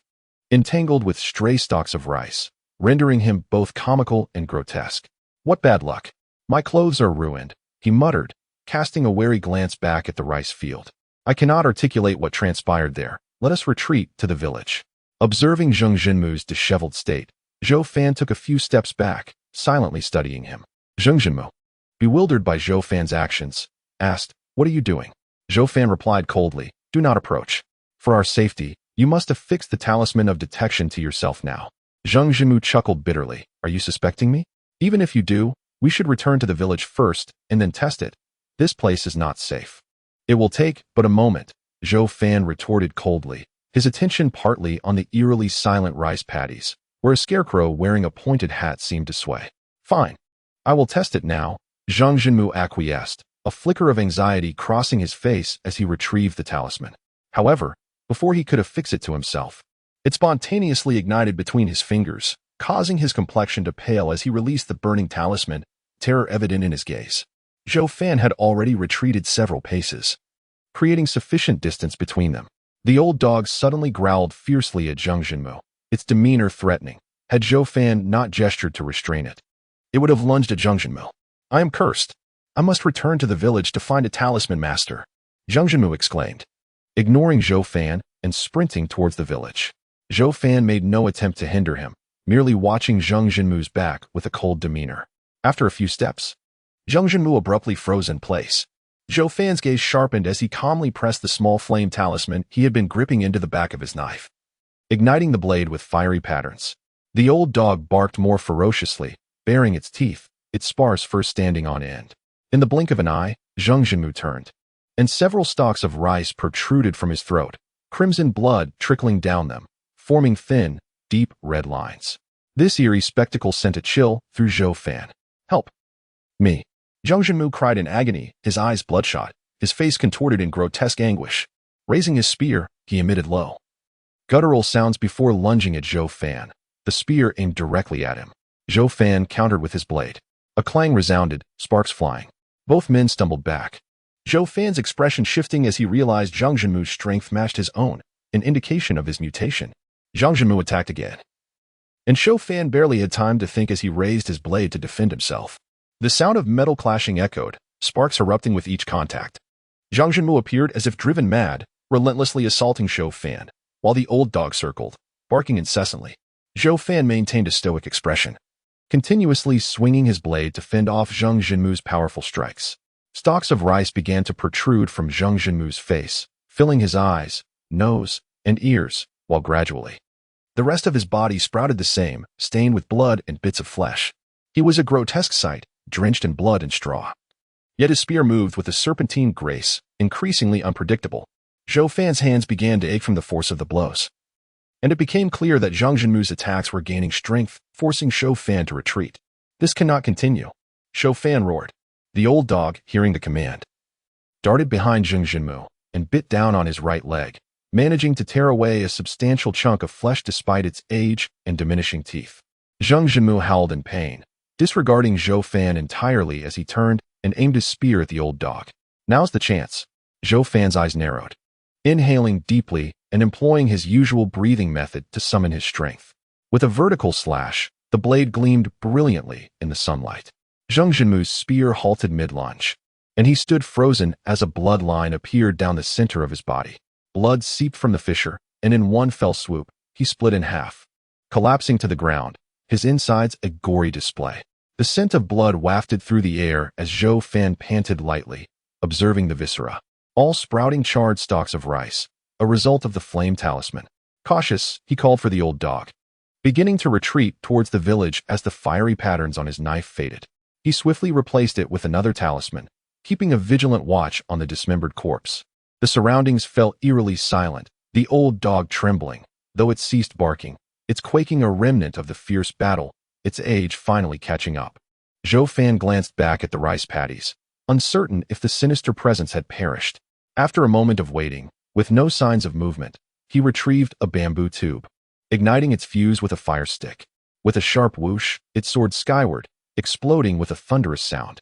Zhou Fan remained alert, and soon, nearby teammates began to arrive, halting in their tracks upon witnessing the gruesome scene. Their eyes shifted warily to Zhou Fan. Zhou Fan remained still, understanding that any sudden movement might lead to misunderstandings. "Affan," the lean monkey exclaimed upon arriving, his face paling as he surveyed the carnage, hesitating to approach. Yet, his partner restrained him. "Do not come any closer," Zhou Fan warned. Echoing the caution, Li Erlv and He Chao, two newcomers, accompanied their respective partners, their faces ashen and eyes filled with trepidation. For this was their first encounter with such a grisly scene. The vice-captain of the patrol team, his brow furrowed deeply, merely frowned slightly and called out to Zhou Fan, "Let us wait a moment until Captain Liu arrives." Zhou Fan nodded gently, his brow slightly knitted. It was not the gruesomeness of the scene that unsettled him, but rather the realization that the patrol duties were far more perilous than he had anticipated. Encountering such a situation on just the second day, Liu Kuei soon arrived, his expression grave as he gazed upon the nearly unrecognizable corpse of Zhang Jinmu, a look of astonishment flickering in his eyes. The bizarre circumstance of Zhang Jinmu, a seasoned member of the team, having perished while Zhou Fan survived, was enough to leave him in disbelief. Liu Kuei turned to Zhou Fan and instructed, "Affan, proceed with the divination talisman." Zhou Fan retrieved the divination talisman from his pouch. The tension among some members of the patrol team was palpable as they watched Zhou Fan's movements, their weapons already affixed with minor flame talismans, ready to act should Zhou Fan exhibit any signs of peculiarity. Zhou Fan affixed the divination talisman onto himself, yet the yellow paper talisman exhibited no reaction. "Is it done?" Zhou Fan inquired, having already conducted a test prior to anyone's arrival.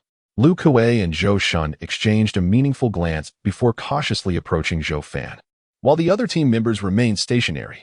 As they drew nearer, both Liu Kuei and Zhou Shun instinctively maintained their distance from Zhou Fan, for their experience indicated that the divination talisman was not infallible. Both Liu Kuei and Zhou Shun cast a glance at the nearby corpse of Zhang Jinmu, their eyes widening at the sight of the bloodied straw intertwined with flesh. "It is the black killing straw," Zhou Shun remarked coldly. Zhou Fan, somewhat surprised by Zhou Shun's recognition, asked, "Is the black killing straw dead?"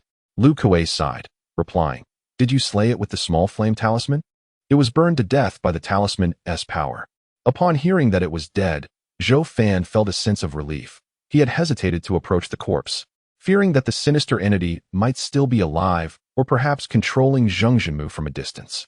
Zhou Shun regarded Zhou Fan with a frosty demeanor, stating, "The killing straw is a malevolent entity that can only possess a host through blood. We must understand why Zhang Jinmu was possessed and how you managed to kill him." Liu Kuei glanced at the patrolling team members, declaring, "The danger has temporarily passed. Everyone return to your designated patrol areas." The patrol members began to disperse, and the lean monkey was forcibly taken away by his partner. Zhou Fan recounted the events in detail, knowing that Liu Kuei and Zhou Shun were among the elite in the team and feeling no need to conceal anything, especially since there was nothing worthy of concealment. After listening, Liu Kuei sighed. Zhang Jinmu was an old hand in the team, usually cautious in his actions. Who would have thought his greed for that leopard skin would cost him his life? Zhou Shun nodded. If that is the case, it makes sense. The killing straw first possessed the black leopard and then used blood as a medium to inhabit Zhang Jinmu. However, there remains one question. Liu Kuei seemed to have an epiphany and looked up at Zhou Fan. Zhou Fan furrowed his brow. "What question?" Zhou Shun replied icily. "The characteristic of possession-type malevolent entities is that once they take over, they can extract the host's potential to the utmost detriment of their body. Zhang Jinmu was quite formidable, in a state of explosive potential. Even with an old dog like you assisting, he should have been more than a match for you. Whether you attempted to fight back or flee, you would have perished beneath his spear, yet you survived, which is highly unusual." Liu Kuei remained silent, but he shared Zhou Shun's thoughts. Zhou Fan lowered his head, pretending to ponder, but soon shook his head. "I am unsure of what transpired. In that moment between life and death, it felt as though all my strength erupted forth, and my power continually increased." Liu Kuei and Zhou Shun exchanged astonished glances, quickly arriving at a possibility, though disbelief flickered in their eyes. Liu Kuei asked loudly, "Affan, have you stepped into the realm of initial strength?" Zhou Fan feigned contemplation, his expression one of confusion. "I cannot be certain. I merely sensed an inexhaustible reservoir of power within me, and it still lingers." "We shall find out with a single clash," Zhou Shun declared, drawing his sword and lunging at Zhou Fan. Zhou Fan unsheathed his blade to block. As their weapons collided with a clang, Zhou Fan was pushed back 4 steps. He felt a slight numbness in his palm and regarded Zhou Shun with surprise. Despite only using 300 gene of strength, Zhou Shun's seemingly gentle strike had sent him reeling. Zhou Shun's prowess evidently surpassed his own, though the extent remained uncertain. Zhou Shun sheathed his sword, stating, approximately 300 jin, indeed indicative of initial strength. However, this method of breakthrough is novel to me. Zhou Fan fell silent, aware that disclosing his initial strength would be imprudent, so he refrained from inquiring about such matters with Lu Kuei, uncertain if such breakthroughs truly existed. Lu Kuei smiled and explained, no, a Fan's breakthrough is entirely normal, for he practices the most authentic 12 styles of the tiger, even more so than Captain Zhou. A Fan has been training according to the handwritten manuscript and has already perceived the existence of vital energy. He was merely a step away from success. Whether Lu Kuei's explanation was accurate, Zhou Fan could not ascertain, but it did relieve him of some potential trouble. I see. Zhou Shun observed Zhou Fan before turning to Lu Kuei, scoffing. What of it? He merely had good fortune, achieving a breakthrough in a life and death moment. Otherwise, he may never have crossed that threshold. Zhou Shun seemed somewhat unconvinced, while Lu Kuei merely smiled. Regardless, it is fortunate that a Fan has broken through. Our patrol team gains another warrior. Zhou Shun refrained from further debate, instead turning to depart, stating, I have matters to attend to. You handle this. Once Zhou Shun left, only Zhou Fan and Lu Kuei remained. Lu Kuei regarded Zhou Fan with a hint of wistfulness. A Fan, you have indeed turned misfortune into fortune. I had thought you would never surpass that threshold. Zhou Fan paused before responding. I believe such breakthroughs are not something anyone would willingly pursue. Lu Kuei chuckled wryly. You speak truth. Few would dare to gamble their lives on such a breakthrough. Zhou Fan's gaze fell upon Zheng Jinmu's corpse, and he fell silent. The fallen comrade lying nearby, appearing utterly exhausted. You need not mourn. Such occurrences are commonplace in the patrol team. You will grow accustomed to it with time. Lu Kuei consoled Zhou Fan, mistakenly believing him to be grieving. In truth, Lu Kuei felt more sorrowful. He had saved Zheng Jinmu once and shared a relatively good relationship with him, never expecting such an end. Zhou Fan was not grieving. He was contemplating other matters. Yet he made no defense, but instead posed a question that had been on his mind. Some malevolent entities can possess. How can we prevent them from doing so? Zhou Fan was not keen on meeting the same fate as Zheng Jinmu, falling victim to an unprovoked possession. Zhou Fan's inquiry momentarily stunned Lu Kuei, who pondered before answering. Certain talismans can force out possessing entities, though they are quite rare and not readily available to us. Moreover, once possessed, one may be under the entity's control, rendering the talismans ineffective. However, do not be overly concerned. Entities like the killing straw are ultimately rare and typically require a medium to possess. As long as we remain cautious of blood and similar mediums, we should encounter no major issues. Zhou Fan found Lu Kuei's answer unsatisfactory, yet he understood that this world often offered unsatisfactory responses. He shifted the topic. What should be done with Zheng Jinmu's body? Lu Kuei glanced at the corpse, now cleaved in two by Zhou Fan's blade, and sighed, You stay here and guard. I will fetch something to contain his body. After Lu Kuei departed, Zhou Fan settled onto the ground, beads of sweat the size of mung beans soon forming on his brow. He wiped his forehead with his sleeve, not out of fear, but from sheer exhaustion. He had merely been holding on until now. Zhou Fan took a swig from his water flask, then gestured for his companion, the old dog, to come closer, offering it water as well. Were it not for this old dog, the outcome of that recent battle would have been difficult to predict. He might have been slain. Sensing the metallic tang of blood wafting from nearby, Zhou Fan's expression remained impassive. Having witnessed numerous murder scenes in his past life, he found this sanguine tableau tolerable. It was merely unfortunate for Zheng Jinmu. However, Zhou Fan felt no remorse for his lethal strike, knowing full well that the Zheng Jinmu possessed by the killing straw had long since perished. Given that his opponent was a malevolent entity, he bore no psychological burden with that decisive blow. Lu Kuei returned, holding a bundle of grass ropes and mats. He glanced at Zhou Fan and hesitated, suggesting, Shall we gather the body? The team will provide 100 copper coins. Will you do it, or shall I? Zhou Fan considered the proposal and replied, Why not both of us? However, since we are in the wilderness, we must maintain a respectful distance. It is prudent for one of us to remain vigilant while the other tends to the body. 100 copper coins, then? I'll take it, Zhou Fan decided, reflecting on the 3 Xin coins his family had already spent on him, along with additional expenses from the last encounter with the death spirit. Although Zhou Yimu and Gue Feng had never voiced any concerns, Zhou Fan felt compelled to contribute to his family's finances. Are you not concerned about the mess? Lu Kuei asked, initially expecting Zhou Fan to decline.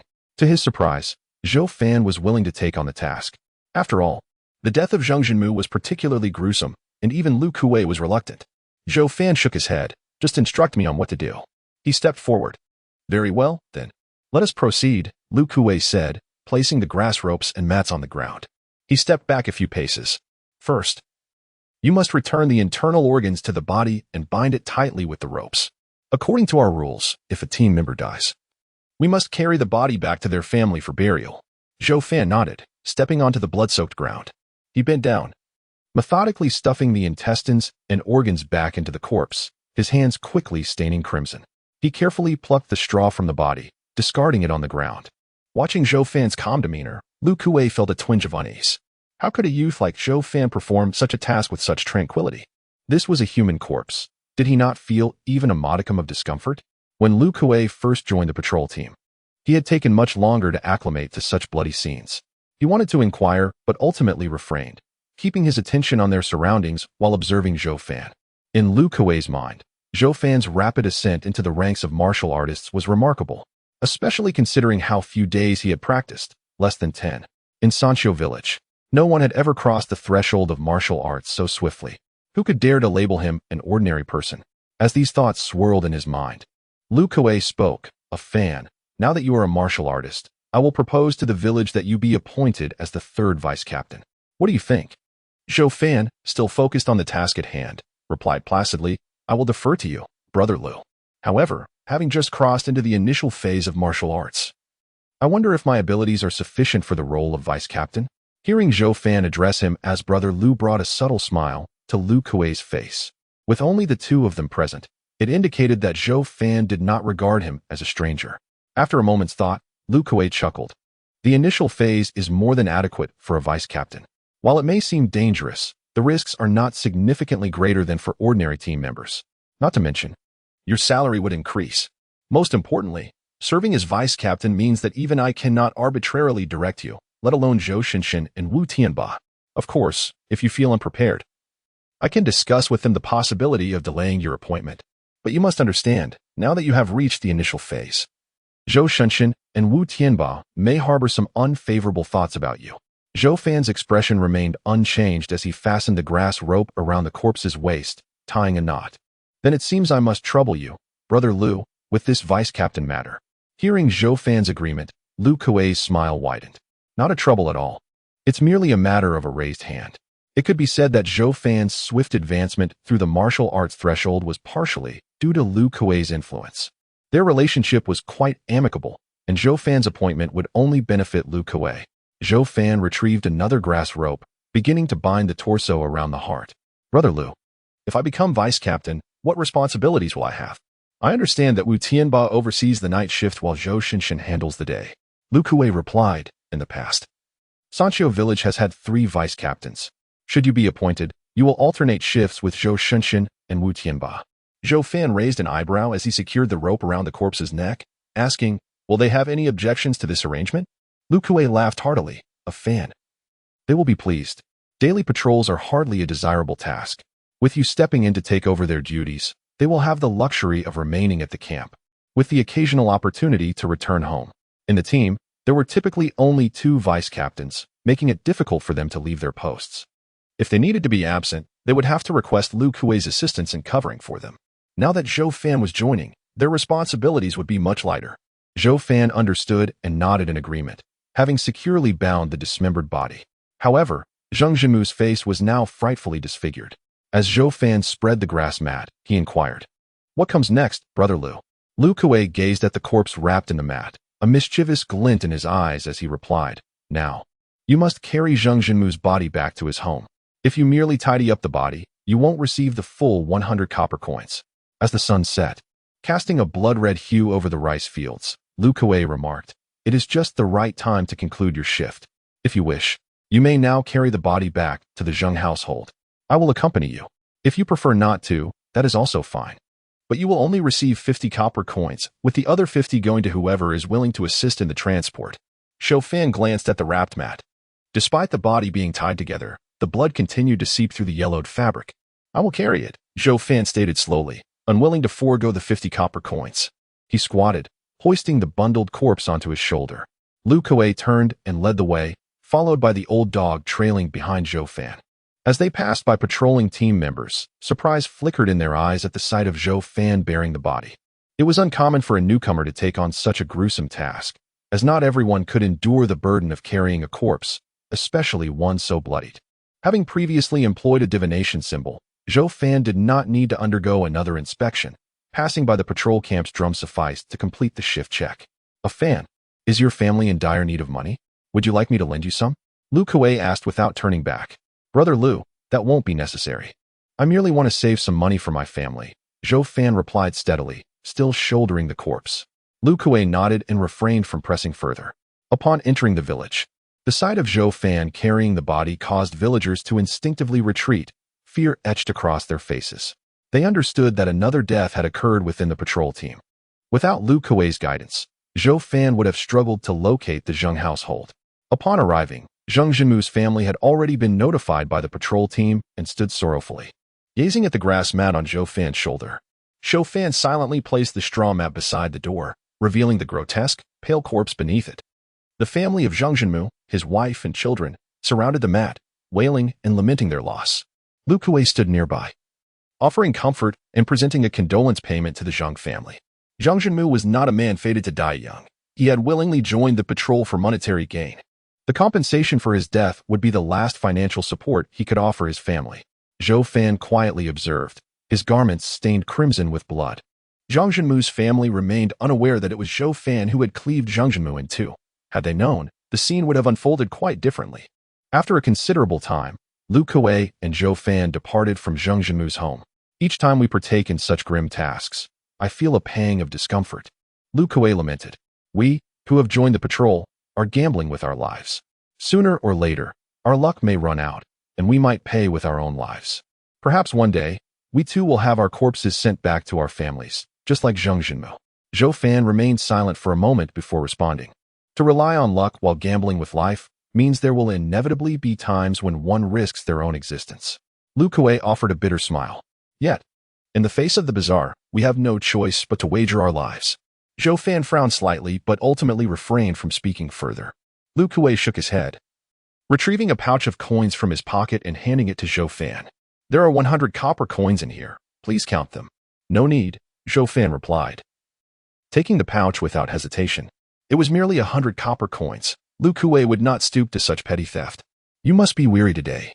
Go home and rest well," Lu Kuei said, managing a faint smile before turning towards the patrol camp.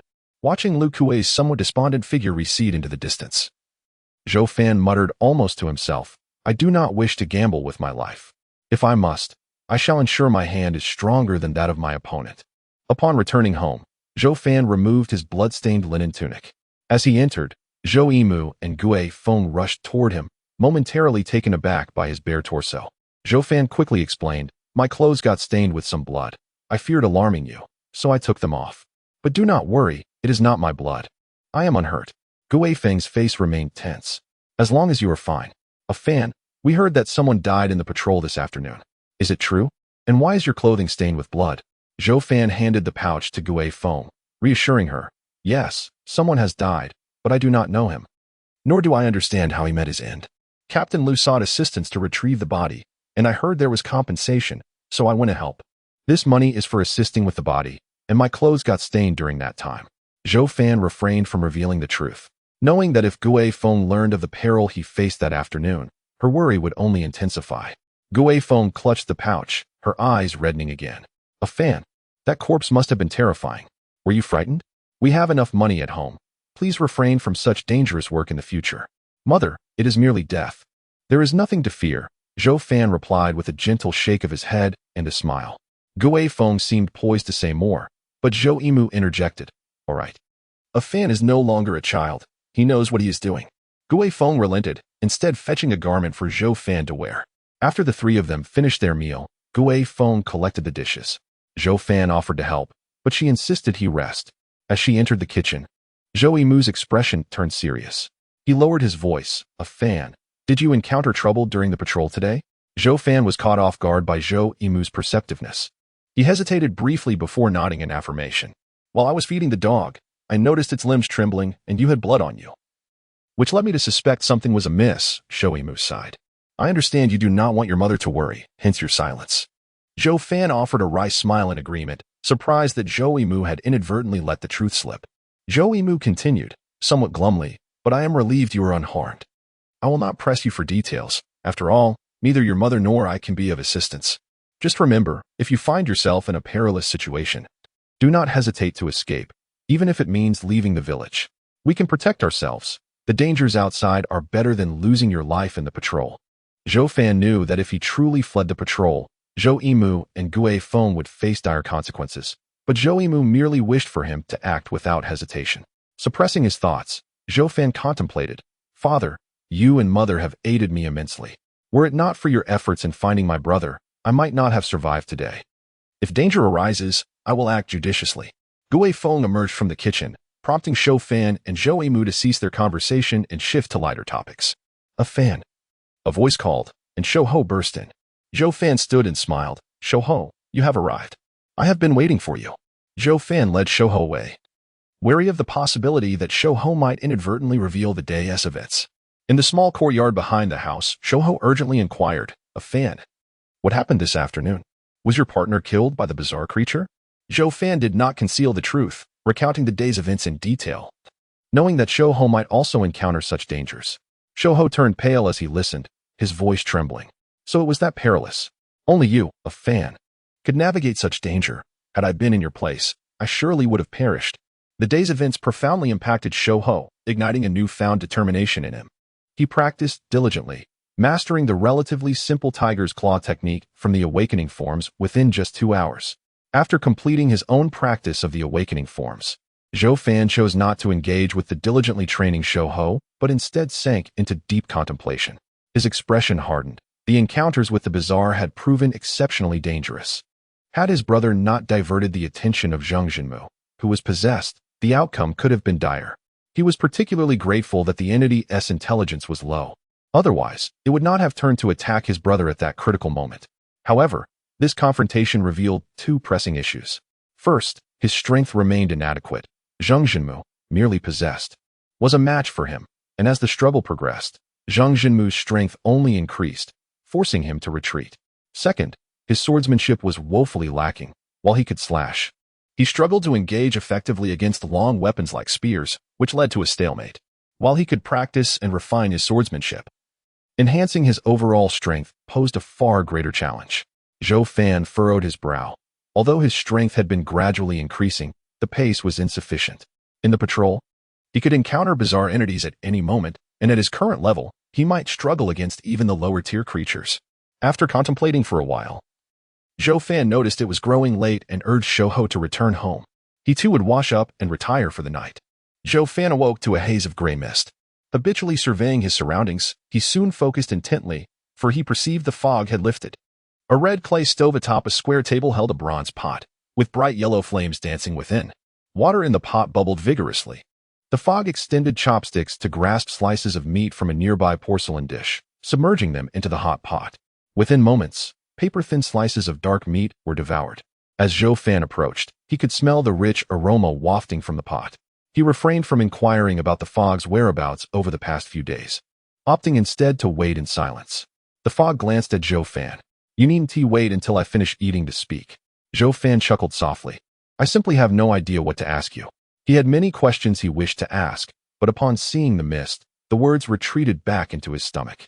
He understood that many inquiries would yield no answers, for the mist would remain silent. The mist's countenance was calm. His gaze drifted to a corner of the table where an hourglass had appeared. The grains of sand at the top had just begun to fall. Zhou Fan looked at the hourglass and inquired, Is this the time I have aboard the ship tonight? Indeed, the mist replied, picking up a meatball and rolling it in the pot before placing it in his mouth to chew. As you may have surmised, I do not frequently appear. Occasionally, I retire to rest, and when I do, you must not disturb my slumber. Zhou Fan nodded.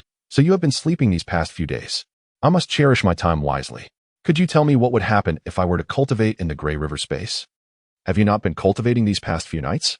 The mist replied casually, his attention focused on the ingredients in the bronze hot pot. I mean absorbing the primordial energy and the like. Zhou Fan elaborated further. The mist paused, his chopsticks halting midair as he regarded Zhou Fan seriously. Do you wish to know? Why not simply try for yourself? A smile graced Zhou Fan's face. Mist, you are well aware of my nature. I would not dare to attempt something without assurance. The mist picked up a piece of meat, swallowing it whole instead of placing it in the hot pot. That is your own dilemma, he remarked. If I am unaware, then so be it. Zhou Fan sighed. If even the mist does not know, then what of the previous boarders who ventured such attempts? The mist scoffed. How could they not have? In fact, those who boarded this vessel have done everything imaginable and beyond. However, some matters are destined to remain unanswered. Those who attempted to absorb primordial energy, some gained immense benefits. Others perished aboard the ship, while some experienced no effect whatsoever. Zhou Fan's expression shifted subtly. How can there be three outcomes? If all boarders are human, such disparities seem excessive. The mist responded indifferently. How am I to know? Zhou Fan fell silent, uncertain whether the mist was genuinely ignorant or feigning ignorance. Nonetheless, this inquiry could go no further. How much of one's lifespan does a fishing endeavor consume? A peculiar smile spread across the mist's face as he released his chopsticks, which transformed into wisps of gray fog. With a gentle wave of his hand, everything on the table, including the red clay stove, vanished. As the fog dissipated, 7 fishing rods of various colors appeared. One fishing attempt consumes a year of life, but the deep gray rod is an exception. It allows for 2 attempts within a single year, albeit both must be utilized in one night, the mist explained as he settled down. You may use it at your discretion. Zhou Fan regarded the deep gray rod, frowning as he queried. Why can the deep gray rod allow for 2 attempts while the others permit only 1? The mist chuckled, because the other rods are fixed. For instance, the light purple rod you previously used can catch medicinal pills. If you desire such pills, use the light purple rod. The deep gray rod, however, is random. Intrigued, Zhou Fan realized he had gleaned much useful information from the mist. He pressed on. What might the other colored rods catch? Impatience flickered across the mist's face. If you wish to know, you must try for yourself. Feigning a bitter smile, Zhou Fan replied, that may prove impractical. I possess only 4 years of life. Even if I were to exhaust all of it on fishing bait, I could not possibly test every rod unless I could use something else as bait. His gaze remained fixed on the mist. The mist's cold visage turned toward Zhou Fan, asking, when did you realize this? Realize what? That fishing bait is not solely comprised of lifespan. In response to the mist's inquiry, Zhou Fan merely smiled faintly. During your absence over these nights, I pondered. If it were merely for my meager 4 years of life, it seems improbable that the ship would go to such lengths to bring me aboard. I contemplated that the only activity available to boarders is fishing. Thus, is lifespan the only bait? I deemed it unlikely, leading to my speculation. The mist's retort effectively informed Zhou Fan that fishing could indeed utilize other forms of bait. In truth, Zhou Fan had surmised this. And the mist showed no inclination to conceal the truth. He simply stated, even if you have guessed, it matters not. You shall never know what bait is required. Zhou Fan remained composed, shaking his head. Of course, I cannot deduce what bait is needed, but you, mist, surely know. The mist replied with a smile, I certainly do. Yet I shall not disclose it to you. Zhou Fan glanced at the blood sphere in the sky, stating, I believe you ought to tell me. The mist followed his gaze towards the blood sphere, inquiring, what do you see? Zhou Fan shook his head, nothing in particular. I merely wish to observe.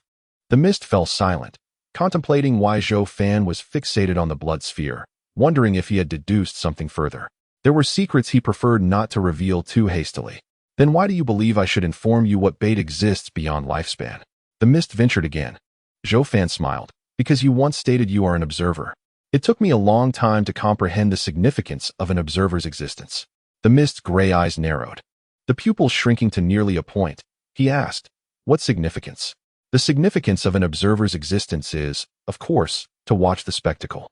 Zhou Fan, weary from standing, sat upon the deck and continued, I am the performance in your eyes. If you withhold information, I shall refrain from using my lifespan for fishing, rendering this spectacle tedious and dull. Even if I reluctantly exhaust my lifespan, it amounts to only 3 or 4 attempts. Once my life is spent, I shall perish, and this performance will be exceedingly brief. A dull and fleeting spectacle is, I imagine, not of any interest to you. The mist laughed. This laughter sincere and devoid of the previous gray haze, revealing a genuine joy that Zhou Fan could perceive. Among the past boarders, there have been many exceptionally clever individuals, much like yourself, who have surmised that besides lifespan, there exists a second form of alternative bait. However, whether they discern this depends on my mood. I may or may not choose to reveal it when I am in good spirits, and perhaps I would divulge it when my mood is poor. Zhou Fan listened attentively, uncertain if the mist would indeed share this information, understanding that his words were merely an attempt. The mist continued, I recognize your words aim to entice me to speak. Yet I bear no aversion to this, for your words are most intriguing.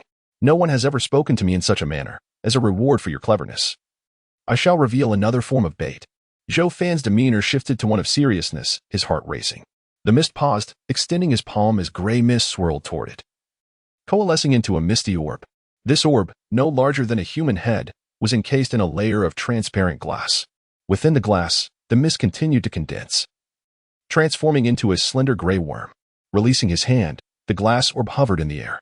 Zhou Fan gazed at the gray worm within the glass orb with curiosity, awaiting the mist's explanation. The mist declared, you have now collected a bait. Thus, fishing will not deplete your lifespan. This gray worm is the bait. Zhou Fan asked, perplexed. When did I collect it? The mist countered. Did you not slay a strange creature in the outside world? Zhou Fan's expression shifted. Is the other form of bait this strange creature? The mist nodded. Indeed, the other bait is this strange creature, specifically. It is the one you have slain that transforms into bait. Furrowing his brow, Zhou Fan inquired, what is the principle behind this? Why do the bizarre creatures I slay turn into bait? The mist remained silent, evidently unwilling to address Zhou Fan's inquiry. Your time is limited. It shifted the topic, however. This bait will not vanish. You may keep it for your next fishing venture. Zhou Fan glanced at the hourglass on the table, noticing that indeed, the sand at the top was dwindling. I shall fish tonight. He was reluctant to wait any longer. Who knew what awaited him in the outside world? A curious expression crossed the mist face. Which rod do you intend to choose? The light purple rod used last time can catch elixirs, while the dark gray rod offers 2 random catches. Alternatively, you could use the bait to test the effects of other rods. Zhou Fan furrowed his brow in contemplation, dismissing the idea of using the bait for testing. The bizarre creatures were not easy to kill, and the bait he possessed was earned at the cost of his life. Such bait was not easily acquired. Zhou Fan slowly inquired, is there a difference in effectiveness and longevity between bait made from bizarre creatures and that made from lifespan? He needed clarity on whether the dark gray rod would yield inferior quality catches compared to the others.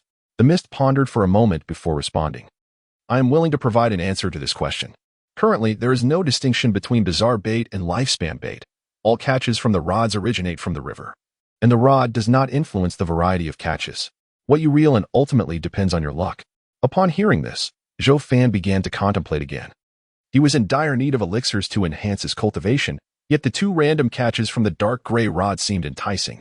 The light purple rod promised a stable acquisition of elixirs, while the dark gray rod offered the chance of obtaining 2 unpredictable items.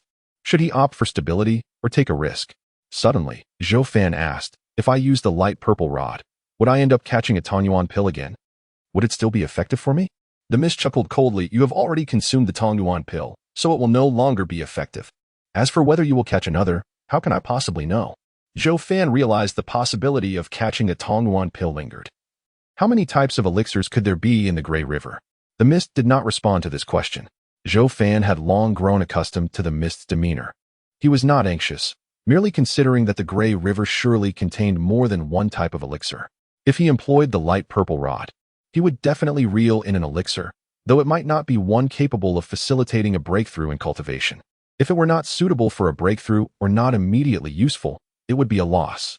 In that case, it might be wiser to gamble with the dark gray rod, as he could at least obtain 2 items. Having made up his mind, Zhou Fan approached the round table and picked up the dark gray rod.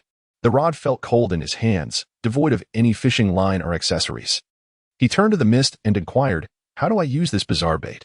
Just as you did last time with the fishing rod, simply cast it into the river. The mist replied nonchalantly. With that guidance, Zhou Fan hesitated no longer. He stood at the edge of the boat and cast the line. The dark gray fishing line swiftly unfurled from the rod and fell onto the surface of the gray river. Shadows darted wildly beneath the water, tugging at the line as it sank deeper. The line tightened, bending the tip of the rod slightly. Zhou Fan pulled firmly, and with a splash, something was drawn up by the tentacle-like line. A fist-sized spherical object emerged, its white surface adorned with dense bone spikes. Zhou Fan stared at the object at the end of his line, his expression one of astonishment. This was certainly not an elixir, but what was it? Mist. What is this?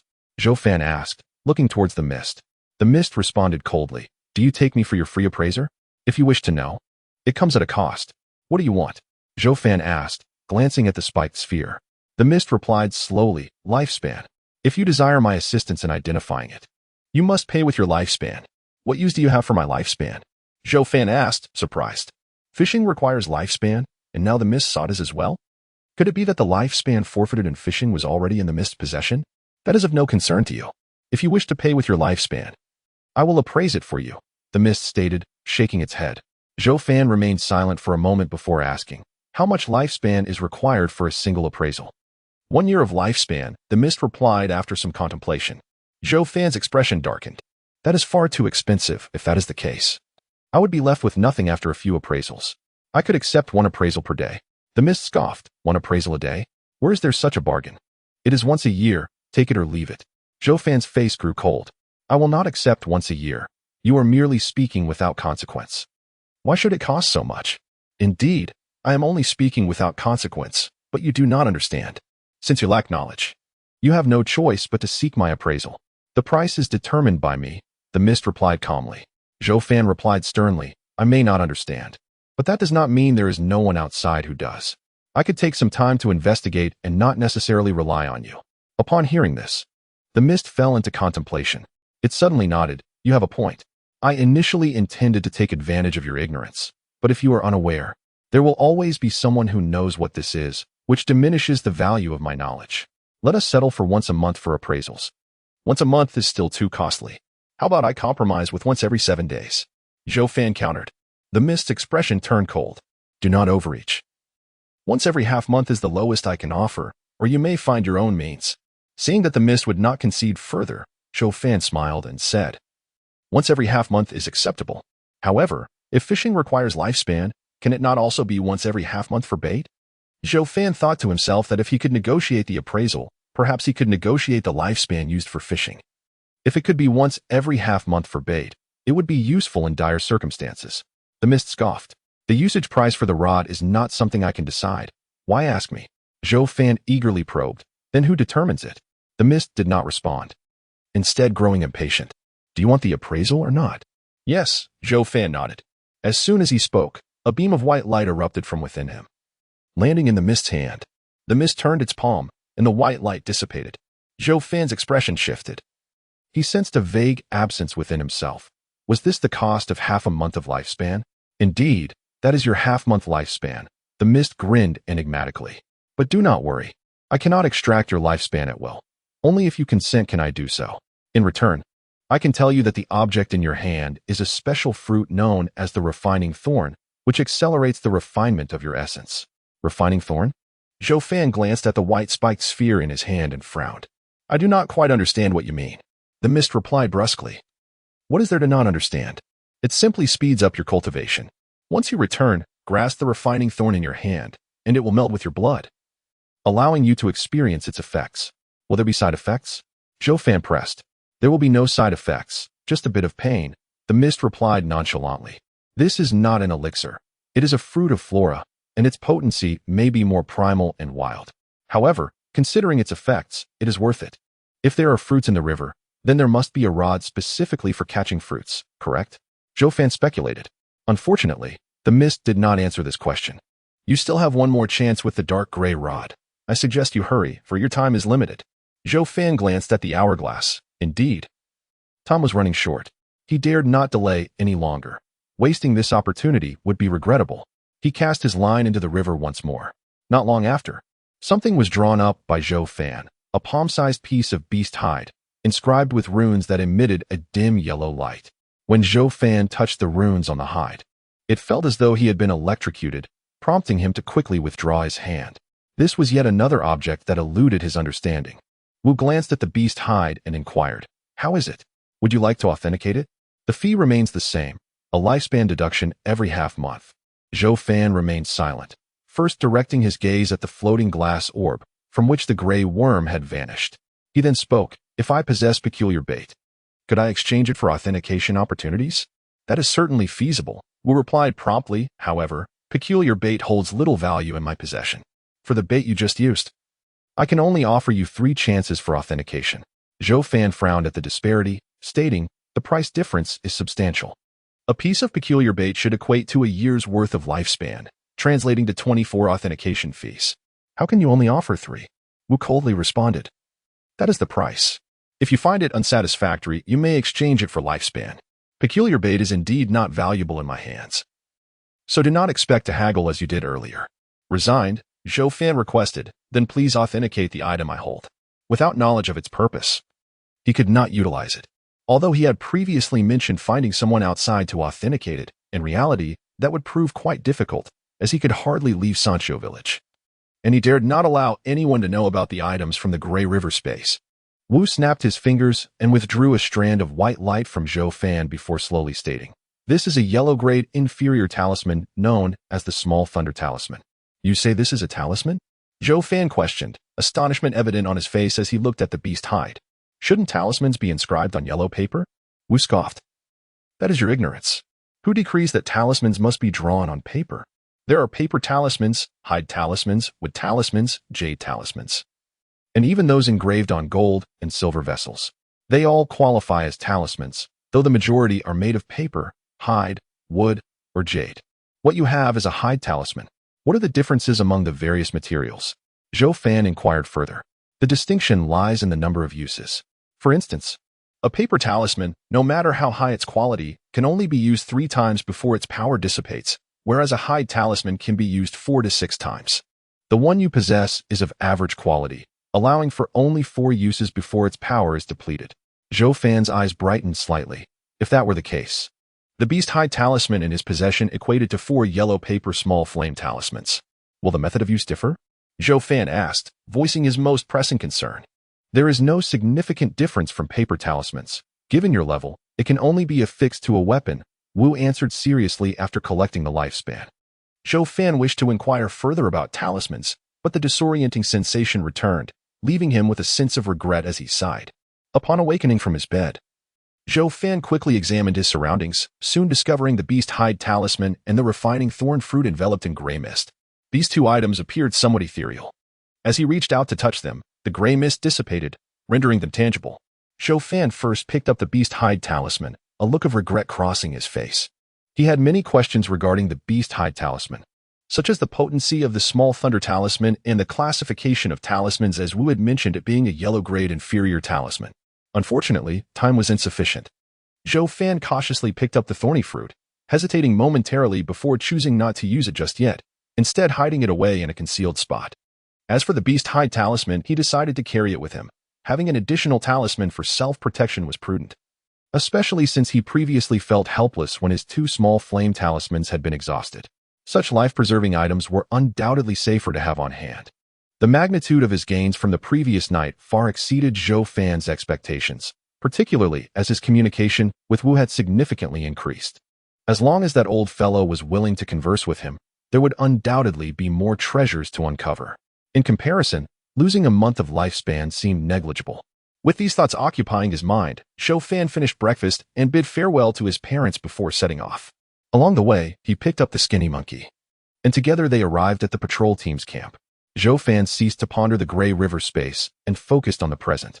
At that moment, the patrol team camp was bustling with more people than usual for a morning, as those who had been on night duty had not returned home to rest as per usual but had instead remained. "Wow, it's so lively," the skinny monkey exclaimed. Zhou Fan observed the crowd in the camp, raising an eyebrow as a suspicion began to form in his mind.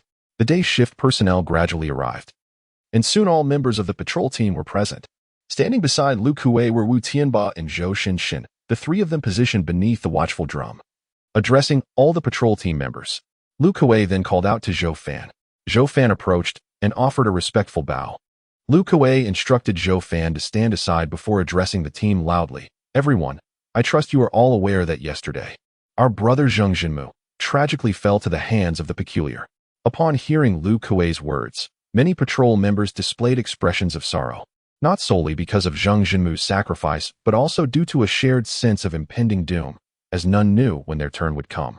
After expressing his condolences for Zheng Jinmu, Lu Kuei continued, "However, amidst the misfortune, there is a silver lining. Our new addition to the patrol team, Brother Zhou Fan, has achieved a breakthrough to become a martial artist during yesterday's battle. At this proclamation, the patrol team erupted into a clamor, all eyes turning incredulously toward Zhou Fan. Among the 60 members of the patrol team, only 3 captains were martial artists, and now, in less than 3 days since joining, Zhou Fan had attained this status. A revelation that naturally astonished them.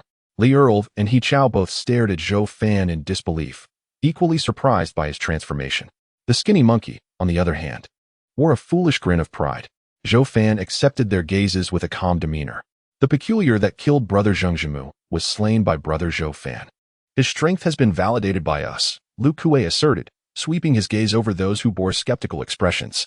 According to the rules of the team, and following discussions with the village last night, from today onward, Brother Zhou Fan will serve as the vice-captain of the patrol team. Is that understood? Yes, came the unified response from the crowd, their doubts dispelled, as the validation of strength by the captain left no room for error. Once the matters were concluded, Lu Kuei offered a few more instructions, advising the night shift to return home to rest while the day shift, under the arrangements of Lu Kuei and Zhou Shinshin, continued with the patrol for the day. Congratulations, Captain Zhou, Wu Tianba said, lingering instead of leaving immediately, a smile gracing his face. Zhou Fan replied, I look forward to your guidance, Captain Wu. Before his demise, Zheng Zhimu had referred to Wu Tianba as a snake-like figure, and although Zhou Fan had his reservations, he dared not show any disrespect towards Wu Tianba. After exchanging pleasantries, Wu Tianba added, in a few days, when Captain Zhou has some time, I would like to invite you to my home for dinner. It would be a great honor. Zhou Fan merely responded with a vague promise to make time. What are you two discussing? Lu Kuei asked with a smile, approaching after finishing his arrangements. Oh, nothing much, just offering congratulations to Captain Zhou and engaging in casual conversation. Wu Tianba chuckled. Zhou Fan smiled without replying. Lu Kuei studied the two for a moment before saying, Captain Wu, since Captain Zhou has just assumed his position, let him learn from Zhou Shinshin for a while. After some time, he can follow you for further training. Does that work for you? Wu Tianba replied with a grin. Of course, having Captain Zhou's assistance is something I welcome. Then I shall entrust the task to Captain Wu, Zhou Fan remarked with a smile. No need for formality. Wu Tianba waved his hand, adding, if there are no further matters, I shall take my leave to rest. After Wu Tianba departed, Lu Kuei, with a hint of profundity, advised, Afan, while on night patrol with Wu Tianba, be cautious. The darkness can render the path treacherous. Prioritize your safety. Zhou Fan nodded softly, Brother Lu. I shall heed your words. Lu Kuei smiled with satisfaction. By the way, accompany me to meet Elder Huang first, and then I shall take you to find Zhou Shinshin. Under the guidance of Lu Kuei, Zhou Fan swiftly met the esteemed Huang master. After a brief introduction, the venerable elder bestowed upon Zhou Fan 2 small flame talismans. Having expended one the previous day, he now found himself in possession of 2, as it was permitted by the vice-captain to hold an additional talisman. Shortly thereafter, Zhou Fan, again under Lu Kuei's direction, encountered Zhou Shinshin, who was already aware of Zhou Fan's intention to learn from him. Lu Kuei exchanged a few words before turning to attend to other matters, leaving Zhou Fan alone with Zhou Shinshin. With a smile, Zhou Fan inquired, Captain Zhou, what tasks lie ahead for us? Zhou Shinshin maintained a stoic demeanor as he replied, in truth, the vice-captain has no specific duties. We merely patrol and ensure that the team members do not become lazy. Of course, you may choose to be idle as well. But should a significant incident arise and you have done nothing, the village will hold us accountable for our negligence. He continued, it would be wise for you to hope for a lack of duties, for any occurrence would signify the emergence of a bizarre entity, necessitating our swift response to the scene, much like the signal flare you fired that day. If you were to perish, unable to prevent the anomaly, the other team members would step in, and we, as captains, would hasten to deal with the threat. But what if we encounter an anomaly that even we cannot handle? Zhou Fan furrowed his brow, recalling Zheng Zhinmu's words that such matters should be entrusted to the captain. Zhou Shinshin's face bore a hint of derision as he responded. If there is but one anomaly at the Black Wanderer level, I can handle it myself. However, should there be 2, we would require the assistance of the team members or the arrival of Captain Lu for a better chance of success. It's not that we cannot defeat them, but if we face 3 or encounter a Blood Wanderer, then we must seek assistance from the village's talismans. If the village talismans cannot subdue the anomaly, I have never witnessed such a thing, and if it truly exists, I fear for the fate of Sanqiu village. As Zhou Fan followed Zhou Shinshin on patrol, he posed various questions.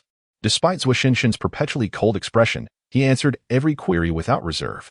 The day passed swiftly, and the patrol team encountered no significant troubles.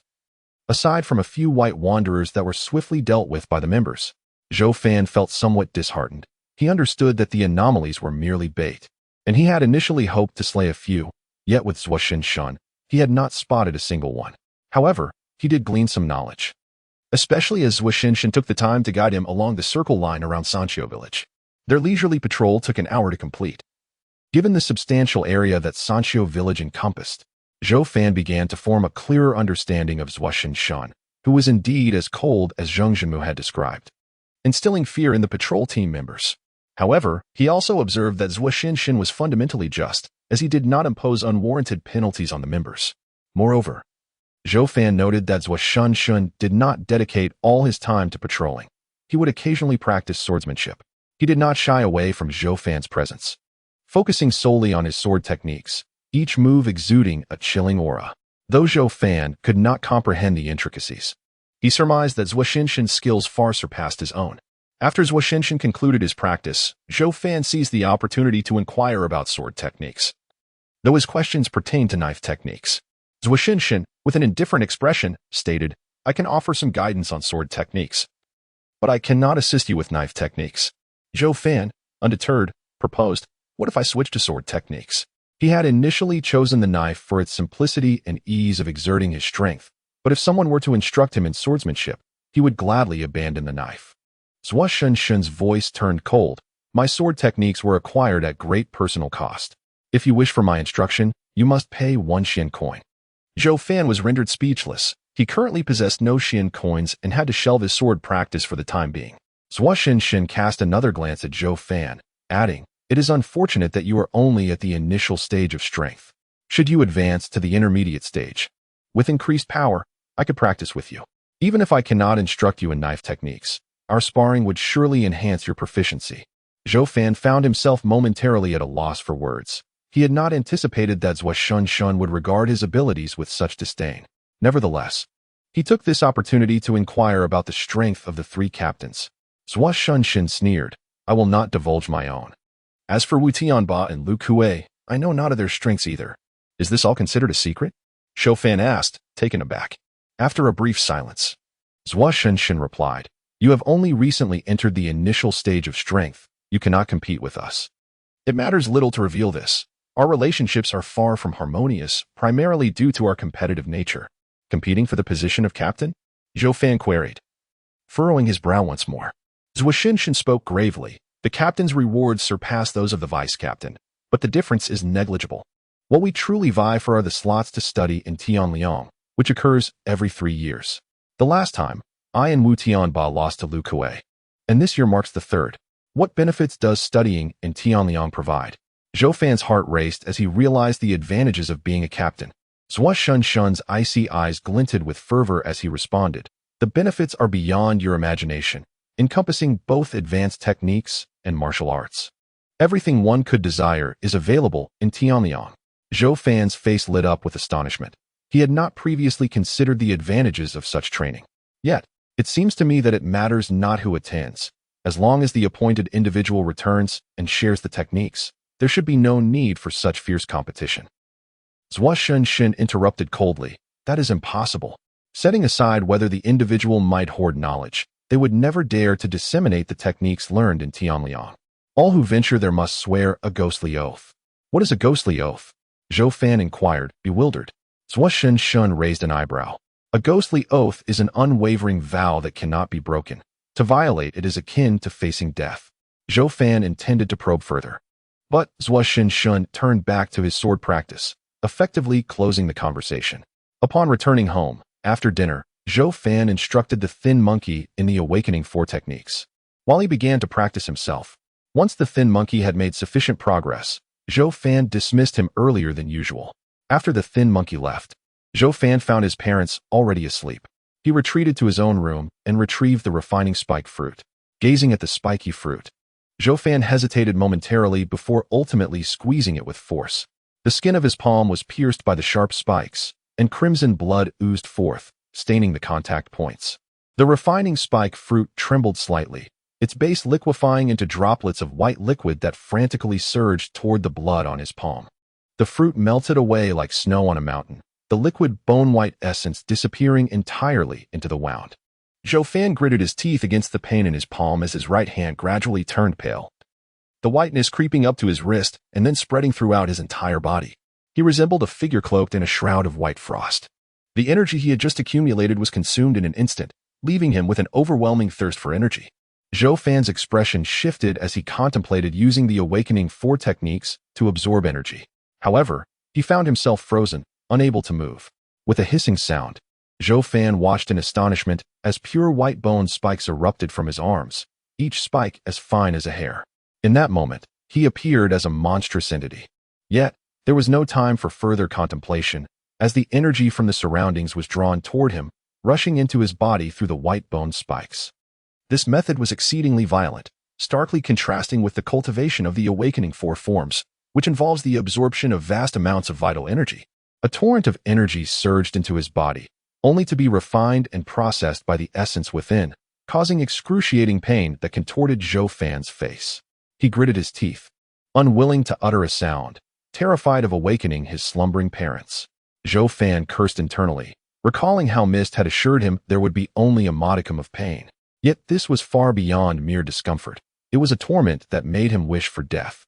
The vital energy continued to influx and refine for a full half-hour before the bone spurs in his arms finally retracted, and the white frost enveloping his body began to dissipate. As the pain subsided, Zhou Fan collapsed onto the ground, his pallid face rendering him incapable of lifting even a finger. After a considerable pause, he mustered the strength to crawl back into bed, yearning only for sleep after such torment. When Zhou Fan next opened his eyes, he found himself in the gray river space. Mist was absent, and he had grown accustomed to these occasional disappearances. He practiced alone, waiting for the moment to extricate himself from the gray river space. Rising from his bed, he discovered that his previously fatigued body had rejuvenated overnight. Stretching, he heard a series of pops as immense strength surged within him. This left Zhou Fan momentarily stunned. The increase in power was considerable. Unsure of the extent of his newfound strength, he stepped outside. The dawn had yet to fully break, leaving the surroundings shrouded in darkness. He spotted the damaged stone mill at the entrance and lifted it with both hands, nearly toppling backward. Zhou Fan quickly steadied himself, averting a potentially injurious fall. The unexpected ease of lifting the stone surprised him. It felt as light as a mere 10 to 20 pounds to an ordinary person. Calculating swiftly, Zhou Fan realized this was merely 1/5 of its actual weight, signifying that his strength had tripled. His current power had reached an impressive 1,500 pounds. A subtle smile crept onto his face as he pondered whether he had indeed entered the mid-stage of strength due to the refining effects of the prickly fruit. He set the stone mill down and began practicing the Awakening 4 forms on the grass. Soon, he discovered that no more energy could be absorbed, indicating that he had reached the limit of the Awakening 4 forms, rendering it ineffective for further strength enhancement. Yet, he remained uncertain if he had truly entered the mid-stage of strength, considering his brief period of cultivation. Unbeknownst to him, others were aware of his situation. Upon arriving at the patrol team's camp, Zhou Fan sought out Lu Kuei, inquiring, "Brother Lu, how much strength can one gain upon reaching the limit of the initial stage?" "Why do you ask?" Lu Kuei replied, his brow furrowing slightly. "You should still have about 6 months before reaching the limit of the initial stage." Zhou Fan hesitated to disclose his circumstances, instead offering a casual smile. "I was merely curious." Lu Kuei did not press further and continued, "As I mentioned previously, each individual's practice of the Tiger Form 12 styles varies, influenced by personal talent. The strength achievable at the initial stage can differ greatly. However, from my experience, I reached just over 900 pounds at my limit, almost breaking the 1,000-pound mark." A proud expression graced Lu Kuei's face as he recounted this achievement. Zhou Fan calculated in his mind, if Lu Kuei's limit was 900 pounds, he currently surpassed him by 600 pounds. Yet, he still could not ascertain whether he had reached the limit of the initial stage or had already transitioned into the mid-stage. Previously, Brother Lu had mentioned that upon entering the mid-stage, one and Apos, S initial strength would witness a significant increase. But just how much? Zhou Fan asked, his curiosity piqued once more. Lu Kuei chuckled, "That varies from person to person. However, based on my understanding, it typically results in a doubling of your current strength. For instance, when I first stepped into the mid-stage at 900 pounds, My strength immediately surged to 1,800 pounds. By the time I reached the mid-stage limit, I was around 2,500 pounds. Zhou Fan was taken aback. Such a substantial increase? It would mean the gap between us would only widen. Lu Kuei nodded. Indeed, that is the case. This is why a solid foundation is crucial. I've advised you on this several times. Even if the Awakening 4 forms only increases your strength by a pound a day, do not rush into the mid-stage. Once you step into that realm, there's no turning back to retrain. I understand, Zhou Fan replied solemnly. Without further inquiry, Zhou Fan observed as Lu Kuei busied himself. Lu Kuei, too, did not suspect anything amiss, as Zhou Fan had only recently embarked on his journey through the initial stage. Temporarily setting aside his thoughts, Zhou Fan continued his patrol alongside Zhou Shun, learning the ropes of being a vice captain. Another day passed swiftly, and the patrol team encountered no significant events, marking yet another peaceful day. Zhou Fan did not encounter the opportunity to vanquish any peculiar creatures on his way home. He informed the thin monkey that he had important matters to attend to that night, urging it to practice alone. Once he had concluded all trivial tasks, Zhou Fan retreated to the small courtyard behind the house, his expression grave. Tonight, he would ascertain whether he had indeed entered the mid-stage of strength. Zhou Fan hoped fervently that he had not, as this would imply his initial stage limit was merely over 700 pounds, a disparity too vast compared to Lu Kuei. Even if Lu Kuei remained in the mid-stage, the 300 pounds difference would allow Lu Kuei to overpower Zhou Fan within the same realm solely through strength. Zhou Fan, believing his talent to be average, felt justified in his training of the standard Tiger Form 12 styles. There was no reason for his mid-stage strength to be so limited. Yet, overthinking would yield no results. He resolved to test it. To be prudent, he practiced the Awakening 4 forms several times. And upon confirming that it could no longer enhance his strength, he began training the middle 4 forms of the Tiger Form 12 styles. These intermediate forms were designed for the mid-stage and were known as the Departure Form 4 styles. The ferocity of the tiger manifested in movements that embodied the feral essence of leaving the cave, unstoppable and fierce. The 4 forms consisted of the fierce tiger leaving the cave, the fierce tiger descending the mountain, the fierce tiger rolling, and the fierce tiger howling in the forest. Zhou Fan had previously dissected these movements and found them not overly difficult. The challenge lay in executing the departure forms seamlessly, as he had done with the Awakening 4 forms. Achieving fluidity proved elusive, and Zhou Fan attempted countless times. His figure danced within the courtyard, his breath synchronized with the motions of the departure form, feeling a surge of energy flowing through his dantian and rising up to his throat. With a slight tilt of his head, he exhaled with a low growl, dispersing the energy around him. Fierce tiger howling in the forest. The previously crouched creature stood up and took several steps back, its eyes wide with surprise as it regarded its master. Ignoring the creature, Zhou Fan finally connected the departure form into a singular flow. A colossal surge of vital energy was drawn into his body, causing his complexion to flush and his muscles to swell dramatically, their definition becoming intimidating. However, this muscular expansion was soon followed by a contraction, repeating the cycle several times before returning to their usual state. Exhaling a breath of stale air, Zhou Fan revealed a faint smile in the darkness, for he had once again increased his strength. This confirmed that he had indeed reached the mid-stage of strength. Approaching the front of the house, he lifted the stone mill, which now felt impossibly light, and under the cover of night, he found a secluded spot before launching it with all his might. With a resounding thud, the stone mill struck the ground far away. Zhou Fan measured the distance with his feet and discovered a stone mill that had created a small pit in the ground about 10 meters away. He lifted the stone mill with a smile. It weighed over 200 kilograms, yet he could throw it over 10 meters. He estimated that his strength had more than doubled, reaching an impressive 3,000 kilograms. What does 3,000 kilograms signify? It is said that Xiangyu, the hegemon of Western Shu, could lift a cauldron weighing 3,000 kilograms, earning him the title of a natural-born powerhouse. Zhou Fan now stood on par with the legendary warriors of ancient Huaxia. Returning to his small courtyard, Zhou Fan drew his long knife and swung it down, the blade cutting through the air with a sharp whoosh. If he were to encounter Zheng Jinmu, possessed by the malevolent spirit of the gloomy grass, he was confident that, with his strength and the assistance of the flame talismans, victory would be assured. With his extraordinary strength, Zhou Fan felt that few could rival him among those at the intermediate level of strength. Even if he faced some slightly weaker opponents at the advanced level, he believed he could prevail.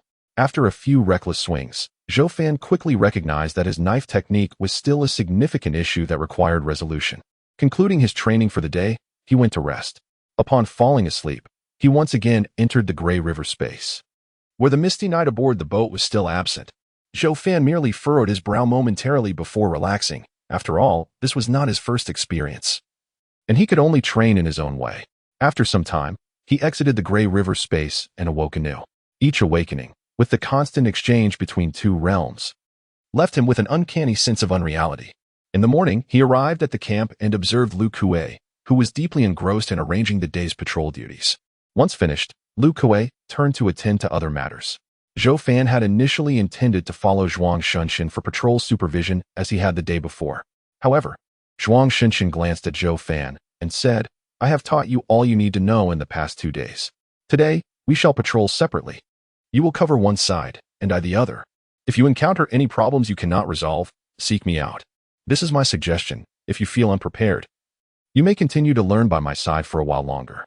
Zhou Fan contemplated this and realized there was little left for Zhuang Shunshin to teach him. His only deficiency lay in understanding the peculiarities of the unknown, which could not be mastered in a short time. Zhuang Shunshin was not the kind of meticulous teacher who would offer detailed guidance, so following him held little value. After some thought, Zhou Fan agreed. Once Zhuang Shunshin confirmed their patrol boundaries, he turned without hesitation and departed. Zhou Fan observed Zhuang Shunshin's retreating figure, raising his brows in speculation. It seemed that Zhuang Shunshin preferred him not to follow closely, likely to prevent Zhou Fan from discerning his true capabilities. Moreover, considering Zhou Fan's good rapport with Lu Kuei, there was a risk that he might inadvertently disclose Zhuang Shunshin's secrets to Lu Kuei. Zhou Fan shrugged. Even if he discerned Zhuang Shunshin's level of strength, he would never breathe a word to Lu Kuei. As for the competition for the positions in the Tianliang realm, Zhou Fan had no intention of intervening for now. Should he choose to involve himself, it would be when he felt he had a genuine chance. Zhou Fan desired a position in the Tianliang realm, yet he remained self-aware. At present, he perceived that Lu Kuei, Zhuang Shunshin, and Wu Tianba possessed power that likely exceeded that of the advanced strength level. Coupled with their extensive combat experience, Zhou Fan felt comparatively weaker. He vaguely sensed that without breaking into the advanced strength realm, he would struggle to contend with the three of them. Setting aside these thoughts, Zhou Fan began his day of patrol along the Machuan of Sanqiu village. It must be said that being a vice captain afforded him far more ease and freedom than being an ordinary team member. If he grew fatigued during the patrol, he could rest at any time, with his only responsibility being to occasionally ensure that the regular team members did not slack off. However, patrolling alone could become somewhat monotonous. As vice captain, he had to lead by example and could not simply chat with the others. By noon, after completing another round of inspections, Zhou Fan contemplated finding a secluded patch of woods within the patrol area. This grove was situated centrally in his designated zone, making it convenient for him to provide immediate assistance should anything go awry. Zhou Fan sought this grove not for rest, but to practice his knife technique. The essence of knife techniques involved slashing, stabbing, lifting, and intercepting, and though he had yet to learn formal techniques, he believed that striking the air 1,000 times would still hold merit. Moreover, the repetitive motions would help him acclimate to the surging strength within him. With a serious demeanor, Zhou Fan began to strike the air with precision. Sunlight streamed through the gaps in the leaves, casting beams onto the forest floor. The small grove remained eerily silent, and the old dog lay in the distance, undisturbed by Zhou Fan's training. After a while, the old dog suddenly opened its squinted eyes, raising its head to scan the surroundings. Though it found nothing amiss, it began to bark furiously. Yet, no sound emerged from its mouth. It was as if the old dog had become mute. Zhou Fan halted his practice, sensing the unusual silence. While his hearing may not rival that of the old dog, he was not deaf. He could clearly recall the sound of the air slicing from his strikes, but that sound had abruptly vanished. Turning to the old dog, Zhou Fan noticed it barking and approaching him, as though in a silent film. Zhou Fan's expression changed dramatically. He scanned the surroundings warily, suspecting he had encountered something peculiar. With his left hand already gripping a flame talisman and his right hand slightly raising the hilt of his knife, he felt the eerily quiet environment pressing in. Just as he contemplated leading the old dog away from the grove, he remained rooted in place, for he saw someone entering the woods. Zhou Fan's gaze sharpened. The figure was shrouded in black clothing, with a hood obscuring their head, leaving only a pair of eyes visible.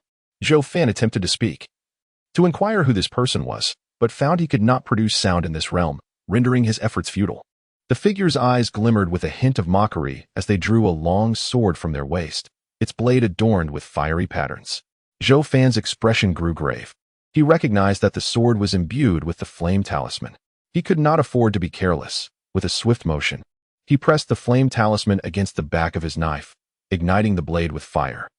Zhou Fan was well aware that the flame talisman could not only harm the unknown but also inflict injury upon humans. The figure wasted no time, thrusting their sword towards Zhou Fan like a raging inferno. Zhou Fan responded with a horizontal slash. Everything transpired in silence as their weapons clashed. A multitude of deep red sparks erupted between them. Yet, upon contact, the black-clad figure's eyes widened in shock as the immense force from Zhou Fan's blade forced their sword into a pronounced arc, sending both the person and weapon flying through the air. Zhou Fan had unleashed all his strength in that single strike. He understood that the black-clad figure dared to attack him only because they felt confident in their abilities. However, they were unaware of his recent breakthrough, prompting Zhou Fan to seize the opportunity with all his might. Caught off guard, the black-clad figure suffered a significant setback. Zhou Fan let out a silent roar, dragging his knife swiftly after the airborne figure, intent on delivering a decisive blow before they could land. He aimed to cleave the figure in two before they touched the ground. However, the black-clad figure did not descend. Instead, suspended in the air, they extended their left hand, transforming it into a claw that grasped a tree trunk as thick as a bowl. The wood splintered under the weight of 5 deep claw marks, with shavings scattering in all directions. Using this leverage, the black-clad figure managed to stabilize themselves, their gaze turning icy as they swung their sword downward towards Zhou Fan, who was rapidly approaching. Zhou Fan showed no fear and launched another upward strike. When their weapons collided, sparks flew. Zhou Fan felt a slight pressure on his shoulder, and his face paled slightly. The opponent's strength was evidently on par with his own. In a flash of thought, Zhou Fan pivoted his wrist, guiding his knife along the blade of the sword aimed at him. Yet, the black-clad figure utilized their sword to propel themselves backward, their movements graceful and fluid. Zhou Fan wielded his long blade, striking downward at the black-clad figure who had just landed, determined to deny his adversary any opportunity to regroup. The fallen assailant's eyes glimmered with fury. The situation had spiraled far from his initial expectations since the moment he set out to assassinate Zhou Fan. With a swift flick of his wrist, the long sword in his grasp surged forward like a tempest, its motion so rapid that it produced only a fleeting shadow. This shadow, as it danced through the air, split into 2, then 4, then 8, resembling a cascade of deep crimson flames. A flicker of trepidation crossed Zhou Fan's gaze. He had never encountered such an enigmatic swordplay, leaving him uncertain as to which shadow was the genuine threat. The momentum of his advance left Zhou Fan no room to retreat. Drawing a deep breath, he transformed his vertical strike into a horizontal whirlwind with his blade. The clash of metal rang out incessantly, sparks flying in every direction. After a few steps back, he glanced at his right arm, where 2 shallow cuts marred his skin, charred black by the fiery intent of the sword. The black-clad figure remained unscathed, his eyes radiating a cold malice, signaling no further intent to attack Zhou Fan. Despite his injury, Zhou Fan's face betrayed a flicker of joy. He had finally heard a sound. His companion had just arrived in a frantic rush. But Zhou Fan restrained him with a gesture, fixating his gaze on the black-clad figure. The assassin cast one last penetrating look at Zhou Fan before sheathing his sword and retreating into the foliage to the left. Zhou Fan let out a cold chuckle. Eager to pursue, this was no longer a silent world. By chasing and calling out, he could summon the patrol to swiftly encircle the black-clad figure. However, a sudden, jarring explosion echoed through the sky. Zhou Fan halted, furrowing his brow. It was the signal flare from the patrol. Zhou Fan cast a glance towards the direction of the signal flare, which illuminated the patrol area under the responsibility of the deeply furrowed Shinshun. Should he rush there immediately? However, as Zhou Fan hesitated, another signal flare ascended, bursting into the sky. His gaze sharpened. This signal flare erupted within his jurisdiction, specifically in the vegetable patch patrolled by the thin monkey. Without further delay, Zhou Fan merely caught a fleeting glimpse of a figure vanishing into the depths of the jungle before he turned and sprinted toward the vegetable patch. As he neared the patch, Zhou Fan was met with a chorus of anguished screams and shouts. His expression shifted, urgency spurring him to quicken his pace. Upon arrival, he discovered a lifeless body sprawled on the ground. not that of the thin monkey, who was valiantly wielding his staff against a peculiar, adult-sized creature cloaked in black hair. The thin monkey swung his staff wildly, fending off the creature's grasp, seemingly cautious of the staff adorned with a small flame talisman. The creature's black hair, resembling thick iron nails, obscured its face. Zhou Fan wasted no time. He dashed forward, delivering a swift strike with his blade towards the creature's back. The creature emitted a fearsome roar, having sensed the slicing wind of the blade, and swiftly turned. Yet, Zhou Fan's strike found its mark, clanging against the creature's hardened body as if striking iron thorns. A gash opened, green liquid oozing forth as the creature howled in fury and lashed out with its massive hands. The creature's resilience surpassed Zhou Fan's expectations. He narrowly evaded the oncoming attack by rolling low to the ground. The creature attempted to pursue him, aiming to crush him underfoot. The thin monkey, emboldened, swung his staff at the creature, while a nearby canine companion joined the fray with fervent barks. The creature was momentarily distracted, allowing Zhou Fan an opportunity to strike again. He switched to a flame talisman and, seeing the creature's attention diverted, took a deep breath and leaped, aiming his blade at the creature's wound.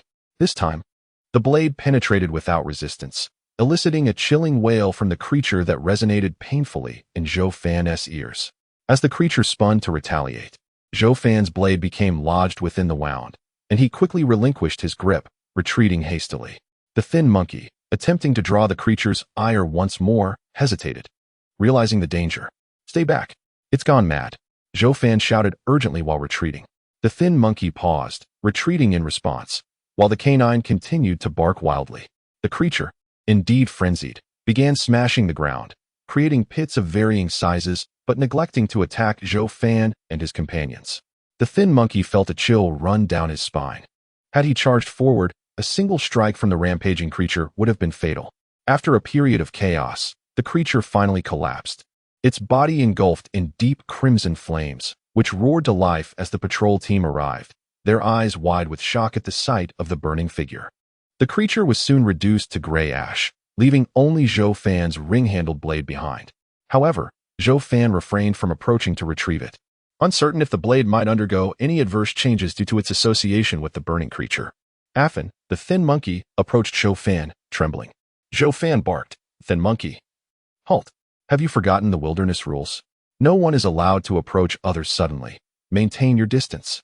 The thin monkey complied immediately. Zhou Fan glanced towards the origin of the first signal flare and commanded, "Two of you stay with the thin monkey here, the rest follow me." Though Zhou Fan had only recently assumed the role of deputy captain, his martial prowess far exceeded that of the average team member, and his orders were met with immediate compliance. As Zhou Fan led the patrol team towards the first signal flare, they arrived to find the battle had already concluded.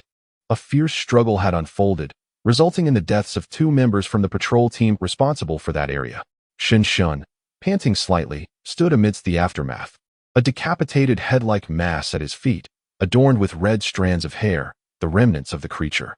Zhou Fan frowned, recognizing one of the lifeless bodies as Li Lu, a newcomer who had joined the team alongside him. "What is the situation on your end?" Shen Shun inquired, fixing his gaze on Zhou Fan. "The creature attacked the vegetable patch, and I managed to kill it, but we lost a team member," Zhou Fan sighed. "At least it was dealt with," Shen Shun replied, casting a surprised glance at Zhou Fan. "I had thought you might struggle and was prepared to assist." Zhou Fan remained silent, feeling the uncanny coincidence of the events. First, an assassination attempt on him, followed by two incidents of creatures attacking patrol teams. Lu Kuei soon arrived, having lingered at the camp, albeit slower than Zhou Fan and Shen Shun. Upon learning that both creatures had been dispatched, he breathed a sigh of relief. But his expression soured at the news of two seasoned members and one newcomer perishing. The team was already stretched thin, and the loss of three members exacerbated their predicament. The three captains returned to the camp, and after a thorough check, confirmed none were afflicted by curses or possessions. They gathered to discuss the matter at hand. Zhou Fan began recounting his encounter with the creature. It was an iron-haired beast of the Black Wanderer level, its body shielded by dark hair. Nearing the threshold of being impervious to blade wounds, a rather troublesome Black Wanderer. "How did you manage to slay it?" Lu Kuei's expression shifted. Zhou Fan detailed the method he employed to defeat the iron-haired beast, prompting understanding from both Lu Kuei and Shen Shun. "That is indeed a clever tactic. Though it requires assistance, Shun Shin observed. What type of creature did you encounter? Lu Kuei inquired of Shin Shun. A human-headed one, Shun Shun replied coldly. The two were already dead by the time I arrived. The human-headed creature is also a black wanderer, and a formidable one at that, Lu Kuei remarked, his expression darkening. Instances of two creatures attacking simultaneously are exceedingly rare. The trio found themselves at an impasse, unable to devise a solution. Finally, Lu Kuei proclaimed.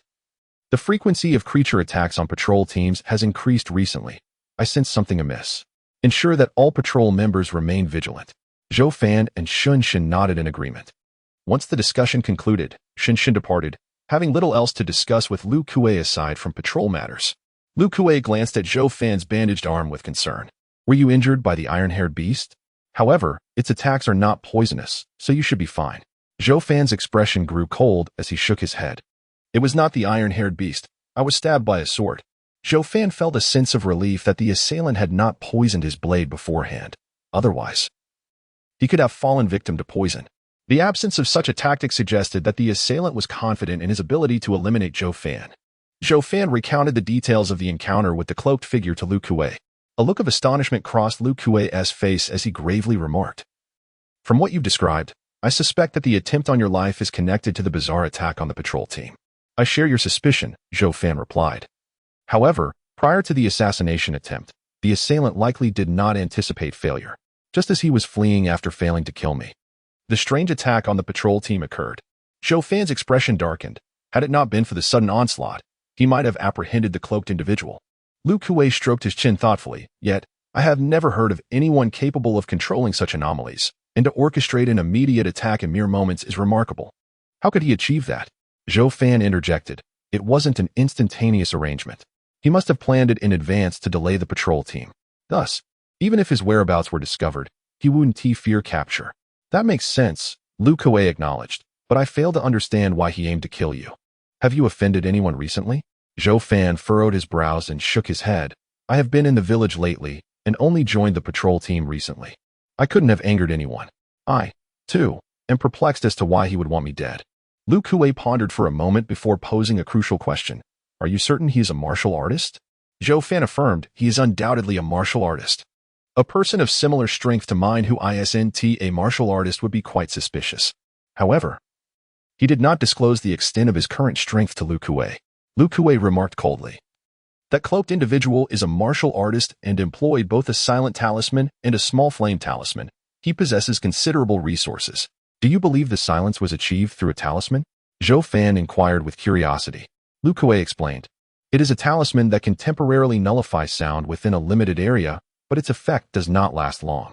Is this talisman common? Zhou Fan asked, frowning. If it were rare, it could serve as a lead in their investigation.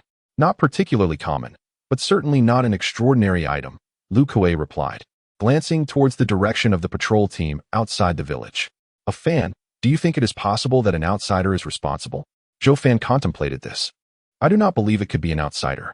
I have only been the deputy captain for a few days. It is unlikely that an outsider would recognize me. Lu Kuei fell silent for a moment, then reasoned. That makes sense. Thus, this martial artist must be hiding within the village, eliminating the possibility of concealed martial artists. We are left with only a handful of suspects. Myself, Zhou Shun, Wu Tianba, Luo Lietian, and the two elder Talisman Masters. At this juncture, Lu Kuei paused and turned to Zhou Fan. Have you formed a suspicion?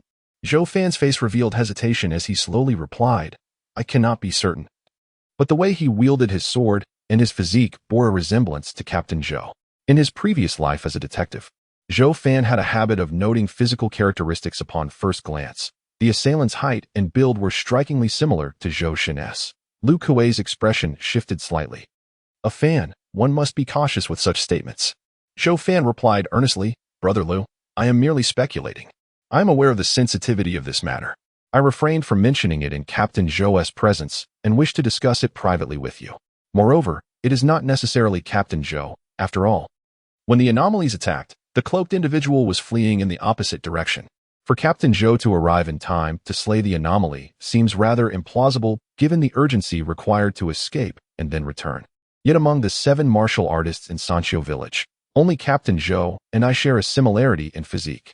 With my assassination attempt, it inevitably cast a shadow of suspicion upon him. Zhou Fan concluded. After considering Zhou Fan's analysis, Lu Kuei asked, in your recent patrols, have you had any conflicts with Zhou Shen? Zhou Fan shook his head in denial. He believed he had not offended Zhou Shen. If it were Zhou Shen, then why would he wish to kill you? That premise seems flawed, Lu Kuei pondered, visibly perplexed.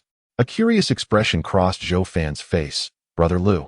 It's not just Zhou Shen. The other martial artists should also have no motive to harm me. Lu Kuei sighed, rubbing his temples in exasperation. This situation is becoming increasingly convoluted. I am struggling to make sense of it. Zhou Fan remained silent, lost in thought. Lu Kuei cast another glance at Zhou Fan. A fan. I believe it prudent to keep this matter confidential for the time being. It is best that only the two of us are privy to it. Why is that? Zhou Fan inquired, raising his eyes. Lu Kuei explained. If news of your assassination attempt spreads, it would breed suspicion and paranoia within the village, disrupting the patrol team and bringing no benefit to anyone.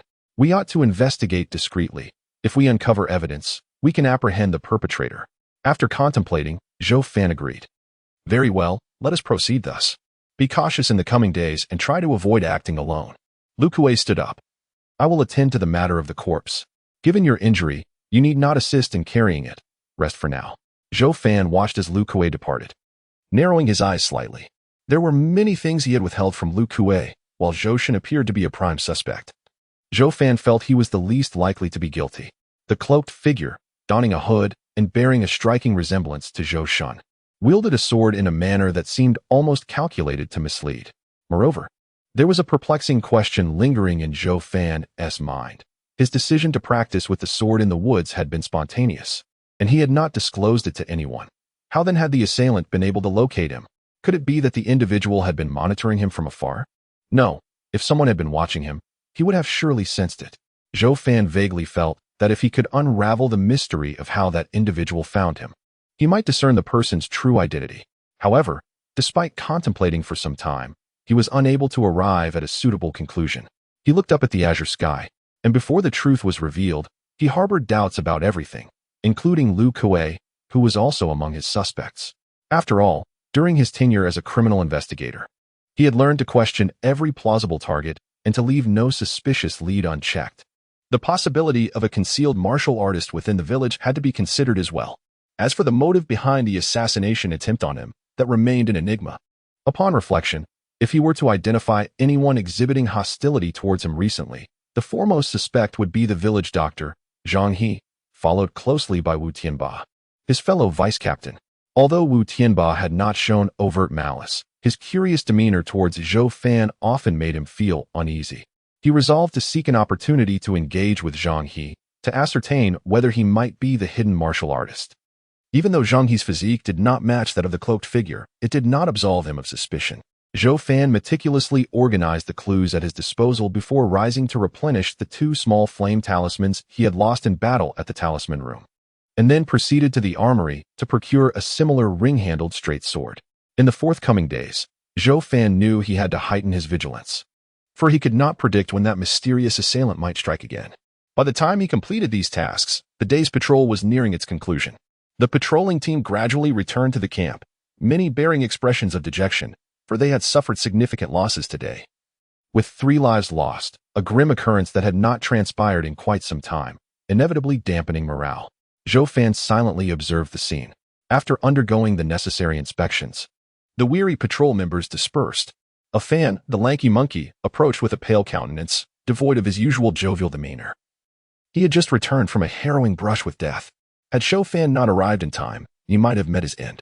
The mere thought of narrowly escaping death rendered the typically playful A Fan incapable of smiling. Let us walk and talk, Zhou Fan suggested, leading a Fan towards the village.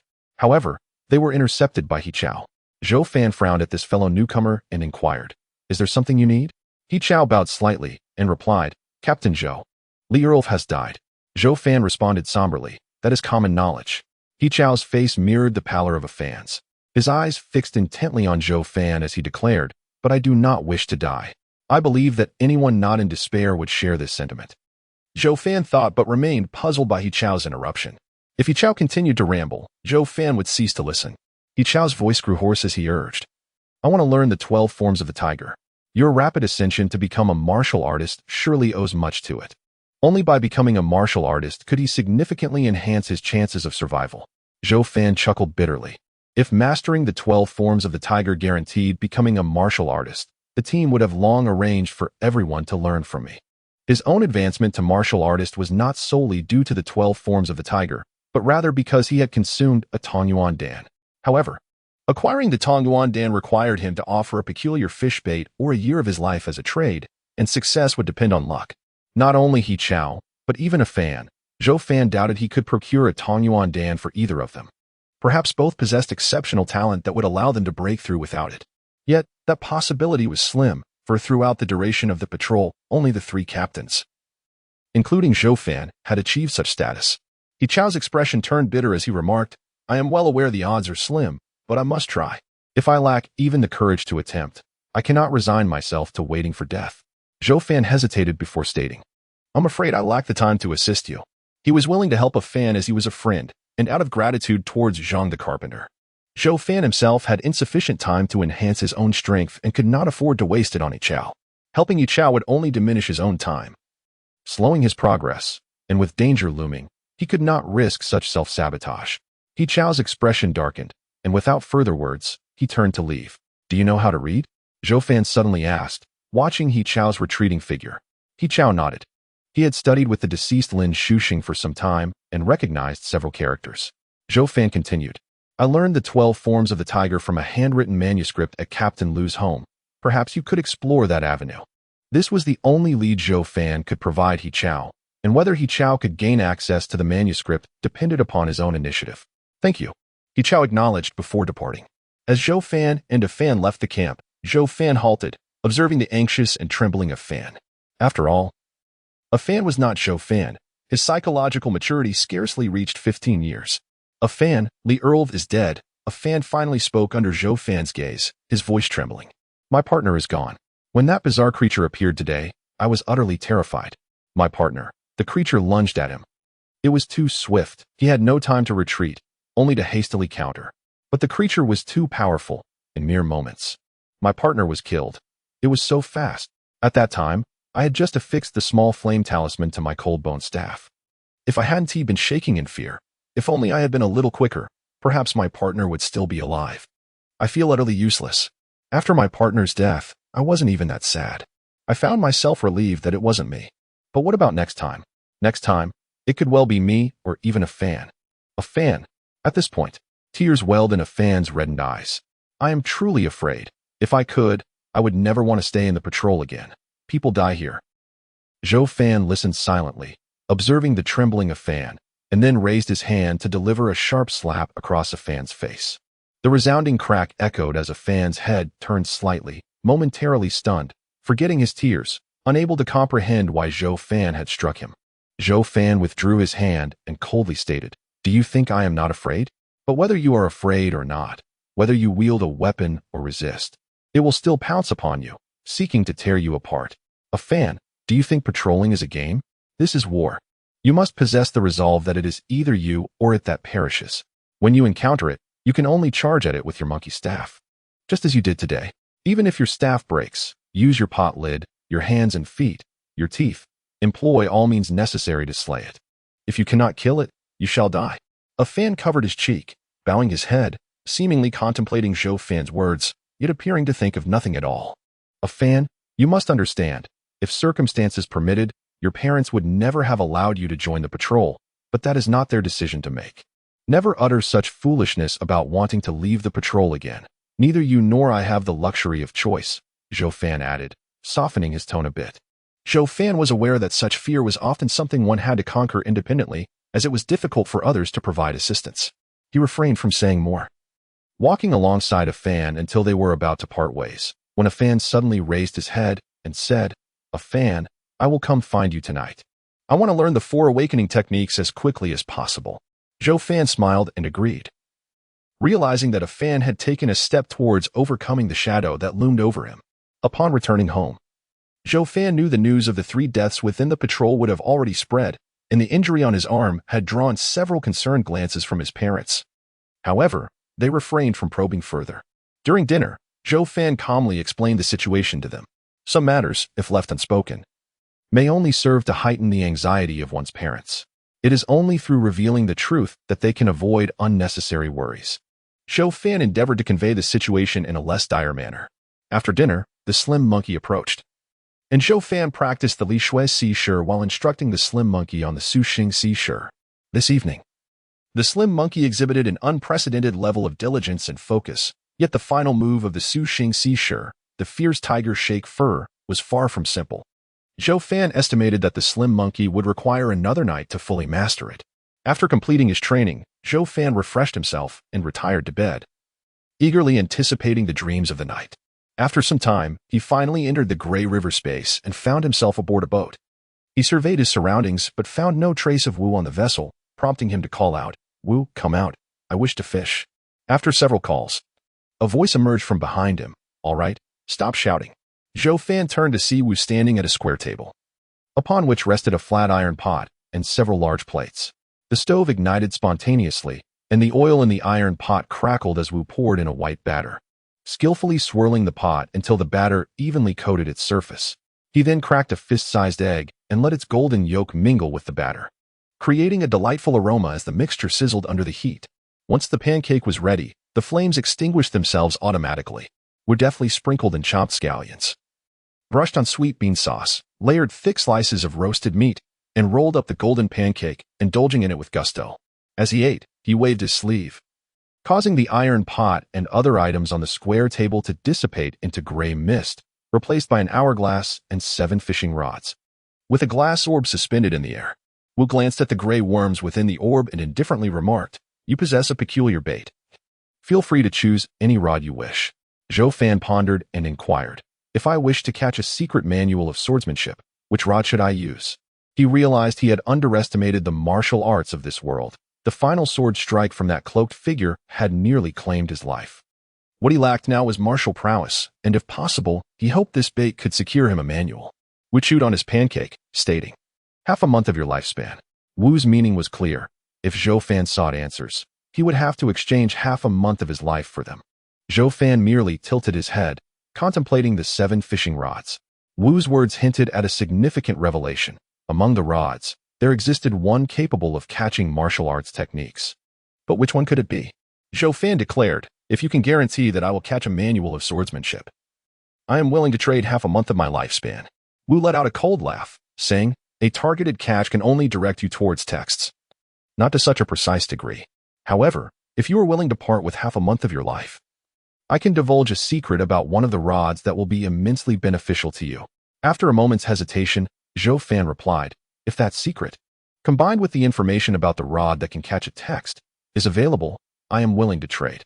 The rods were of utmost importance, and Wu's assertion about the value of the information seemed credible. Wu finished the last of his pancake and stated, "Deal." As Wu spoke, a white light representing Zhou Fan's half-month of lifespan transformed and fell into Wu's palm. Zhou Fan's expression grew somber. Even if it was merely half a month, such exchanges could lead to dire consequences. However, there were certain truths he needed to uncover. Wu raised a finger, saying, "The answer to your first question. If you wish to catch texts like manuals, use the pitch black rod." The pitch black rod? Zhou Fan turned his gaze toward it, realizing it was indeed the rod for catching texts. Thus, he discerned the purposes of 3 rods: the pitch black rod for texts, the light purple rod for elixirs, and the deep gray rod for random catches. Wu raised another finger, continuing, "The second piece of information pertains to the rods themselves. Were you not curious as to how you caught exactly the Tongyuan Dan you needed on your first try?" Zhou Fan nodded. "It was not just the Tongyuan Dan. On my second attempt, I caught a little thunder talisman and a refining spike, both of which are quite useful to me, especially the refining spike, which expedited my training." A strange smile crept across Wu's face. "What I am revealing is this. These 7 rods will endeavor to catch items that are suitable for the angler's needs." Zhou Fan was taken aback. He had previously believed Wu to be the one exerting control. It now appeared that the rods possessed a certain autonomy, and Wu's deception was likely minimal. "Are you suggesting that these rods possess sentience? Do they aim to deceive me of my lifespan and lure more peculiar beings?" Zhou Fan felt a chill in his heart. Whether it involved his lifespan or the slaying of peculiar creatures as bait, both posed considerable risks. During his patrols over the past few days, he had even contemplated attacking the white swimming rice grains, Yet upon encountering a swarm of them, he restrained himself from engaging, fearing it might stir a hornet's nest. Even the white swimmers could prove perilous at times. Now, that presents another question. However, the value of this inquiry is significant. If you wish to know, it will not suffice to merely offer half a month of your lifespan. Zhou Fan shook his head, declaring, I do not require your answer to this question. You mentioned that these 7 rods would catch items suited to me. What about the probabilities? If the probabilities are equal, wouldn't the deep gray rod be the most advantageous? Wu replied, that depends on you. The deep gray rod cannot be directed. In past fishing experiences, it has caught items that were of no use to the angler, and this is more common with the deep gray rod. As for the probabilities, that still relies on your luck. Faced with Wu's vague assertions, Zhou Fan began to contemplate. It seemed that both the deep gray rod and the others held their own merits and demerits. To obtain 2 items, one would need to take risks. Zhou Fan found himself in a quandary. Acquiring 2 items was undoubtedly more advantageous than obtaining just one. However, what he truly yearned for was a martial skill for self-defense. Without it, facing the well-prepared men in black again would surely spell his doom. If I were to use the deep black fishing rod, what are the odds of catching a secret technique for swordsmanship? Zhou Fan glanced at Wu. Wu shook his head and replied, I cannot say. But if I were to estimate, the likelihood is rather slim. It may not even be a martial skill. If it's not a martial skill, then what could it be? Zhou Fan asked, momentarily taken aback. Wu, however, did not respond and instead said, I cannot provide detailed information about the deep black fishing rod without a price. If you wish to know, you must trade it with your lifespan. A look of helplessness crossed Zhou Fan's face. Can we not have a proper conversation without mentioning lifespan at every turn? Suddenly, an idea struck Zhou Fan, and with keen eyes, he inquired, do you have swordsmanship techniques available for trade?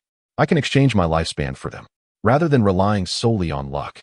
It was possible that Wu might possess what he sought. If he could trade with Wu, the only bait he had left could be utilized for other purposes. Wu, being knowledgeable, might indeed have the swordsmanship techniques. Wu responded, of course, I have swordsmanship techniques, but the price for exchange is quite steep. Please describe the techniques. And if they are unsuitable for me, then there is no need to elaborate. Zhou Fan cautioned, I must remind you that my foundational knowledge of swordsmanship is nearly non-existent. Then allow me to ponder this. Wu closed his gray eyes. Given your lack of foundation, a complete set would be necessary.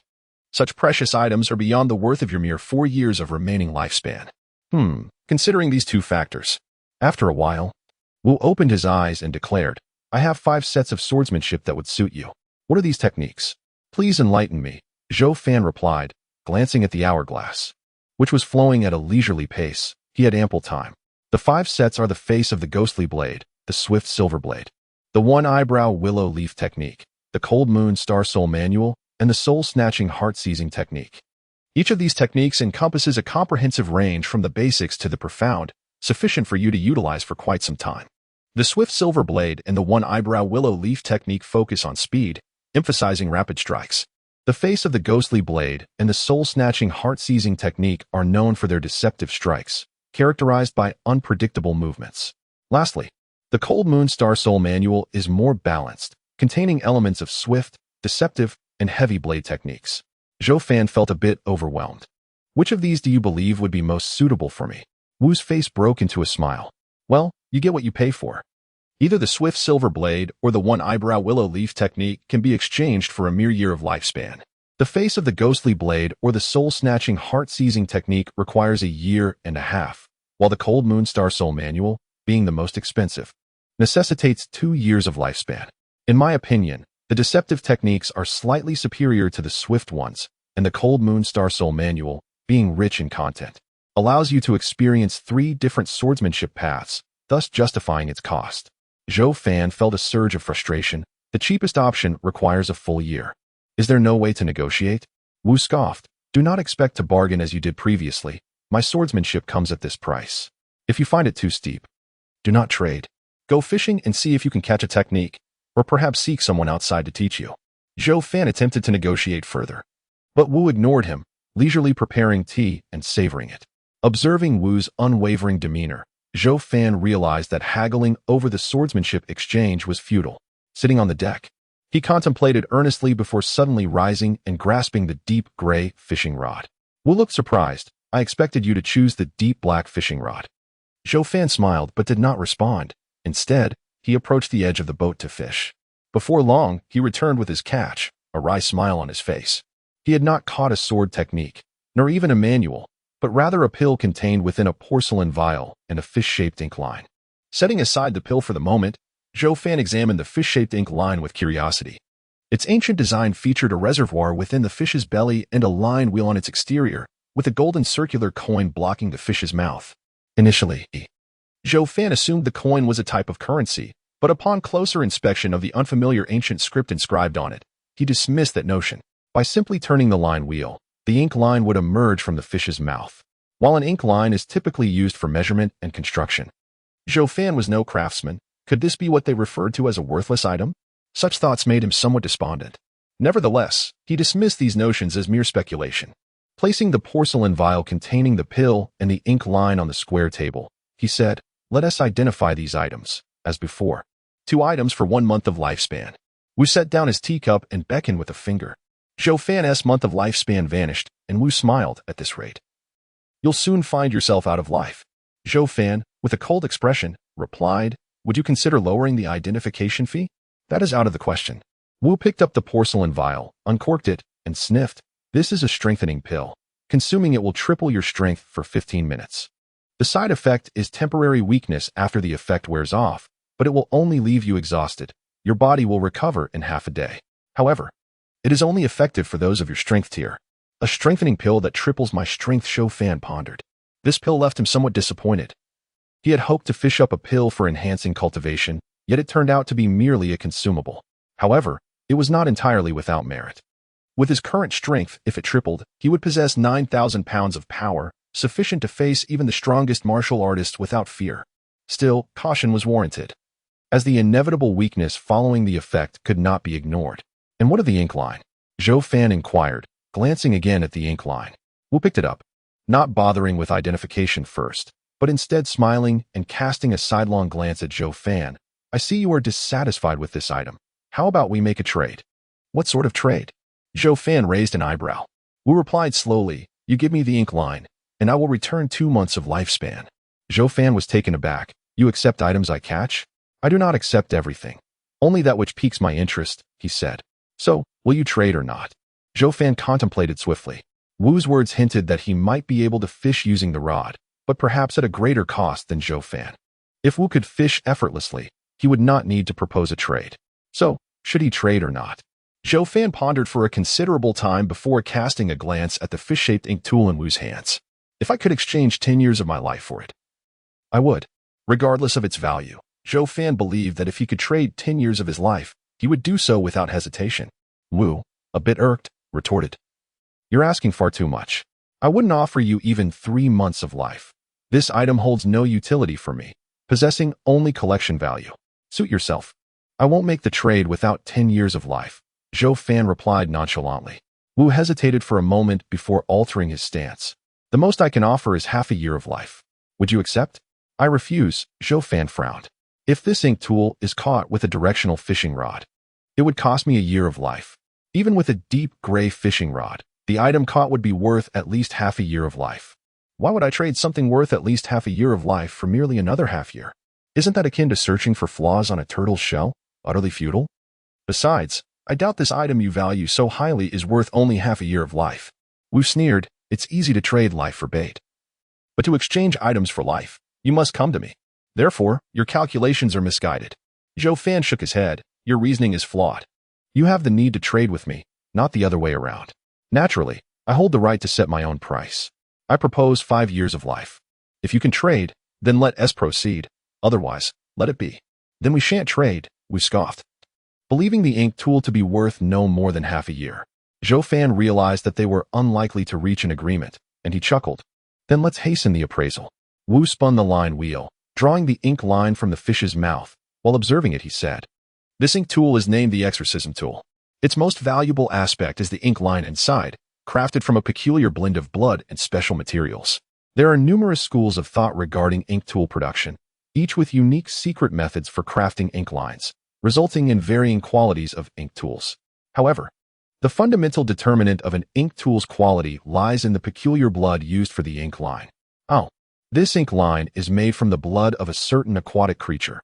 barely reaching the standard of a medium-grade magical tool. Exorcism tool. Zhou Fan furrowed his brow. You claim this is a medium-grade magical tool, but what use does it serve? How is it employed? Wu's expression remained calm as he replied. Whether magical tools or talismans, their primary purpose is to vanquish foes, and the exorcism tool is no exception. Its usage is quite simple. You merely need to draw out the ink line and flick it onto your weapon. However, be cautious not to apply too much, given the quality of this ink tool. A common weapon can only accommodate up to 3 strokes of 1-foot-long ink line. Applying more will cause the ink marks to shatter your weapon. Oh. And once the ink line is flicked out, it becomes useless. The duration of its effectiveness depends on how many feet of ink line your tool has. After finishing, Wu handed the fish-shaped ink tool to Zhou Fan. Zhou Fan received it and inquired, "What is its power? What power could a worthless item possess?" Wu replied disdainfully. Zhou Fan, somewhat exasperated, asked, "How does it compare to talismans like the Small Flame Talisman or Small Thunder Talisman?" Wu, growing impatient, said, "Even if this exorcism tool is subpar, it is still superior to the low-grade yellow talismans like the Small Flame Talisman. If you insist on numerical comparison, 1 ink mark is roughly equivalent to a Small Flame Talisman. The advantage lies in the fact that ink marks adhere to ordinary weapons more easily. While a typical weapon can only accommodate 2 talismans, it can hold 3 ink marks. If the material is of better quality, 4 marks may even be possible." Zhou Fan absorbed the information Wu disclosed, feeling astonished. It was his first time learning that talismans could be affixed in pairs on weapons, and that 1 ink mark equated to the power of 1 Small Flame Talisman. Furthermore, since both the Small Flame Talisman and Small Thunder Talisman belonged to the same low-grade yellow category, it implied their powers were comparable. Zhou Fan then asked, "Do ink marks or talismans stack their power multiplicatively?" "Not in such an exaggerated manner. It's more like around 80% of the total power." Wu provided an estimate. Zhou Fan quickly calculated in his mind. 80%. That meant 2 ink marks could yield approximately 160 of the power, and 3 marks could achieve about 240 power. Such stacking was indeed worthwhile. "What is the duration of the ink marks?" Zhou Fan posed another pressing question. For once a talisman adhered to a weapon, its power would diminish. He was uncertain whether ink marks were permanent. If not, he would need to consider the right timing to apply them. "Ink marks last for 2 hours and remain permanently stored within the ink tool," Wu replied. Upon hearing this, Zhou Fan contemplated that 2 hours surpassed the duration of talismans affixed to weapons by half an hour. However, a significant drawback of ink marks was that once applied, they could not be retracted. Suddenly, Zhou Fan had a thought. What if I applied an ink mark and then affixed a talisman? How would that affect the power? Wu, now irritated, responded, "Are you done asking? If you're so curious, try it out yourself. But if something goes awry, you bear the responsibility." Zhou Fan frowned. "All my inquiries pertain to the exorcism tool. They are within the bounds of the appraisal. I have indeed paid the appraisal fee." Wu contemplated for a moment before conceding. "You make a valid point. After all, we did not set a limit on inquiries during the appraisal. Adding one now would surely seem unjust to you. To answer your question, generally speaking, it depends on the specific circumstances. Some ink marks and talismans complement each other, resulting in a power greater than that of 2 talismans.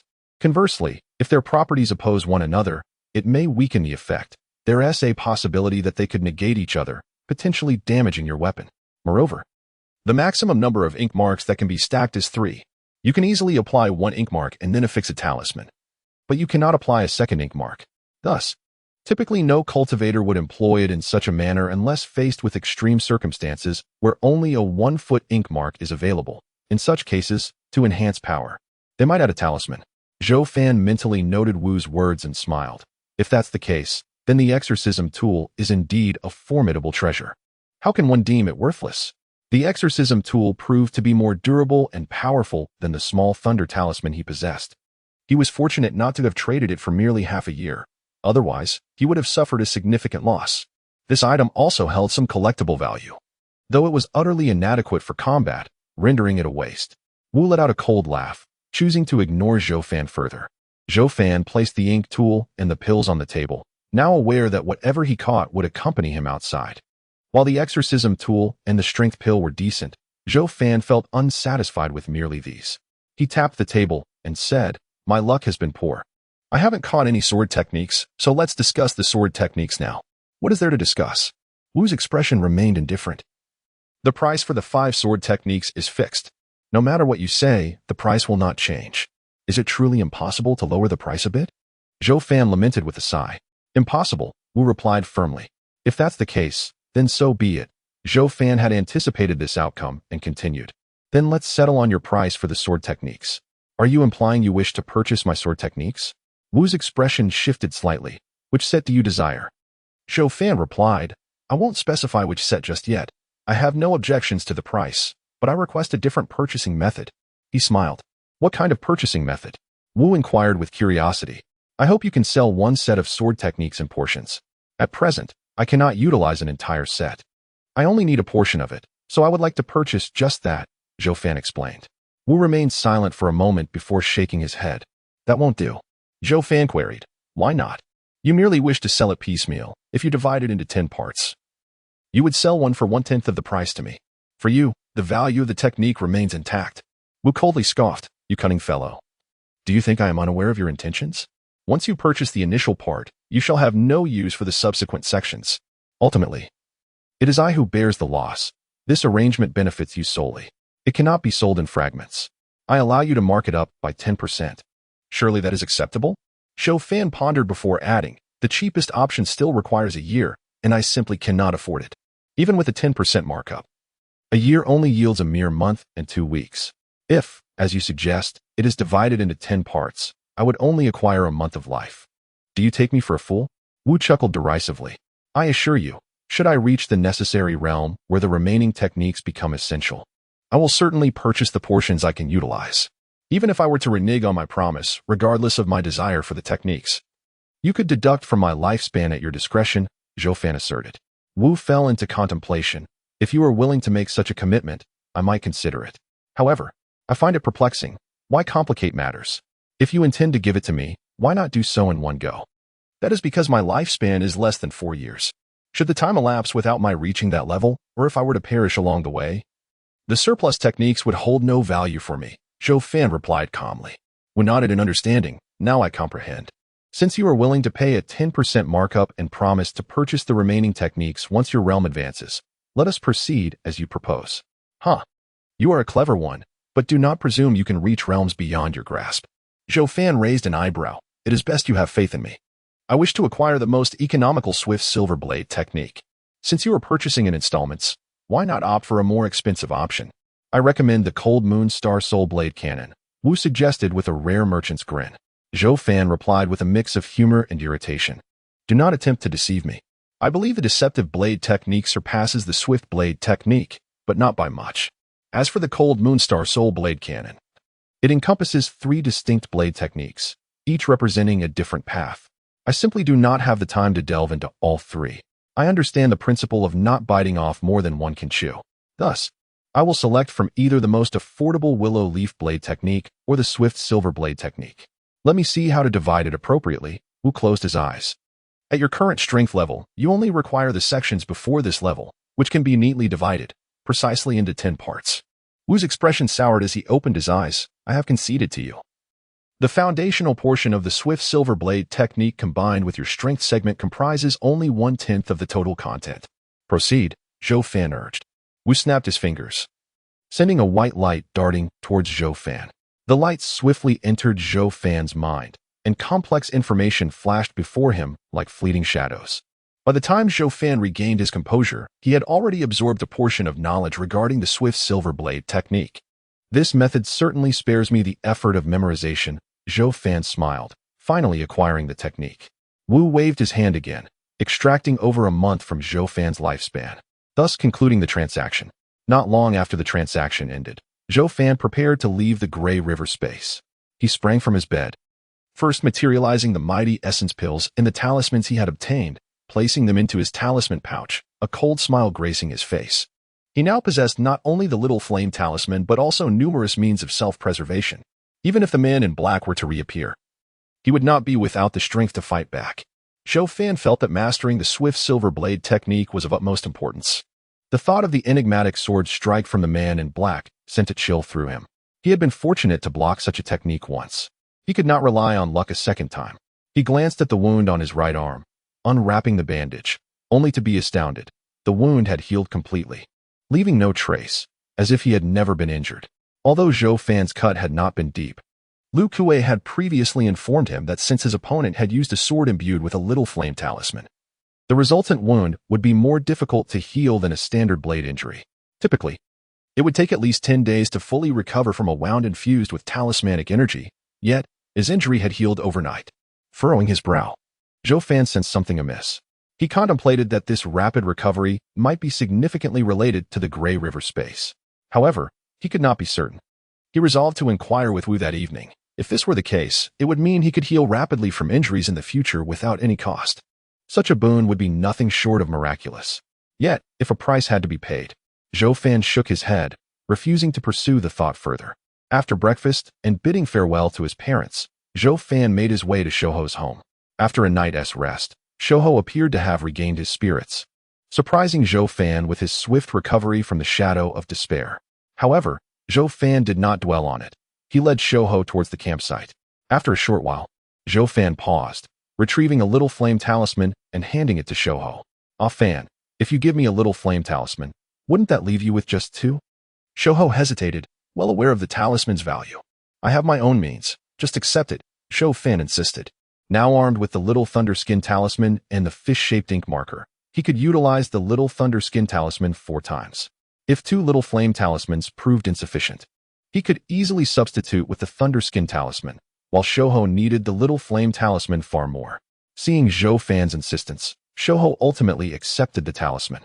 Upon reaching the patrol team's camp, Lu Kuei approached Zhou Fan with a troubled expression. "What has happened now?" Zhou Fan inquired, frowning. Lu Kuei sighed. "Another one has died." "Another death." Zhou Fan's expression shifted slightly. Even though the patrol team faced a high mortality rate, the recent string of incidents was alarming. If this continued, it would not be long before the patrol team faced total collapse. Was it another attack by the Black Spectres? Zhou Fan asked solemnly. Lu Kuei spat on the ground. His voice filled with anger. Indeed, it was the Black Spectres. This is truly bizarre. In my tenure as captain, I have never witnessed such frequent attacks. What is the word from the village? Zhou Fan pressed. Lu Kuei offered a bitter smile. The 2 elders have advised us to exercise caution, but they possess no viable solutions. Zhou Fan fell silent. The patrol merely served as the village's defensive measure. Inherently, it was at a disadvantage against the unpredictable Black Spectres. With their increasing appearances, Sanqiu village found itself ill-equipped to handle the situation effectively. Before long, Zhang Shun came as well, his face stern. "Another casualty last night." Clearly, he had also heard the news. Lu Kuei nodded. "Yes, I had intended to transfer personnel from the night shift to bolster our daytime ranks. But that plan is no longer feasible. The nighttime defenses were far more critical than those during the day.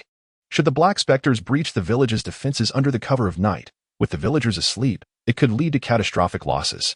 What do we plan to do now?" Zhou Fan asked. Lu Kuei replied, "The village is working on supplementing our numbers, but it is not something that can be accomplished in a day or 2. Therefore, for the next few days, you 2 will need to guard the vacated areas while I will oversee the patrol and supervision." Neither Zhou Fan nor Zhang Shun objected to Lu Kuei's arrangement. Given the shortage of personnel, it was the only viable course of action. Once the tasks were assigned, Zhang Shun turned and busied himself. "Ah Fan, are you going to manage on your own? After all, the figure in black may have been watching you all along. Should I assign another member to your team?" Lu Kuei observed Zhou Fan and Appo's hesitant expression. Zhou Fan shook his head, replying, "No need. Our manpower is already insufficient. I'll be more cautious on my own. The figure in black has just failed once and is unlikely to reappear so soon. Even if he does, I am not overly fearful." Zhou Fan, accompanied by his brother, swiftly arrived at the enchanting Shaoqiu Lake. The azure waters glimmered under the blazing sun, resembling a colossal crimson fireball hidden within the lake. A gentle breeze stirred the wildflowers and grasses along the shore, causing ripples to dance across the water's surface. Although Shaoqiu Lake was breathtakingly beautiful, the residents of Sanqiu village rarely ventured here. The lake lay beyond the village, and should one encounter a dark wanderer by the shore, being dragged beneath the waters would spell doom, if not for its remoteness. The lake's banks would not be adorned with such flourishing flowers and lush grass. Zhou Fan was tasked with patrolling the area surrounding Shaoqiu Lake. Standing within the protective embrace of the small hills that surrounded the lake, he refrained from approaching recklessly. The resplendent waters could harbor countless dangers. Prior to arriving at the lake, Lu Kuei had cautioned him, so he was well aware not to tread carelessly by its edge. The duty of patrolling was to remain vigilant for any unusual occurrences, and should he encounter a dark wanderer, retreat was the wisest course. Zhou Fan, alongside his brother, meticulously surveyed the environment around Xiaoqiu Lake. Once he had familiarized himself with the surroundings, he returned to the safety of the designated area. "Brother, please keep an eye out for anything unusual," Zhou Fan instructed, drawing his straight sword. With no immediate threats in sight, he resolved to seize the moment to practice his swordsmanship. His brother merely nodded in acknowledgement, shaking the dried end of his sickle in agreement. Zhou Fan held a profound trust in his brother. He focused his mind and began to recall the swift silver sword technique he had acquired from the mist last night. As its name implies, this technique emphasized speed. When mastered, the blade's light would coalesce into a singular silver line, dazzling yet perilous. He possessed two segments of the swift silver sword technique, one covering the fundamentals of swordplay and the other detailing strength-based techniques.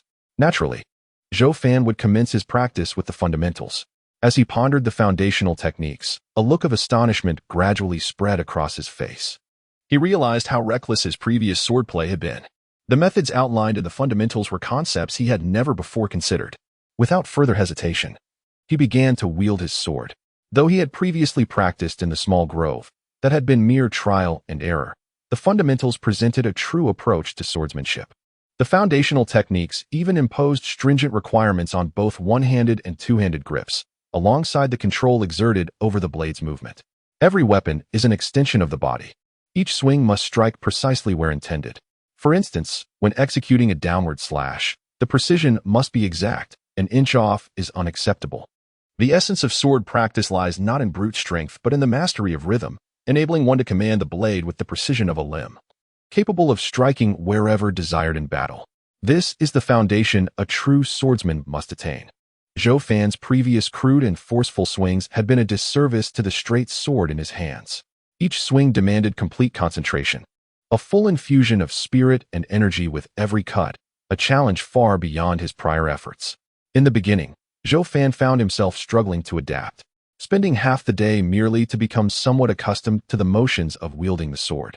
As afternoon approached, he paused his patrol around Xiaoqiu Lake to consume some rations, sharing a portion with his brother, before resuming his sword practice. The swift silver sword technique indicated that not only must swings be precise, but they must also achieve two distinct realms, a powerful, silent strike and a delicate yet fierce cut. Only upon mastering these aspects could one claim to have grasped the foundational principles of swordsmanship. A forceful downward slash would typically create a loud whoosh of wind, but this was indicative of improper technique. A true powerful cut should be silent, necessitating both strength and finesse in the control of the blade's momentum. Conversely, a delicate yet fierce cut required a different skill set altogether, demanding integration of spirit and precise execution. Often, it is the most fundamental concepts that lead closest to the path of mastery. The foundational techniques, while seemingly straightforward, are the most challenging to fully realize. Once one achieves mastery, they inevitably catch their first glimpse of the path of swordsmanship. Zhou Fan understood this principle well. Thus, aside from allowing for necessary patrol time, he devoted every available moment to practicing the fundamentals of swordplay. As the sun dipped below the horizon, casting a crimson hue upon the lake's azure waters, Zhou Fan finally sheathed his sword. He rotated his shoulders, which ached from the exertion. Each swing required a balance of relaxation and tension, placing immense strain on his muscles. Had he not been a martial artist of the strength tier, his physical condition would not have permitted such a full day of practice. After dusk, Zhou Fan hurried home to dine with his parents before returning to his sword practice. He felt almost entranced, aware of his obsessive state, yet unperturbed. The deeper one immerses in a task, the quicker the learning. This was a positive development. His sword practice continued until the arrival of the Slim Monkey, who interrupted him momentarily. After offering guidance on the Slim Monkey's practice, Zhou Fan set aside his sword to complete his daily set of 4 movements of disengagement. These movements were fundamental to his strength development, and he would not neglect them. Seeing Zhou Fan's diligence, the Slim Monkey was spurred to work harder, diligently practicing until it was time to leave the Zhou household. By then, his awakening 4 movements had nearly coalesced into a single flow, suggesting he would soon attempt to breach the first threshold of martial arts. As for the Slim Monkey's potential, Zhou Fan remained uncertain. If he lacked talent, it would pose a challenge. After returning home, Zhou Fan sheathed his sword and pondered these matters until sleep took him. Upon waking, the boat felt unchanged, as if time stood still. The fog had not dissipated. Instead, it enveloped him as he sat at the table, drinking and consuming unfamiliar dishes. Mist, I sense my injuries are healing rapidly. Is it due to the Grey River spatial influence? Zhou Fan inquired of the Mist. The Mist took a sip of wine, glancing at Zhou Fan with a smile. This question will cost you half a month of your life. Zhou Fan refrained from pressing further. He was unwilling to sacrifice that which he could ill afford. The Mist chuckled at the verdant liquid in his white jade cup, fully aware that Zhou Fan would not expend such a price for a trivial question. Yet in his eyes, the answer held value far beyond Zhou Fan's perception. Moving aside, Zhou Fan wished to practice his swordsmanship, but he had entered alone and could not bring his belongings into this realm. He had long understood that even practicing the 12 tiger forms here would enhance his strength. Thus, he contemplated whether sword practice was also feasible. But the question remained, where was the sword? Zhou Fan's gaze shifted back to the Mist. Mist, could you conjure a sword for me? It will require a life cost. The Mist, sipping his wine, bore a faint smile. Irritated, Zhou Fan retorted, I do not intend to take it outside. I merely wish to practice here. If you demand a life cost for that, it is rather stingy. If you refuse, that is fine for, though I lack a sword in hand, I possess a sword in heart. Upon saying this, Zhou Fan raised his right hand in a sword-like gesture and began to swing it through the air. The Mist burst into laughter. No sword in hand, yet a sword in heart. Where did you hear such absurdity? Nevertheless, it is rather captivating.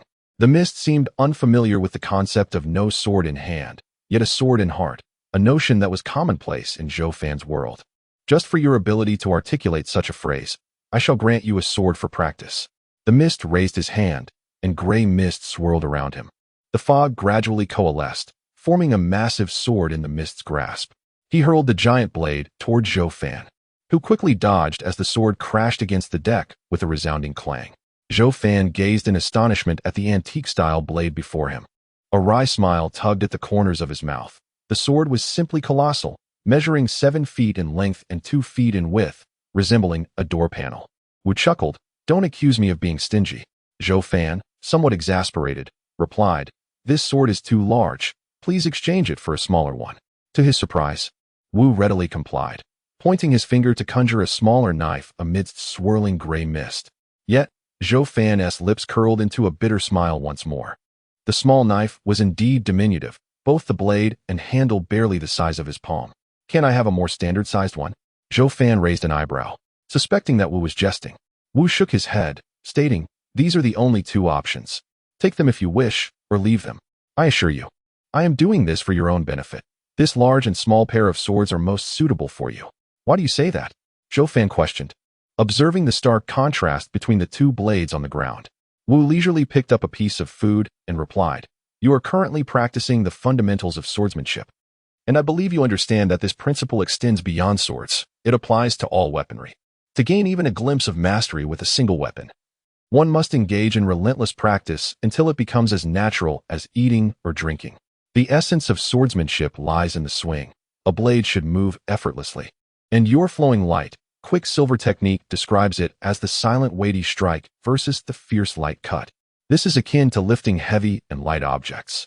Practicing with both heavy and light swords will enhance your training.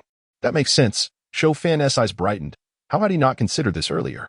If he could master the heavy sword's lightness and the light sword's weight, he could embody the very principles of the technique, silent heavy strikes and vigorous light cuts, accelerating his progress far beyond conventional training with a straight sword.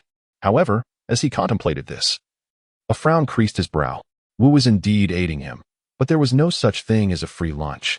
Zhou Fan quickly surmised Wu's ulterior motive to hasten his sword training in order to facilitate the exchange for the sword techniques he required, thereby encroaching upon his lifespan.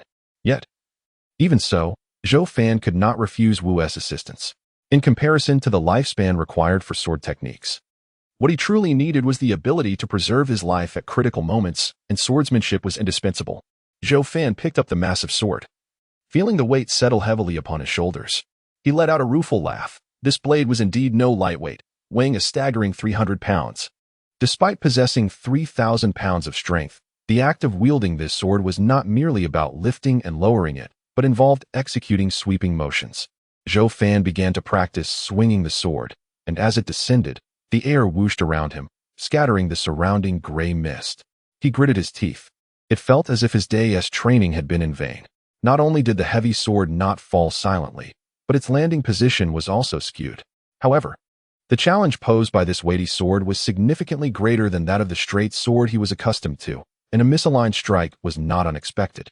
Zhou Fan did not dwell on this, but continued to swing the sword repeatedly, aiming to acclimate himself to the weight of the heavy blade before addressing any other concerns. After 100 swings, he found himself sweating not a single drop, nor displaying any signs of fatigue. In the outside world, swinging such a heavy sword 100 times would have been exhausting, but within the gray river space, he felt invincible. Recognizing this benefit, Zhou Fan was determined not to squander the opportunity and practiced with even greater diligence. After 500 swings, while the heavy sword still descended with sound, it was no longer as poorly executed as before. The landing position began to improve steadily. I recommend you practice with a combination of both swords, rather than focusing solely on the heavy one, Wu interjected, still indulging in food and drink. Zhou Fan raised an eyebrow, contemplating Wu's words.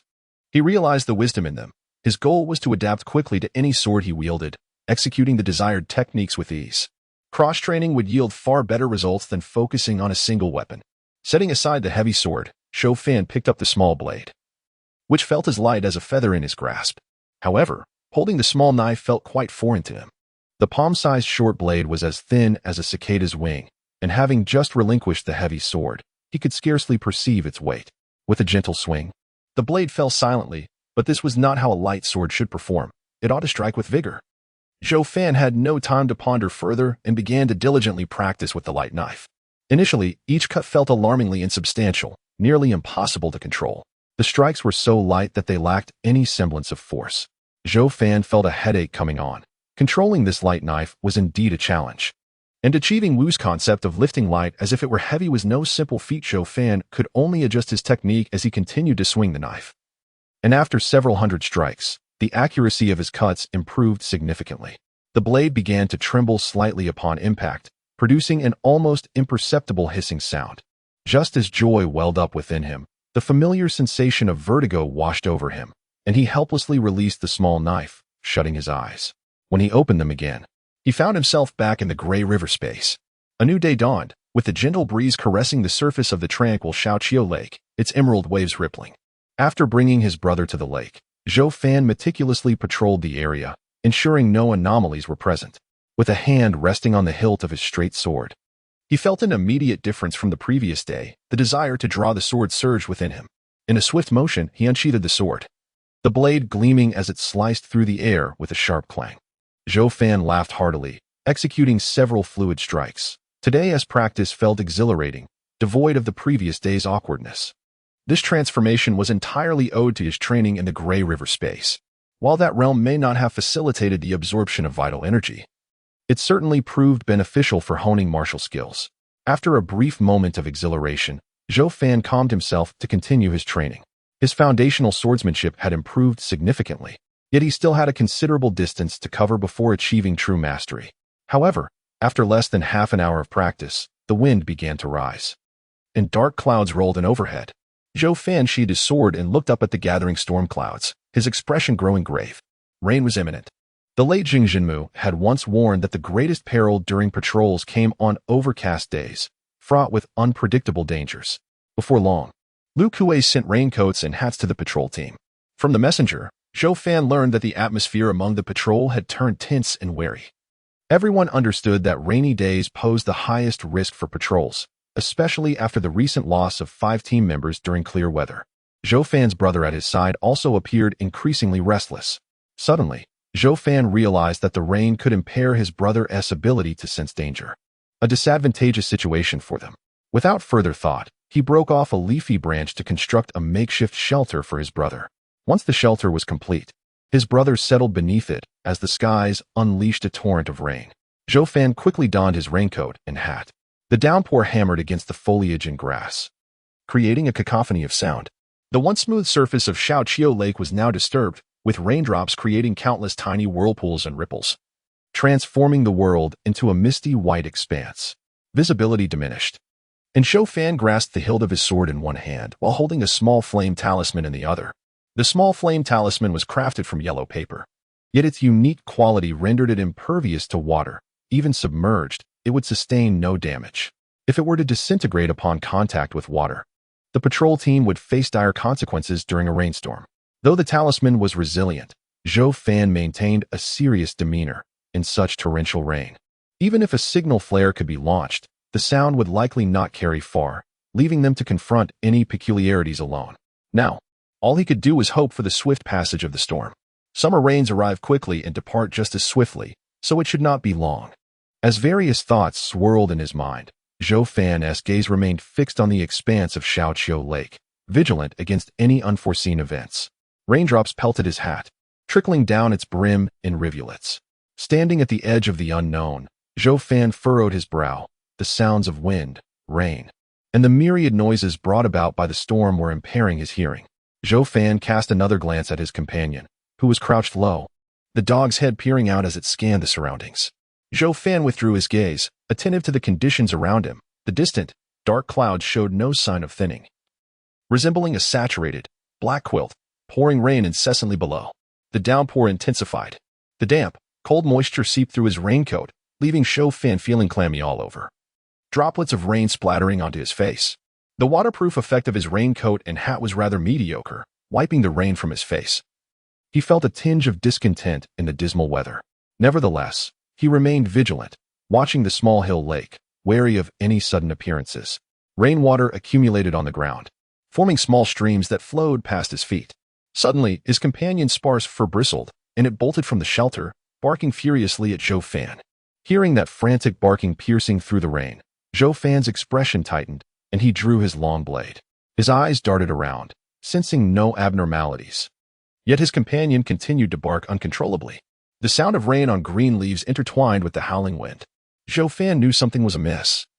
He felt every muscle in his body tense, aware that something strange lurked nearby, for his companion would not act so erratically without reason.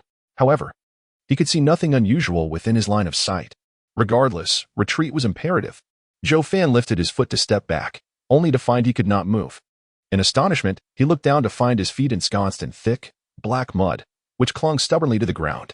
Only a small part of the mud had crawled up his legs, but a substantial pool of it lay hidden in the yellow mire.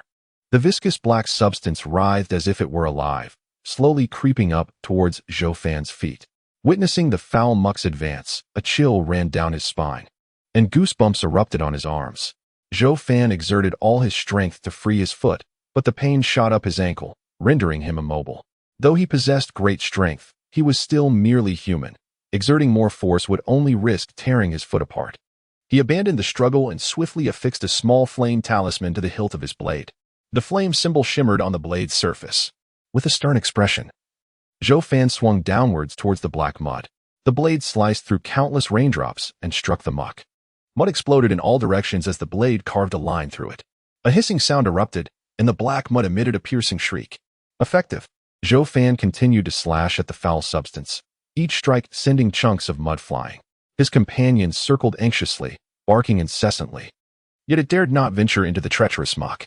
Zhou Fan's brow furrowed. There was simply too much mud, and with each blow, it seemed to rise faster. Now reaching his abdomen, the mud had yet to harm him, but he could scarcely imagine the horror of it crawling all over his body. Would he suffocate? This bizarre black muck had to be dealt with immediately. Calmly contemplating, Zhou Fan drew circles in the mud beneath him with his blade, attempting to sever the encroaching black mass, yet the drawings were quickly obscured by the substance. He then tried scraping the mud off his body with the blade. While the small flame talisman-infused knife could remove some of it, the mud continuously crept back up, his efforts merely slowing its advance. Just as he was racking his brain for a solution, his companion's barking intensified. Zhou Fan glanced sideways and noticed it was barking madly towards the small hill lake. His gaze sharpened as he turned to the lake. Standing by the water's edge was a humanoid figure. The rain blurred his vision, and Zhou Fan inhaled sharply. It was clear that this entity was not human. It had no head. It charged towards him with alarming speed. A two-headed monstrosity. Zhou Fan watched in horror as the headless creature approached.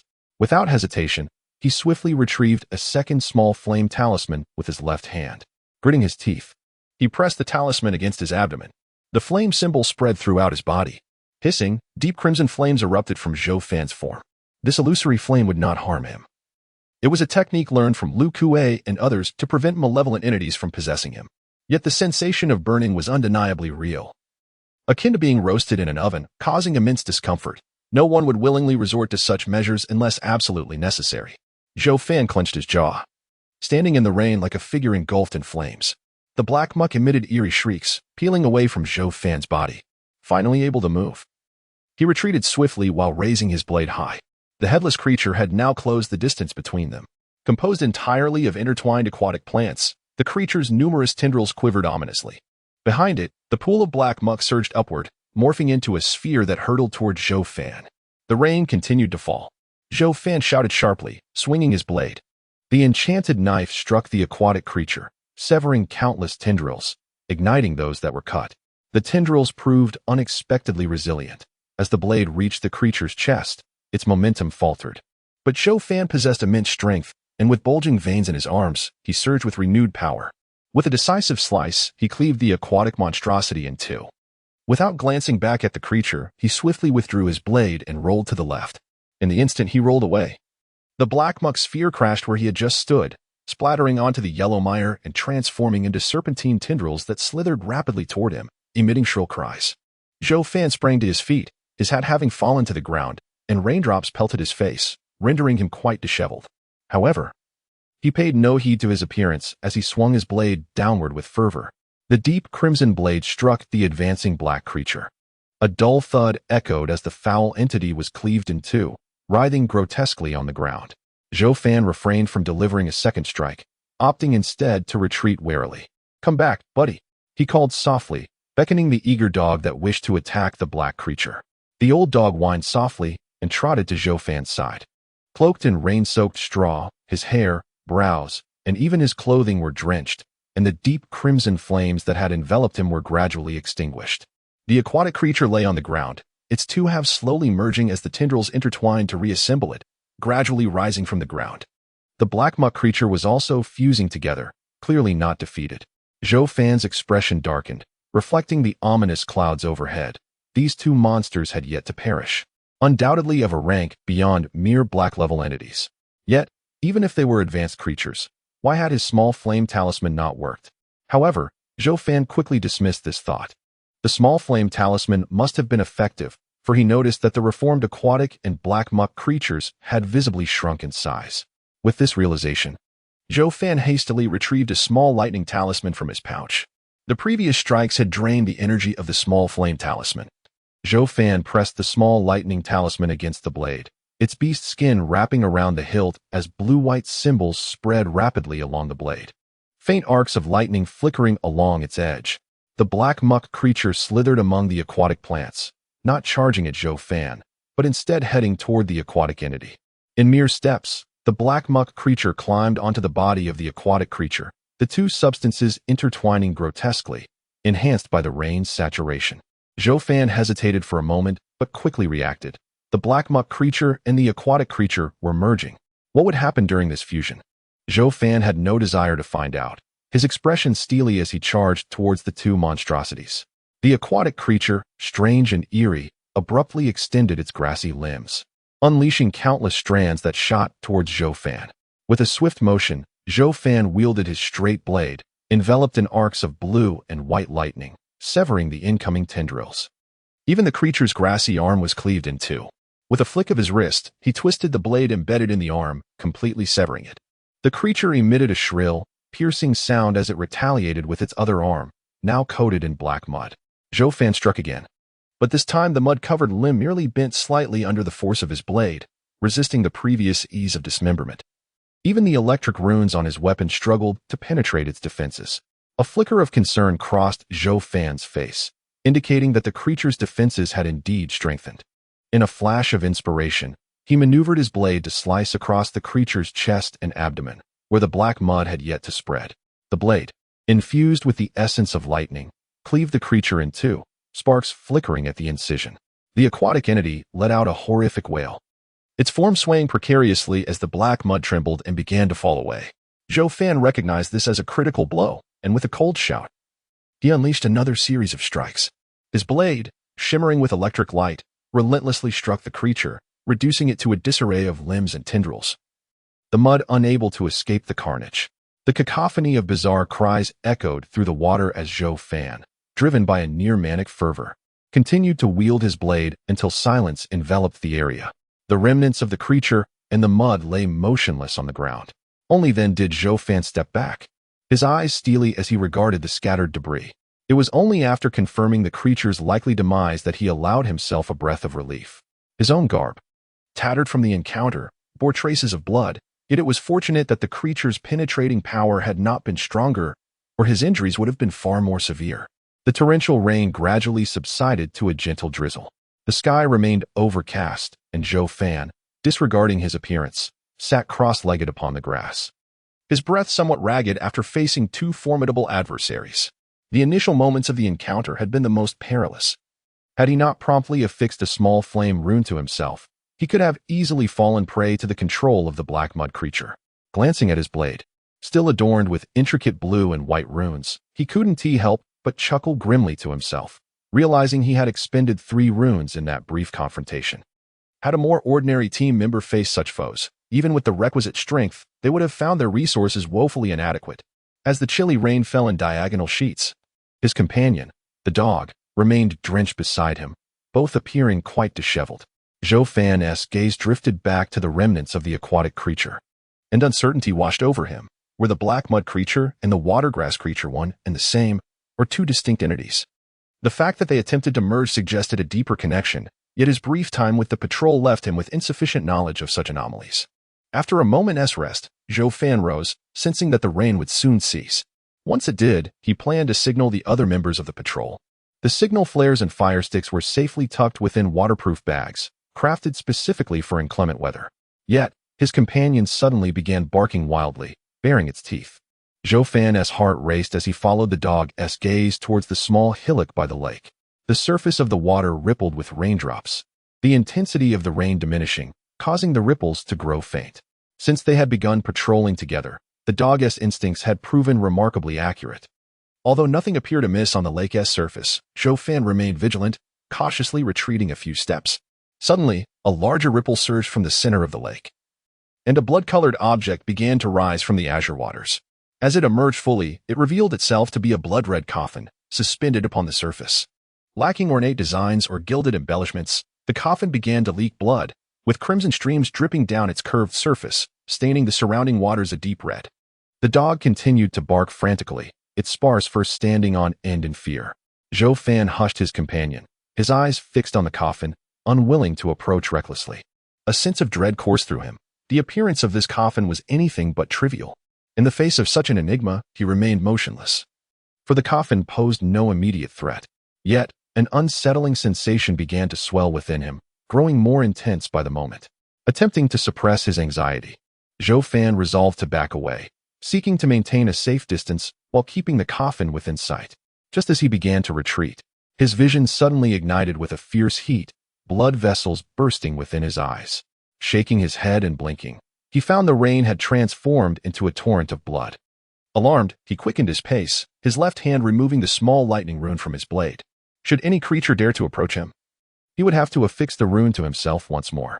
As the blood-colored raindrops fell upon him, they coated him in crimson, and he glanced at his dog, which was now similarly stained. The once green trees and grass around them seemed to plunge into a surreal, blood-soaked realm. With a few more steps back, Zhou Fan finally halted, his gaze fixed on the blood coffin, which remained unchanged, continuing to drip blood. Clenching the hilt of his blade tightly, he felt a surge of anger. Had the coffin not been in the lake, he might have charged forward in fury, surrounded by a deluge of blood rain. Retreat was no longer an option. This was no mere possession. What could possibly be happening? Apart from his burning eyes, Zhou Fan sensed no other abnormalities within himself. Just as he hesitated over whether to affix the small lightning rune to himself, the rain ceased, the blood receding like a tide, as if it had never existed. Astonished, Zhou Fan felt a shiver run down his spine. The situation was undeniably bizarre. His vision returned to normal, devoid of the previous heat. Yet the blood coffin continued to drip without any sign of alteration. A shadow of gloom settled over him as he coldly retrieved a rune to detect anomalies. Swiftly affixing it to himself, With a hiss, the rune ignited, rapidly turning to ash. Zhou Fan's face turned ashen. He had been cursed. Without a moment's hesitation, he affixed the small lightning rune to himself. Runes spread across his body, blue and white lightning flickering into existence, as if struck by a bolt of lightning, leaving him on the verge of fainting. Seconds later, unable to endure the torment any longer, he tore the rune away, his body trembling from the residual shock. His expression remained grim. This method would likely prove ineffective, as the rune's protective nature against possession did not extend to curses. These were fundamentally different phenomena. Yet, Zhou Fan had no other recourse, so he continued to gaze at the blood coffin by the lake, his mind racing to maintain composure. Panic and fear would serve no purpose. When had he been cursed? He could only pray that it was not a deadly curse, for if it were, his life would be forfeit. It should not be an instant death curse, otherwise, the curse would have already manifested. Since it is not an instant death curse, there remains a glimmer of hope. Lu Kuei and the others had once remarked that most bizarre curses require a medium, and the blood rain was not a medium, but rather an illusion born from the curse itself. If this is the case, he is afflicted by a curse that does not necessitate a medium, perhaps not as formidable as he had imagined. Zhou Fan contemplated numerous scenarios in an instant, took a deep breath, and retrieved a signal flare from his bag. Upon igniting the flare, it ascended into the sky and soon erupted with a resounding blast. The blood coffin floating on the lake exuded an unsettling stillness that instilled anxiety. Zhou Fan understood that the curse he bore was undoubtedly linked to the blood coffin. Before long, a patrol team arrived at Xiaoqiu Lake. Zhou Fan called out to the group, urging them to maintain their distance, declaring, "I may be under a curse." The word curse elicited a look of terror from the two members of the team, prompting them to retreat hastily several meters. As more individuals arrived, the news of Zhou Fan's curse spread, and each person instinctively stepped back, fear etched upon their faces. Lu Kuei and Zhuang Xinshan soon joined, their expressions grave as they regarded Zhou Fan. "First, take a look at the blood coffin on the lake." Zhou Fan gestured towards the water. Lu Kuei and Zhuang Xinshan turned their heads to observe, Zhuang Xinshan's face betraying confusion as he did not recognize the blood coffin. However, terror flashed across Lu Kuei's countenance as he exclaimed, "It is the Black Grievance blood corpse coffin. Retreat now." Although the patrol team members may not have identified it, the mention of Black Grievance sent them fleeing in fear towards the village. They could contend with white and black specters, and even blood specters could be vanquished at a cost, but the grievances that surpassed the specter level, let alone the Black Grievance, were beyond their capacity to confront. Zhou Fan also retreated, but his situation was quite peculiar, necessitating a considerable distance from his fellow team members. The lean monkey glanced back at Zhou Fan multiple times, his heart filled with anxiety, yet he dared not approach him. Upon returning to the patrol camp, Zhou Fan observed the sentinel drum 100 paces away, his heart racing. However, as he drew near, the drum remained silent, allowing Zhou Fan to relax, for he feared it might perceive him as a strange threat. The patrol team members, after conducting a divination, subtly encircled Zhou Fan, the newly appointed deputy captain. "I will inform the elders," Zhou Shen said with a stern face, turning to leave. Setting aside Zhou Fan's curse, the mere emergence of a malevolent creature in Little Q Lake necessitated the intervention of the village's Talisman Master. From a distance, Lu Kuei called out to Zhou Fan, "Do not worry. Even if it is a curse, Elder Mao and the others can lift it." After issuing orders for the team to continue patrolling and preventing the creature from exploiting any vulnerabilities, Lu Kuei turned to Zhou Fan, who stood alone, and said, "Give me 2 divination talismans. I need to confirm whether my dog has been cursed." Lu Kuei nodded and instructed someone to place the talismans on the ground. Zhou Fan approached to collect them, applying one to his dog, which showed no reaction. He then affixed a talisman to himself, and it ignited almost immediately. Observing the burning talisman, the expressions of Lu Kuei and the others darkened, their vigilance heightened towards Zhou Fan. Maintaining a calm demeanor, Zhou Fan merely sought confirmation. Today, the Talisman Master, Mao, was on duty at the camp and hurried over upon receiving the summons. Upon seeing Zhou Fan surrounded, his brow furrowed. Zhou Shun had not yet returned. He had gone to notify Luo Lietian and another Talisman Master. As Mao arrived, the others bowed in respect. "Captain Lu, can you confirm it is the Black Grievance blood coffin?" Mao inquired. Lu Kuei hesitated. "I am 70% certain, but we must wait for the 2 elders to confirm." Mao nodded and approached Zhou Fan, stopping halfway to say, "Zhou Fan, please recount how you became cursed." Zhou Fan began narrating his experience, from the onset of the storm, the assault by the water grass creature and the black mud creature, to the emergence of the blood coffin in Little Q Lake. Carefully omitting any mention of the small lightning talisman incident, Lu Kuei displayed astonishment. He had not anticipated Zhou Fan encountering two creatures previously. After listening, Mao fell silent for a moment, then spoke. The water grass creature and the black mud creature you mentioned, if I am not mistaken, are the black heart grass and the prison mud, a symbiotic pair. They rely on each other. The prison mud captures food for the heart grass, which, in turn, consumes the heart of the food to survive and provides nourishment for the prison mud. Zhou Fan asked solemnly, "Is there a connection between these two creatures and the coffin in the lake?" Mao shook his head. This cannot be confirmed.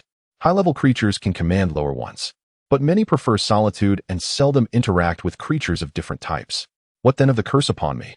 Zhou Fan inquired, shifting his focus to the matter that concerned him most. Mao pondered briefly before replying. The curse you bear is likely an eye curse, a mark stemming from a special creature's curse. Its principles remain unclear and typically manifest when a creature first appears before a person. Are you suggesting that I was cursed because I was the first to witness the emergence of that coffin? Zhou Fan furrowed his brow. Mao affirmed. That is indeed the implication, though such eye curses are exceedingly rare. Can the eye curse be lifted? Zhou Fan pressed on. This curse will not prove immediately fatal, but whether it can be dispelled remains to be seen, Mao replied, producing two yellow paper talismans from his robes, one 3 fingers wide and the other 2. He placed the talismans on the ground and instructed, "Come and take the talismans, apply the smaller one first, then the larger one." After stepping back, Zhou Fan approached, examining the vermilion characters on the talismans. He hesitated before asking, "Is there any danger in applying these talismans? If they posed a life-threatening risk?" Zhou Fan would need to contemplate his decision carefully. Mao shook his head. There is no danger. After a moment of contemplation, Zhou Fan affixed the 2-finger-wide talisman to his arm. The dark symbols emanated from the talisman, swiftly integrating into his skin. Zhou Fan felt warmth radiating from the back of his left hand, where a bloody coffin pattern began to emerge. The onlookers gazed at the grotesque design with trepidation. Zhou Fan's expression shifted slightly as he looked up at Mao. "This reveals the hidden curse upon you," Mao explained. "The talisman I provided has brought it to the surface. Now, apply the second talisman. Whether it dispels the curse depends on it." Zhou Fan adhered the second talisman, and the bright yellow symbols crept down toward the bloody coffin mark. Sensing the threat, the curse began to emit a dazzling crimson glow. The yellow symbols quickly dissipated under the brilliance of the bloodlight. Zhou Fan's expression darkened. Mao's talisman had proven ineffective. Mao's brow furrowed deeply, and he sighed. "The talisman has failed. Elder Mao." Lu Kuei glanced at Zhou Fan, hesitating to speak. Zhou Fan's fingers twitched slightly, yet he restrained himself from grasping the hilt of his knife. Mao waved his hand and spoke first. "Zhou Fan, do not be alarmed. Even if the talisman has failed, it does not mean the curse cannot be lifted. I will accompany Brother Huang to Little Q Lake shortly. Once we eliminate that black grievance, the curse will be lifted." "That sounds excellent." Zhou Fan nodded, a smile gracing his face. Soon, Zhou Shun returned with Huang the Talisman Master and Luo village chief. Mao exchanged a few words with Huang, who then regarded Zhou Fan with a solemn expression before redirecting his gaze to Mao, Lu Kuei, and Luo village chief. Engaging in discussion, standing at a distance, Zhou Fan could not discern their conversation. He sat cross-legged, maintaining a calm demeanor, sharing his dry rations, which had escaped the rain, with his dog while consuming some himself. After the battle, he felt famished, anticipating further events to unfold. Thus, he prioritized nourishment to regain his strength for the impending fight. If possible, Zhou Fan wished to avoid a rupture with the patrol team, yet he was wary of the village's potential fear of his curse leading them to eliminate him. The possibility of betrayal was not beyond reason, for human intentions are often inscrutable. After Zhou Fan finished his rations, it seemed the group had reached a conclusion. Among the 5, Huang the Talisman Master remained with Zhou Shen while the other 4 departed the camp, heading towards Little Q Lake. Zhou Shen approached Zhou Fan, stopping 10 paces in front of him, sitting cross-legged with his sword laid across his knees, his gaze icy. "Are Elder Huang and the others going to confront the blood coffin in the lake?" Zhou Fan inquired. "Indeed," Zhou Shen replied. "Will you not accompany them?" Zhou Fan asked further. Zhou Shen replied coldly, "I must watch you. Until a decision is reached in the village, should you dare to act recklessly, I will kill you." Zhou Fan glanced at the bloody coffin mark on the back of his hand, which had remained visible since the talisman forced it to surface. With a smile, he remarked, "Captain Zhou, you are indeed an honest man to share such matters with me. Are you not afraid I might flee?" Zhou Fan retorted with a slight sneer. "The reason I tell you is that you are no match for me. You would not escape. If you did, no one would come to your aid." Zhou Fan exuded confidence, yet she articulated a valid point, had it not been for the dire circumstances. Zhou Fan would not have resorted to such a foolish act of fleeing. Zhou Fan further remarked, "I find it rather peculiar that you managed to defeat the formidable twin entities, the Heartgrass and Prisoner Mud, despite only possessing initial stage strength. How did you accomplish that?" Zhou Fan, reluctant to divulge details that pertained to his hidden prowess, casually replied, "It was merely luck." Zhou Fan cast a cold glance at him, sensing his unwillingness to share, and refrained from pressing further. Meanwhile, the four Huang masters arrived at the edge of the small hill lake, their expressions growing solemn as they beheld the blood-soaked coffin resting upon the surface. Blood trickled from the coffin, seeping into the lake and expanding the crimson stain. Indeed, it was a blood corpse coffin. The first to break the silence was Master Mao, who pondered aloud, "I wonder what lies within this coffin?" The ancient texts recorded numerous varieties of strange blood corpse coffins, each harboring a different entity with varying degrees of power. Regardless of the specifics, it could only be a blood corpse coffin of the black grievance level, declared Huang Master with a shake of his head.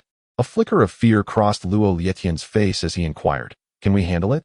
Both Huang Master and Mao Master fell into contemplative silence, until Mao Master finally stated, "It is indeed a tricky situation. However, it remains in a dormant state and has not fully awakened yet. We might have a chance." Huang Master responded, "Mao brother, allow me to take the lead while you provide support." "Very well," Mao Master nodded in agreement. Huang Master scrutinized the blood coffin at the center of the lake, then instructed, "Finding a small boat is too troublesome. Bring me some logs instead." Lu Kuei and Luo Lightian swiftly procured several large logs from the roadside, their extraordinary strength allowing them to hurl the logs into the lake, forming a pathway. The last log landed adjacent to the blood coffin, and Lu Kuei and the others looked to Huang Master for confirmation. "That will suffice," he nodded with satisfaction, retrieving a yellow paper talisman from his pouch. The talisman bore not the usual vermilion symbols but rather stark white inscriptions. Lu Kuei and Luo Lightian felt a surge of warmth in their eyes. This was a mid-tier yellow-grade talisman known as the Flame Palm Talisman. Huang Master affixed the talisman to the back of his right hand, and the talisman radiated a brilliant light that fused into his skin, 5 deep red symbols extending across his fingers. With a swift motion, Huang Master's right palm ignited in deep crimson flames, enveloping his entire hand. He lightly stepped onto the floating logs, gliding gracefully towards the blood coffin. As he drew within mere feet of the coffin, his slender frame suddenly expanded like an inflated balloon, his muscles bulging and straining against his garments, the flaming palms swelling even further. This was the eruption stage. Despite his enlarged stature, Huang Master remained as buoyant as a light swallow upon the logs. He soared into the air, his fist clenched, launching a fiery punch towards the blood coffin. With a resounding boom, the entire coffin trembled upon impact, the blood upon its surface igniting and releasing plumes of white mist. Yet, the flames were swiftly quenched by the torrents of blood flowing over them. Huang Master's expression shifted. He had not anticipated such a lackluster result from his full-force strike. Just as he contemplated his next move, a piercing screech echoed from the coffin, and a blood-red shadow emerged, hurtling towards him. The shadow, no larger than a child, caused Huang Master's pupils to constrict with alarm as he swung his right fist at it. The conflagration of his fiery punch collided with the shadow, sending him hurtling backward as though struck by a tremendous force. Huang Master coughed blood, twisting in midair to land upon a log, scrambling back towards the shore. Although the blood shadow was momentarily halted by the fiery blow, it quickly reformed and lunged at Huang Master with astonishing speed. Just as the shadow was about to catch up to him, a fiery sword zipped through the air from the shore, piercing into the blood shadow. The sword erupted in a thunderous explosion, engulfing the shadow in a deep crimson inferno, sending ripples cascading across the lake. Seizing the moment, Huang Master reached the shore, and upon landing, he resembled a deflated balloon, reverting to his original slender form. However, his complexion was pale as he glanced at his right hand. Realizing that his pinky finger was missing, a grim toll exacted by the clash with the blood shadow, Mao Master and the others remained oblivious to Huang Master's injury. Their attention fixated on the small hill lake, where the explosive flames dissipated into small embers upon the azure surface. As the flames subsided, the blood shadow emerged unscathed. Its crimson hue merely dulled. It emitted a shrill cry towards the four, then retreated swiftly back into the blood coffin. The four onlookers exhaled a collective sigh of relief. Mao Master glanced at Huang Master's injured finger and inquired, "Is it serious?" The severed pinky bled profusely. Huang Master sprinkled some medicinal powder over the wound, shaking his head as he replied, "It's nothing. I appreciate your assistance just now." The flying sword had been hurled by Mao Master, enhanced with a mid-tier explosion talisman. Had it not been for this timely intervention, Huang Master might have faced dire consequences. Lu Kuei and Luo Lightdian exchanged glances, surprised that even Huang Master had sustained injuries. Falling into contemplative silence. "I did not expect this entity to possess such strength while still in a dormant state. It is indeed formidable amongst the Black Grievance entities," Mao Master remarked, frowning. Huang Master sighed. "Black Grievance is inherently difficult to manage. This situation exceeds our capabilities." Luo Lightdian expressed his apprehension. "What shall we do now?" Huang Master regarded Mao Master and hesitated before suggesting, "Mao brother, perhaps we should notify the Yiluan Division and request their intervention." The Yiluan Division, originally a royal institution managing ceremonial affairs during the founding of the Great Wei Dynasty, had evolved into a specialized agency for handling strange phenomena. Renowned for its formidable power and extensive presence throughout the realm, Huang and Mao were among the talismans dispatched to guard Sanqiu village. Mao Master contemplated, recognizing that not every situation warranted reporting to the Yiluan Division. Frequent reports could adversely affect the evaluation of their branch's performance. The Yiluan Division categorized evaluations into 3 tiers: excellent, satisfactory, and poor, rewarding the former and penalizing the latter. A poor rating could nullify a year's worth of effort. Thus, village-guarding talismans were reluctant to escalate issues unless absolutely necessary. However, failure to address a major crisis could lead to dire consequences, including execution, necessitating a careful balance that only the talismans could navigate.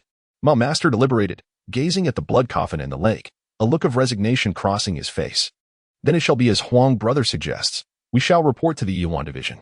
They had exerted every effort possible, and as long as the blood corpse coffin remained dormant, they could manage.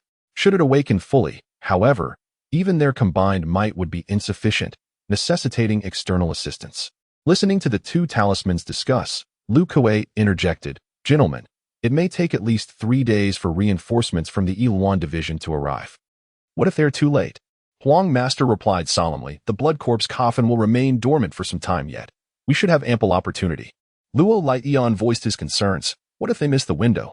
Mao Master replied impatiently, "If they do not arrive in time, it is not the end of the world. Captain Lu, you shall assign personnel to monitor the small hill lake, keeping a vigilant watch on the coffin's changes.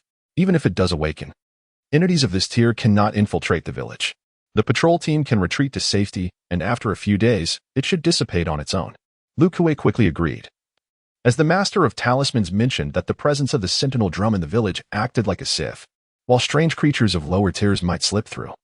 Those of the blood and white grievance levels would surely trigger the sentinel drum. Even the black grievance was no match for it, for now. They could merely stay put in the village and hold their ground. After devising a strategy, the 4 left the small hill lake. The expressions of the 2 Talisman Masters, Huang and Mao, were far from pleasant. Having made the trip only to lose 2 mid-grade yellow talismans without any success, their spirits were understandably low. Especially for the Huang Master, who had lost a pinky finger and wore a particularly grim visage. Lu Kuei and Luo Lightdian dared not utter a word that might provoke these 2 esteemed figures. Upon returning to the patrol camp, they proceeded straight to the talisman shop. Cautiously, they retrieved a redwood box from within, which, when opened, revealed a unique talisman. The upper half was adorned with dense runes while the lower half remained blank. This was a mid-grade yellow talisman serving as a message talisman, capable of relaying information back to the Yiluan Division. The Master of Talismans took up a vermilion brush and swiftly inscribed the words, "3 hills have encountered a black grievance blood corpse coffin, unable to deal with it. Urgent assistance required." After completing the inscription, he pricked his fingertip to smear his blood upon it, causing the talisman to ignite spontaneously, dissolving into a multitude of bright yellow sparks. With this, the message was sent. The Huang Master, who had lost a pinky, said nothing and turned to rest. "Master Mao, how should we proceed with Zhou Fan's matter?" Lu Kuei inquired after the crucial issue had been addressed. Luo Lightdian replied, "Given the current situation with the black grievance creatures, I shall take my leave. Clearly disinterested in the affairs of the patrol team, he bowed slightly to Master Mao and departed. Confronted with Lu Kuei's query, Master Mao furrowed his brow.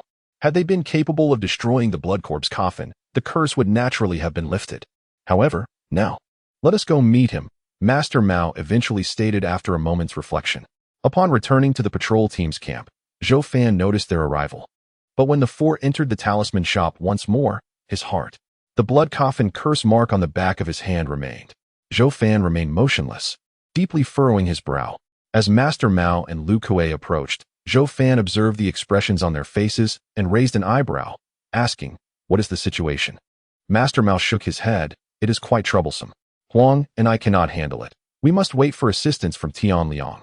Zhou Fan maintained a calm demeanor, responding, "If we wait for Tian Liang to arrive, will my curse endure that long?" Both Zhou Shin and Lu Kuei turned their gazes towards Master Mao, knowing that only he might possess the answer that would determine Zhou Fan's fate. Master Mao regarded Zhou Fan with a look of sorrow, stating, "You have been afflicted with the eye curse, which signifies that you have been targeted by a strange creature. The mark on the back of your hand serves as a beacon, indicating that you are its chosen prey. It will sense your presence wherever you are and come for you." Lu Kuei, taken aback, interjected, "Master Mao, but the Blood Corp's coffin has yet to awaken. Once it does, surely reinforcements from Tian Liang will arrive, meaning there is still time, correct?" Master Mao shook his head. "That notion is misguided. The Blood Corp's coffin may not awaken, and even if it does, it cannot enter the village. What Zhou Fan must be wary of is another kind of strange creature." "What kind of creature?" Zhou Fan inquired, perplexed. "Cursed ghosts. The eye curse is a form of ritual magic embedded within your body. It is not the Blood Corp's coffin executing the ritual, but rather the cursed ghosts. They will transport you, their prey, back to the Blood Corp's coffin for use when it awakens.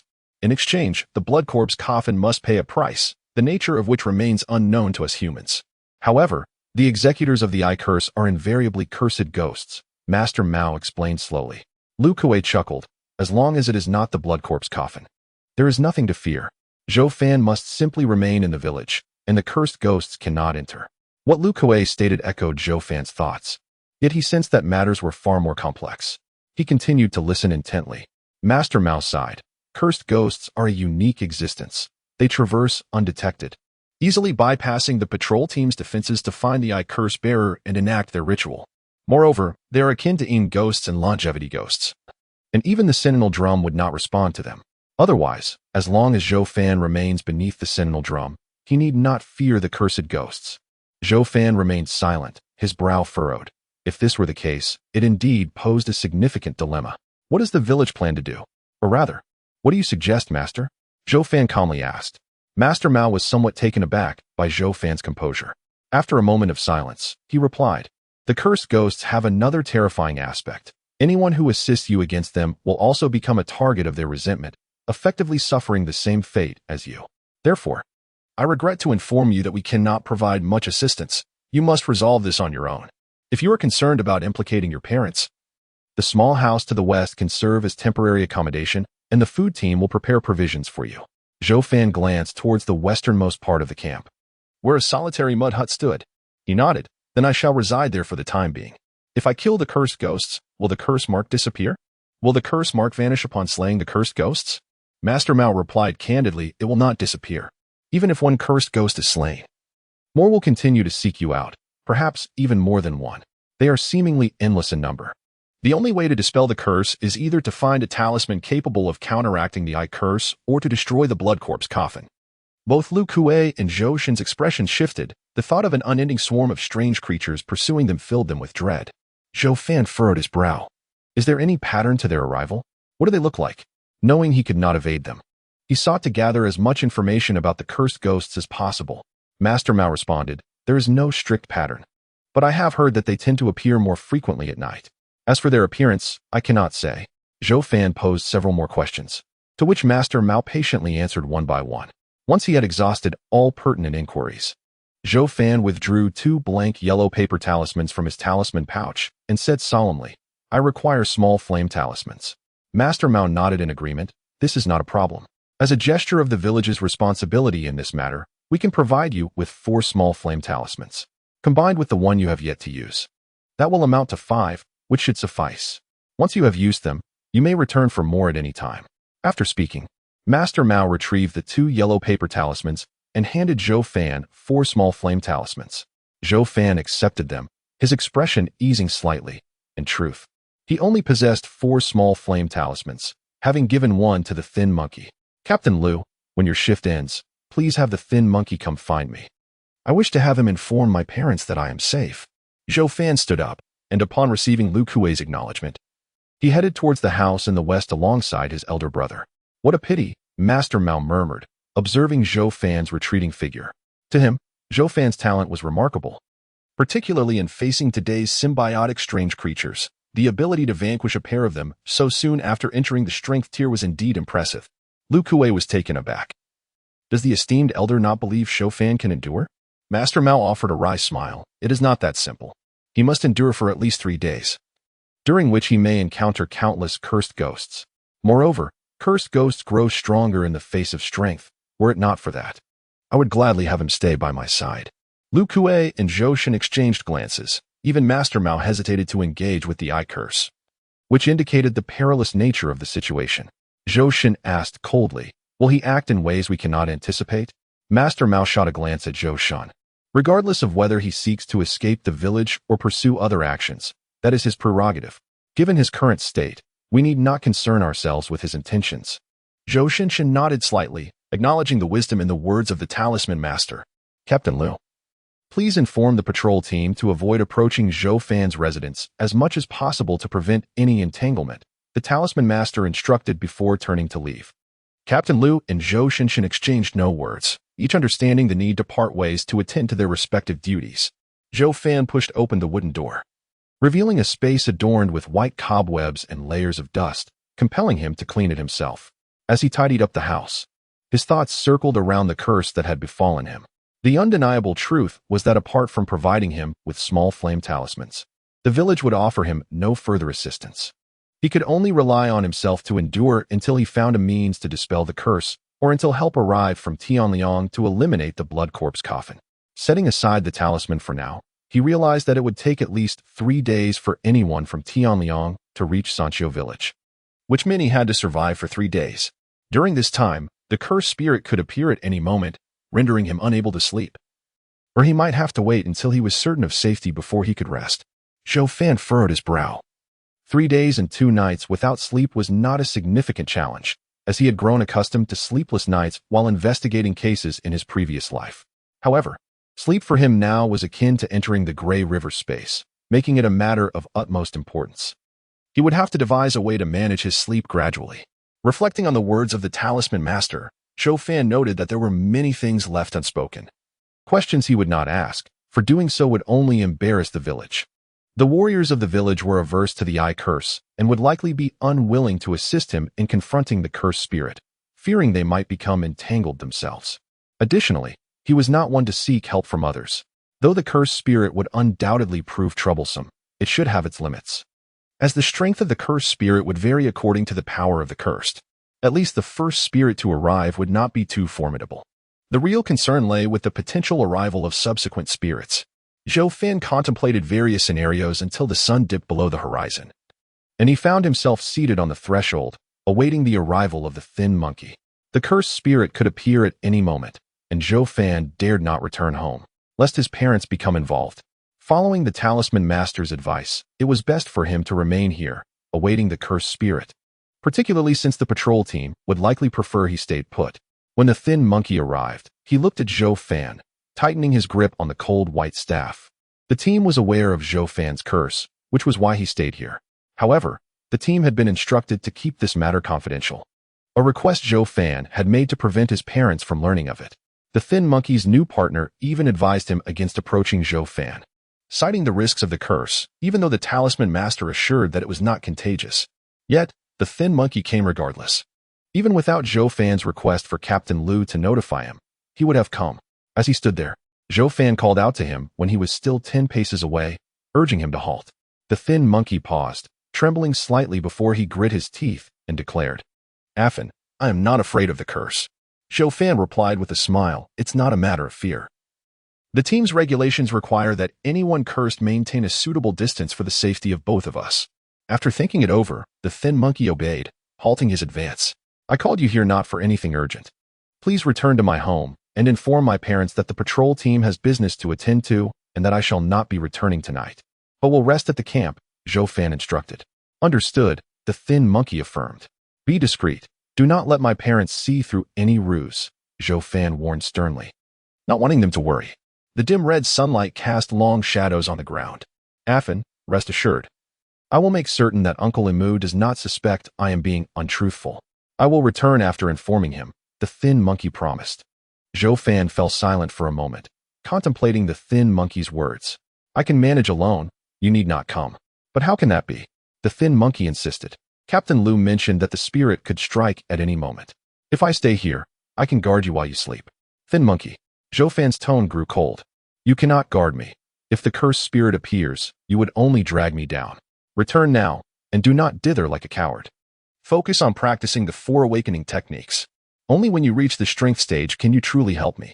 Zhou Fan's words were harsh and unfeeling. Yet he knew if he did not speak this way, the thin monkey would persist in returning. The thin monkey lowered his head in silence. Without further discussion, he retrieved 3 small flame talismans from his pouch, placing them on the ground.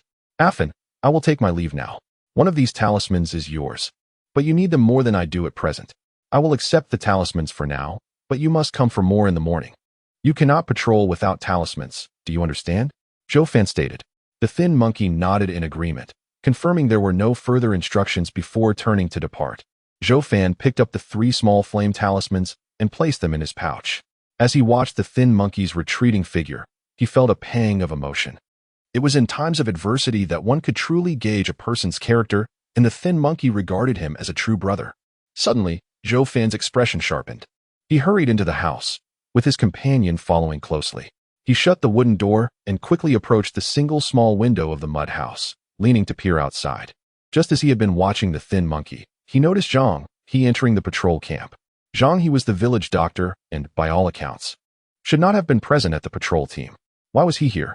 Zhou Fan leaned slightly to observe while ensuring he remained hidden from view. Since their last encounter, Zhang He had not sought Zhou Fan again, yet Zhou Fan had never forgotten him and had remained vigilant of his intentions. In Zhou Fan's line of sight, Zhang He stopped a member of the patrol team, engaging him in conversation. Shortly after, the patrol member departed, and Zhou Fan saw Zhou Shunshin conversing privately with Zhang He. Zhou Fan frowned, noting that the distance was too great. He couldn't read their lips, and even if he could, their expressions were too far away to decipher their dialogue. He could only observe Zhou Shunshin's cold demeanor, responding occasionally, while Zhang He spoke with a smile. After a brief exchange, they parted ways. Zhou Shunshin did not leave the patrol team, while Zhang He clasped his hands and headed toward the village. Just as he was about to exit the camp, he paused, tilting his head slightly in the direction of Zhou Fan's small house. Zhang He cast a fleeting glance in Zhou Fan's direction before hastening away, unaware that his actions had been entirely observed by Zhou Fan. That brief glance led Zhou Fan to suspect Zhang He might be seeking him out. If Zhang He was indeed looking for him, why would he come at this moment? Zhou Fan's expression changed, realizing it must be due to his curse. Zhang He had learned of his affliction and thus had come. But what connection did Zhang He have to his curse? Zhang He could not possibly care for him. He had always coveted something from Zhou Fan.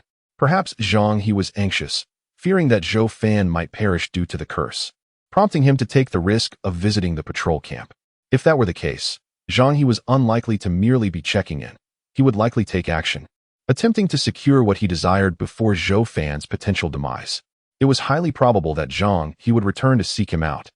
Zhou Fan was uncertain about what exactly Zhang He coveted, but he was acutely aware that his awakening from injury was likely closely linked to Zhang He, and he understood that Zhang He harbored ill intentions toward him. This situation presented several points of concern that warranted his utmost attention. Zhang He, who was not a member of the patrol team, became aware of his curse merely a few hours after it afflicted him. The patrol team had already issued a decree prohibiting the disclosure of such afflictions, and typically, members would adhere to this command. So, who could have informed Zhang He of his predicament?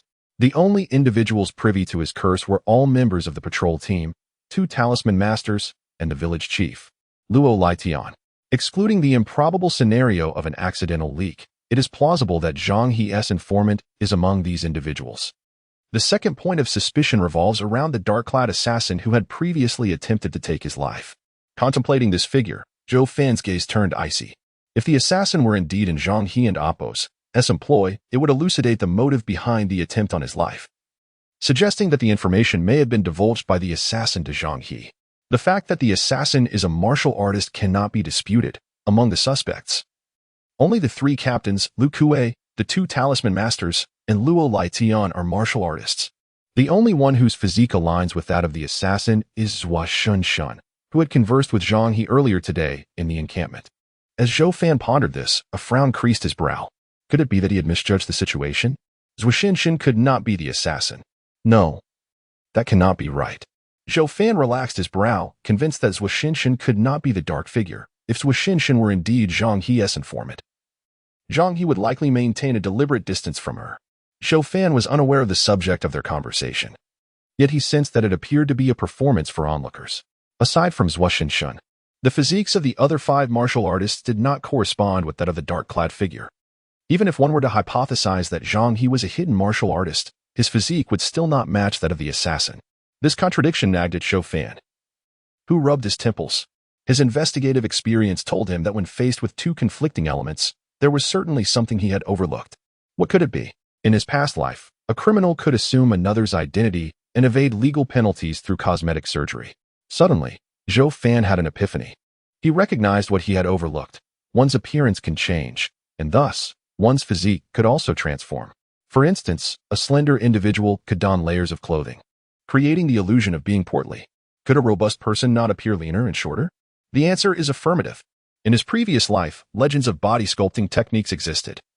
And in this extraordinary world, such methods must also be present. A chill swept through Zhou Fan. His time in this world had been too brief, and in his considerations, he often inadvertently neglected the environment. Thus, all 5 of Lu Kue's group could potentially be the dark assassin. Compared to Zhou Fan, Zhou Fan harbored greater suspicion towards Lu Kue, Wu Tianba, the 2 Talisman Masters, and Luo Lietian. Of course, Zhou Fan's culpability could not be dismissed outright. Zhou Fan's brow furrowed anew as another possibility occurred to him. If Zhang He were indeed a martial artist, he might very well be the dark figure, with the traitor potentially being an ordinary team member. Would Zhang He have no ties to the assassin? Zhou Fan did not believe so. Only Zhang He's motives would rationalize the assassin's desire to eliminate him. As these hypotheses intertwined in his mind, Zhou Fan's expression grew grim. For this night he might face not only the cursed specter but also 1 or even 2 martial artists. This night promised to be more perilous than he had anticipated. The sky gradually darkened. "Captain Zhou," a voice called from outside. Zhou Fan stood and opened the door, encountering a patrol team member standing a short distance away, holding a bamboo food container. The patrol member cast a fearful glance at Zhou Fan, placing the container on the ground. "Captain Zhou, this is your evening meal prepared by the team." After speaking, the patrol member attempted to depart, but Zhou Fan called him back. As the deputy captain, Zhou Fan commanded a degree of authority that compelled the patrol member to halt out of fear of Zhou Fan's curse. "Why the haste? I want to summon you over, nor will I approach you. Tell me, is the night watch on duty?" "Yes, it is.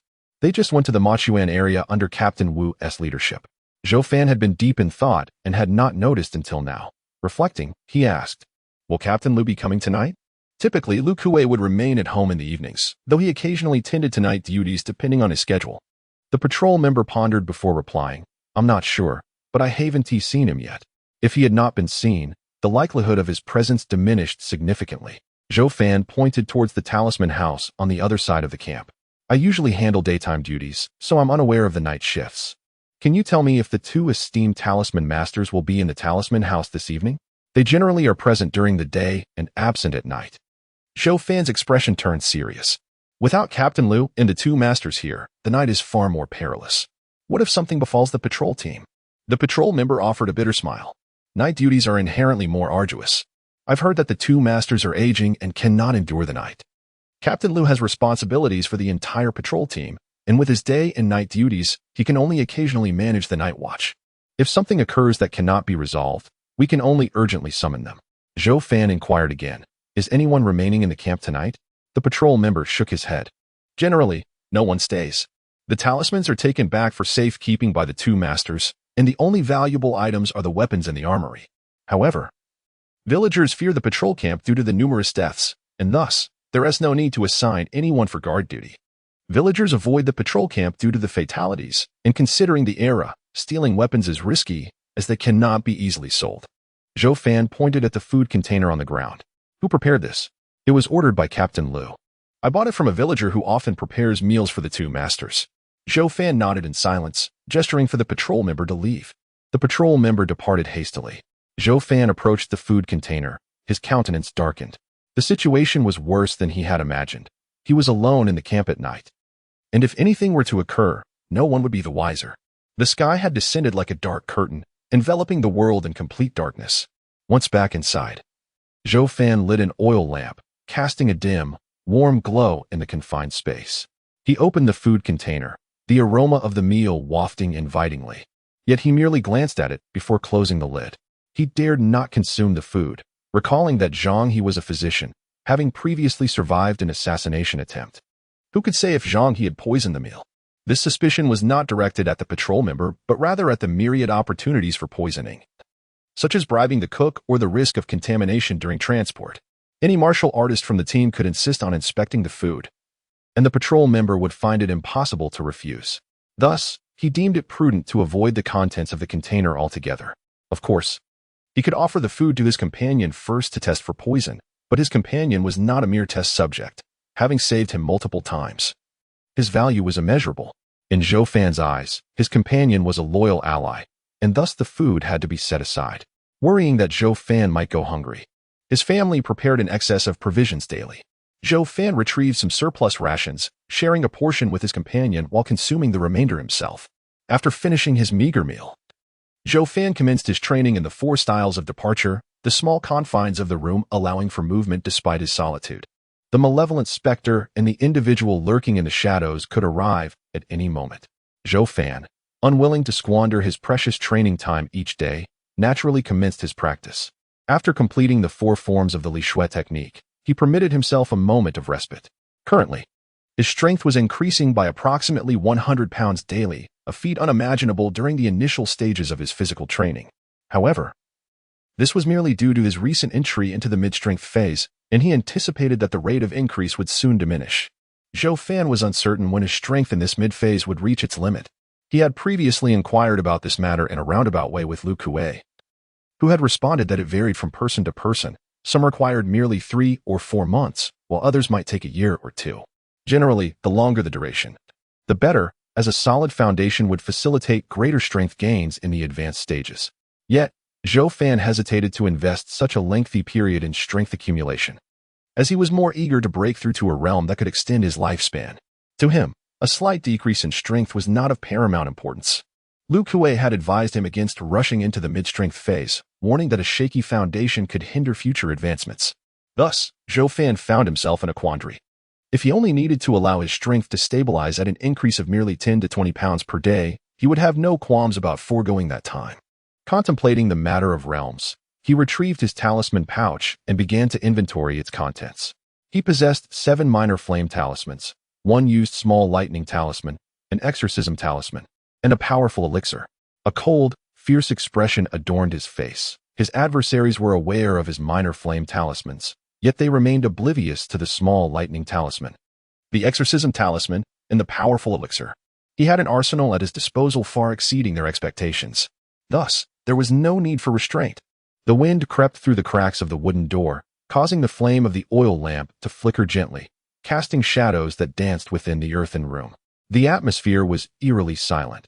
The yellow hemp curtain at the foot of the bed had been drawn, allowing only a faint silhouette of a reclining figure to be seen through the fabric. As time passed, deep into the night, a faint sound akin to footsteps on sandy ground suddenly emerged from outside. The figure on the bed remained motionless, seemingly lost in a deep slumber. The sound drew nearer, echoing as though it were within the room, permeating to the very marrow of one's bones, yet the figure on the bed showed no sign of stirring. Abruptly, the rustling ceased, and a series of sharp cracks reverberated from the earthen wall, as if something were scaling its surface. The sound of claws upon tiles soon followed, indicating that whatever it was had reached the rooftop. In a flash, the noise ceased entirely, as if nothing had transpired. The roof featured a small skylight measuring 3 inches, covered by a slanted pane of glass, which was swiftly torn away, revealing a large eye peering through. This eye, slightly smaller than the skylight itself, was a deep green, with a crimson pupil that drifted lazily about. After a moment of observation, the eye fell from the skylight, accompanied by a swirling plume of black smoke. The smoke descended first, transforming into a three-legged, three-armed figure that cradled the deep green eye.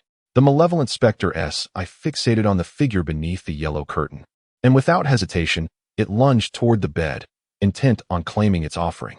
The curtain was shredded into tatters, revealing only a figure formed from a gray quilt and a wooden pillow.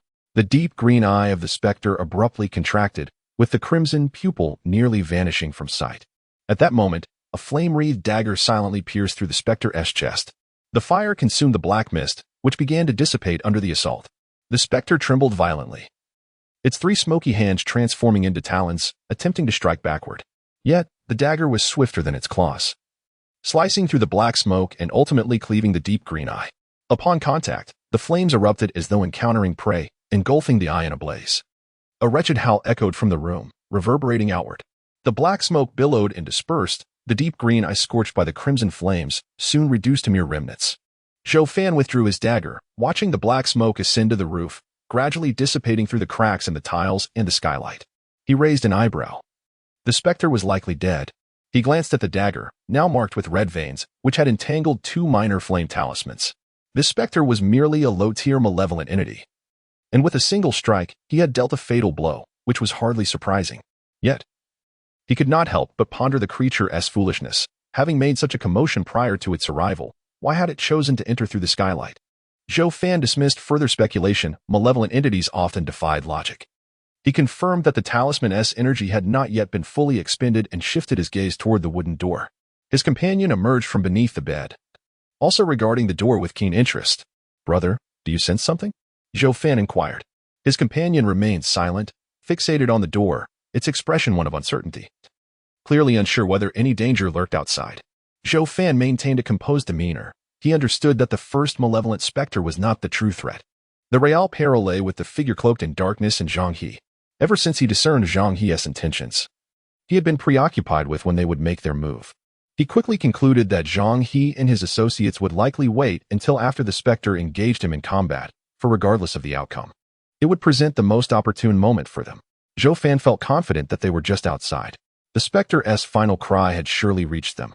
They were likely drawing ever closer to the dwelling. He used they to remind himself that there might be more than one adversary approaching. At such a juncture, Zhou Fan dared not rush outside, nor did the others dare to enter. Engaged in a silent standoff with those outside, Zhou Fan recognized that this situation favored him. The absence of intruders meant only advantages for him. Zhang He and his companions harbored special intentions toward him, and it would be they who would falter first. Should they lose their composure and rush in, it would be they who would suffer the consequences. His attention was split between the wooden door and the skylight above. These were the two most likely entry points for his adversaries. Suddenly, his companion's ears perked up, and it turned abruptly, barking sharply. Zhou Fan's expression shifted. Something was coming from behind. The moment his companion barked, a loud explosion resonated from the wall behind them, and a dozen yellow clay bricks shattered. Following this, a long sword lunged forward. Hearing the commotion, Zhou Fan tightened his grip on the dagger, swinging it backward in a desperate strike. Such a blind slash would be unlikely to land accurately on the sword, but the figure in black, unwilling to risk being severed after attempting to impale Zhou Fan, redirected the sword, its blade crashing against Zhou Fan's dagger. The clash produced a shower of sparks. Zhou Fan, leveraging the force of their mutual strikes, compelled the cloaked figure to alter its attack, and both recoiled a few paces. As he retreated, Zhou Fan ensured that his back collided with the earthen wall instead of the wooden door. He cast a wary glance at the door. No one had stormed in, which granted him a moment of relief, indicating that only the figure in black was present. Otherwise, one of Zhang He's associates would have entered alongside the cloaked figure, creating a pincer attack against him. Thus, the likelihood of Zhou Fan sustaining injury in this encounter diminished significantly. The room was thick with yellow dust, and the cloaked figure, as before, revealed only a pair of piercing eyes from within its hood. It regarded Zhou Fan coldly, its voice gravelly as it inquired, "Did you anticipate my arrival?" Had it not been aware of his return, then its earlier strike would have surely been decisive. Zhou Fan let out a cold laugh. The voice of the man in black was evidently disguised, rendering him unable to discern his identity. He simply stated, Of course, I knew you would come. Not only did I anticipate your arrival, but I also know who you are." The man in black's eyes narrowed, and he replied in a deep voice, "Impossible." As soon as he finished speaking, he swiftly applied a small flame talisman to his long sword. Realizing that Zhou Fan was audacious enough to use 2 small flame talismans in one go. Seeing this, Zhou Fan charged forward with his blade. Fully aware that he did not know the identity of the man in black, his earlier words were merely intended to disrupt his opponent's focus. The man in black defended himself hastily, yet remained composed. Inside the room, the clash of blades and swords danced chaotically. The flickering lights were buffeted by the violent winds generated by their battle, but stubbornly refused to extinguish. Zhou Fan and the man in black fought evenly matched, with the deep crimson aura of the flame talisman splattering with each clash of steel, as long as they didn't strike anything too bizarre. The dissipating power of the talismans waned slowly, showing little sign of weakening the swords. The man in black grew increasingly alarmed. He had prepared himself for Zhou Fan's strength before arriving, believing their powers to be equal. However, he had always assumed he would quickly subdue Zhou Fan due to the latter's previously chaotic swordplay, which was merely a display of brute force. Despite their similar strength, he thought his exquisite swordsmanship would allow him to handle Zhou Fan with relative ease. Yet, the reality was starkly different. It was not that Zhou Fan's swordsmanship surpassed his own.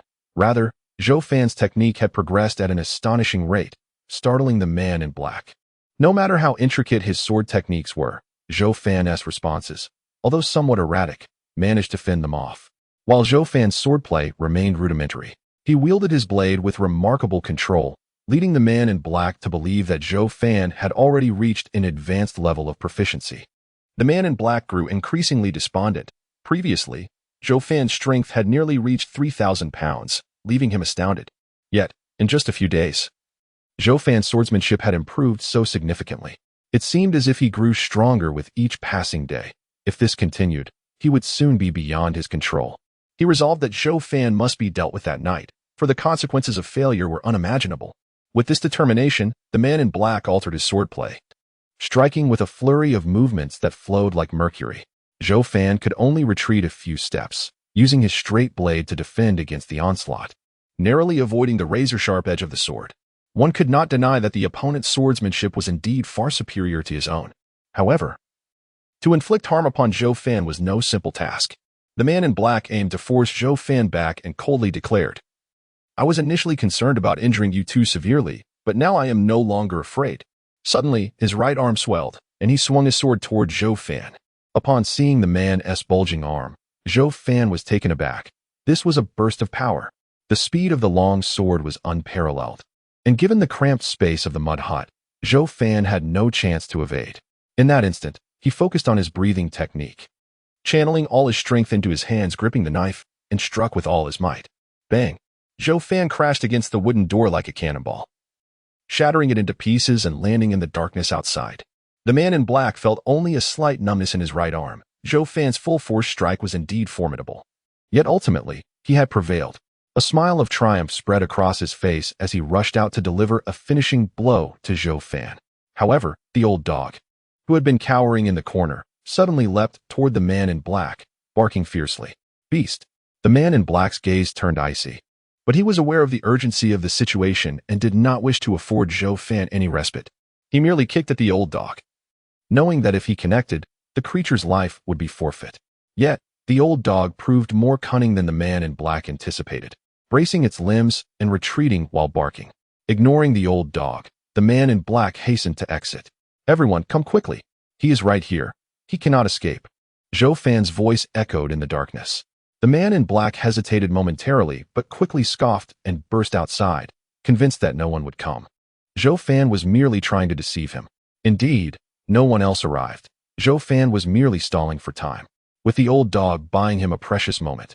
He managed to stand unsteadily. The man in black, observing Zhou Fan's silhouette in the shadows, muttered, "This ends here."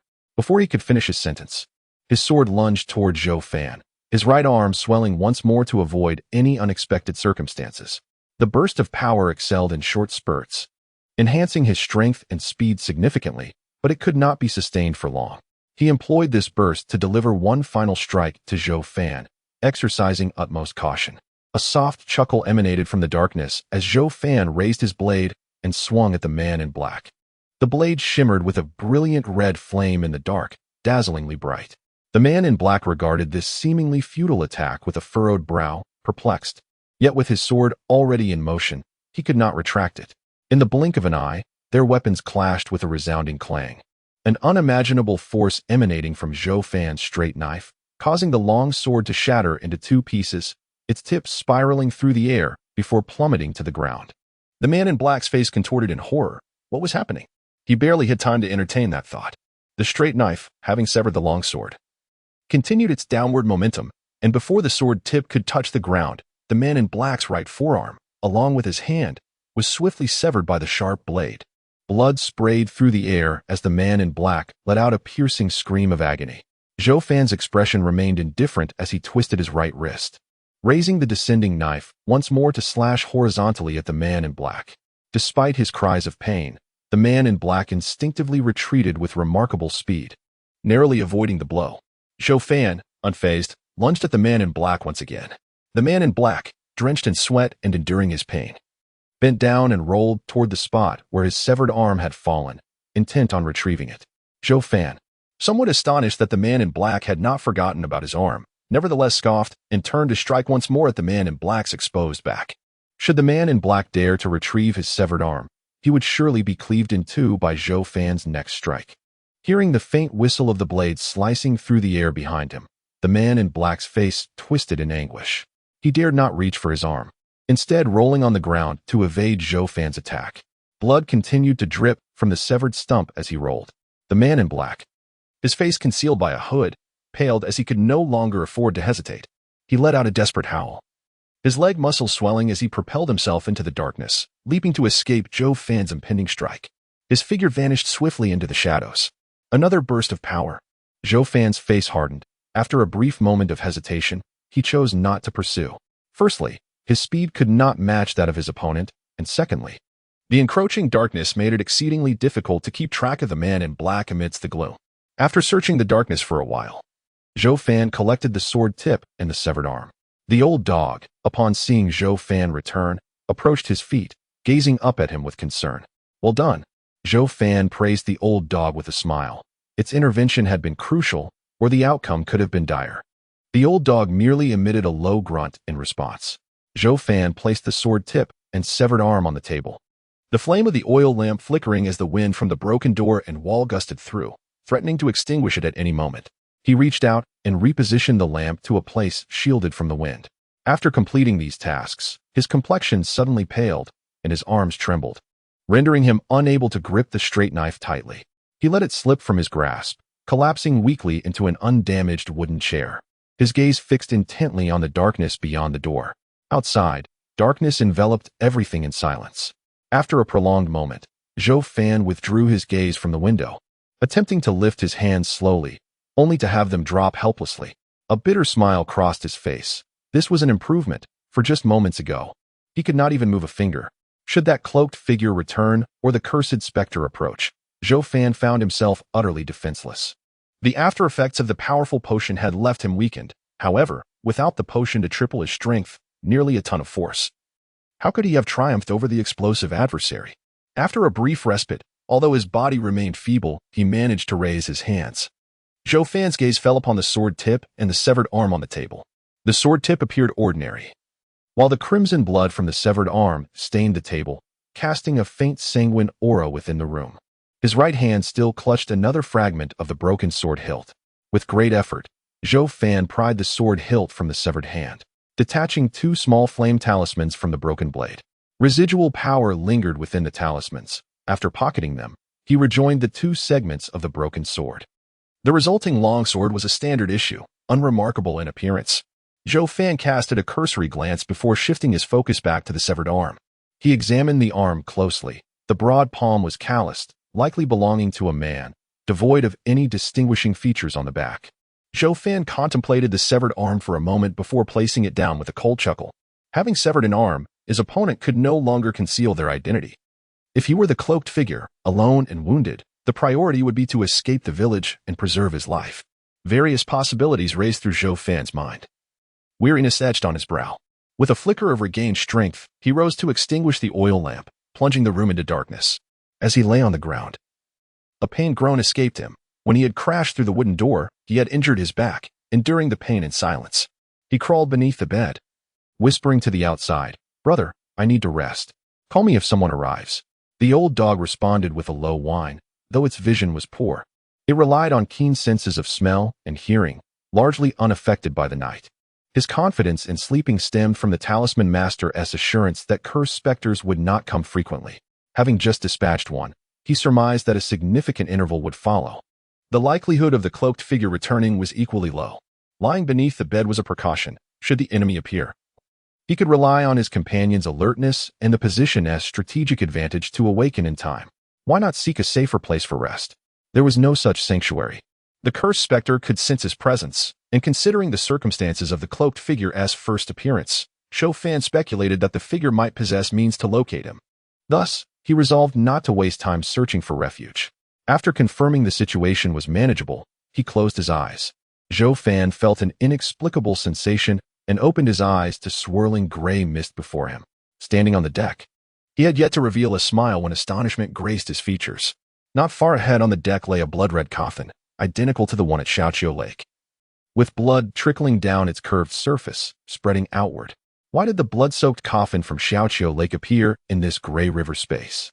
As he gazed at the coffin, his expression gradually calmed. He approached the coffin, stepping upon the viscous blood without concern, and scrutinized the constantly flowing blood with a serious demeanor. Gently, he tapped the coffin's surface, causing blood to splatter, staining his palm.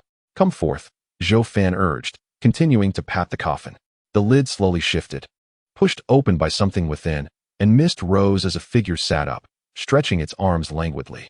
"You arrived later than I anticipated. But how did you guess I was inside the coffin?" Zhou Fan replied coolly, "It has always been just you and me aboard this vessel.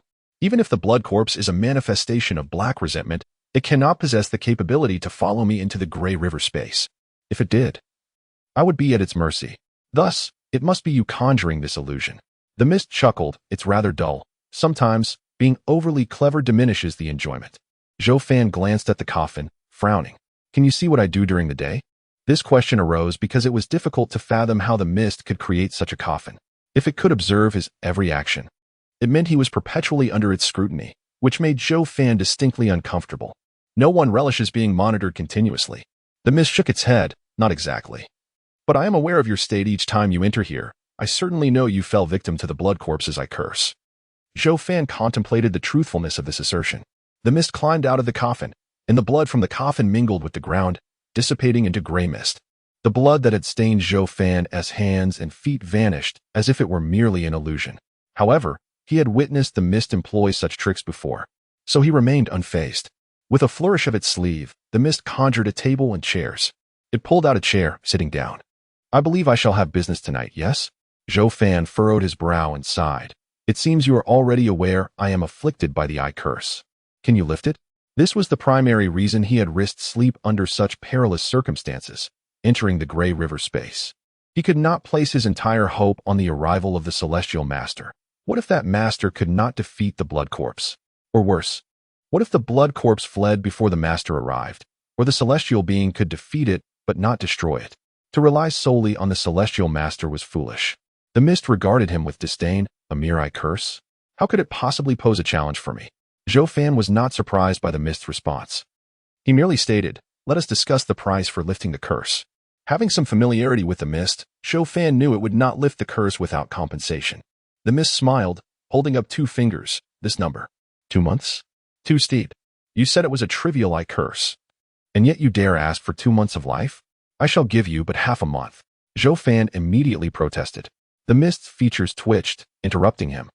"I did not say 2 months. I meant 2 years. Zhou Fan and Appo's face darkened. "Why not simply steal those years?" The mist replied confidently, "Though the eye curse seems trivial, it is not something you can resolve. This curse can be deadly. Do you think that by effortlessly dispatching that cursed specter, you are in the clear? That specter was merely testing the waters. The second encounter is the critical one. 9 out of 10 who fall victim to the eye curse perish during the second encounter. With your life in jeopardy, what use are those 2 years? If you grant me 2 years, at least you may live a bit longer. I say 2 years, and it is non-negotiable." Zhou Fan's expression hardened. 2 years is out of the question. Even if you plead endlessly, I can only concede 2 months. Otherwise, I shall take my chances. If I survive the second encounter, someone will come to defeat the blood corpse. At that point, the eye curse will resolve itself. Don't think you'll see even a single hour of my life if I manage to survive. The mist retorted lazily. I say 2 years. And it is 2 years. If you wish to gamble, then gamble. As Zhou Fan observed the unwavering resolve in Wu's words, he felt somewhat at a loss. That was not akin to blade techniques that could be bargained piece by piece. After a moment of contemplation, Zhou Fan remarked, I reckon I have just over 3 years left to live. The calculation of one's lifespan does not commence from the day of hair binding, but rather from the date of birth. Having surpassed his birthday several months prior to the binding day, coupled with the months of transaction with Wu, in a comforting tone, responded, even if 2 years are deducted, you still have over a year remaining. Zhou Fan scoffed. If I expend those 2 years of life to lift the eye curse, and considering the lifespan promised through the blade techniques, should my realm continue to advance, your restriction would render my remaining years exceedingly scarce. Do you truly believe I would still make such a trade? Wu fell silent for a moment before nodding. The reality aligns with your thoughts, yet this is your predicament. The choice to exchange rests with you. Seeing Wu's unwillingness to concede, Zhou Fan refrained from further discourse and declared, I wish to go fishing. The lifespan required to lift the eye curse was far too exorbitant for Zhou Fan to afford. Thus he resolved to fish for more treasures, wagering on a second chance at the eye curse. Wu remained silent, snapping his fingers, and the gray mist billowed, swirling around the wooden table, revealing 7 fishing rods and an hourglass, with translucent glass orbs floating in the air. Zhou Fan glanced at the transparent glass orb, which contained 3 gray worms, his recent kills of 3 black. Observing that ample time remained in the hourglass, he inquired, if I were to kill white, would it yield 1 white per bait? If that were the case, upon waking, he would need to take the risk of hunting some white. Not at all. 10 white are required to form a single bait, Wu casually replied.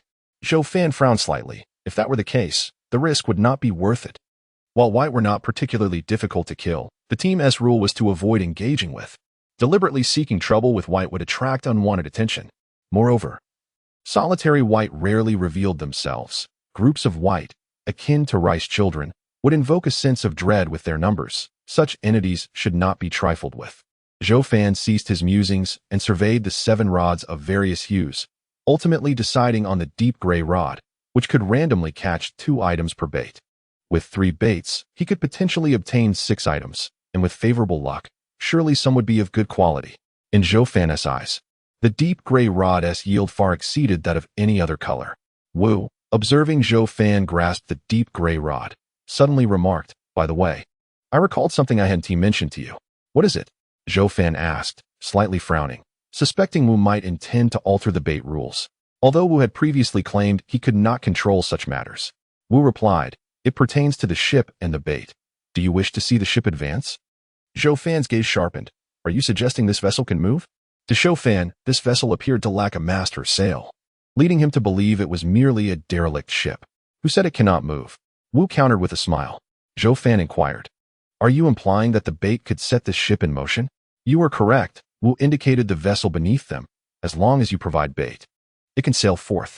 Zhou Fan frowned. The bait is so precious. Why would I wish to propel the ship? Wu explained, there are indeed benefits to advancing the ship. Each stretch of the Gray River yields different catches. Different catches? Zhou Fan paused, pondering.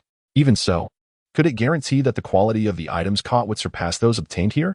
If not, why squander valuable bait and effort? Wu gazed toward the bow of the ship. You are unfamiliar with the Gray River. While the bait may allow the ship to advance, it cannot alter its course.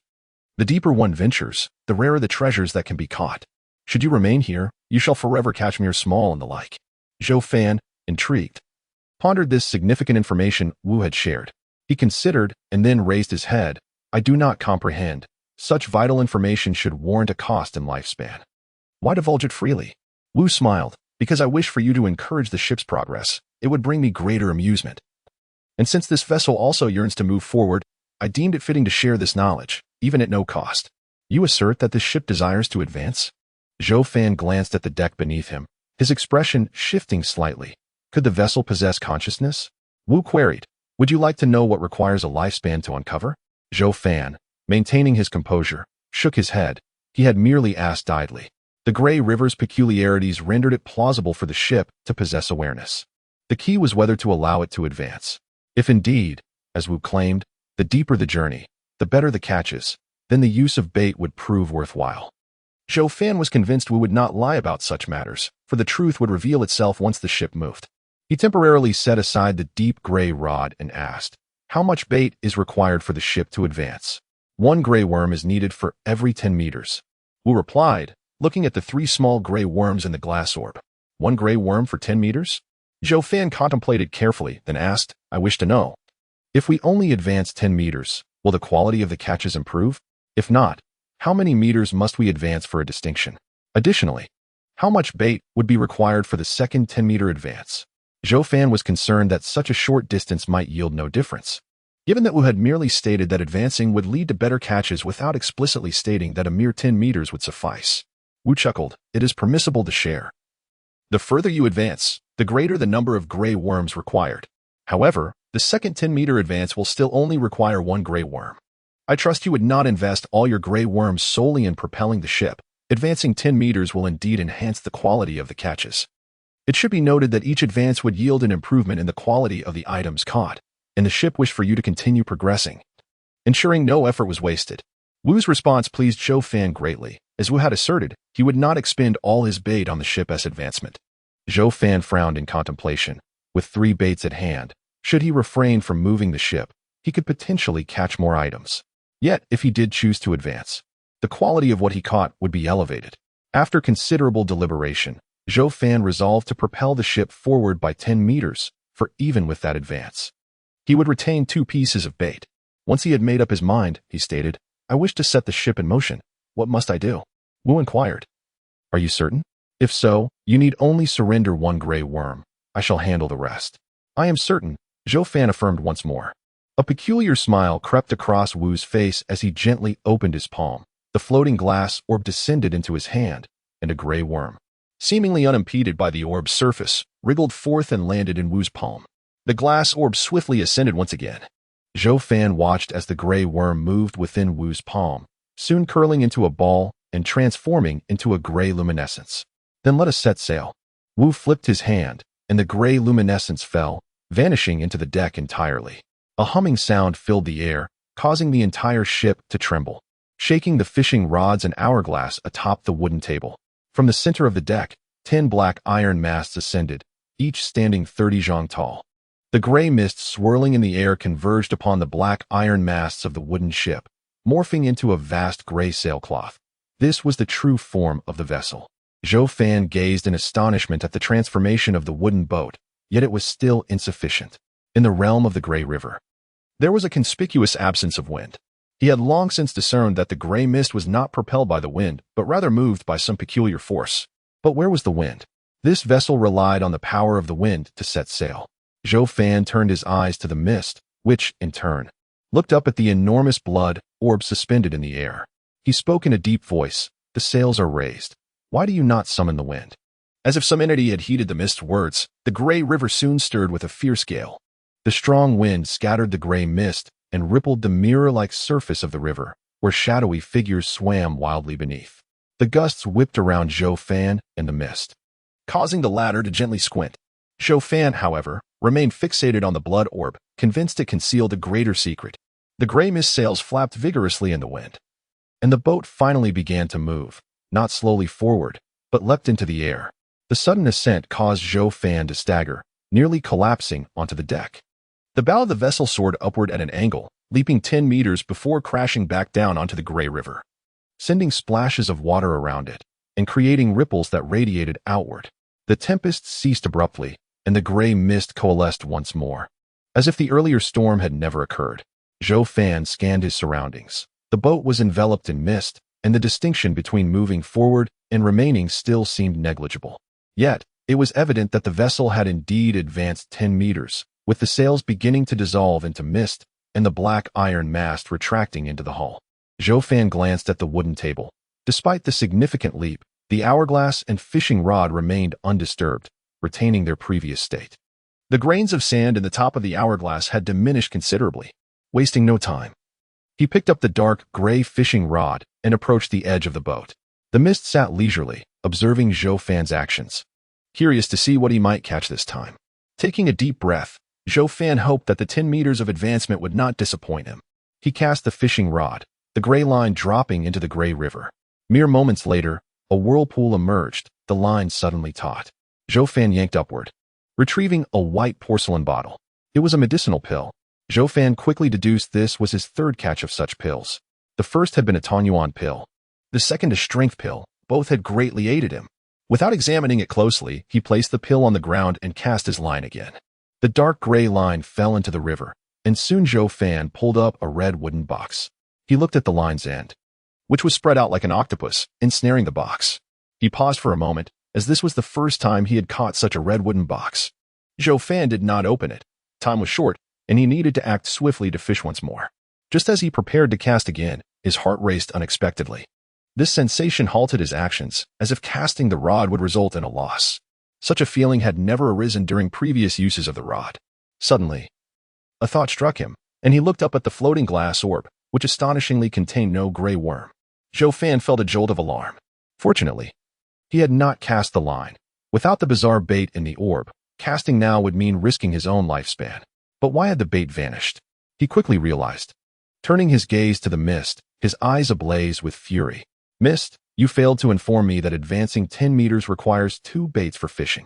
The dark gray rod was a random fishing rod.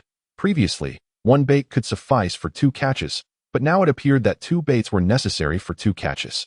The mist laughed heartily but remarked, "You did not inquire. Had you asked, I might have divulged this. Advancing 10 meters means 2 of those peculiar gray worms are required as bait, rather than your assumption of needing 2 baits for fishing. The quality of what you catch has increased, and thus the bait needed is changed. You simply failed to consider this aspect." Zhou Fan had indeed overlooked this detail, and the mist had deliberately concealed it from him. Otherwise, he would have carefully weighed whether to advance the boat 10 meters so hastily. However, it was too late for such thoughts now. He quickly regained his composure, picking up the red wooden box and the pill bottle. If 2 gray worms were now necessary for 1 bait, the quality of what he caught must surely be high. Gazing at the red wooden box and the pill bottle, Zhou Fan first uncorked the white porcelain bottle. Squinting, he peered inside and was taken aback. It seemed there was more than 1 pill within. He promptly emptied the contents, revealing a total of 10 green pills. A smile of delight spread across his face. Setting aside the effects of the pills, the previous 2 catches had yielded only 1 each, making this discovery of 10 a notably fortuitous outcome.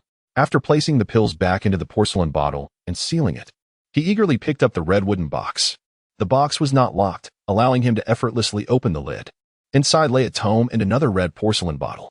The presence of 2 items in a single wooden box was indeed a delightful surprise. Zhou Fan first examined the tome. He had long wished to fish for a manual on sword techniques. What could this one contain? Flipping through several pages, astonishment quickly washed over his face. It was a manual on martial techniques. His surprise stemmed from the uniqueness of the techniques described within. This technique was known as sunfire energy, which, when mastered, could be infused into fists or weapons to harm foes, akin to weapons enhanced with talismans. However, the sunfire energy recharged rapidly after being expended. Moreover, the more one practiced, the more formidable it became, far surpassing the power of 2 or even 3 minor flame talismans. Most remarkably, the manual explicitly stated that sunfire energy would not conflict with talismans, meaning they could be used in conjunction. Zhou Fan speculated that if the sunfire energy did not clash with talismans, then 2 talismans affixed to a straight sword, combined with this energy, would yield an extraordinarily exaggerated lethality. As he continued to read, Zhou Fan's eyes sparkled. The manual indicated that sunfire energy required the ingestion of sunfire pills to assist in its cultivation. He quickly picked up the red porcelain bottle, which contained 3 crimson pills, identical to those described in the text, clearly the sunfire pills. The acquisition of the Sunfire Energy Manual was an incredible bargain, as it had even provided him with the necessary assisting pills. Zhou Fan sensed that Sunfire Energy might surpass the swift silver blade technique he was currently training in. Though this was only when comparing it to his current level of strength, the future remained uncertain. Time was of the essence, and he refrained from further examination. Placing the Sunfire Manual and pills back into the wooden box, he then turned to the mist and said, "The red wooden box requires no authentication from you. Only the bottle of pills needs your appraisal, per our usual arrangement. half a month's lifespan for each item. Zhou Fan felt a deep sense of helplessness. Without knowing what the pills were, he could not use them and had to rely on the mist for identification. However, using his lifespan for authentication was not a sustainable solution, as each gray worm could only be used 3 times for identification, which was far from equitable. It appeared he needed to devise a more appropriate strategy. As Zhou Fan pondered these matters, the mist had already claimed half a month of his lifespan. It took the white porcelain bottle, merely uncorked it, inhaled its scent, and returned it to Zhou Fan, stating, 9-turn strength pill. When consumed, it accelerates your training speed while continuously enhancing your strength limit within the mid-level range, making it the finest strength training pill in that category. Listening to Wu's explanation, Zhou Fan's face lit up with joy. It was unexpectedly a pill that could enhance strength. This delightful surprise meant he could ascend to a higher level of power more swiftly. As for why he had caught the 9-turn strengthening pill, Wu had already mentioned that the fishing rod would, to some extent, attract items based on the angler's needs, thus making the haul quite useful. Zhou Fan inquired whether there was a limit to the number of times the 9-turn strengthening pill could be used and how much it could enhance his strength limit. Increasing his strength limit was crucial. Once he reached a higher level of power, the existing strength would serve as a foundation for a dramatic surge. Wu chuckled, stating that such basic pills rarely possessed any toxic properties, thus there was no limit on usage. One could consume a pill, digest it, and then take another. If one was diligent, consuming 10 pills in a day would not pose a problem, though the absolute maximum effectiveness would cap at 10. As for how much one pill could increase the strength limit, that remained uncertain, depending on one's physical aptitude. Some might see significant gains while others would experience minimal increases. Zhou Fan noted Wu's words carefully. He glanced at the nearly emptied hourglass and asked, now that the boat has moved 10 meters, if I were to use my lifespan as bait, would it still be a year? Wu shook his head, replying, of course not. If you had cast your line just now, it would have cost you 2 years of life. Zhou Fan's expression changed slightly. Fortunately, he had sensed the danger and halted in time. This meant that using 2 years of life as bait for fishing was equivalent to using the peculiar bait. Zhou Fan fell silent. Realizing that Wu had not given him any warning earlier, which was rather ruthless, he needed to be cautious around Wu. However, Zhou Fan bore no grudge against Wu, who had stated from the beginning that he was merely an observer and had no obligation to assist Zhou Fan.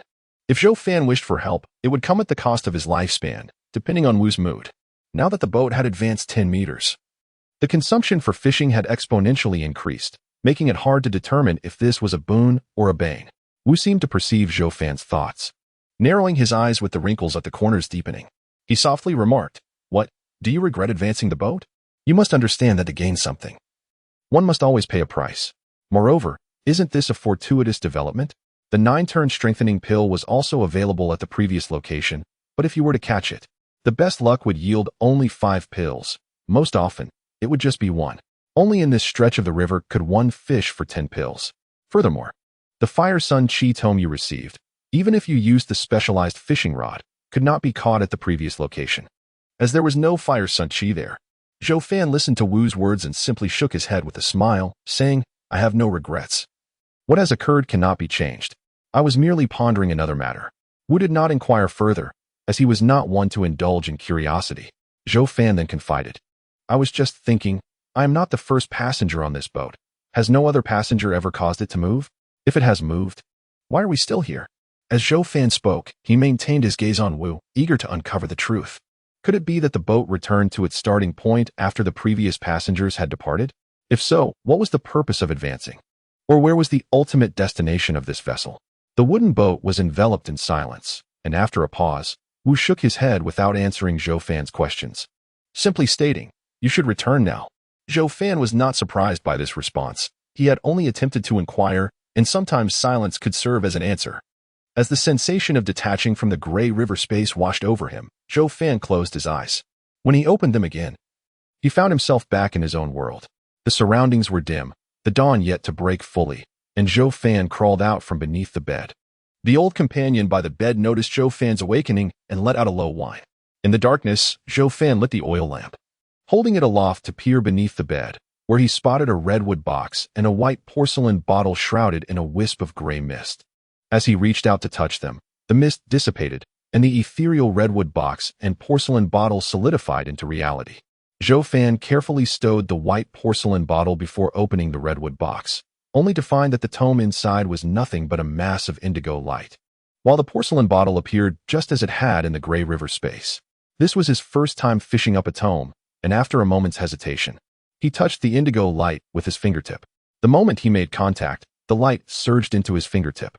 In an instant, a plethora of text and images flooded Zhou Fan's mind, and it took him a while to emerge from that state, having completely memorized the Fire Sun Chi tome. Zhou Fan smiled, surprised by the inheritance method, which was reminiscent of the swift silver blade technique, sparing him the need for deliberate memorization. After stowing the red porcelain bottle, he glanced at the remaining redwood box, noting its ordinary wood, devoid of anything remarkable, and casually discarded it. Completing these tasks, Zhou Fan surveyed the mud house, which was in disarray with a large hole in the back wall and the wooden door in tatters. He picked up the severed right forearm and 2 broken sword pieces from the table, digging a hole in the room to dispose of them. He also examined the 2 small flame talismans he had obtained from the black-clad man. Due to the sword's destruction, the talismans had cracked, rendering them useless in his knowledge. So he buried them as well. Zhou Fan contemplated retaining the fingerprint of the right forearm, but deemed it unnecessary, as the individual would not allow scrutiny of their fingerprint. Fingerprint matching in this era was laborious, and besides, the one who lost their hand was undoubtedly the black-clad man. Retaining the fingerprint held no significance. After meticulously filling the hole without leaving any trace, Zhou Fan opened the dilapidated wooden door and stepped outside. The earth was shrouded in mist, the sky a bluish gray, indicating that the night watchman would soon return. Zhou Fan felt his back. Just as he had anticipated before sleeping, there was no lingering pain. The injury from the previous night had healed overnight. He raised an eyebrow, finding it remarkable that injuries healed so quickly upon exiting the Grey River space. Hoping this miraculous recovery would not demand a price, the weary night patrol returned, stepping into the white circle. Zhou Fan approached the guard drum, and his gaze fell first upon Lu Kuei, standing beneath it. With his hands clasped behind his back, Lu Kuei smiled upon seeing Zhou Fan and asked, "Everything all right last night?" Due to the curse, Zhou Fan had kept his distance from Lu Kuei, merely shaking his head and replying, "A cursed spirit appeared. But I dealt with it." As Zhou Fan spoke, he scanned Lu Kuei's hands, noting that Lu Kuei's right hand was intact, confirming he was not the black-clad man from last night. "That's good to hear." Lu Kuei nodded before instructing everyone to prepare the divination talismans. Zhou Fan stood to the side, observing the night patrolman, soon spotting Wu Tianba, who had torn off a divination talisman and stepped out of the white circle. Wu Tianba approached Zhou Fan, his right arm also intact. Zhou Fan remained composed, recognizing that Wu Tianba was not the black-clad man. As Wu Tianba drew closer, maintaining a respectful distance, he first greeted Lu Kuei before turning to Zhou Fan with concern, saying, "Captain Zhou, it's good to see you're all right. I wanted to assist you last night, but as you know, I was quite busy and couldn't find the time." Zhou Fan simply shook his head with a smile. "It was merely a minor cursed spirit. I managed it myself. You all have many responsibilities, so there's no need to trouble yourself." Wu Tianba remarked, "I have full confidence in Captain Zhou's abilities. After all, he has successfully vanquished formidable symbiotic creatures like the Lianqing grass and the prisoner mud." After exchanging a few words with Wu Tianba, Zhou Fan turned to leave. The night patrol members gradually departed as well. Lu Kuei observed the dispersing patrol and cast a glance at Zhou Fan, hesitating before saying, "Afan, it's not that I am unwilling to assist you. It's just that." Zhou Fan smiled and replied, "Brother Lu, you need not explain. I understand. I can handle this matter myself." Lu Kuei said no more. "Brother Lu." Regarding today's patrol duties, Zhou Fan inquired about work.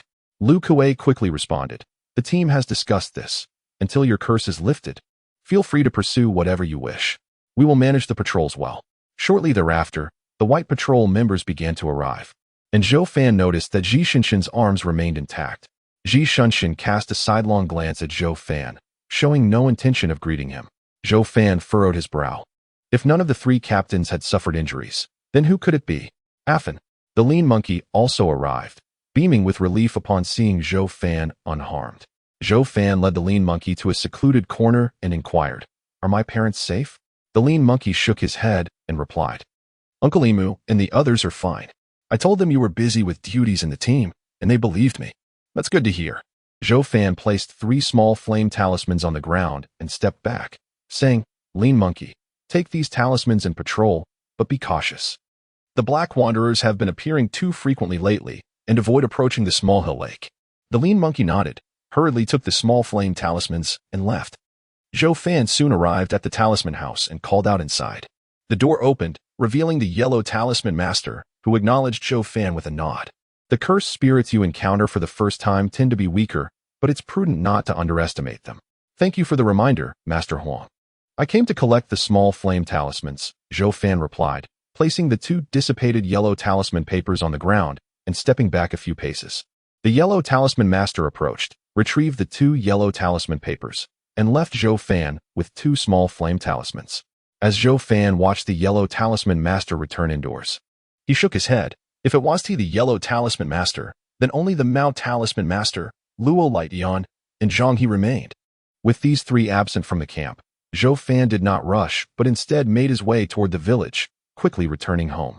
Upon seeing Zhou Fan back, Zhou Yimu and Gui Feng displayed expressions of joy. Their son had been away for the night, and even though someone had brought news, they had not slept soundly. Thankfully, he had returned safely. Zhou Fan placed the ring-headed straight knife on the table, his body covered in dust and grime. His mother, Gui Feng, looked at him with concern and brought him a basin of hot water, urging him to wash his face first. As Zhou Fan washed his face, he explained that he had been unable to return home the previous night due to matters with his team, and that he would be on night duty for the next few days. He did not deliberately distance himself from his parents, for the Malfu Master had mentioned just yesterday that this curse was not contagious. The actions of the patrol team were merely bound by their regulations. That Lu Kuei, how could he not let you come home at night? Fanner, you must be starving. Wait a moment, the food will be ready soon. Gui Feng complained as she turned and hurried back into the kitchen. Zhou Yimu remained silent, holding a black iron smoking pipe. He felt that the situation was more complicated than it appeared, but he refrained from saying much, knowing that if Zhou Fan chose not to speak, his inquiries would only serve to heighten Zhou Fan's anxiety. Once Zhou Fan had washed his face and set down the towel, he paused and quietly remarked, Father, things outside the village have been unsettled lately. While I am away, please be cautious in the evenings. Zhou Yimu frowned slightly, putting down the black iron pipe and nodding, Fanner, do not worry about us. Your mother and I will be careful. You must pay attention to your own safety while patrolling. The father and son did not continue their conversation, as Gui Feng had already laid out breakfast on the table. After a brief meal with his parents, who urged him to rest at home, they left to attend to their own affairs. Once Zhou Fan saw his parents leave, he finally breathed a sigh of relief. He had chosen this moment to return home, knowing that his parents would not linger long, thus limiting their interaction. It was indeed the most suitable time for him to come back. Of course, not returning might have been safer, given that the cursed spirit could appear at any moment. Yet, he had to take the risk. Had he not returned, his parents would undoubtedly worry. Zhou Fan felt that the cursed spirit would likely come during the night. With this thought in mind, he picked up the straight knife and his talisman pouch, realizing that by keeping the knife away, he was putting himself in danger. He could not remain at home, for he had many matters to attend to today, the most important of which was to check on the situations of Malfu Master, Luo Lightian, and Zhang He. However, as he stepped outside, he unexpectedly bumped into Xiao Lu. Zhou Fan quickly halted, startling her as well. She raised her eyebrows and exclaimed, Well, I've caught you at last. Zhou Fan, taken aback, asked, Why do you say that? You're still pretending to be oblivious? I haven't seen you during the day. Have you been avoiding me these past few days?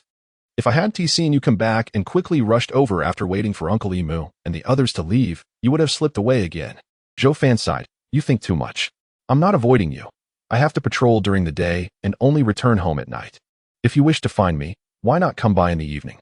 Xiao Lu's face flushed as she replied, That won't do. I'm not married to you yet, and a girl running to a man's house at night would be the subject of gossip.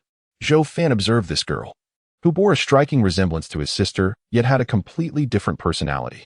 He knew that if he did not ask her directly, she would likely circle around the topic endlessly. What is it that you need from me? He inquired. Xiao Lu, curious, asked, Didn't you just come back from outside? What more business could you possibly have? Zhou Fan smiled wryly. The patrol team is currently short-staffed, and I must help out. Now, tell me what you need. Upon hearing that they were short on manpower, Xiao Lu's expression turned tense. She understood the implications of those words. Patrol teams often face danger. A fan. My father said the patrol team is very perilous, so you must be cautious. Zhou Fan inwardly sighed, feeling that this conversation could go on indefinitely. Still, he replied, "Yes, I understand. I am very careful every day." After saying this, Zhou Fan fixed his gaze on Xiao Lu, determined that he would not speak further unless she revealed her purpose. Xiao Lu tilted her head slightly, realizing she had yet to address the main matter. "A fan. Have you discussed it with Uncle Emu and the others?" she asked. "Discuss what?" Zhou Fan asked, surprised. Xiao Lu widened her eyes and glared at him. "Didn't you promise me you would persuade Uncle Emu and Aunt Gui Feng? You need to convince them to change their minds so that you can marry me." Zhou Fan suddenly recalled the conversation but realized that he had never actually agreed to Xiao Lu's request. She had merely been talking to herself. Xiao Lu, seeing Zhou Fan's reaction, became enraged, her face flushing red. "You thick-headed fool. You surely didn't say a word, did you?"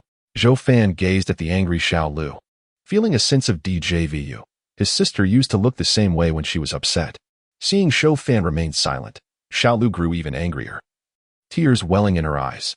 "Zhou Fan, do you not want to marry me?" Snapping back to reality, Zhou Fan gently nodded, yes. He had no intention of marrying Xiao Lu. Xiao Lu was taken aback, not expecting such a direct response. She wiped away the tears that threatened to spill from her bright eyes with her pale hand, turned, and walked away. After a few steps, she paused, not looking back, and shouted, 30 years in the east of the river, 30 years in the west. We shall see." With that, Xiao Lu ran off. Zhou Fan could only smile bitterly. At least she had left. He gathered his thoughts and began to wander through the village with his older brother. Since the cursed spirit was solely targeting him due to the curse, the patrol team did not restrict his freedom. Zhou Fan found the residence of Malfu Master, which was provided by the village and appeared significantly better than those of common villagers. He stood at a distance, observing for a while, then picked up a small stone and flicked it towards the door. The stone struck the door, making a sound before falling to the ground. Zhou Fan hid in the shadows, watching the entrance intently. Soon, the door opened, and Malfu Master stepped out, glancing around before scratching his head and turning back to close the door. Malfu Master's arms appeared intact. The figure in black was not him. Zhou Fan turned to seek out Luo Laitian, but soon discovered that Luo Laitian was not at home. A villager informed him that Luo Laitian was at the village shrine. Zhou Fan pretended to pass by the shrine and could see Luo Laitian inside, conversing with someone, his arms also unharmed. With 3 team leaders of the patrol, 2 Talisman Masters, and village elder Luo Laitian all safe, there remained only Zhang He. Zhou Fan's expression grew grave. It seemed Zhang He was the black-clad figure. But was Zhang He still in the village? He operated a clinic at his home, so if he were present, he would likely be there. Zhou Fan held little hope, but made his way to Zhang He's clinic. He did not approach recklessly but faintly heard voices from within. Hiding in the corner, Zhou Fan saw Zhang He escorting a patient out, smiling and bowing politely, his arms also intact. Zhou Fan's countenance darkened as he watched Zhang He turn and re-enter the building. It wasn't Zhang He, nor was it any known martial artist in the village. Who, then, was the black-clad figure who had lost an arm last night? Could it be that there were hidden martial artists in the village? With a serious expression, Zhou Fan turned and left, still unable to comprehend the situation upon returning home. He had believed he could easily identify the black-clad figure, but the outcome had surprised him. Lu Kuei, Wu Tianba, Ji Xinshun, Huang Fushi, Malfu Master, Luo Laitian, Zhang He, all had their right arms intact, which was indeed perplexing. Zhou Fan furrowed his brow in contemplation, soon realizing that he could not approach this matter with the mindset of his previous life. This world was vastly different from the one he had known, or he would easily fall prey to habitual thinking. After much deliberation, he concluded that there were only 2 possibilities. First, that the village indeed harbored hidden martial artists, and that one of them was the black-clad figure. However, with so many villagers, finding the one he had severed the arm of would be a race against time. The second possibility was that the black-clad figure remained among the 7 individuals he suspected, but why had they not lost an arm? It is not the absence of an arm, but rather that the figure clad in black may possess some method of limb severance and rebirth, thus evading his gaze. This world is so peculiar that the ability to sever and regenerate limbs is not an extraordinary phenomenon. Indeed, Zhou Fan leans towards the latter possibility as the truth, however. Regardless of the circumstances, this matter is inextricably linked to Zhang He. Zhou Fan's gaze turned icy, having faced assassination attempts more than once. He is not one to await his fate passively. After careful consideration, Zhou Fan proceeded to the rear of his home. where he retrieved a porcelain vial containing the 9-turn strength refining pill. He understood that whether confronting the explosive black-clad figure or the curse-wielding ghost, he must swiftly enhance his own strength. Otherwise, when they next arrive, he would lack the absolute confidence to prevail. Zhou Fan extracted a single 9-turn strength refining pill, swallowed it, and began to execute the 4 styles of Li Xue. With his companion nearby, he could concentrate on his training without excessive worry. After numerous crises, Zhou Fan had learned just how reliable his companion was. As the medicinal power of the 9-turn strength refining pill unfurled within him, he felt a torrent of elemental force surging through his body. This 9-turn strength refining pill differed significantly from the thorn fruit he had previously consumed, which expedited his absorption of the world's elemental energy. In contrast, the 9-turn strength refining pill inherently contained a vast amount of vital energy. Zhou Fan found he need not absorb elemental energy from the environment.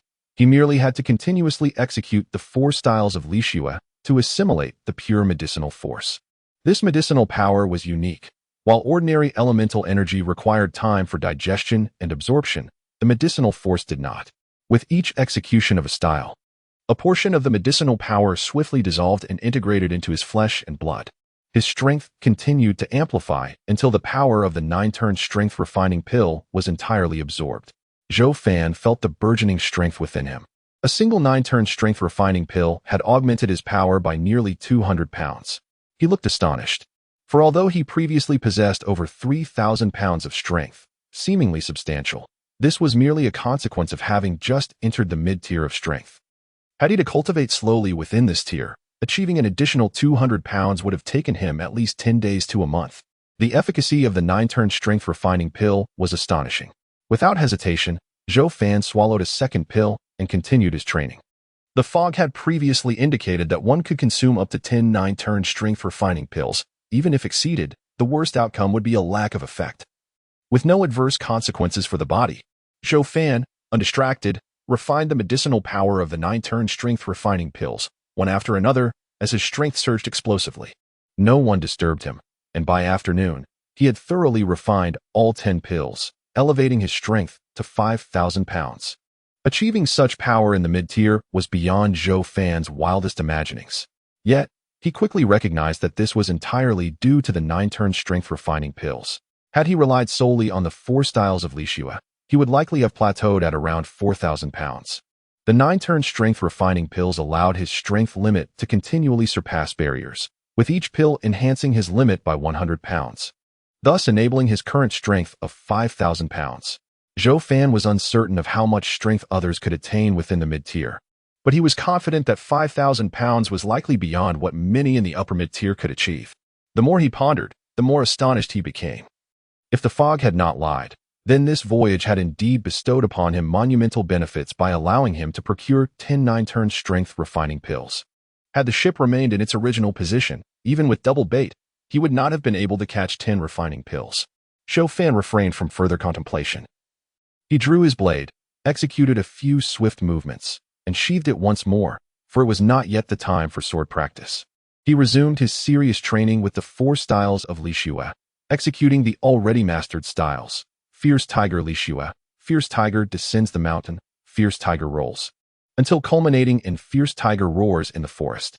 Zhou Fan bared his teeth and exhaled, every muscle vibrating, yet no elemental force was absorbed within him. Shaking his head, he acknowledged that the 4 styles of Li Xue no longer served him. His strength in the mid-tier had reached its limit. Confirming this, Zhou Fan did not hesitate to attempt advancing into the upper mid-tier. Having just reached the limit of the mid-tier, he ought not to rush. However, the urgency was unavoidable. Leaving aside the unknown strength of the curse-wielding ghost, the black-clad figure was not someone he could currently confront. The black-clad figure, a warrior of the explosive tier, would unleash power far surpassing his own. Zhou Fan had triumphed the previous night through the use of a great strength pill, which had dramatically boosted his power to overwhelm the black-clad figure. Yet now he had no such pill. With only 5,000 pounds of strength facing the black-clad figure, he would be walking a path toward death. He must ascend to the upper mid-tier. Once he achieved that, his strength would soar once more, leaving him unafraid even in the presence of an explosive tier adversary. The last 4 styles of the 12 tiger forms are known as the 4 styles of prey. What kind of tiger is the most fearsome? The answer is the starving tiger. Thus, these final 4 styles are named after the famished beast: starving tiger steps, starving tiger leaps, starving tiger pounces, and starving tiger consumes.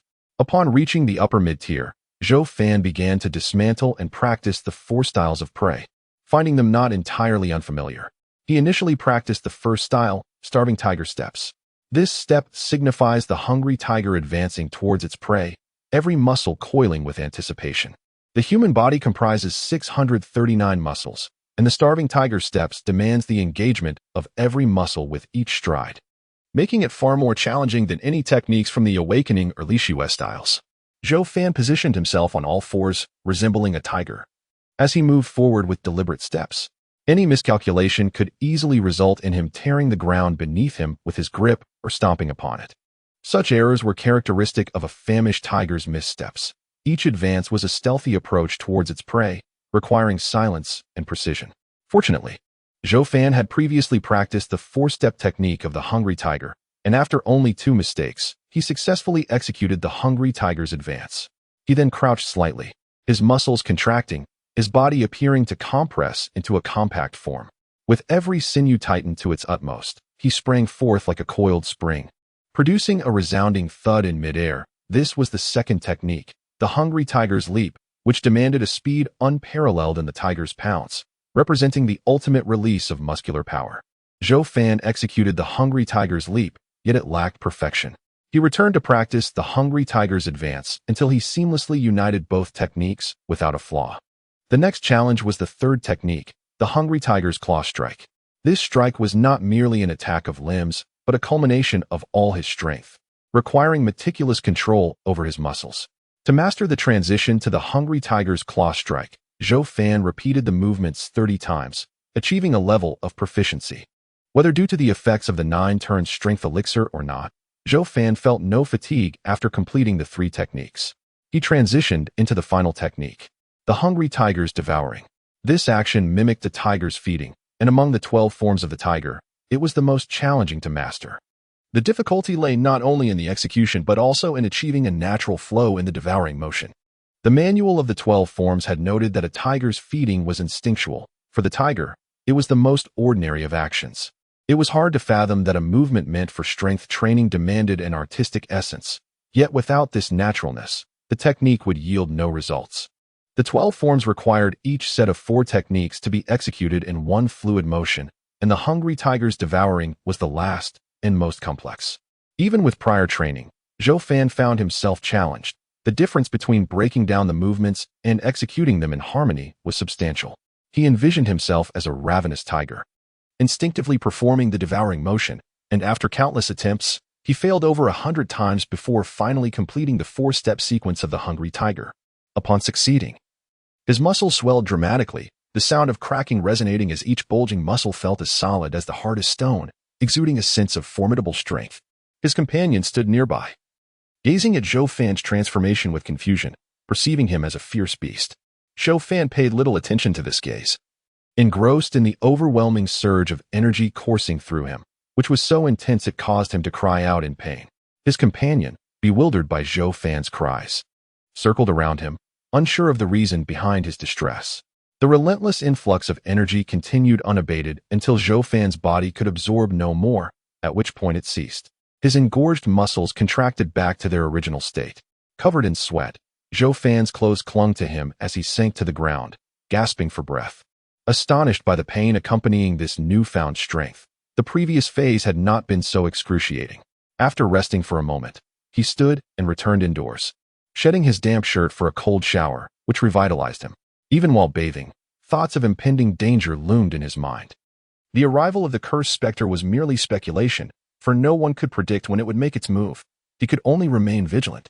After donning fresh attire, Zhou Fan took a moment to appreciate the surge of strength within him, feeling as if a tempest raged inside.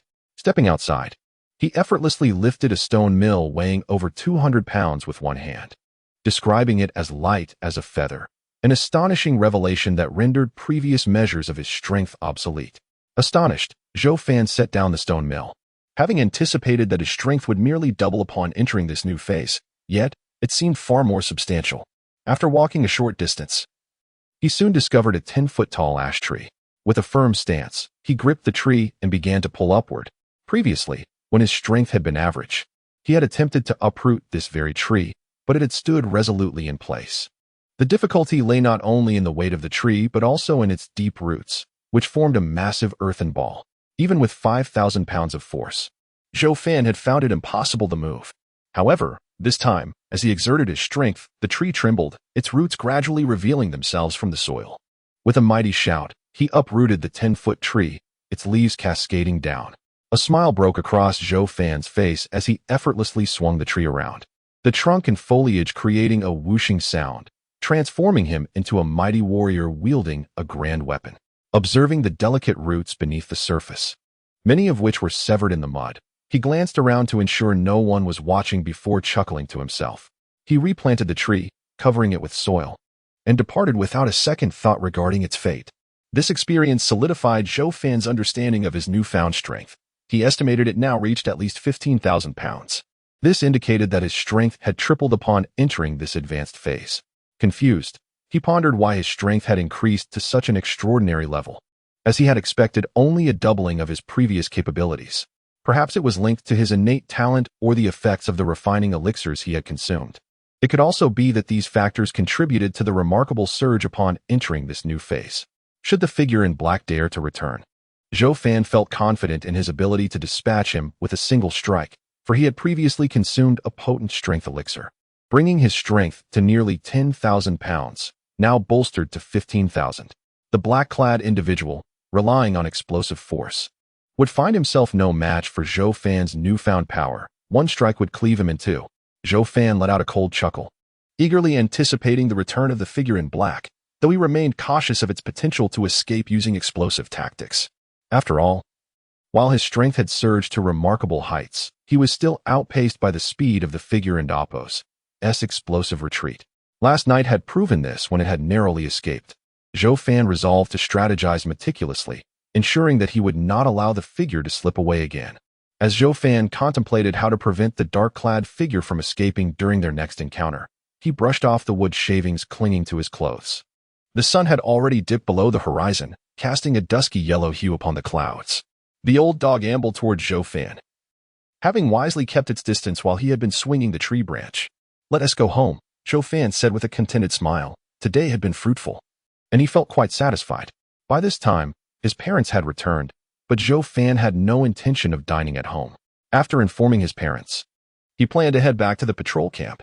Eating at home would waste precious time, and he feared that if he lingered, the cursed spirits might come knocking, which would be troublesome. As he walked toward his home, the old dog suddenly bristled and dashed ahead of him, barking furiously at the sky. Zhou Fan's pupils constricted. Was a cursed spirit approaching? He looked up and saw a blood-red cloud swiftly racing toward him, stark against the backdrop of the dim yellow sky. "Let us move," Zhou Fan murmured, casting only a fleeting glance before turning to flee. The old dog barked a few more times before it, too, sprinted after Zhou Fan.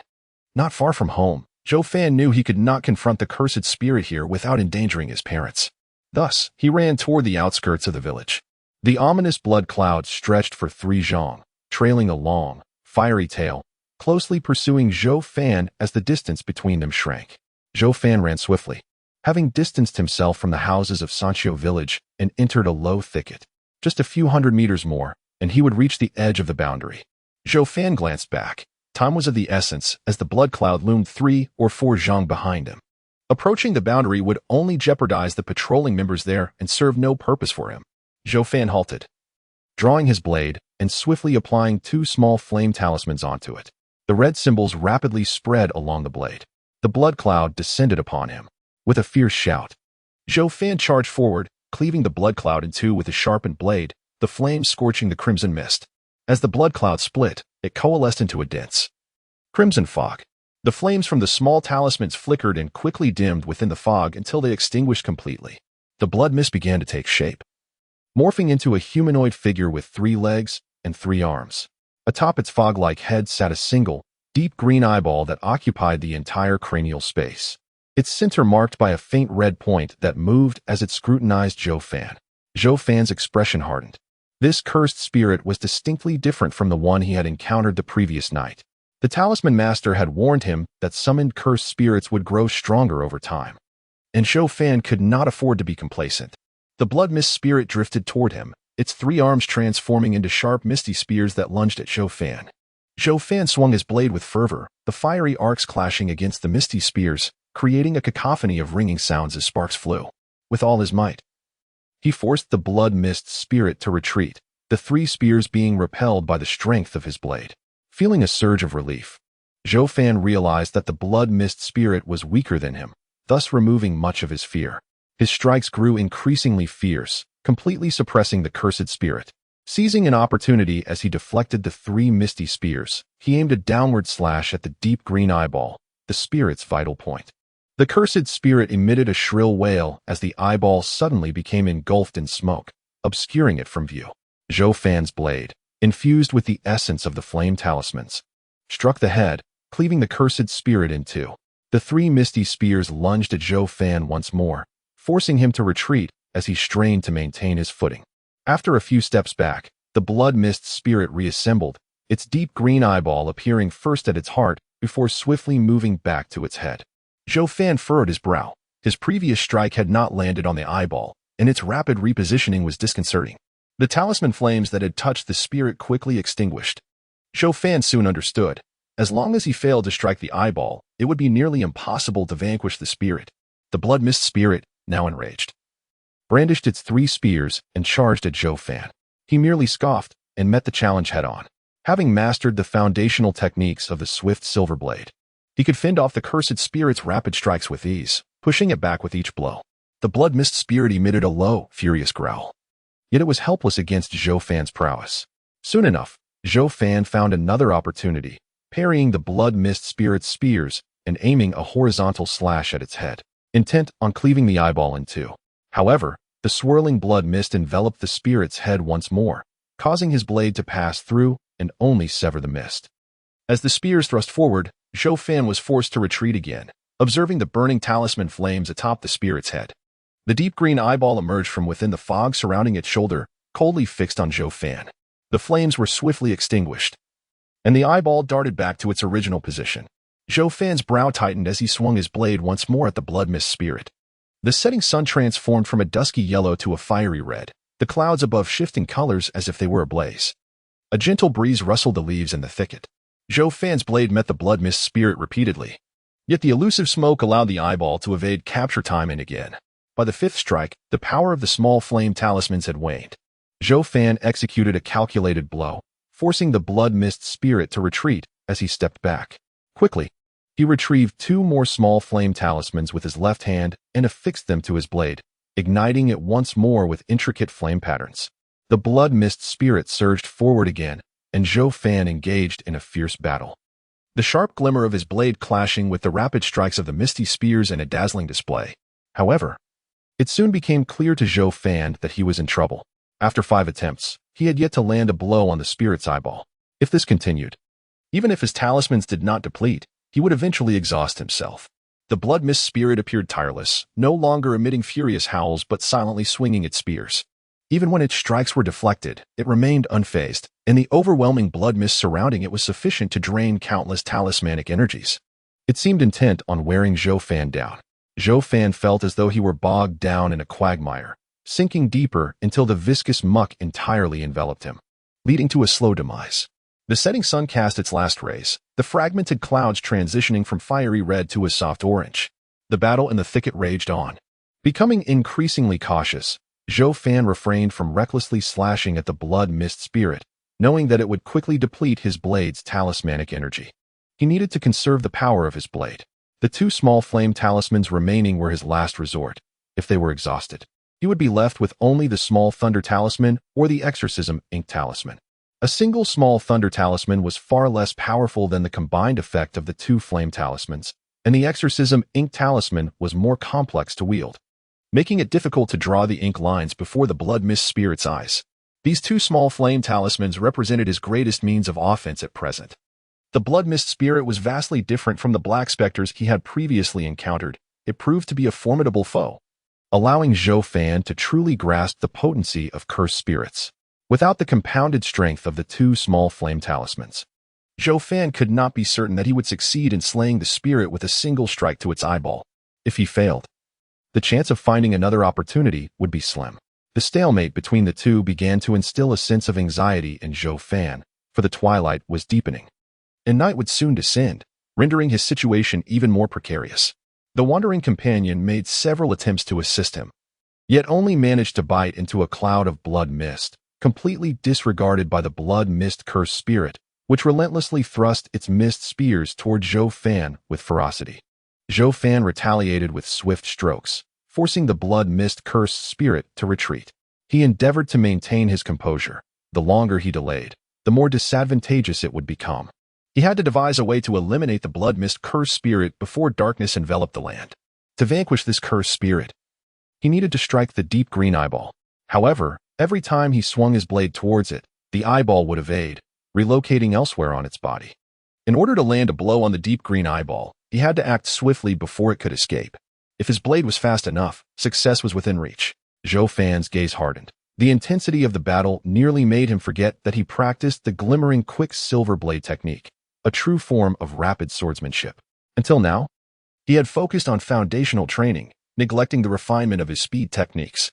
He understood that without mastering the basics, advanced techniques would be futile.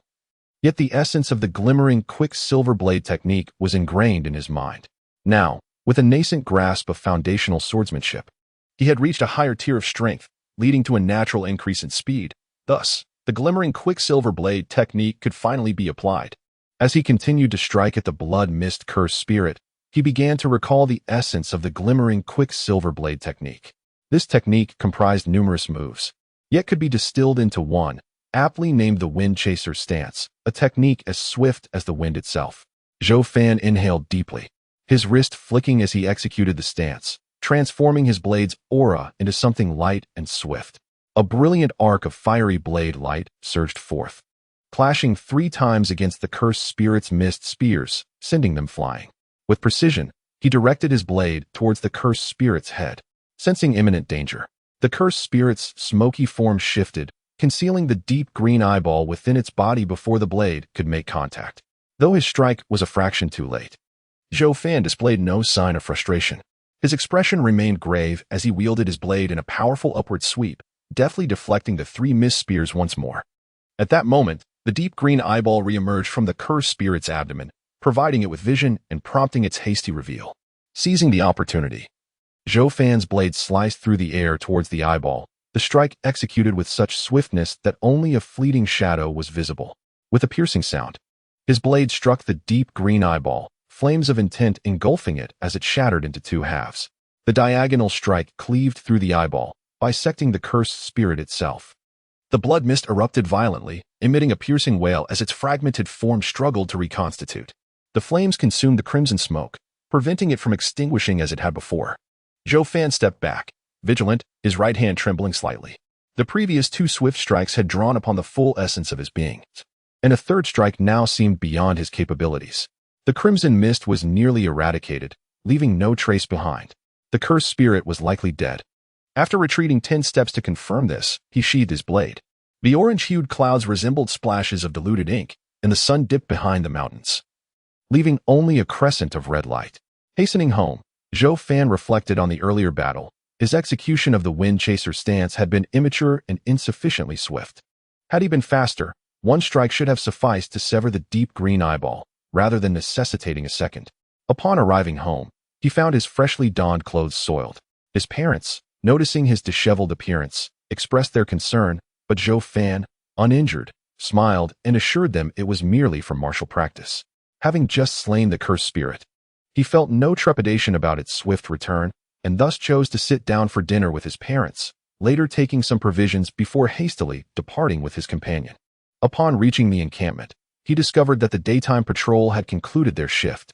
The thin monkey, initially frantic in his search for Zhou Fan, sighed in relief upon his return. The thin monkey handed Zhou Fan 3 small flame talismans, prompting Zhou Fan to inquire about his progress with the awakening 4 forms.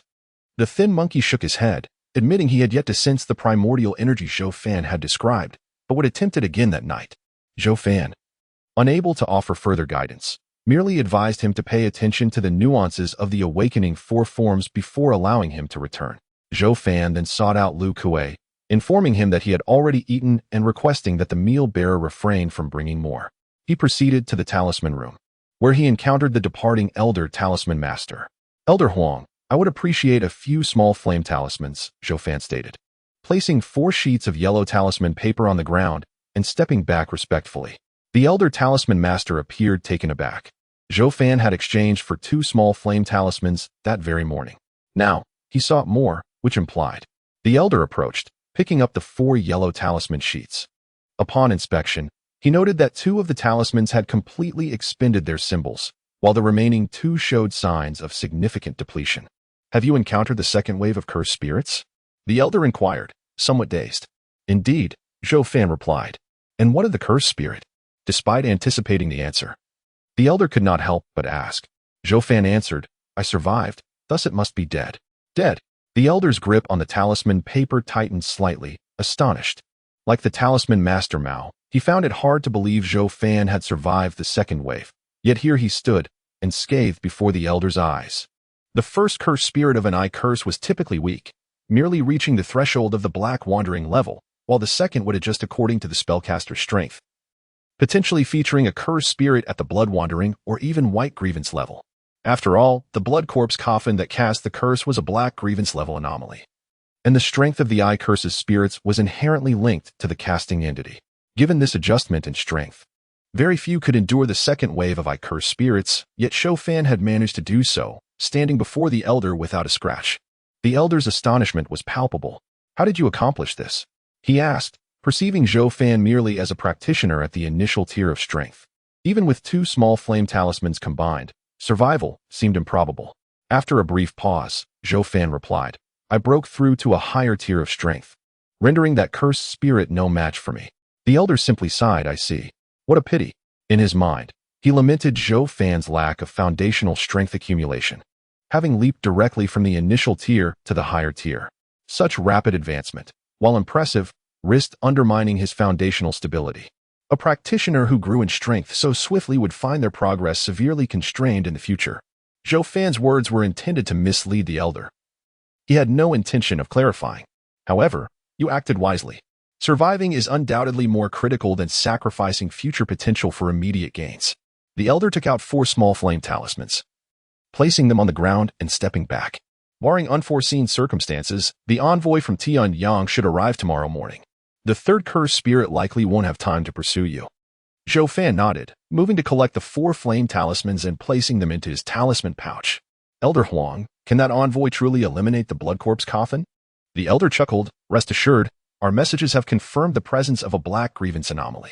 The individual sent will possess the strength to combat such formidable entities, otherwise. Why would they come? The yellow talisman master did not engage in further conversation with Zhou Fan and departed on his own. Zhou Fan cast a glance at the patrol team gathered beneath the watchtower, disregarding them as he returned to the house from the previous night. To his surprise, the mud walls had been repaired and the wooden door had been replaced with a new one. It was evident that the patrol team had handled this. Upon entering the house, Zhou Fan first inspected the spot where he had buried the severed arm and broken sword talisman. His discreet markings remained intact, indicating that no one had disturbed the area. It seemed that even if the cloaked figure returned secretly to search, they would be unable to locate his severed arm. Zhou Fan seated himself and began to contemplate the yellow talisman master's recent words, shaking his head in response. If the special envoy from Tianyang did not arrive by tomorrow morning, or if the curse-wielding specter appeared before the envoy's arrival, he would inevitably have to confront a third curse-wielding specter. It was crucial not to place all hope in the envoy, as relying on chance was unwise. Yet, he could not ascertain the strength of the third specter. If it were only marginally stronger than the recent blood mist specter, he would not have to fear, for he felt capable of handling it. However, the prospect of facing an exceptionally powerful specter was indeed troubling. After pondering for a while, he retrieved a red porcelain vial containing 3 flame sun pills, which aided in the cultivation of flame sun qi.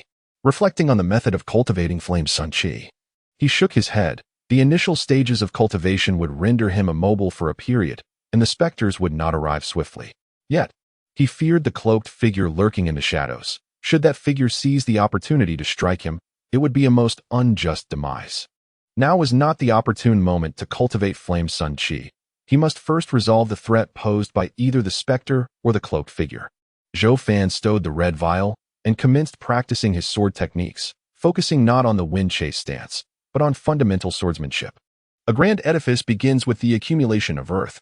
His foundational sword skills were merely at the introductory level. If he could not master the basics, no amount of diligent practice on the wind chase stance would yield significant results. He understood well that foundational swordsmanship was the bedrock for advanced techniques. However, as he practiced, Zhou Fan soon furrowed his brow. The pace of mastering the basic sword techniques felt painfully slow, unlike in the Gray River space, where alternating between heavy and light blades yielded remarkable results. Finding such blades in reality was no simple task. Moreover, wielding a heavy blade in reality would soon exhaust him, unlike the boundless stamina he experienced in the Gray River space. Thus, he forced himself to remain calm and continue his training. As midnight approached, the cloaked figure did not reappear. The flickering light within the house prompted Zhou Fan to cease his chopping practice.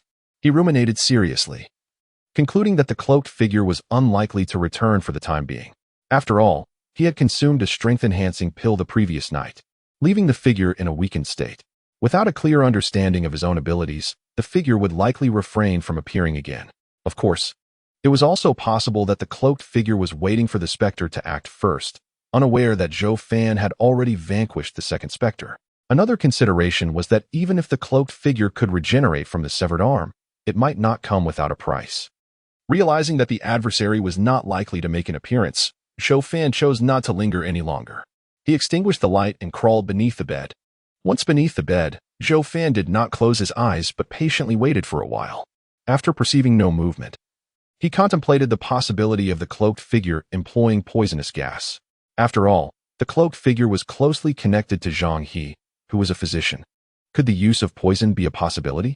Yet, Zhou Fan reasoned that the mud house was not a completely sealed environment. There were small windows in the walls and a skylight in the roof, making the dissemination of poison gas rather challenging. Furthermore, given his brother's acute sense of danger, if the cloaked figure approached the house, his brother would undoubtedly notice. The vigilance required to guard against thieves was indeed exhausting.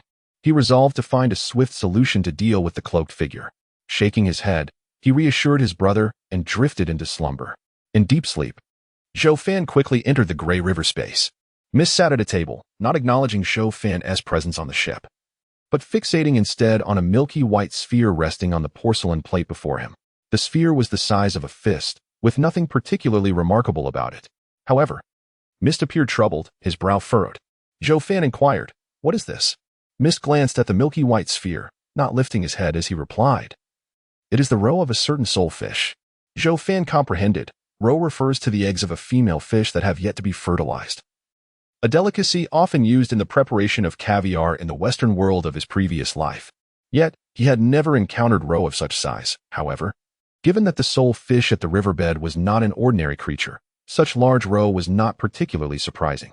He asked, "What troubles you so?" Mist replied with a hint of impatience, "I am pondering how to consume this roe."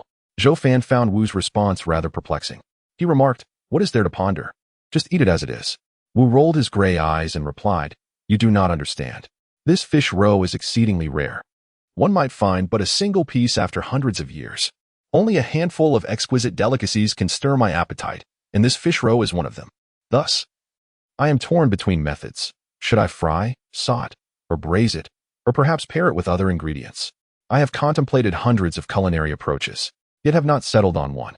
Zhou Fan, at a loss for words, gazed up at the crimson orb in the sky, while he tirelessly struggled for survival. Wu's concern was merely how to consume fish roe. Was the disparity between humans so vast? No, he mused. Perhaps Wu was not human at all. Wu shook his head and declared, "Enough of this pondering. I shall swallow it whole." With that, Wu seized the fish roe and attempted to fit it into his mouth. But it was far too large and lodged at the corner of his lips.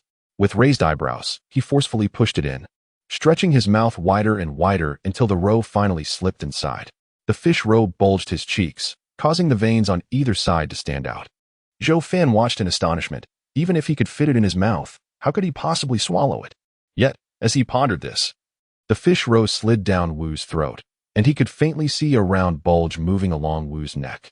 Wu let out a satisfied belch, a look of contentment gracing his features. Zhou Fan shook his head, baffled by how such a crude act could be deemed delicious. Having consumed the fish roe, Wu glanced sideways at Zhou Fan and remarked, "I did not expect you to survive." He referred to Zhou Fan's unexpected endurance in the face of the second cursed spirit. Zhou Fan replied calmly, "Isn't my survival beneficial to you? At least you need not succumb to a deep slumber." Wu countered, "I have already conveyed to you that it makes no difference. It is merely a matter of sleeping. Time has lost its significance for me.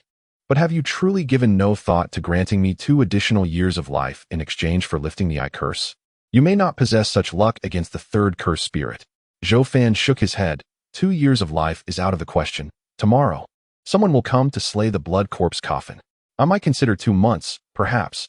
Seeing he could not persuade Zhou Fan, Wu waved his hand, and fishing rods along with an hourglass materialized on the table, while floating glass orbs appeared in the sky.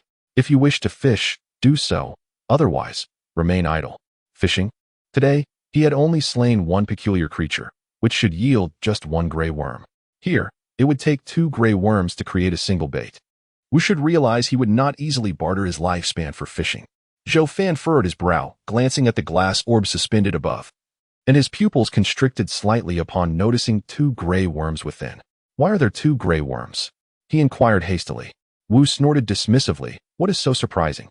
The creature you defeated today, although somewhat feeble, is still of the blood-swimming tier, thus yielding 2 gray worms." Zhou Fan then understood that the blood mist cursed spirit indeed belonged to the blood-swimming tier. He had sensed something amiss. That blood mist cursed spirit had proven far more troublesome than the previous black-swimming ones. If it were a blood-swimming creature, it would make sense. Another opportunity to fish? Zhou Fan contemplated the glass orb. Wu encouraged him. Perhaps using the gray worms will allow the ship to advance another 10 meters, accumulating more valuable items. Zhou Fan merely scoffed. At this point, it requires 2 gray worms for a single bait. Who knows what cost I would incur to fish if I advanced another 10 meters? It is possible that before the next danger arrives, I may not have another chance to fish. Greed can lead to one's demise, given the state of the river's offerings. Zhou Fan felt no urgency to advance the ship further. Wu shrugged nonchalantly. "I am merely offering a friendly reminder." Zhou Fan replied, "Thank you, but I will not advance the ship. Furthermore, I shall not fish tonight." "As you wish," Wu said, moving to a nearby spot to sit. His hands tucked into his sleeves as he appeared to drift into thought. Zhou Fan asked, "Are you not curious why I choose not to fish?" Wu replied with indifference. "What reason could there possibly be? You wish to save it for future use. You are not the first to do so."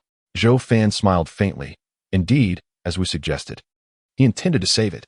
Currently, he possessed the flowing light quicksilver blade decision in the solar Yangqi, and having just elevated his level to a higher tier, he needed to stabilize his foundation first. With so many things awaiting his digestion, there was no need to rush into fishing. Even if he did fish, it would be prudent to wait until he had digested these items. Moreover, using 2 gray worms for a single fish, would he then have to pay Wu's life for the unidentified items he caught? Such a price would be exorbitant. Zhou Fan had resolved to use the gray worms as a substitute for lifespan to cover identification costs. Even if 1 gray worm could only be used for 3 identifications, he had to proceed this way. His lifespan was far too precious. Ultimately, it was a matter of being prepared for the unexpected. While the random fishing rod could yield an additional item, randomness implies uncertainty, and Zhou Fan could not guarantee that what he caught would be what he desired. Should he one day seek a pill to elevate his tier, only to fish up 2 items that were not pills, it would pose a dilemma. Saving them for future use would ensure he had bait available when he needed a directed fishing rod. Otherwise, he could not afford to be compelled to trade his lifespan for bait. These considerations formed the basis of Zhou Fan's desire to conserve bait. We seem to discern Zhou Fan's thoughts, scoffing. While there are merits to saving bait, there are also drawbacks. What drawbacks? Zhou Fan pondered some of the disadvantages of hoarding bait, yet he wished to hear Wu's perspective. Wu continued, "If you hoard bait, what if one day you perish outside? All that bait would be rendered utterly useless." A strange smile played across Wu's face. Among past passengers, many foolish individuals had hoarded bait to the point of their own demise. Zhou Fan raised an eyebrow. This was the adage of dying with unspent wealth. A thought that was indeed disheartening. After all, the unexpected can occur at any moment, and no one could guarantee they would remain unscathed, particularly in such a treacherous world rife with danger. There might even be a chance to acquire a treasure from the riverbed, which could potentially save his life in a critical moment. Zhou Fan understood both the advantages and disadvantages of conserving bait, yet he still shook his head. He remained resolute in his decision not to fish for the time being. Compared to those risks, he preferred to avoid the peril of having no bait available. While hoarding bait, he would simply need to maintain a balance in quantity, which would suit him best, and he would not fall into the madness of stockpiling bait without daring to use it. Having contemplated thoroughly, Zhou Fan moved to the side and picked up the heavy blade. Since he would not be fishing, he should certainly seize the opportunity to train. However, as he grasped the heavy blade, he frowned again. The weapon in his hand felt unexpectedly light. Zhou Fan gazed at the heavy sword in his hands. The sword measured 7 feet in length and 2 feet in width, its dimensions undeniably extravagant, and it weighed a staggering 300 pounds. However, having ascended to a higher echelon of strength, Zhou Fan, endowed with a force of 15,000 pounds, found the 300 pounds to be rather insubstantial. "This sword is too light," he called out to Wu, who was sitting in a daze. Wu remained silent, merely waving his hand, causing the drifting gray mist to swirl around the sword, intertwining with it. The heavy sword, originally formed of mist, began to merge with the gray fog, its dimensions expanding until it reached a length of 10 feet and a width of 3 feet before coming to a halt. The sword hilt, which Zhou Fan gripped with both hands, suddenly grew heavy, prompting him to exert more effort to lift it. Since entering this phase of strength, Zhou Fan had developed a keen sensitivity to weight. After a brief estimation, he realized that the sword now weighed approximately 1,500 pounds. This weight was most suitable for him at present, and he began to diligently practice the fundamentals of swordsmanship. Time flew by as Zhou Fan alternated between the heavy and light swords, tirelessly honing his skills. By the time he exited the Gray River space, his foundational swordsmanship had become significantly more solid. He placed the sword down and bid farewell to Wu before stepping out of the Gray River space. The moment he awoke, Zhou Fan first turned his head to glance around the dimly lit room, confirming that all was normal before crawling out from beneath the bed. Outside, the dawn had just begun to break. He brushed off the dust from his clothes, ignited the wick of an oil lamp, illuminating the room. The older man sprawled on the ground merely lifted his head slightly, acknowledging Zhou Fan with a gesture before resting his head back on the floor. Zhou Fan remained in the room, sitting quietly until the night patrol returned. He then stepped outside to greet Lu Kuei and Wu Tianba. Upon seeing Zhou Fan unharmed, their faces expressed astonishment. However, Zhou Fan paid little heed to their reactions, turning back into the room. Shortly after, the thin monkey came to find him. Zhou Fan handed 3 small flame talismans to the thin monkey, offering a few words of caution before sending him off to patrol. Zhou Fan did not return home. He had already informed his parents the previous evening that he would not be back that morning. After all, he had slain the second curse ghost at dusk. And if all went according to plan, the curse ghost was drawing nearer. Returning home now would be too perilous. It was wiser to remain at the camp. Although Zhou Fan sat quietly in the room, he was not idle. He continued practicing with the sword. Each strike of the straight sword resonated with 2 distinct transformations.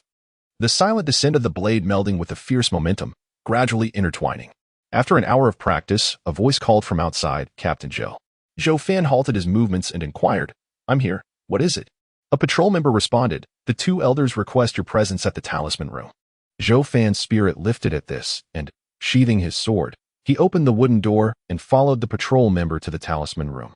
Outside the talisman room, the 2 Talisman Masters from Huangmao, Lu Kuei, were cautiously accompanying a stranger. A middle-aged man dressed in a light blue robe with a deep black belt cinched at his waist, a crimson wine gourd hanging from his left side. Moreover, the middle-aged man held an ice blue wine gourd in his right hand, pouring wine into his mouth, his seemingly disheveled face showing no signs of intoxication, but rather a pallid hue. Zhou Fan halted a foot away, realizing that this middle-aged man was likely the special envoy from Tianliang. Setting the wine gourd aside, the middle-aged man appraised Zhou Fan and gently inquired, "Are you Zhou Fan, the one afflicted by the eye curse?" Zhou Fan nodded, raising his hand to display the blood coffin mark on the back of his hand. The Talisman Master smiled and introduced, "This is Lord Yan Guilai, the envoy of the Yilwan division from Tianliang." Zhou Fan clasped his hands in greeting, "Lord Yan." Yan Guilai replied, "You need not stand so far away. Come closer." Zhou Fan hesitated briefly but eventually approached, catching a faint whiff of the wine emanating from Yan Guilai. Once Zhou Fan drew near, Yin Guilai's expression shifted slightly as he scrutinized Zhou Fan anew, saying, "Take me to Xiaoqiu Lake." Zhou Fan was taken aback, puzzled as to why he was specifically asked to lead the way, yet he nodded in agreement. The two Talisman Masters and Lu Kuei exchanged glances of surprise. Yin Guilai had only just arrived and was already inquiring about the circumstances. They recounted everything, including Zhou Fan's encounter with the Eye Curse. Upon learning that Zhou Fan had slain 2 curse ghosts, Yin Guilai expressed his desire to meet him. Since a superior wished to see Zhou Fan, the Talisman Masters could not refuse. They were surprised when Yin Guilai, having met Zhou Fan, asked him to lead the way without further questions. "What about us 3, Lord Yin?" the Huang Talisman Master respectfully inquired. Yin Guilai took a sip from his gourd and replied, "You may attend to your own matters. It is sufficient for someone to guide me." The 3 Talisman Masters exchanged glances, then nodded in unison, acknowledging his request. Time was of the essence, and Yin Guilai swiftly followed Zhou Fan towards Xiaoqiu Lake. Zhou Fan led the way, while Yin Guilai quietly sipped from the ice-blue gourd. Zhou Fan found it challenging to decipher Yin Guilai's intentions and refrained from speaking. This man hailed from the Ilwan division of Tianliang and was a superior to the 2 Talisman Masters, capable of confronting the blood corpse coffin alone, undoubtedly a formidable individual. Suddenly, Yin Guilai remarked, "Zhou Fan, do you know why I specifically asked you to lead the way?" Zhou Fan replied curtly, "I do not." Yin Guilai chuckled lightly. "Because you have achieved martial prowess at such a young age. I have heard that your time in the strength phase has been brief yet effective. And you have managed to slay 2 cursed ghosts. Quite impressive." Zhou Fan grew wary, maintaining a calm demeanor as he responded, "My lord is mistaken. My ability to slay those 2 cursed ghosts was largely due to luck." Yin Guilai countered, "Luck or skill? The fact remains that you have indeed vanquished those 2 cursed ghosts. I asked you to guide me because, should a 3rd cursed ghost arrive before I can deal with the blood corpse coffin, it would be lamentable to lose your life." "Thank you, my lord." Zhou Fan replied casually, though internally he remained cautious. Was Yin Guilai truly concerned for his talent, or was there another motive? Nevertheless, Zhou Fan sensed no malice emanating from him. Yin Guilai merely smiled, choosing to remain silent as he continued to drink. Before long, they reached the vicinity of Xiaoqiu Lake. Captain Zhou greeted 2 patrol members stationed nearby, acknowledging him from a distance. They did not recognize Yin Guilai, but surmised that he was there to assist the village of Sanxia with their troubles. "Let them leave," Yin Guilai instructed.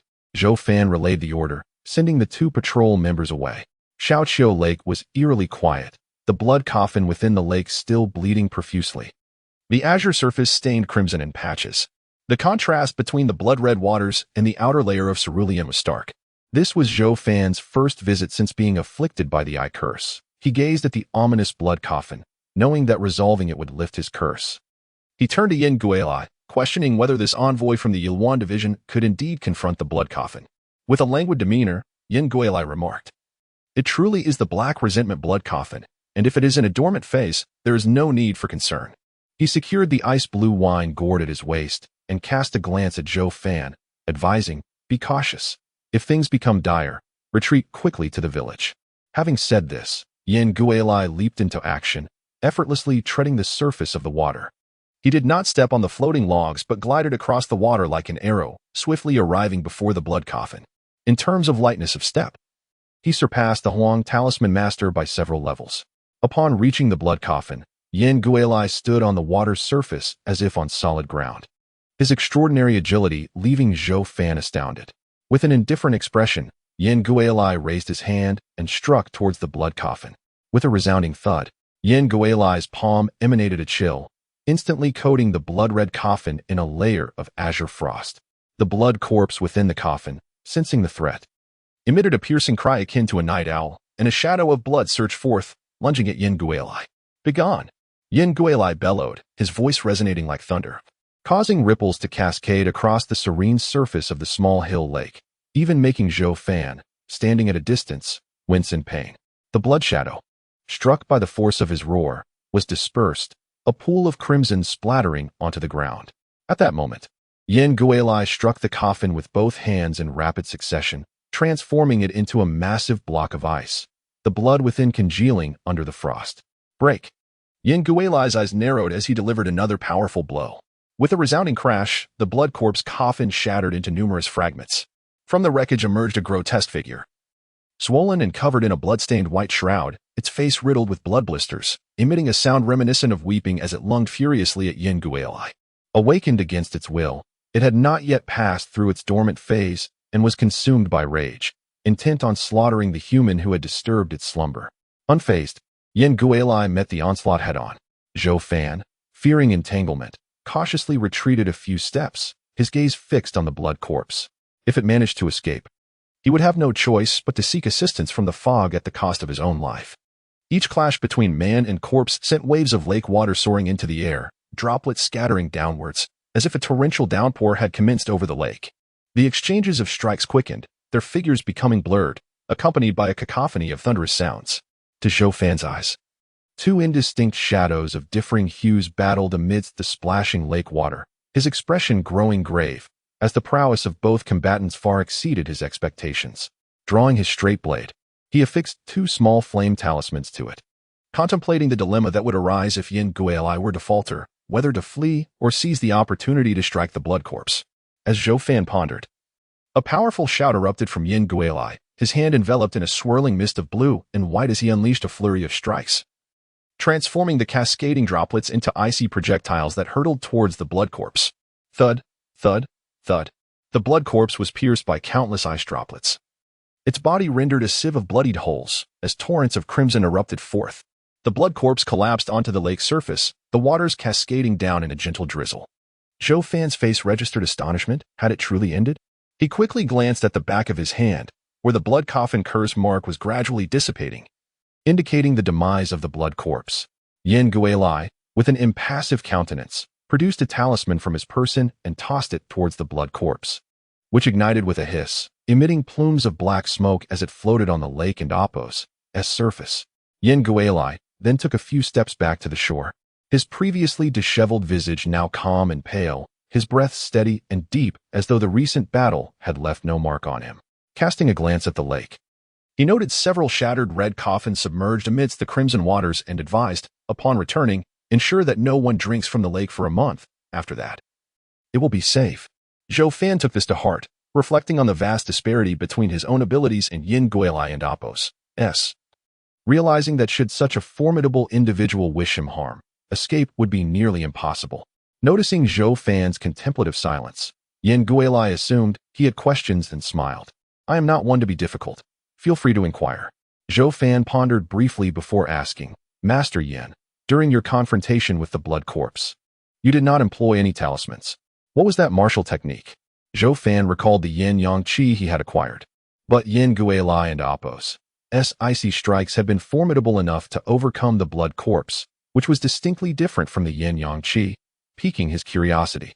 Yin Guilai chuckled, gesturing to the ice-blue gourd at his waist. This is not a martial technique, but ice cicada wine. When consumed, it allows me to infuse the cold energy into my true essence, which I can then unleash. The chilling aura of ice cicada serves a talisman-like function against the aberrations, but it is not suitable for just anyone. You cannot drink it yet, or it will chill you to the bone and be detrimental to your health. Ice cicada wine. Zhou Fan's face reflected surprise. He had not anticipated that wine could be an effective means against the aberrations. Yin Guilai nodded. There are master brewers in this world whose creations possess various extraordinary effects, some targeting aberrations, while others aiding in cultivation. Brewmasters hold a status comparable to Talisman Masters, though the applications of wine are not as widespread. As he spoke, Yin Guilai unfastened the crimson gourd from his waist and tossed it to Zhou Fan, saying, Consider this a gift. Zhou Fan hastily caught the gourd, but before he could voice his gratitude, Yin Guilai explained, This gourd contains burst grape wine. Consuming it will enable you, a high-tier martial artist, to unleash a burst of power akin to a low-tier martial artist, though it will only reach 70% of that potential. Remember, with your current strength, only take a small sip at a time, or you risk injuring yourself. Zhou Fan's expression wavered. While the burst grape wine sounded enticing, he believed in the principle of no gain without effort and hesitated to accept. Yin Guilai laughed heartily. You need not feel embarrassed. This wine holds little value for me. I brought it merely for enjoyment along the journey, and it suits you perfectly. Let it be a token of our acquaintance. I will not be returning to Sanchio village. Please convey my regards. Yin Guilai turned to depart, adding, If you manage to secure a spot to study in Tianliang, we shall meet again during the Laba Festival. Thank you, Master Yin, Zhou Fan called after him. Acknowledging that Yin Guilai had indeed vanquished the black vengeful blood corpse and gifted him the gourd of burst grape wine, thus incurring a debt of gratitude. Yin Guilai merely waved his hand without looking back, a faint smile gracing his lips. His keen perception had already discerned Zhou Fan's robust vitality and solid foundation of strength. To achieve such a level in such a short time, without any flaws, indicated remarkable talent. In this nearly insular village, Yin Guilai did not believe the youth would encounter any extraordinary opportunities. Rather, it was more likely that his innate gifts were exceptional. If this young man were to survive, his future accomplishments would be boundless, making a mere gourd of burst grape wine seem insignificant in comparison. Zhou Fan did not linger at Shaoqiu Lake but left 2 patrol officers to keep watch while he returned to the patrol team's camp. Upon his arrival, the 2 talismans, Huang and the 3 members of the team who had been listening at the camp, hurried over without regard for decorum. Master Huang asked anxiously what happened. Zhou Fan replied with a smile, "The blood corpse coffin has been dealt with by Lord Yin, and my eye curse has been lifted." As he spoke, he extended his hand, revealing the absence of the curse, which significantly lifted the burden he had felt while it remained unbroken. The 3 talismans, seeing that Zhou Fan's eye curse was indeed gone, inferred that the blood corpse coffin had also been eliminated. Master Mao inquired, "What about Lord Yin?" Yin Guilai was their superior, and maintaining a good relationship with him would yield substantial benefits, thus the 3 regarded Zhou Fan with eager eyes. Zhou Fan shook his head, saying, "Lord Yin mentioned he had urgent matters and left first." Suddenly, Lu Kuei noticed the crimson gourd at Zhou Fan's waist, his eyes widening in astonishment. "That gourd." Zhou Fan patted the wine gourd, revealing, "This was given to me by Lord Yin. It's called exploding grape wine." The faces of the 3 talismans lit up with envy. Although the wine held no utility for them, it was a fine treasure, especially since it came from Yin Guilai, suggesting that Yin held Zhou Fan in high regard. Naturally, they did not dare to harbor excessive thoughts, knowing that offending Yin Guilai over a mere gourd of wine would be unwise. Zhou Fan understood this principle as well, hence he had no intention of concealing the gift. However, the 3 talismans were still puzzled. They were aware that Zhou Fan had advanced his cultivation without a solid foundation in order to kill the second cursed ghost. Logically, Zhou Fan's martial achievements should have reached their limit, making it difficult for him to progress further. How could someone like him garner the favor of the esteemed Lord Yin? Or was it merely an offhand gift with no deeper significance? As they pondered these matters, Master Huang and Master Mao exchanged a few words with Lu Kuei and Zhou Fan before departing. Soon, only Lu Kuei and Zhou Fan remained. Lu Kuei chuckled, "A fan. You truly are fortunate to receive a gourd of exploding grape wine from Lord Yin. It must be worth at least 10 Xian coins." 10 Xian coins? Zhou Fan gazed at the gourd, recalling that he had only earned 3 Xian coins when he risked his life for the patrol team. He felt a sudden temptation. Perhaps he could sell it to supplement his family's needs? Lu Kuei seemed to sense Zhou Fan's thoughts and quickly cautioned, "A fan. This exploding grape wine is of great benefit to you. You must not sell it." Zhou Fan merely entertained the thought, shaking his head, "I won't sell it." Should he enter the explosive stage and find the wine useless, he would certainly sell it, but as Lu Kuei had pointed out, it was still quite valuable for him at present, capable of significantly enhancing his power in critical moments, equivalent to 70% of the initial explosive stage. With his current strength, coupled with the wine, he could contend even with mid-stage warriors. Lu Kuei did not waver in his opinion of Zhou Fan's apparent disregard for his future. After all, even a high-stage martial artist without a solid foundation was a significant figure within the patrol team of Sanqiu Village. Reflecting on this, Lu Kuei suggested, "A fan. Lord Yin is immensely powerful. It would be prudent to maintain a good relationship with him. It would yield unimaginable benefits for both you and Sanqiu Village. Countless warriors in Tianyang wish to curry favor with Lord Yin but are unable to do so." Zhou Fan sighed, "I do not have any real connection with Lord Yin. He likely gifted me the wine out of goodwill after dealing with the blood corpse coffin. By the way, I still do not know the status of Lord Yin Guilai within the Ilwan division in Tianliang." Lu Kuei grinned and explained, "The Ilwan division is the institution responsible for handling the bazaar within our Great Wei dynasty, ranking first among its many agencies. They have branches across various regions. The Ilwan division has 4 Engshi, namely the Indongshi, and Nanshi, and Beishi, and Inshishi. The 4 Engshi are the most powerful and influential individuals within the Ilwan division, and any matters concerning the division are typically deliberated and resolved by them. Both the district magistrate and the district lieutenant must heed their commands. Below the Ungshi are the Lishur and Talismans, among other executing personnel. While the four Ungshi wield nearly equal power, tradition dictates that the Eastern Ungshi is held in slightly higher esteem. Hinton Dongshi is regarded as the most distinguished among the four. Zhou Fan was taken aback, if what Lu Kuei said was true. Then Yin Guilai was indeed the Dongshi of the Ilwan division in Tianyang, the most powerful individual there. He began to understand why Lu Kuei and the two talismans were so eager to ingratiate themselves with Yin Guilai. After sharing some laughter, Zhou Fan continued his patrol at Shaoqiu Lake that afternoon. Upon returning home for dinner, Zhou Fan announced, "Father, Mother, I am going to practice for a while." Gui Feng glanced at Zhou Fan's talisman pouch and straight sword, surprised. "A fan? Why do you need those things for practice?" Zhou Fan calmly explained. "I intend to practice the coordination between swordplay and talismans." After stepping outside, Gui Feng looked anxiously at the darkened exterior. "I hope a fan will be all right." He never used to bring so many things when practicing. Zhou Yimu took a puff from his water pipe and remarked, "A fan is far more composed than before." "Let him be." Zhou Fan slipped out of the house, relying on the dim lights of neighboring homes and his memory to navigate through the darkness. He arrived near the medical clinic, where he concealed himself in the shadows, his expression cold as he observed the clinic illuminated by a hazy yellow light.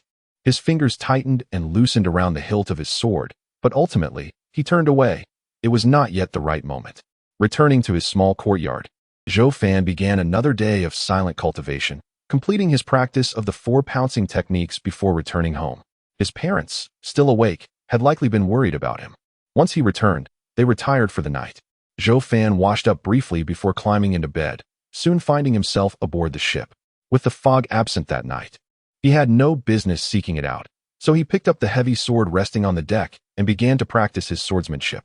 As time passed, he was pulled from the gray river space, each emergence symbolizing the dawn of a new day.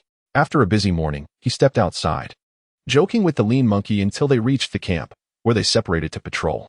The morning passed uneventfully, but at noon, while Zhou Fan practiced his swordplay, a sudden piercing sound echoed from the sky, followed by a resounding explosion. Zhou Fan's gaze sharpened as he turned towards the source of the signal flare. The commotion emanated from the very rice field he had patrolled earlier. Numerous patrol team members had gathered there, including Zhou Fan's companions, Ji Shun and Lu Kuei. Zhou Fan furrowed his brow, halting his steps to maintain distance from the others. The patrol team members formed a circle, and as Zhou Fan approached cautiously, he finally discerned what lay at the center. Within the crowd were 2 deceased patrol members, each grasping a long spear that had pierced through the other's body. Countless crimson spear wounds marred their forms, their eyes wide in death, locked in a furious gaze. Blood trickled from their bodies, soaking their clothing and dripping from the spear shafts. Lu Kuei and the others stood motionless, as it was likely that the bizarre entity had fled. Lu Kuei spoke in a low voice, "We need to apply the detection talisman to them." This was a precautionary measure to ensure that no remnants of the bizarre entity remained attached to their bodies. 2 team members cautiously approached with their long guns, the tips adorned with divination symbols. They used the gun tips to tap the symbols onto the 2 deceased bodies, which showed no signs of reaction. Seeing no issues, Lu Kuei commanded, "Everyone return to your posts except for the captain." The remaining patrol members quickly withdrew, leaving only Lu Kuei, Zaishinshin, and Zhou Fan. Zhou Fan inquired, "Who fired the signal flare? Did he see the anomaly?" Lu Kuei shook his head. "I fired the signal flare. I discovered them first, and by the time I did, they were already dead. I did not witness the anomaly." Zaishinshin gazed at the 2 bloodied corpses, frowning, before their demise. They were likely engaged in a deadly struggle amongst themselves. It's plausible that one or both of them were possessed by the anomaly. Otherwise, such a scenario would not have unfolded. The anomaly killed them and then departed. Lu Kuei's complexion shifted slightly. "This is troubling. Could the anomaly have entered the village?" There have been prior incidents where anomalies killed patrol members, breaching defenses and infiltrating the village, resulting in considerable casualties for Sanchio village. Zaishinshin unsheathed his sword, announcing, "I will lead a search to see if we can locate it or them." The mention of them implied the possibility of multiple entities. As Zaishinshin's figure faded into the distance, Zhou Fan remarked, "I will examine those 2 corpses." With that, Zhou Fan glanced at Lu Kuei, who nodded in acknowledgement, indicating he would remain vigilant of their surroundings. Zhou Fan drew his straight blade, affixing a small flame talisman to the back of the blade before cautiously approaching the corpses. Even after testing with the divination symbols, he felt compelled to proceed with utmost caution. The symbols were often reliable, yet not infallible. The inaccurate sometimes could very well cost a life, and Zhou Fan was unwilling to risk his own on such uncertainties. As he neared, he observed that the two corpses were still losing blood, yet showed no signs of movement. Zhou Fan remained alert, wary of any potential unknown anomalies that might suddenly tear through the bodies and lunge at him. While maintaining his vigilance, he closely examined the two corpses, drawing upon his experience as a seasoned detective to quickly identify several abnormalities. His first focus was the eyes of the deceased patrol members. They had not been dead long. Typically, if a person has been deceased for over 3 hours, a thin film clouds the eyes, and the eyeballs become quite soft. In fact, it was unlikely they had been dead for more than an hour. Early signs of rigor mortis appear in the facial and ocular muscles after about 1 hour. Yet there were no such signs present. Additionally, the degree of bleeding and the color of the blood corroborated Zhou Fan's assessment. This indicated they had encountered the anomaly during their midday rest, resulting in a mutual slaughter. After making this determination, he scrutinized the blood-stained faces of the two men. Noting their expressions of rage and hatred, their gazes locked onto one another. Zhou Fan interpreted their facial expressions, finding it easier to read the emotions of the deceased than those of the living. The faces exhibited only contempt, anger, and hostility, conspicuously lacking a fundamental emotion. The absence of fear was peculiar. Typically, one would expect remnants of fear when confronted by an anomaly. Why were they devoid of such feelings? Had prolonged possession suppressed their fear? Zhou Fan's gaze shifted downwards, observing the wounds on their bodies, all inflicted by gun tips. Even in death, their hands were tightly clenched around their long guns, the knuckles turning white from the strain. From the position of their wounds and their fierce grip on the weapons, Zhou Fan could envision the ferocity of their struggle. Both had fought valiantly against one another. The brutality of their confrontation suggested that if one were indeed possessed, both must have been, as it was difficult to fathom such intense conflict otherwise. If only one had been possessed, the other, in possession of some rationality, would likely have altered the course of their battle. The pressing question remained: were they truly possessed? Or had the anomaly fled? Had it escaped into the wilderness? Slipped into the village? Or was it lurking nearby, observing them? Zhou Fan withdrew his gaze, taking a few steps back as he contemplated. Neither of them were novices. Zhou Fan had some recollection of the deceased patrol members, faintly recalling they had been part of the patrol for over a year. Beside him, Lu Kuei chuckled bitterly. Of course, they were not novices. We had just replenished our ranks with 3 new members, and now 2 of our veterans are dead. When we report this to Luo Laitian, he will surely be furious. The more fatalities the patrol suffered, the higher the costs of recruitment. For few were willing to risk their lives for money. This news would likely spread quickly, either frightening potential villagers away or causing prices to skyrocket. Lu Kuei's expression grew grave. Regardless, they needed to reinforce the patrol, as it served as the village's defense. Should their line of defense crumble, survival would be a distant hope. According to village customs, if they could not recruit new members, they would have to resort to conscription. However, this method was fraught with drawbacks, and the village was generally reluctant to employ it unless absolutely necessary. Does the status of being a novice have any bearing on this matter? Lu Kuei queried, realizing Zhou Fan's statement seemed somewhat abrupt. Confirming whether the deceased members were novices was undoubtedly significant for Zhou Fan. He explained, generally, when faced with an insurmountable anomaly, our protocol is to promptly inform other team members. These 2 were seasoned members. They would not be unaware of this. Their failure to do so indicates that the situation escalated unexpectedly, leaving no time to signal. Zhou Fan himself had experienced such sudden assaults, once when Zhang Zhenmu was possessed, and again at Xiaoqiu Lake, when he was bound by a prisoner. Lu Kuei frowned. If that is the case, then it is indeed plausible that a possessing anomaly is involved. Zhou Fan gazed at the golden rice fields, the grains ripening as the harvest approached. Suddenly, he remarked, "Has the rice child not arrived?" In previous patrols, the rice child would always come to frolic at this hour. Lu Kuei, struggling to keep pace with Zhou Fan's train of thought, shook his head. I haven't seen them. They may not come today. It was not unusual for the rice children to be absent. Their appearances followed no strict logic. Zhou Fan continued to gaze at the rice fields. Do you recall my first encounter with a dark anomaly, Brother Lu? Lu Kuei, slightly exasperated, replied, How could I forget? It was not long ago when Zhang Zhenmu was possessed by the killing grass, and you ultimately defeated it. Zhou Fan nodded. Indeed, it was recent. There are two details I remember vividly. First, when the killing grass possessed the ink leopard, the rice children immediately fled. Lu Kuei chuckled, shaking his head. That is hardly surprising. It is normal for the white children to fear the dark children. Zhou Fan continued, I understand that. But I wonder if the absence of the rice children now signifies that the anomaly that killed our members might be hiding in the rice fields? I believe it has not left. If it has Nandapos, T entered the village, it must be lurking nearby. The only area outside the village is the rice fields. Lu Kuei's expression darkened as he cautiously surveyed the fields. Under the blazing sun, the rice shimmered like scattered gold dust. Yet the thought of an anomaly lurking within rendered the picturesque scenery chillingly unsettling. A fawn, merely based on the absence of the rice child, it is unlikely to substantiate anything.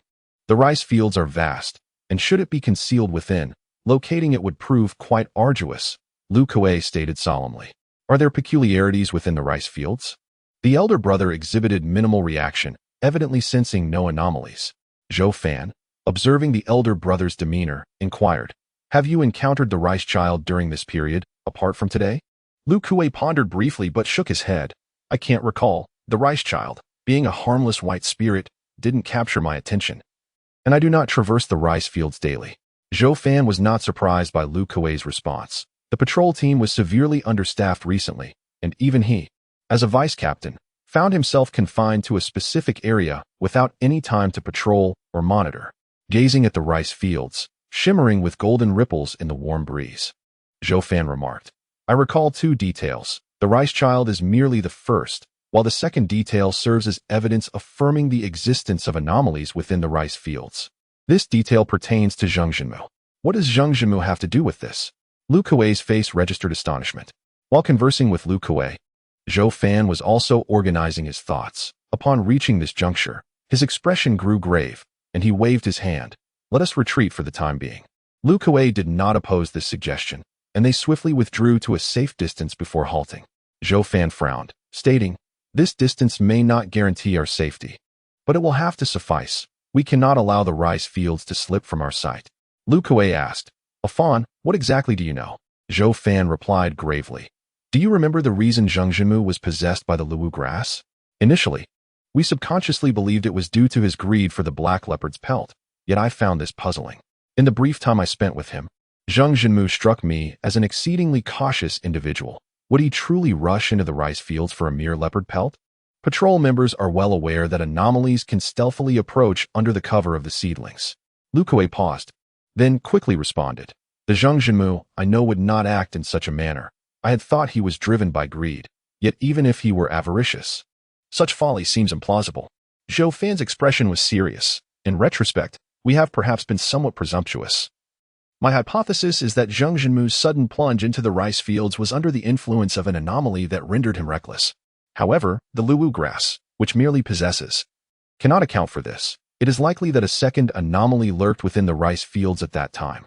Following that incident, Zhou Fan had taken the initiative to inquire with the patrol team about the nature of the luwu grass and was not entirely ignorant of it, though he had not considered it deeply at the time.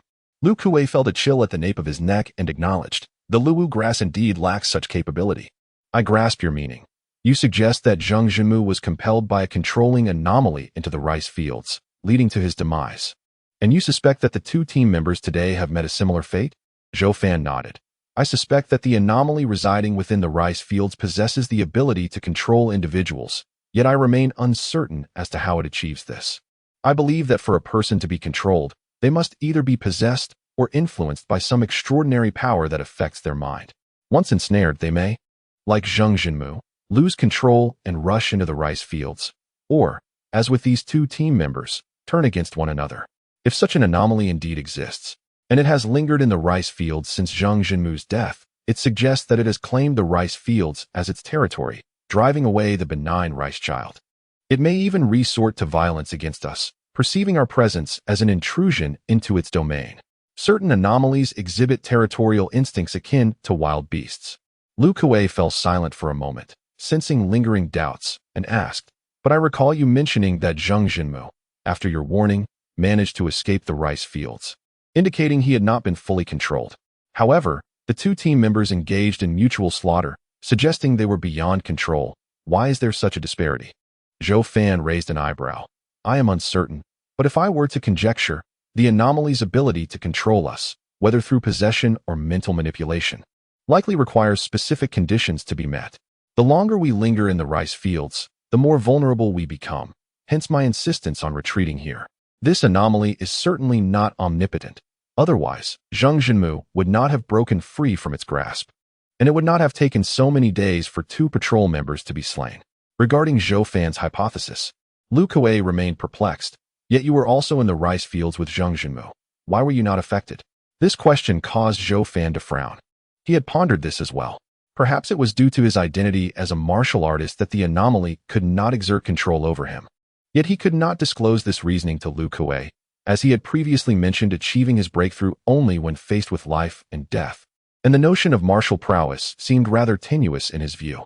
Zhou Fan could only respond, I am uncertain. Do you believe, as I suspect, that an anomaly resides within the rice fields?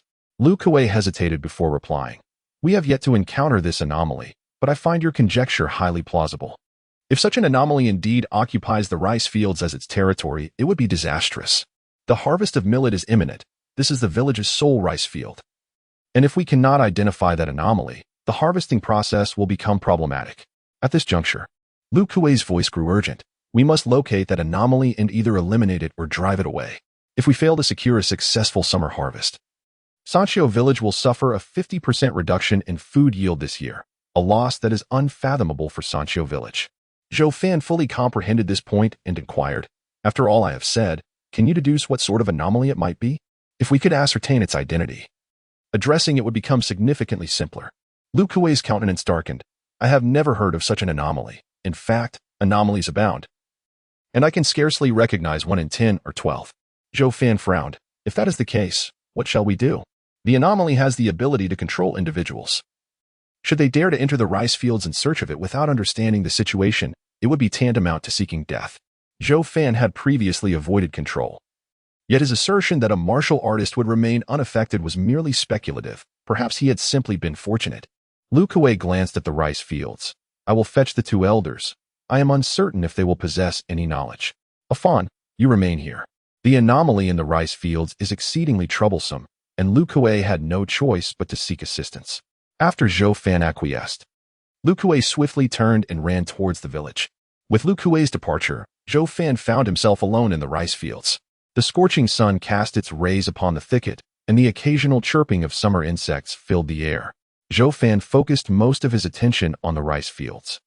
Having confirmed the potential existence of such an anomaly, the tranquil fields evoked a sense of foreboding. After a considerable time, Lu Kuei returned with the Mafu master. Today, it is not old Master Huang's turn. I have sent someone to find him, and he should arrive shortly, Lu Kuei remarked, glancing at Zhou Fan while maintaining a distance. How fares the situation?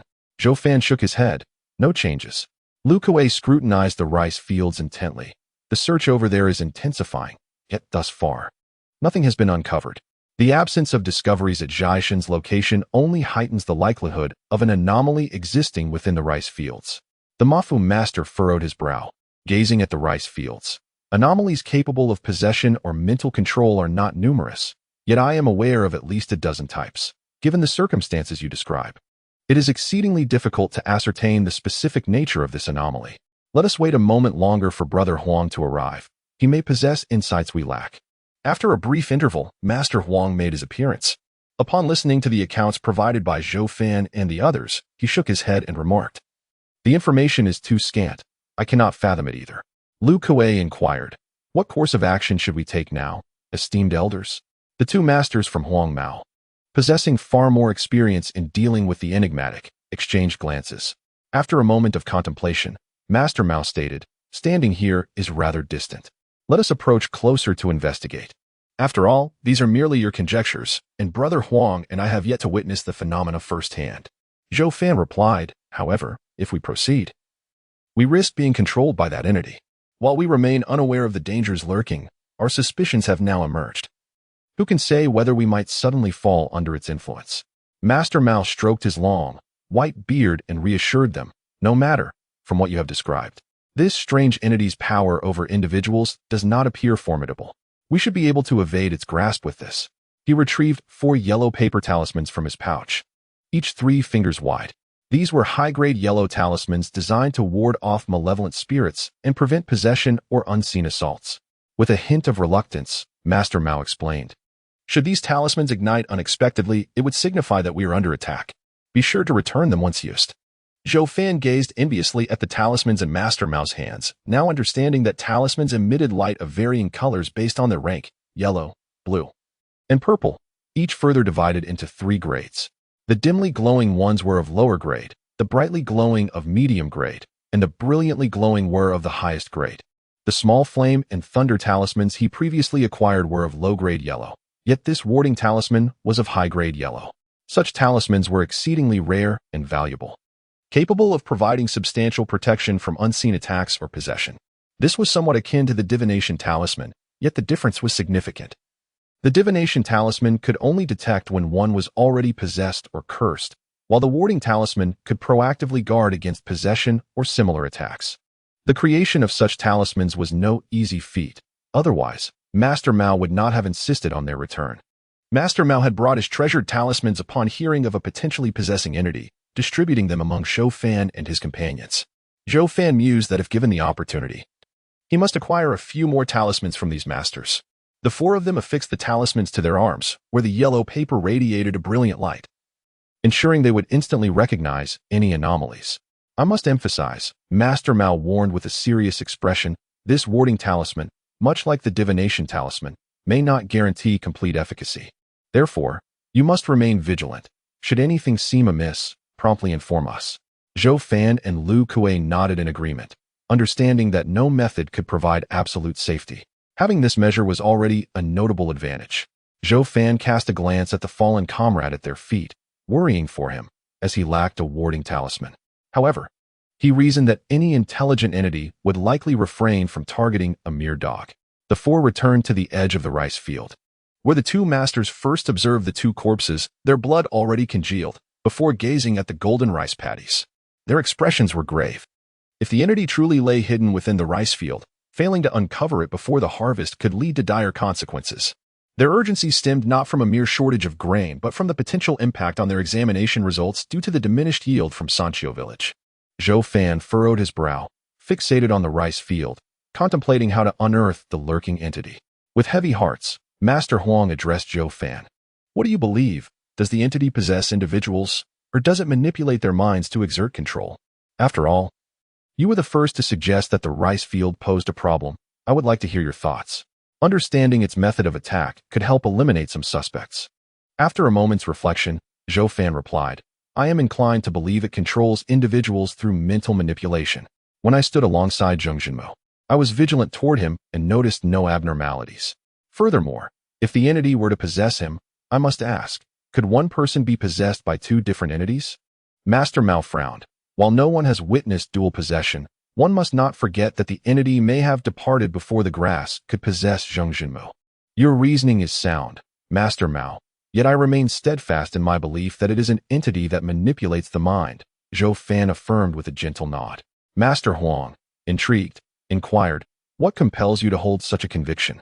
Zhou Fan organized his thoughts, stating, "Entities typically require a medium to possess someone, yet at that moment, I saw no medium, nor even a shadow of the entity, which is one reason for my stance. The second is that once possession occurs, there should be some physical manifestation of abnormality. For instance, when Zheng Jinmu was possessed by the grass, his body exhibited numerous straw protrusions. However, prior to that, he appeared entirely normal. The same can be said for the 2 deceased comrades. Their bodies bore only marks of mutual violence, without any signs of abnormality." These deductions stemmed from Zhou Fan's knowledge of entities. Master Huang and Master Mao exchanged surprised glances, both astonished that, despite Zhou Fan's brief exposure to such matters, he could articulate these insights so clearly and swiftly. Master Mao, though leaning towards Zhou Fan's viewpoint, raised a brow and cautioned, setting Zheng Jinmu aside.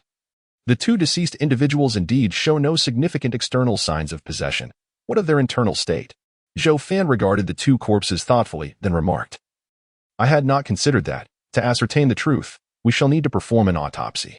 Upon hearing this, Lu Kuei hesitated but refrained from opposing the idea, recognizing the necessity of dissection for clarity. Then let us proceed with the autopsy, Master Huang stated calmly. Zhou Fan drew forth a dagger, declaring, I shall undertake it.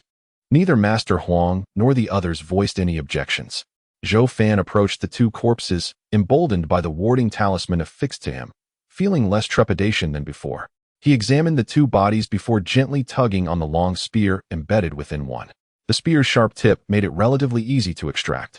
Once removed, the two corpses were laid flat on the ground. Zhou Fan selected one, loosening its blood-stained sash and tearing apart the crimson robe, revealing the corpse clad only in shorts. The exposed body bore numerous bloodstains, the most gruesome being a fatal gunshot wound, where blood and flesh intermingled, allowing glimpses of the entrails within. Zhou Fan, accustomed to such sights, carefully positioned the dagger and resolved to make an incision along the center line of the neck, continuing along the neck and the abdomen, curving around the navel to the lower abdomen in a linear fashion. This was the straightforward method of dissection. Having witnessed numerous forensic examinations, he was well prepared for this task. With determination, the sharp blade sliced through the pallid skin of the neck, and as it reached the abdomen, it cleaved through the thick layer of subcutaneous fat. The incision opened a narrow line, revealing the gruesome interior, yet Zhou Fan's brow remained unfurrowed. The dagger became thoroughly stained with crimson. A droplet of blood poised precariously at the tip. After completing these tasks, Zhou Fan used the handle of a dagger to pry open the corpse, observing the interior. Lu Kuei and the two Talisman Masters also gathered around. The internal organs, large and small intestines, and bones of the body appeared entirely normal. It seems it is not a case of possession. Let us open his head and take a look, said Master Huang. Those who frequently encountered the bazaar were already accustomed to corpses, so the expressions of the three remained largely unchanged. Zhou Fan deftly used a dagger to perform a craniotomy. The skull was quite hard, but for a mighty warrior, this posed no challenge.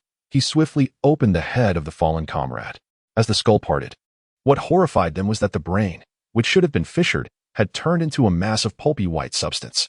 Observing the mushy brain, the expressions of Zhou Fan and the others shifted slightly. The reason Master Huang insisted on opening the skull was to check for signs of possession, as any attack on the mind would inevitably result in abnormalities within the brain.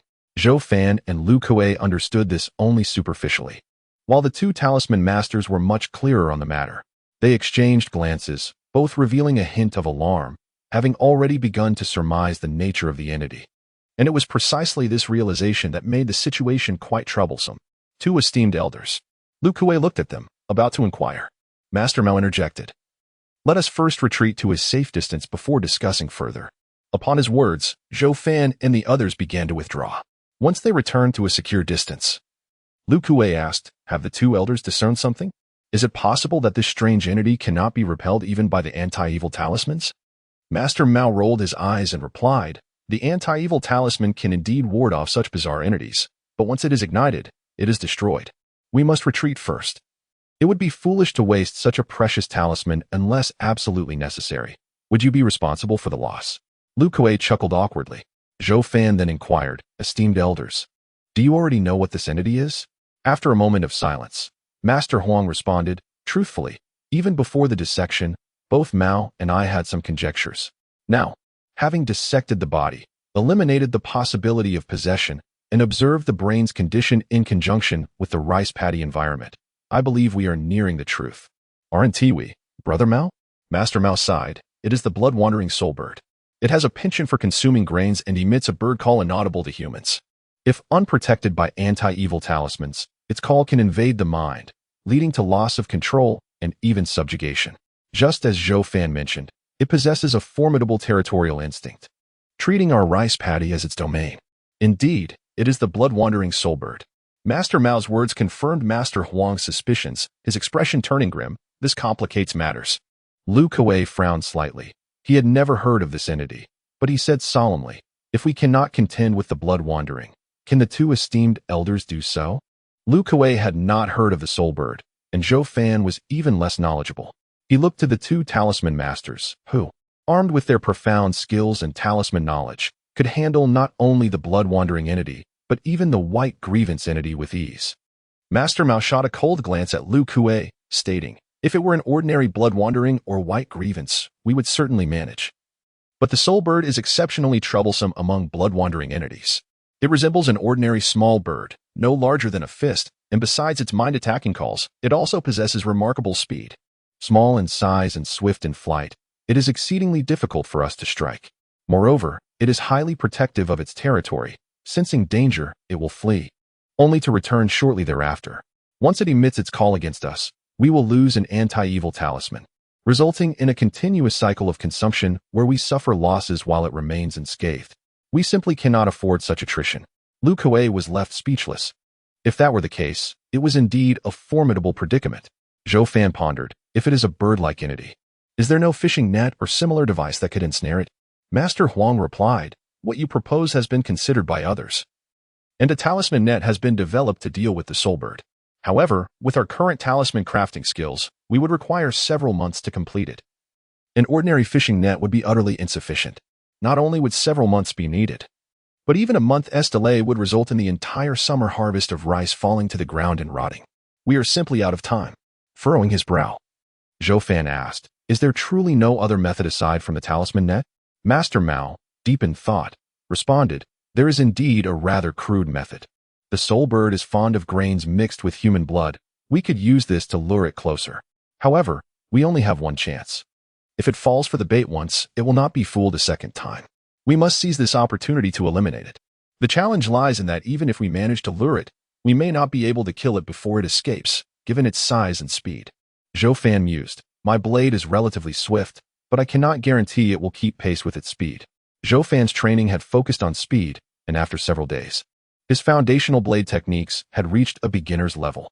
Complementing this was his practice of the flowing silver blade technique, which had significantly improved in speed compared to his initial attempts. However, having never encountered the soul bird, he could not be certain that his blade would strike true. Master Huang inquired, how fast is your blade? How could one answer such a question? Zhou Fan surveyed his surroundings, moving to a tree where he gently struck the trunk with his palm, causing leaves to flutter down. He did not hastily draw his blade. His right hand remained resting on the hilt until the last leaf floated down before him. In an instant, the blade flashed, severing the leaf in two as it fell to the ground, while his blade remained sheathed, as if it had never been drawn. Impressive speed.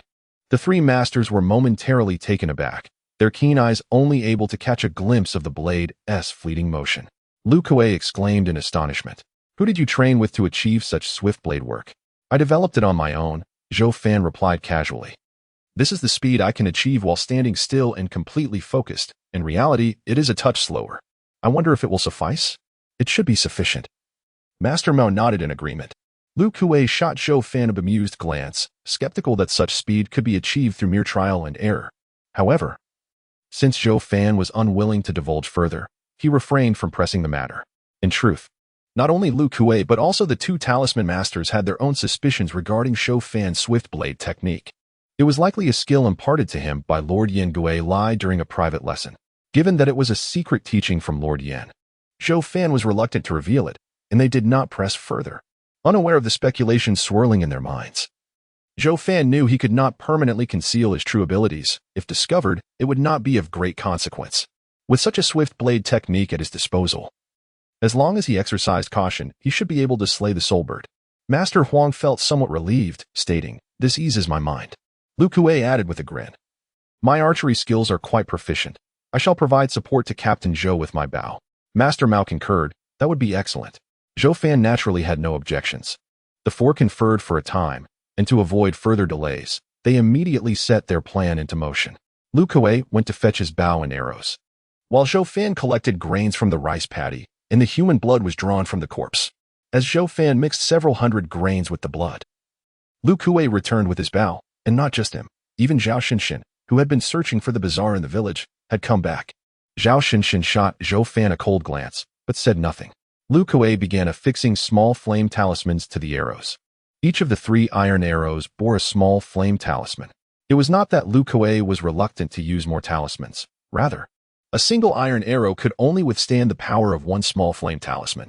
The 2 Talisman Masters of Huang Mao possessed talismans of medium quality within the yellow tier. However, the material of the iron arrow was inherently inadequate, rendering even the medium-grade talismans incapable of withstanding it. The Huang Talisman Master shook his head and remarked, the soul-calling bird may not boast a robust physique, yet it is ultimately a creature of the blood rank. Your arrow cannot harm it. Lu Kuei, feeling helpless, replied, "This is beyond my control. If I could injure it and slow its movements, that would suffice. The rest will depend on Captain Zhou." At this moment, Zhou Fan had already affixed 2 small flame talismans onto his blade. Once prepared, he carried a filled with hybrid rice grains toward the rice paddies. Upon reaching the edge of the field, he crouched low and swiftly darted into the rice plants. He did not venture deep into the paddies, but instead placed thee on the field's edge, allowing himself to bend and conceal himself among the green and yellow seedlings. He endeavored to steady his breathing as he drew out his straight blade. Lu Kuei crouched at the edge of the field as well. His talisman arrow knocked on the elm longbow, the string fully drawn, aimed at the others stood behind Lu Kuei, refraining from moving forward, fearful of disrupting the impending hunt. Apart from the rustling of the rice stalks in the wind, the surroundings were remarkably quiet. Zhou Fan, nearly lying flat in the field, patiently awaited the arrival of the soul-calling bird, aware that it might come or it might not, but he felt compelled to try. The heat in the rice paddies quickly made him sweat profusely, yet he dared not move, knowing the soul-calling bird was highly alert. Even the slightest disturbance could reveal his presence. Zhou Fan primarily focused on a small part of his attention on the anti-evil talisman affixed to his left arm. Without this talisman, he would not have dared to enter the rice paddies. The most fearsome aspect of the soul-calling bird was its almost inaudible chirp, undetectable to human ears, which could lead to a sudden attack before one was even aware. Approximately the time it takes to brew tea later. At the rice field's edge where Zhou Fan could not see, one of the scarecrows suddenly stirred, and a fist-sized black-feathered bird emerged from beneath its straw hat. In that instant, Lu Kuei and the others standing at the edge of the field saw it, astonished that the soul-calling bird had been hiding atop the scarecrow's head. The bird's head, devoid of a beak, appeared quite peculiar, its blood-red eyes scanning the surroundings before it flapped its wings and descended toward the rice paddies.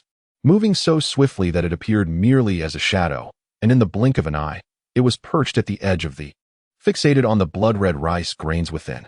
As its claws grasped the edge of the, Zhou Fan, who had been crouching all along, finally caught sight of the soul-calling bird.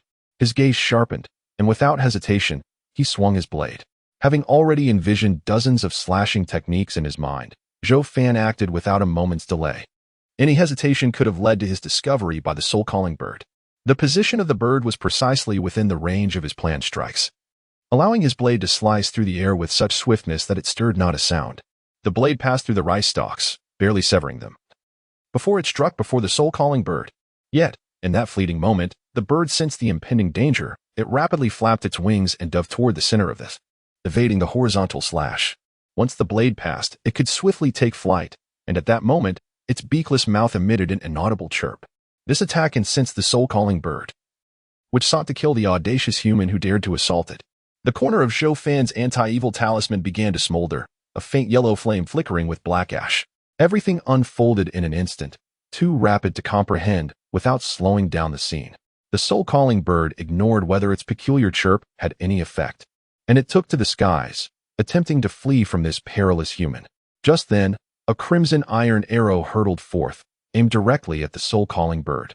The bird, keenly attuned to the sound of the arrow slicing through the air, tilted its body slightly to evade the incoming projectile. However, this maneuver momentarily interrupted its rapid ascent. In that fleeting moment, Zhou Fan seized the opportunity. His blade returned with fervor. As a swordsman, Zhou Fan had anticipated that his initial strike might fail, so he had mentally prepared not only for the first attack, but also for how to compensate with a second strike. This second strike had been premeditated, and thus it was executed with equal swiftness, the blade slicing through the air without a sound, appearing as merely a flicker of motion. The pursuit of the wind. The soul-calling bird, though swift, found itself unable to evade the second strike after dodging the arrow, lacking the momentum to escape. The blade, imbued with flames, cleaved through the creature's unusual red head. The soul-calling bird was split in two, plummeting into the rice field, its body igniting into crimson flames that gradually turned to ash. At that moment, Zhou Fan's surroundings began to witness the breaking of rice stalks, falling to the ground. Lu Kuei and the others rushed over, their eyes wide with confusion, unsure of the fate of the soul-calling bird. As they approached, they finally discerned the small burning remains of the creature.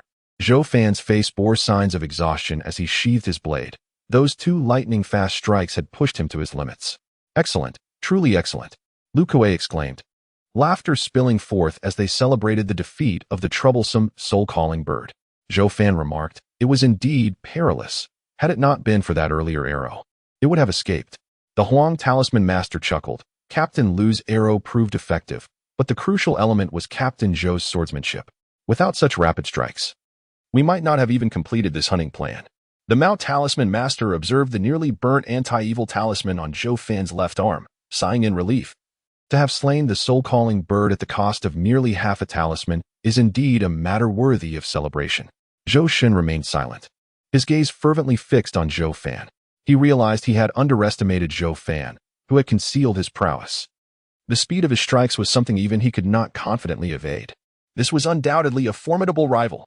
With the soul-calling bird slain, the issue in the rice paddies was resolved. 2 bodies were collected by willing team members, and the team provided additional compensation to the family of the team member who had been eviscerated. After attending to these trivial matters, Zhou Fan returned home after his shift. After dinner, he retreated to the small courtyard behind his house. After practicing the 4 styles of hunting for the day, he retrieved a red porcelain bottle containing 3. Since the issue with the cursed spirits remained unresolved, he had not been able to cultivate the. Now, however, the time had come. Due to the necessity of focused cultivation of the, Zhou Fan could not practice during the dangerous patrols and thus planned to engage in cultivation during his free time at night. Recalling the method of cultivating stored in his mind, he seated himself cross-legged and swallowed the 3 one by one, closing his eyes. After a while, deep red flames erupted from his palms. Zhou Fan's brows furrowed as he kept his eyes tightly shut. The 2 clusters of flames danced in the night, at times bright and searing, at times dimming almost to extinction, constantly alternating between brilliance and shadow, as if they were breathing. With his eyes closed, Zhou Fan concentrated fully, tracing the symbols of the in his mind, the patterns scattering throughout his body in a wondrous state. After a short while, the flames in his palms gradually receded and extinguished. In the darkness, Zhou Fan opened his eyes, his pupils briefly illuminated with faint sparks of fire before they vanished. He opened his clenched fists, revealing 2 identical red hook-shaped talismans resting in his palms. Zhou Fan scrutinized the red hook talismans for a moment before suddenly clenching his fists. Deep red flames surged from his 2 fists, the flames not overly fierce, merely enveloping the edges of his knuckles, a small circle of flickering fire dancing around them. The flames quickly extinguished, and he stood up, drawing his straight blade. His palm was engulfed in flames that spread from the hilt along the straight blade, completely enveloping it. With the deep crimson tip flickering gently, Zhou Fan's eyes widened in astonishment. Indeed, the sunfire chi was remarkable, seamlessly merging with his fists and weapons. Although its current power was comparable to that of a minor flame talisman, it possessed the potential for gradual growth. The sunfire chi was a unique force, distinctly different from the elemental energy he had absorbed for body refinement. According to the ancient texts on sunfire chi, it was a flame forged from the essence of fire within the air.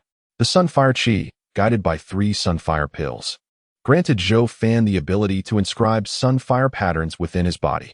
Once these patterns were etched, his hands bore 2 crimson talisman-like symbols, through which the fire essence was released from the symbols in his palms. His daily practice relied on the sunfire patterns to absorb and refine the fire essence, replenishing the flames and enhancing their power. Moreover, these patterns shielded his body from the flame's corrosive effects. Such martial prowess had far exceeded Zhou Fan's expectations. His only regret was that the limited quantity of sunfire chi could only serve as a makeshift weapon, preventing him from fully enveloping his body in it for defense. If he could harness it for protection, its impact in combat would be significantly amplified. Nonetheless, it was a remarkable achievement, especially considering the synergistic potential of sunfire chi with minor flame talismans. This synergy was paramount. With sunfire chi, his offensive capabilities would be greatly enhanced. With a foundational understanding of sunfire chi, it was time to embark on the next steps. After some contemplation, Zhou Fan concluded his practice and returned to his quarters. Once asleep, he found himself in the space of the gray river, but the figure of Mist was absent. He called out a few times, but Mist did not appear. With a sigh, Zhou Fan resigned himself to the fact that despite his hopes of having slain a blood wanderer that day to acquire 4 gray worms, equivalent to 2 fish baits, he would have to rethink his fishing plans for the night to bolster his strength. It seemed that calling for Mist would not guarantee her presence. He needed to learn from this and incorporate the possibility of her absence into his future plans. lest he encounter difficulties when attempting to fish. Zhou Fan set aside these thoughts, aware that practices demanding energy absorption, such as the Sunfire Chi and the 12 Tiger forms, were ill-suited for the Gray River space. Instead, he continued to refine his foundational sword techniques and the wind chase stance. When the time came, Zhou Fan instinctively withdrew from the Gray River space. Father, Mother, after my shift tonight, I have matters to discuss with you both, so please return home early, Zhou Fan said during breakfast. What is it? Gui Feng inquired, her face marked with curiosity. Zhou Fan merely stated that time was short and would elaborate later, picking up his patrol items and departing with his brother. He had long contemplated that it was time to have an open and honest conversation with his parents. The day passed without incident during patrol, and he returned home early after his shift. At dinner, Gui Feng again pressed Zhou Fan about the topic he intended to discuss. While Zhou Yimu observed with intrigue, Zhou Fan deferred, suggesting they eat first and that he would share after finishing their meal. Noticing Zhou Fan's solemn demeanor, both Zhou Yimu and Gui Feng felt a tinge of anxiety as the family hurried through dinner. Zhou Fan assisted Gui Feng in clearing the table before they returned to the small hall. Inside, only a solitary oil lamp illuminated the dim space, its wick soaked in oil casting a muted glow. Zhou Yimu sat with a black iron water pipe, smoking leisurely. Zhou Fan closed the wooden door and took a seat on a stool. Gui Feng, seated nearby, rested her hands on her knees, contemplating her increasingly mature and composed son while wondering what could be troubling him. An old dog lounged in a corner, briefly glancing at Zhou Fan's family before closing its eyes again to rest. Zhou Fan's expression grew serious as he glanced at Gui Feng and then at Zhou Yimu, quietly saying, Father, Mother, I wish to speak about the incident when I was injured. Zhou Yimu and Gui Feng exchanged a glance, their eyes betraying their prior suspicions. They had not expected Zhou Fan to broach the subject. A silence enveloped the room for a moment until Gui Feng spoke urgently. A Fan, have you remembered something? Zhou Fan shook his head. No, I cannot recall anything. Gui Feng, concerned, asked, A Fan, do you feel discomfort in your head? Not at all, Zhou Fan replied, shaking his head again. Mother, I am in good health. I simply wish to understand what exactly happened during my injury. Whenever I ask, you seem evasive.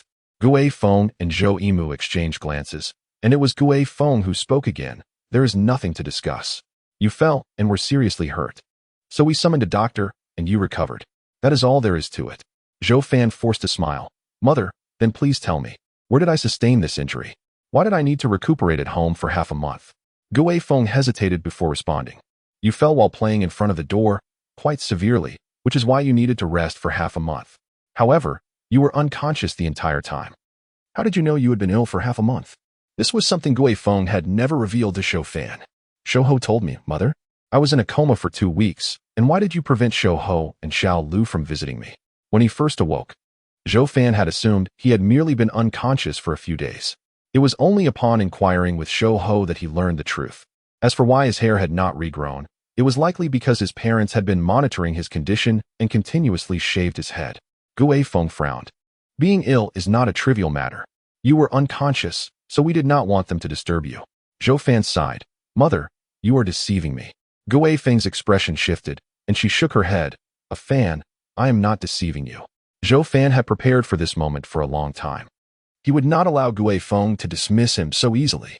He glanced at the quietly observing Zhou Yimu and continued. I know I was not merely injured. From any angle, this does not add up. Did Zhang He compel you to deceive me? Gui Feng, growing anxious, replied, Child, what does this have to do with Dr. Zhang? Do not let your imagination run wild. You were indeed injured. Is he threatening you? Zhou Fan interjected coldly. The only one who could coerce you into submission is me, your son. He used me as leverage against you, did he not? Gui Feng insisted. A Fan. Why do you think that of Dr. Zhang? He did not threaten us. Truly, do not overthink it. Aren't you going to practice your martial arts tonight? Go and train. Perhaps it is not a threat in your eyes, but he surely said something that made you hesitant to reveal the truth to me, Zhou Fan reflected, fixing his gaze on Gui Feng.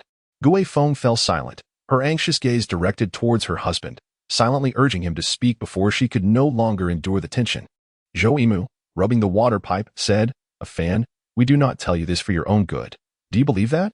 Zhou Fan nodded. Father. Of course I believe you. You are the ones who would never harm me. Zhou Yimu inhaled from the pipe, the acrid smoke filling his lungs before escaping through his mouth and nose. Since you are aware, there is no need for further inquiry. Just accept that you were injured. Asking will yield no benefits. Zhou Fan raised an eyebrow. I cannot refrain from asking. If I remain ignorant now, it would truly be to my detriment. Why do you feel such urgency to uncover this matter? Zhou Mu asked, studying Zhou Fan. After a moment's hesitation, Zhou Fan replied, because I intend to confront Zhang He shortly, and I cannot proceed without understanding the situation. It poses a significant risk for me.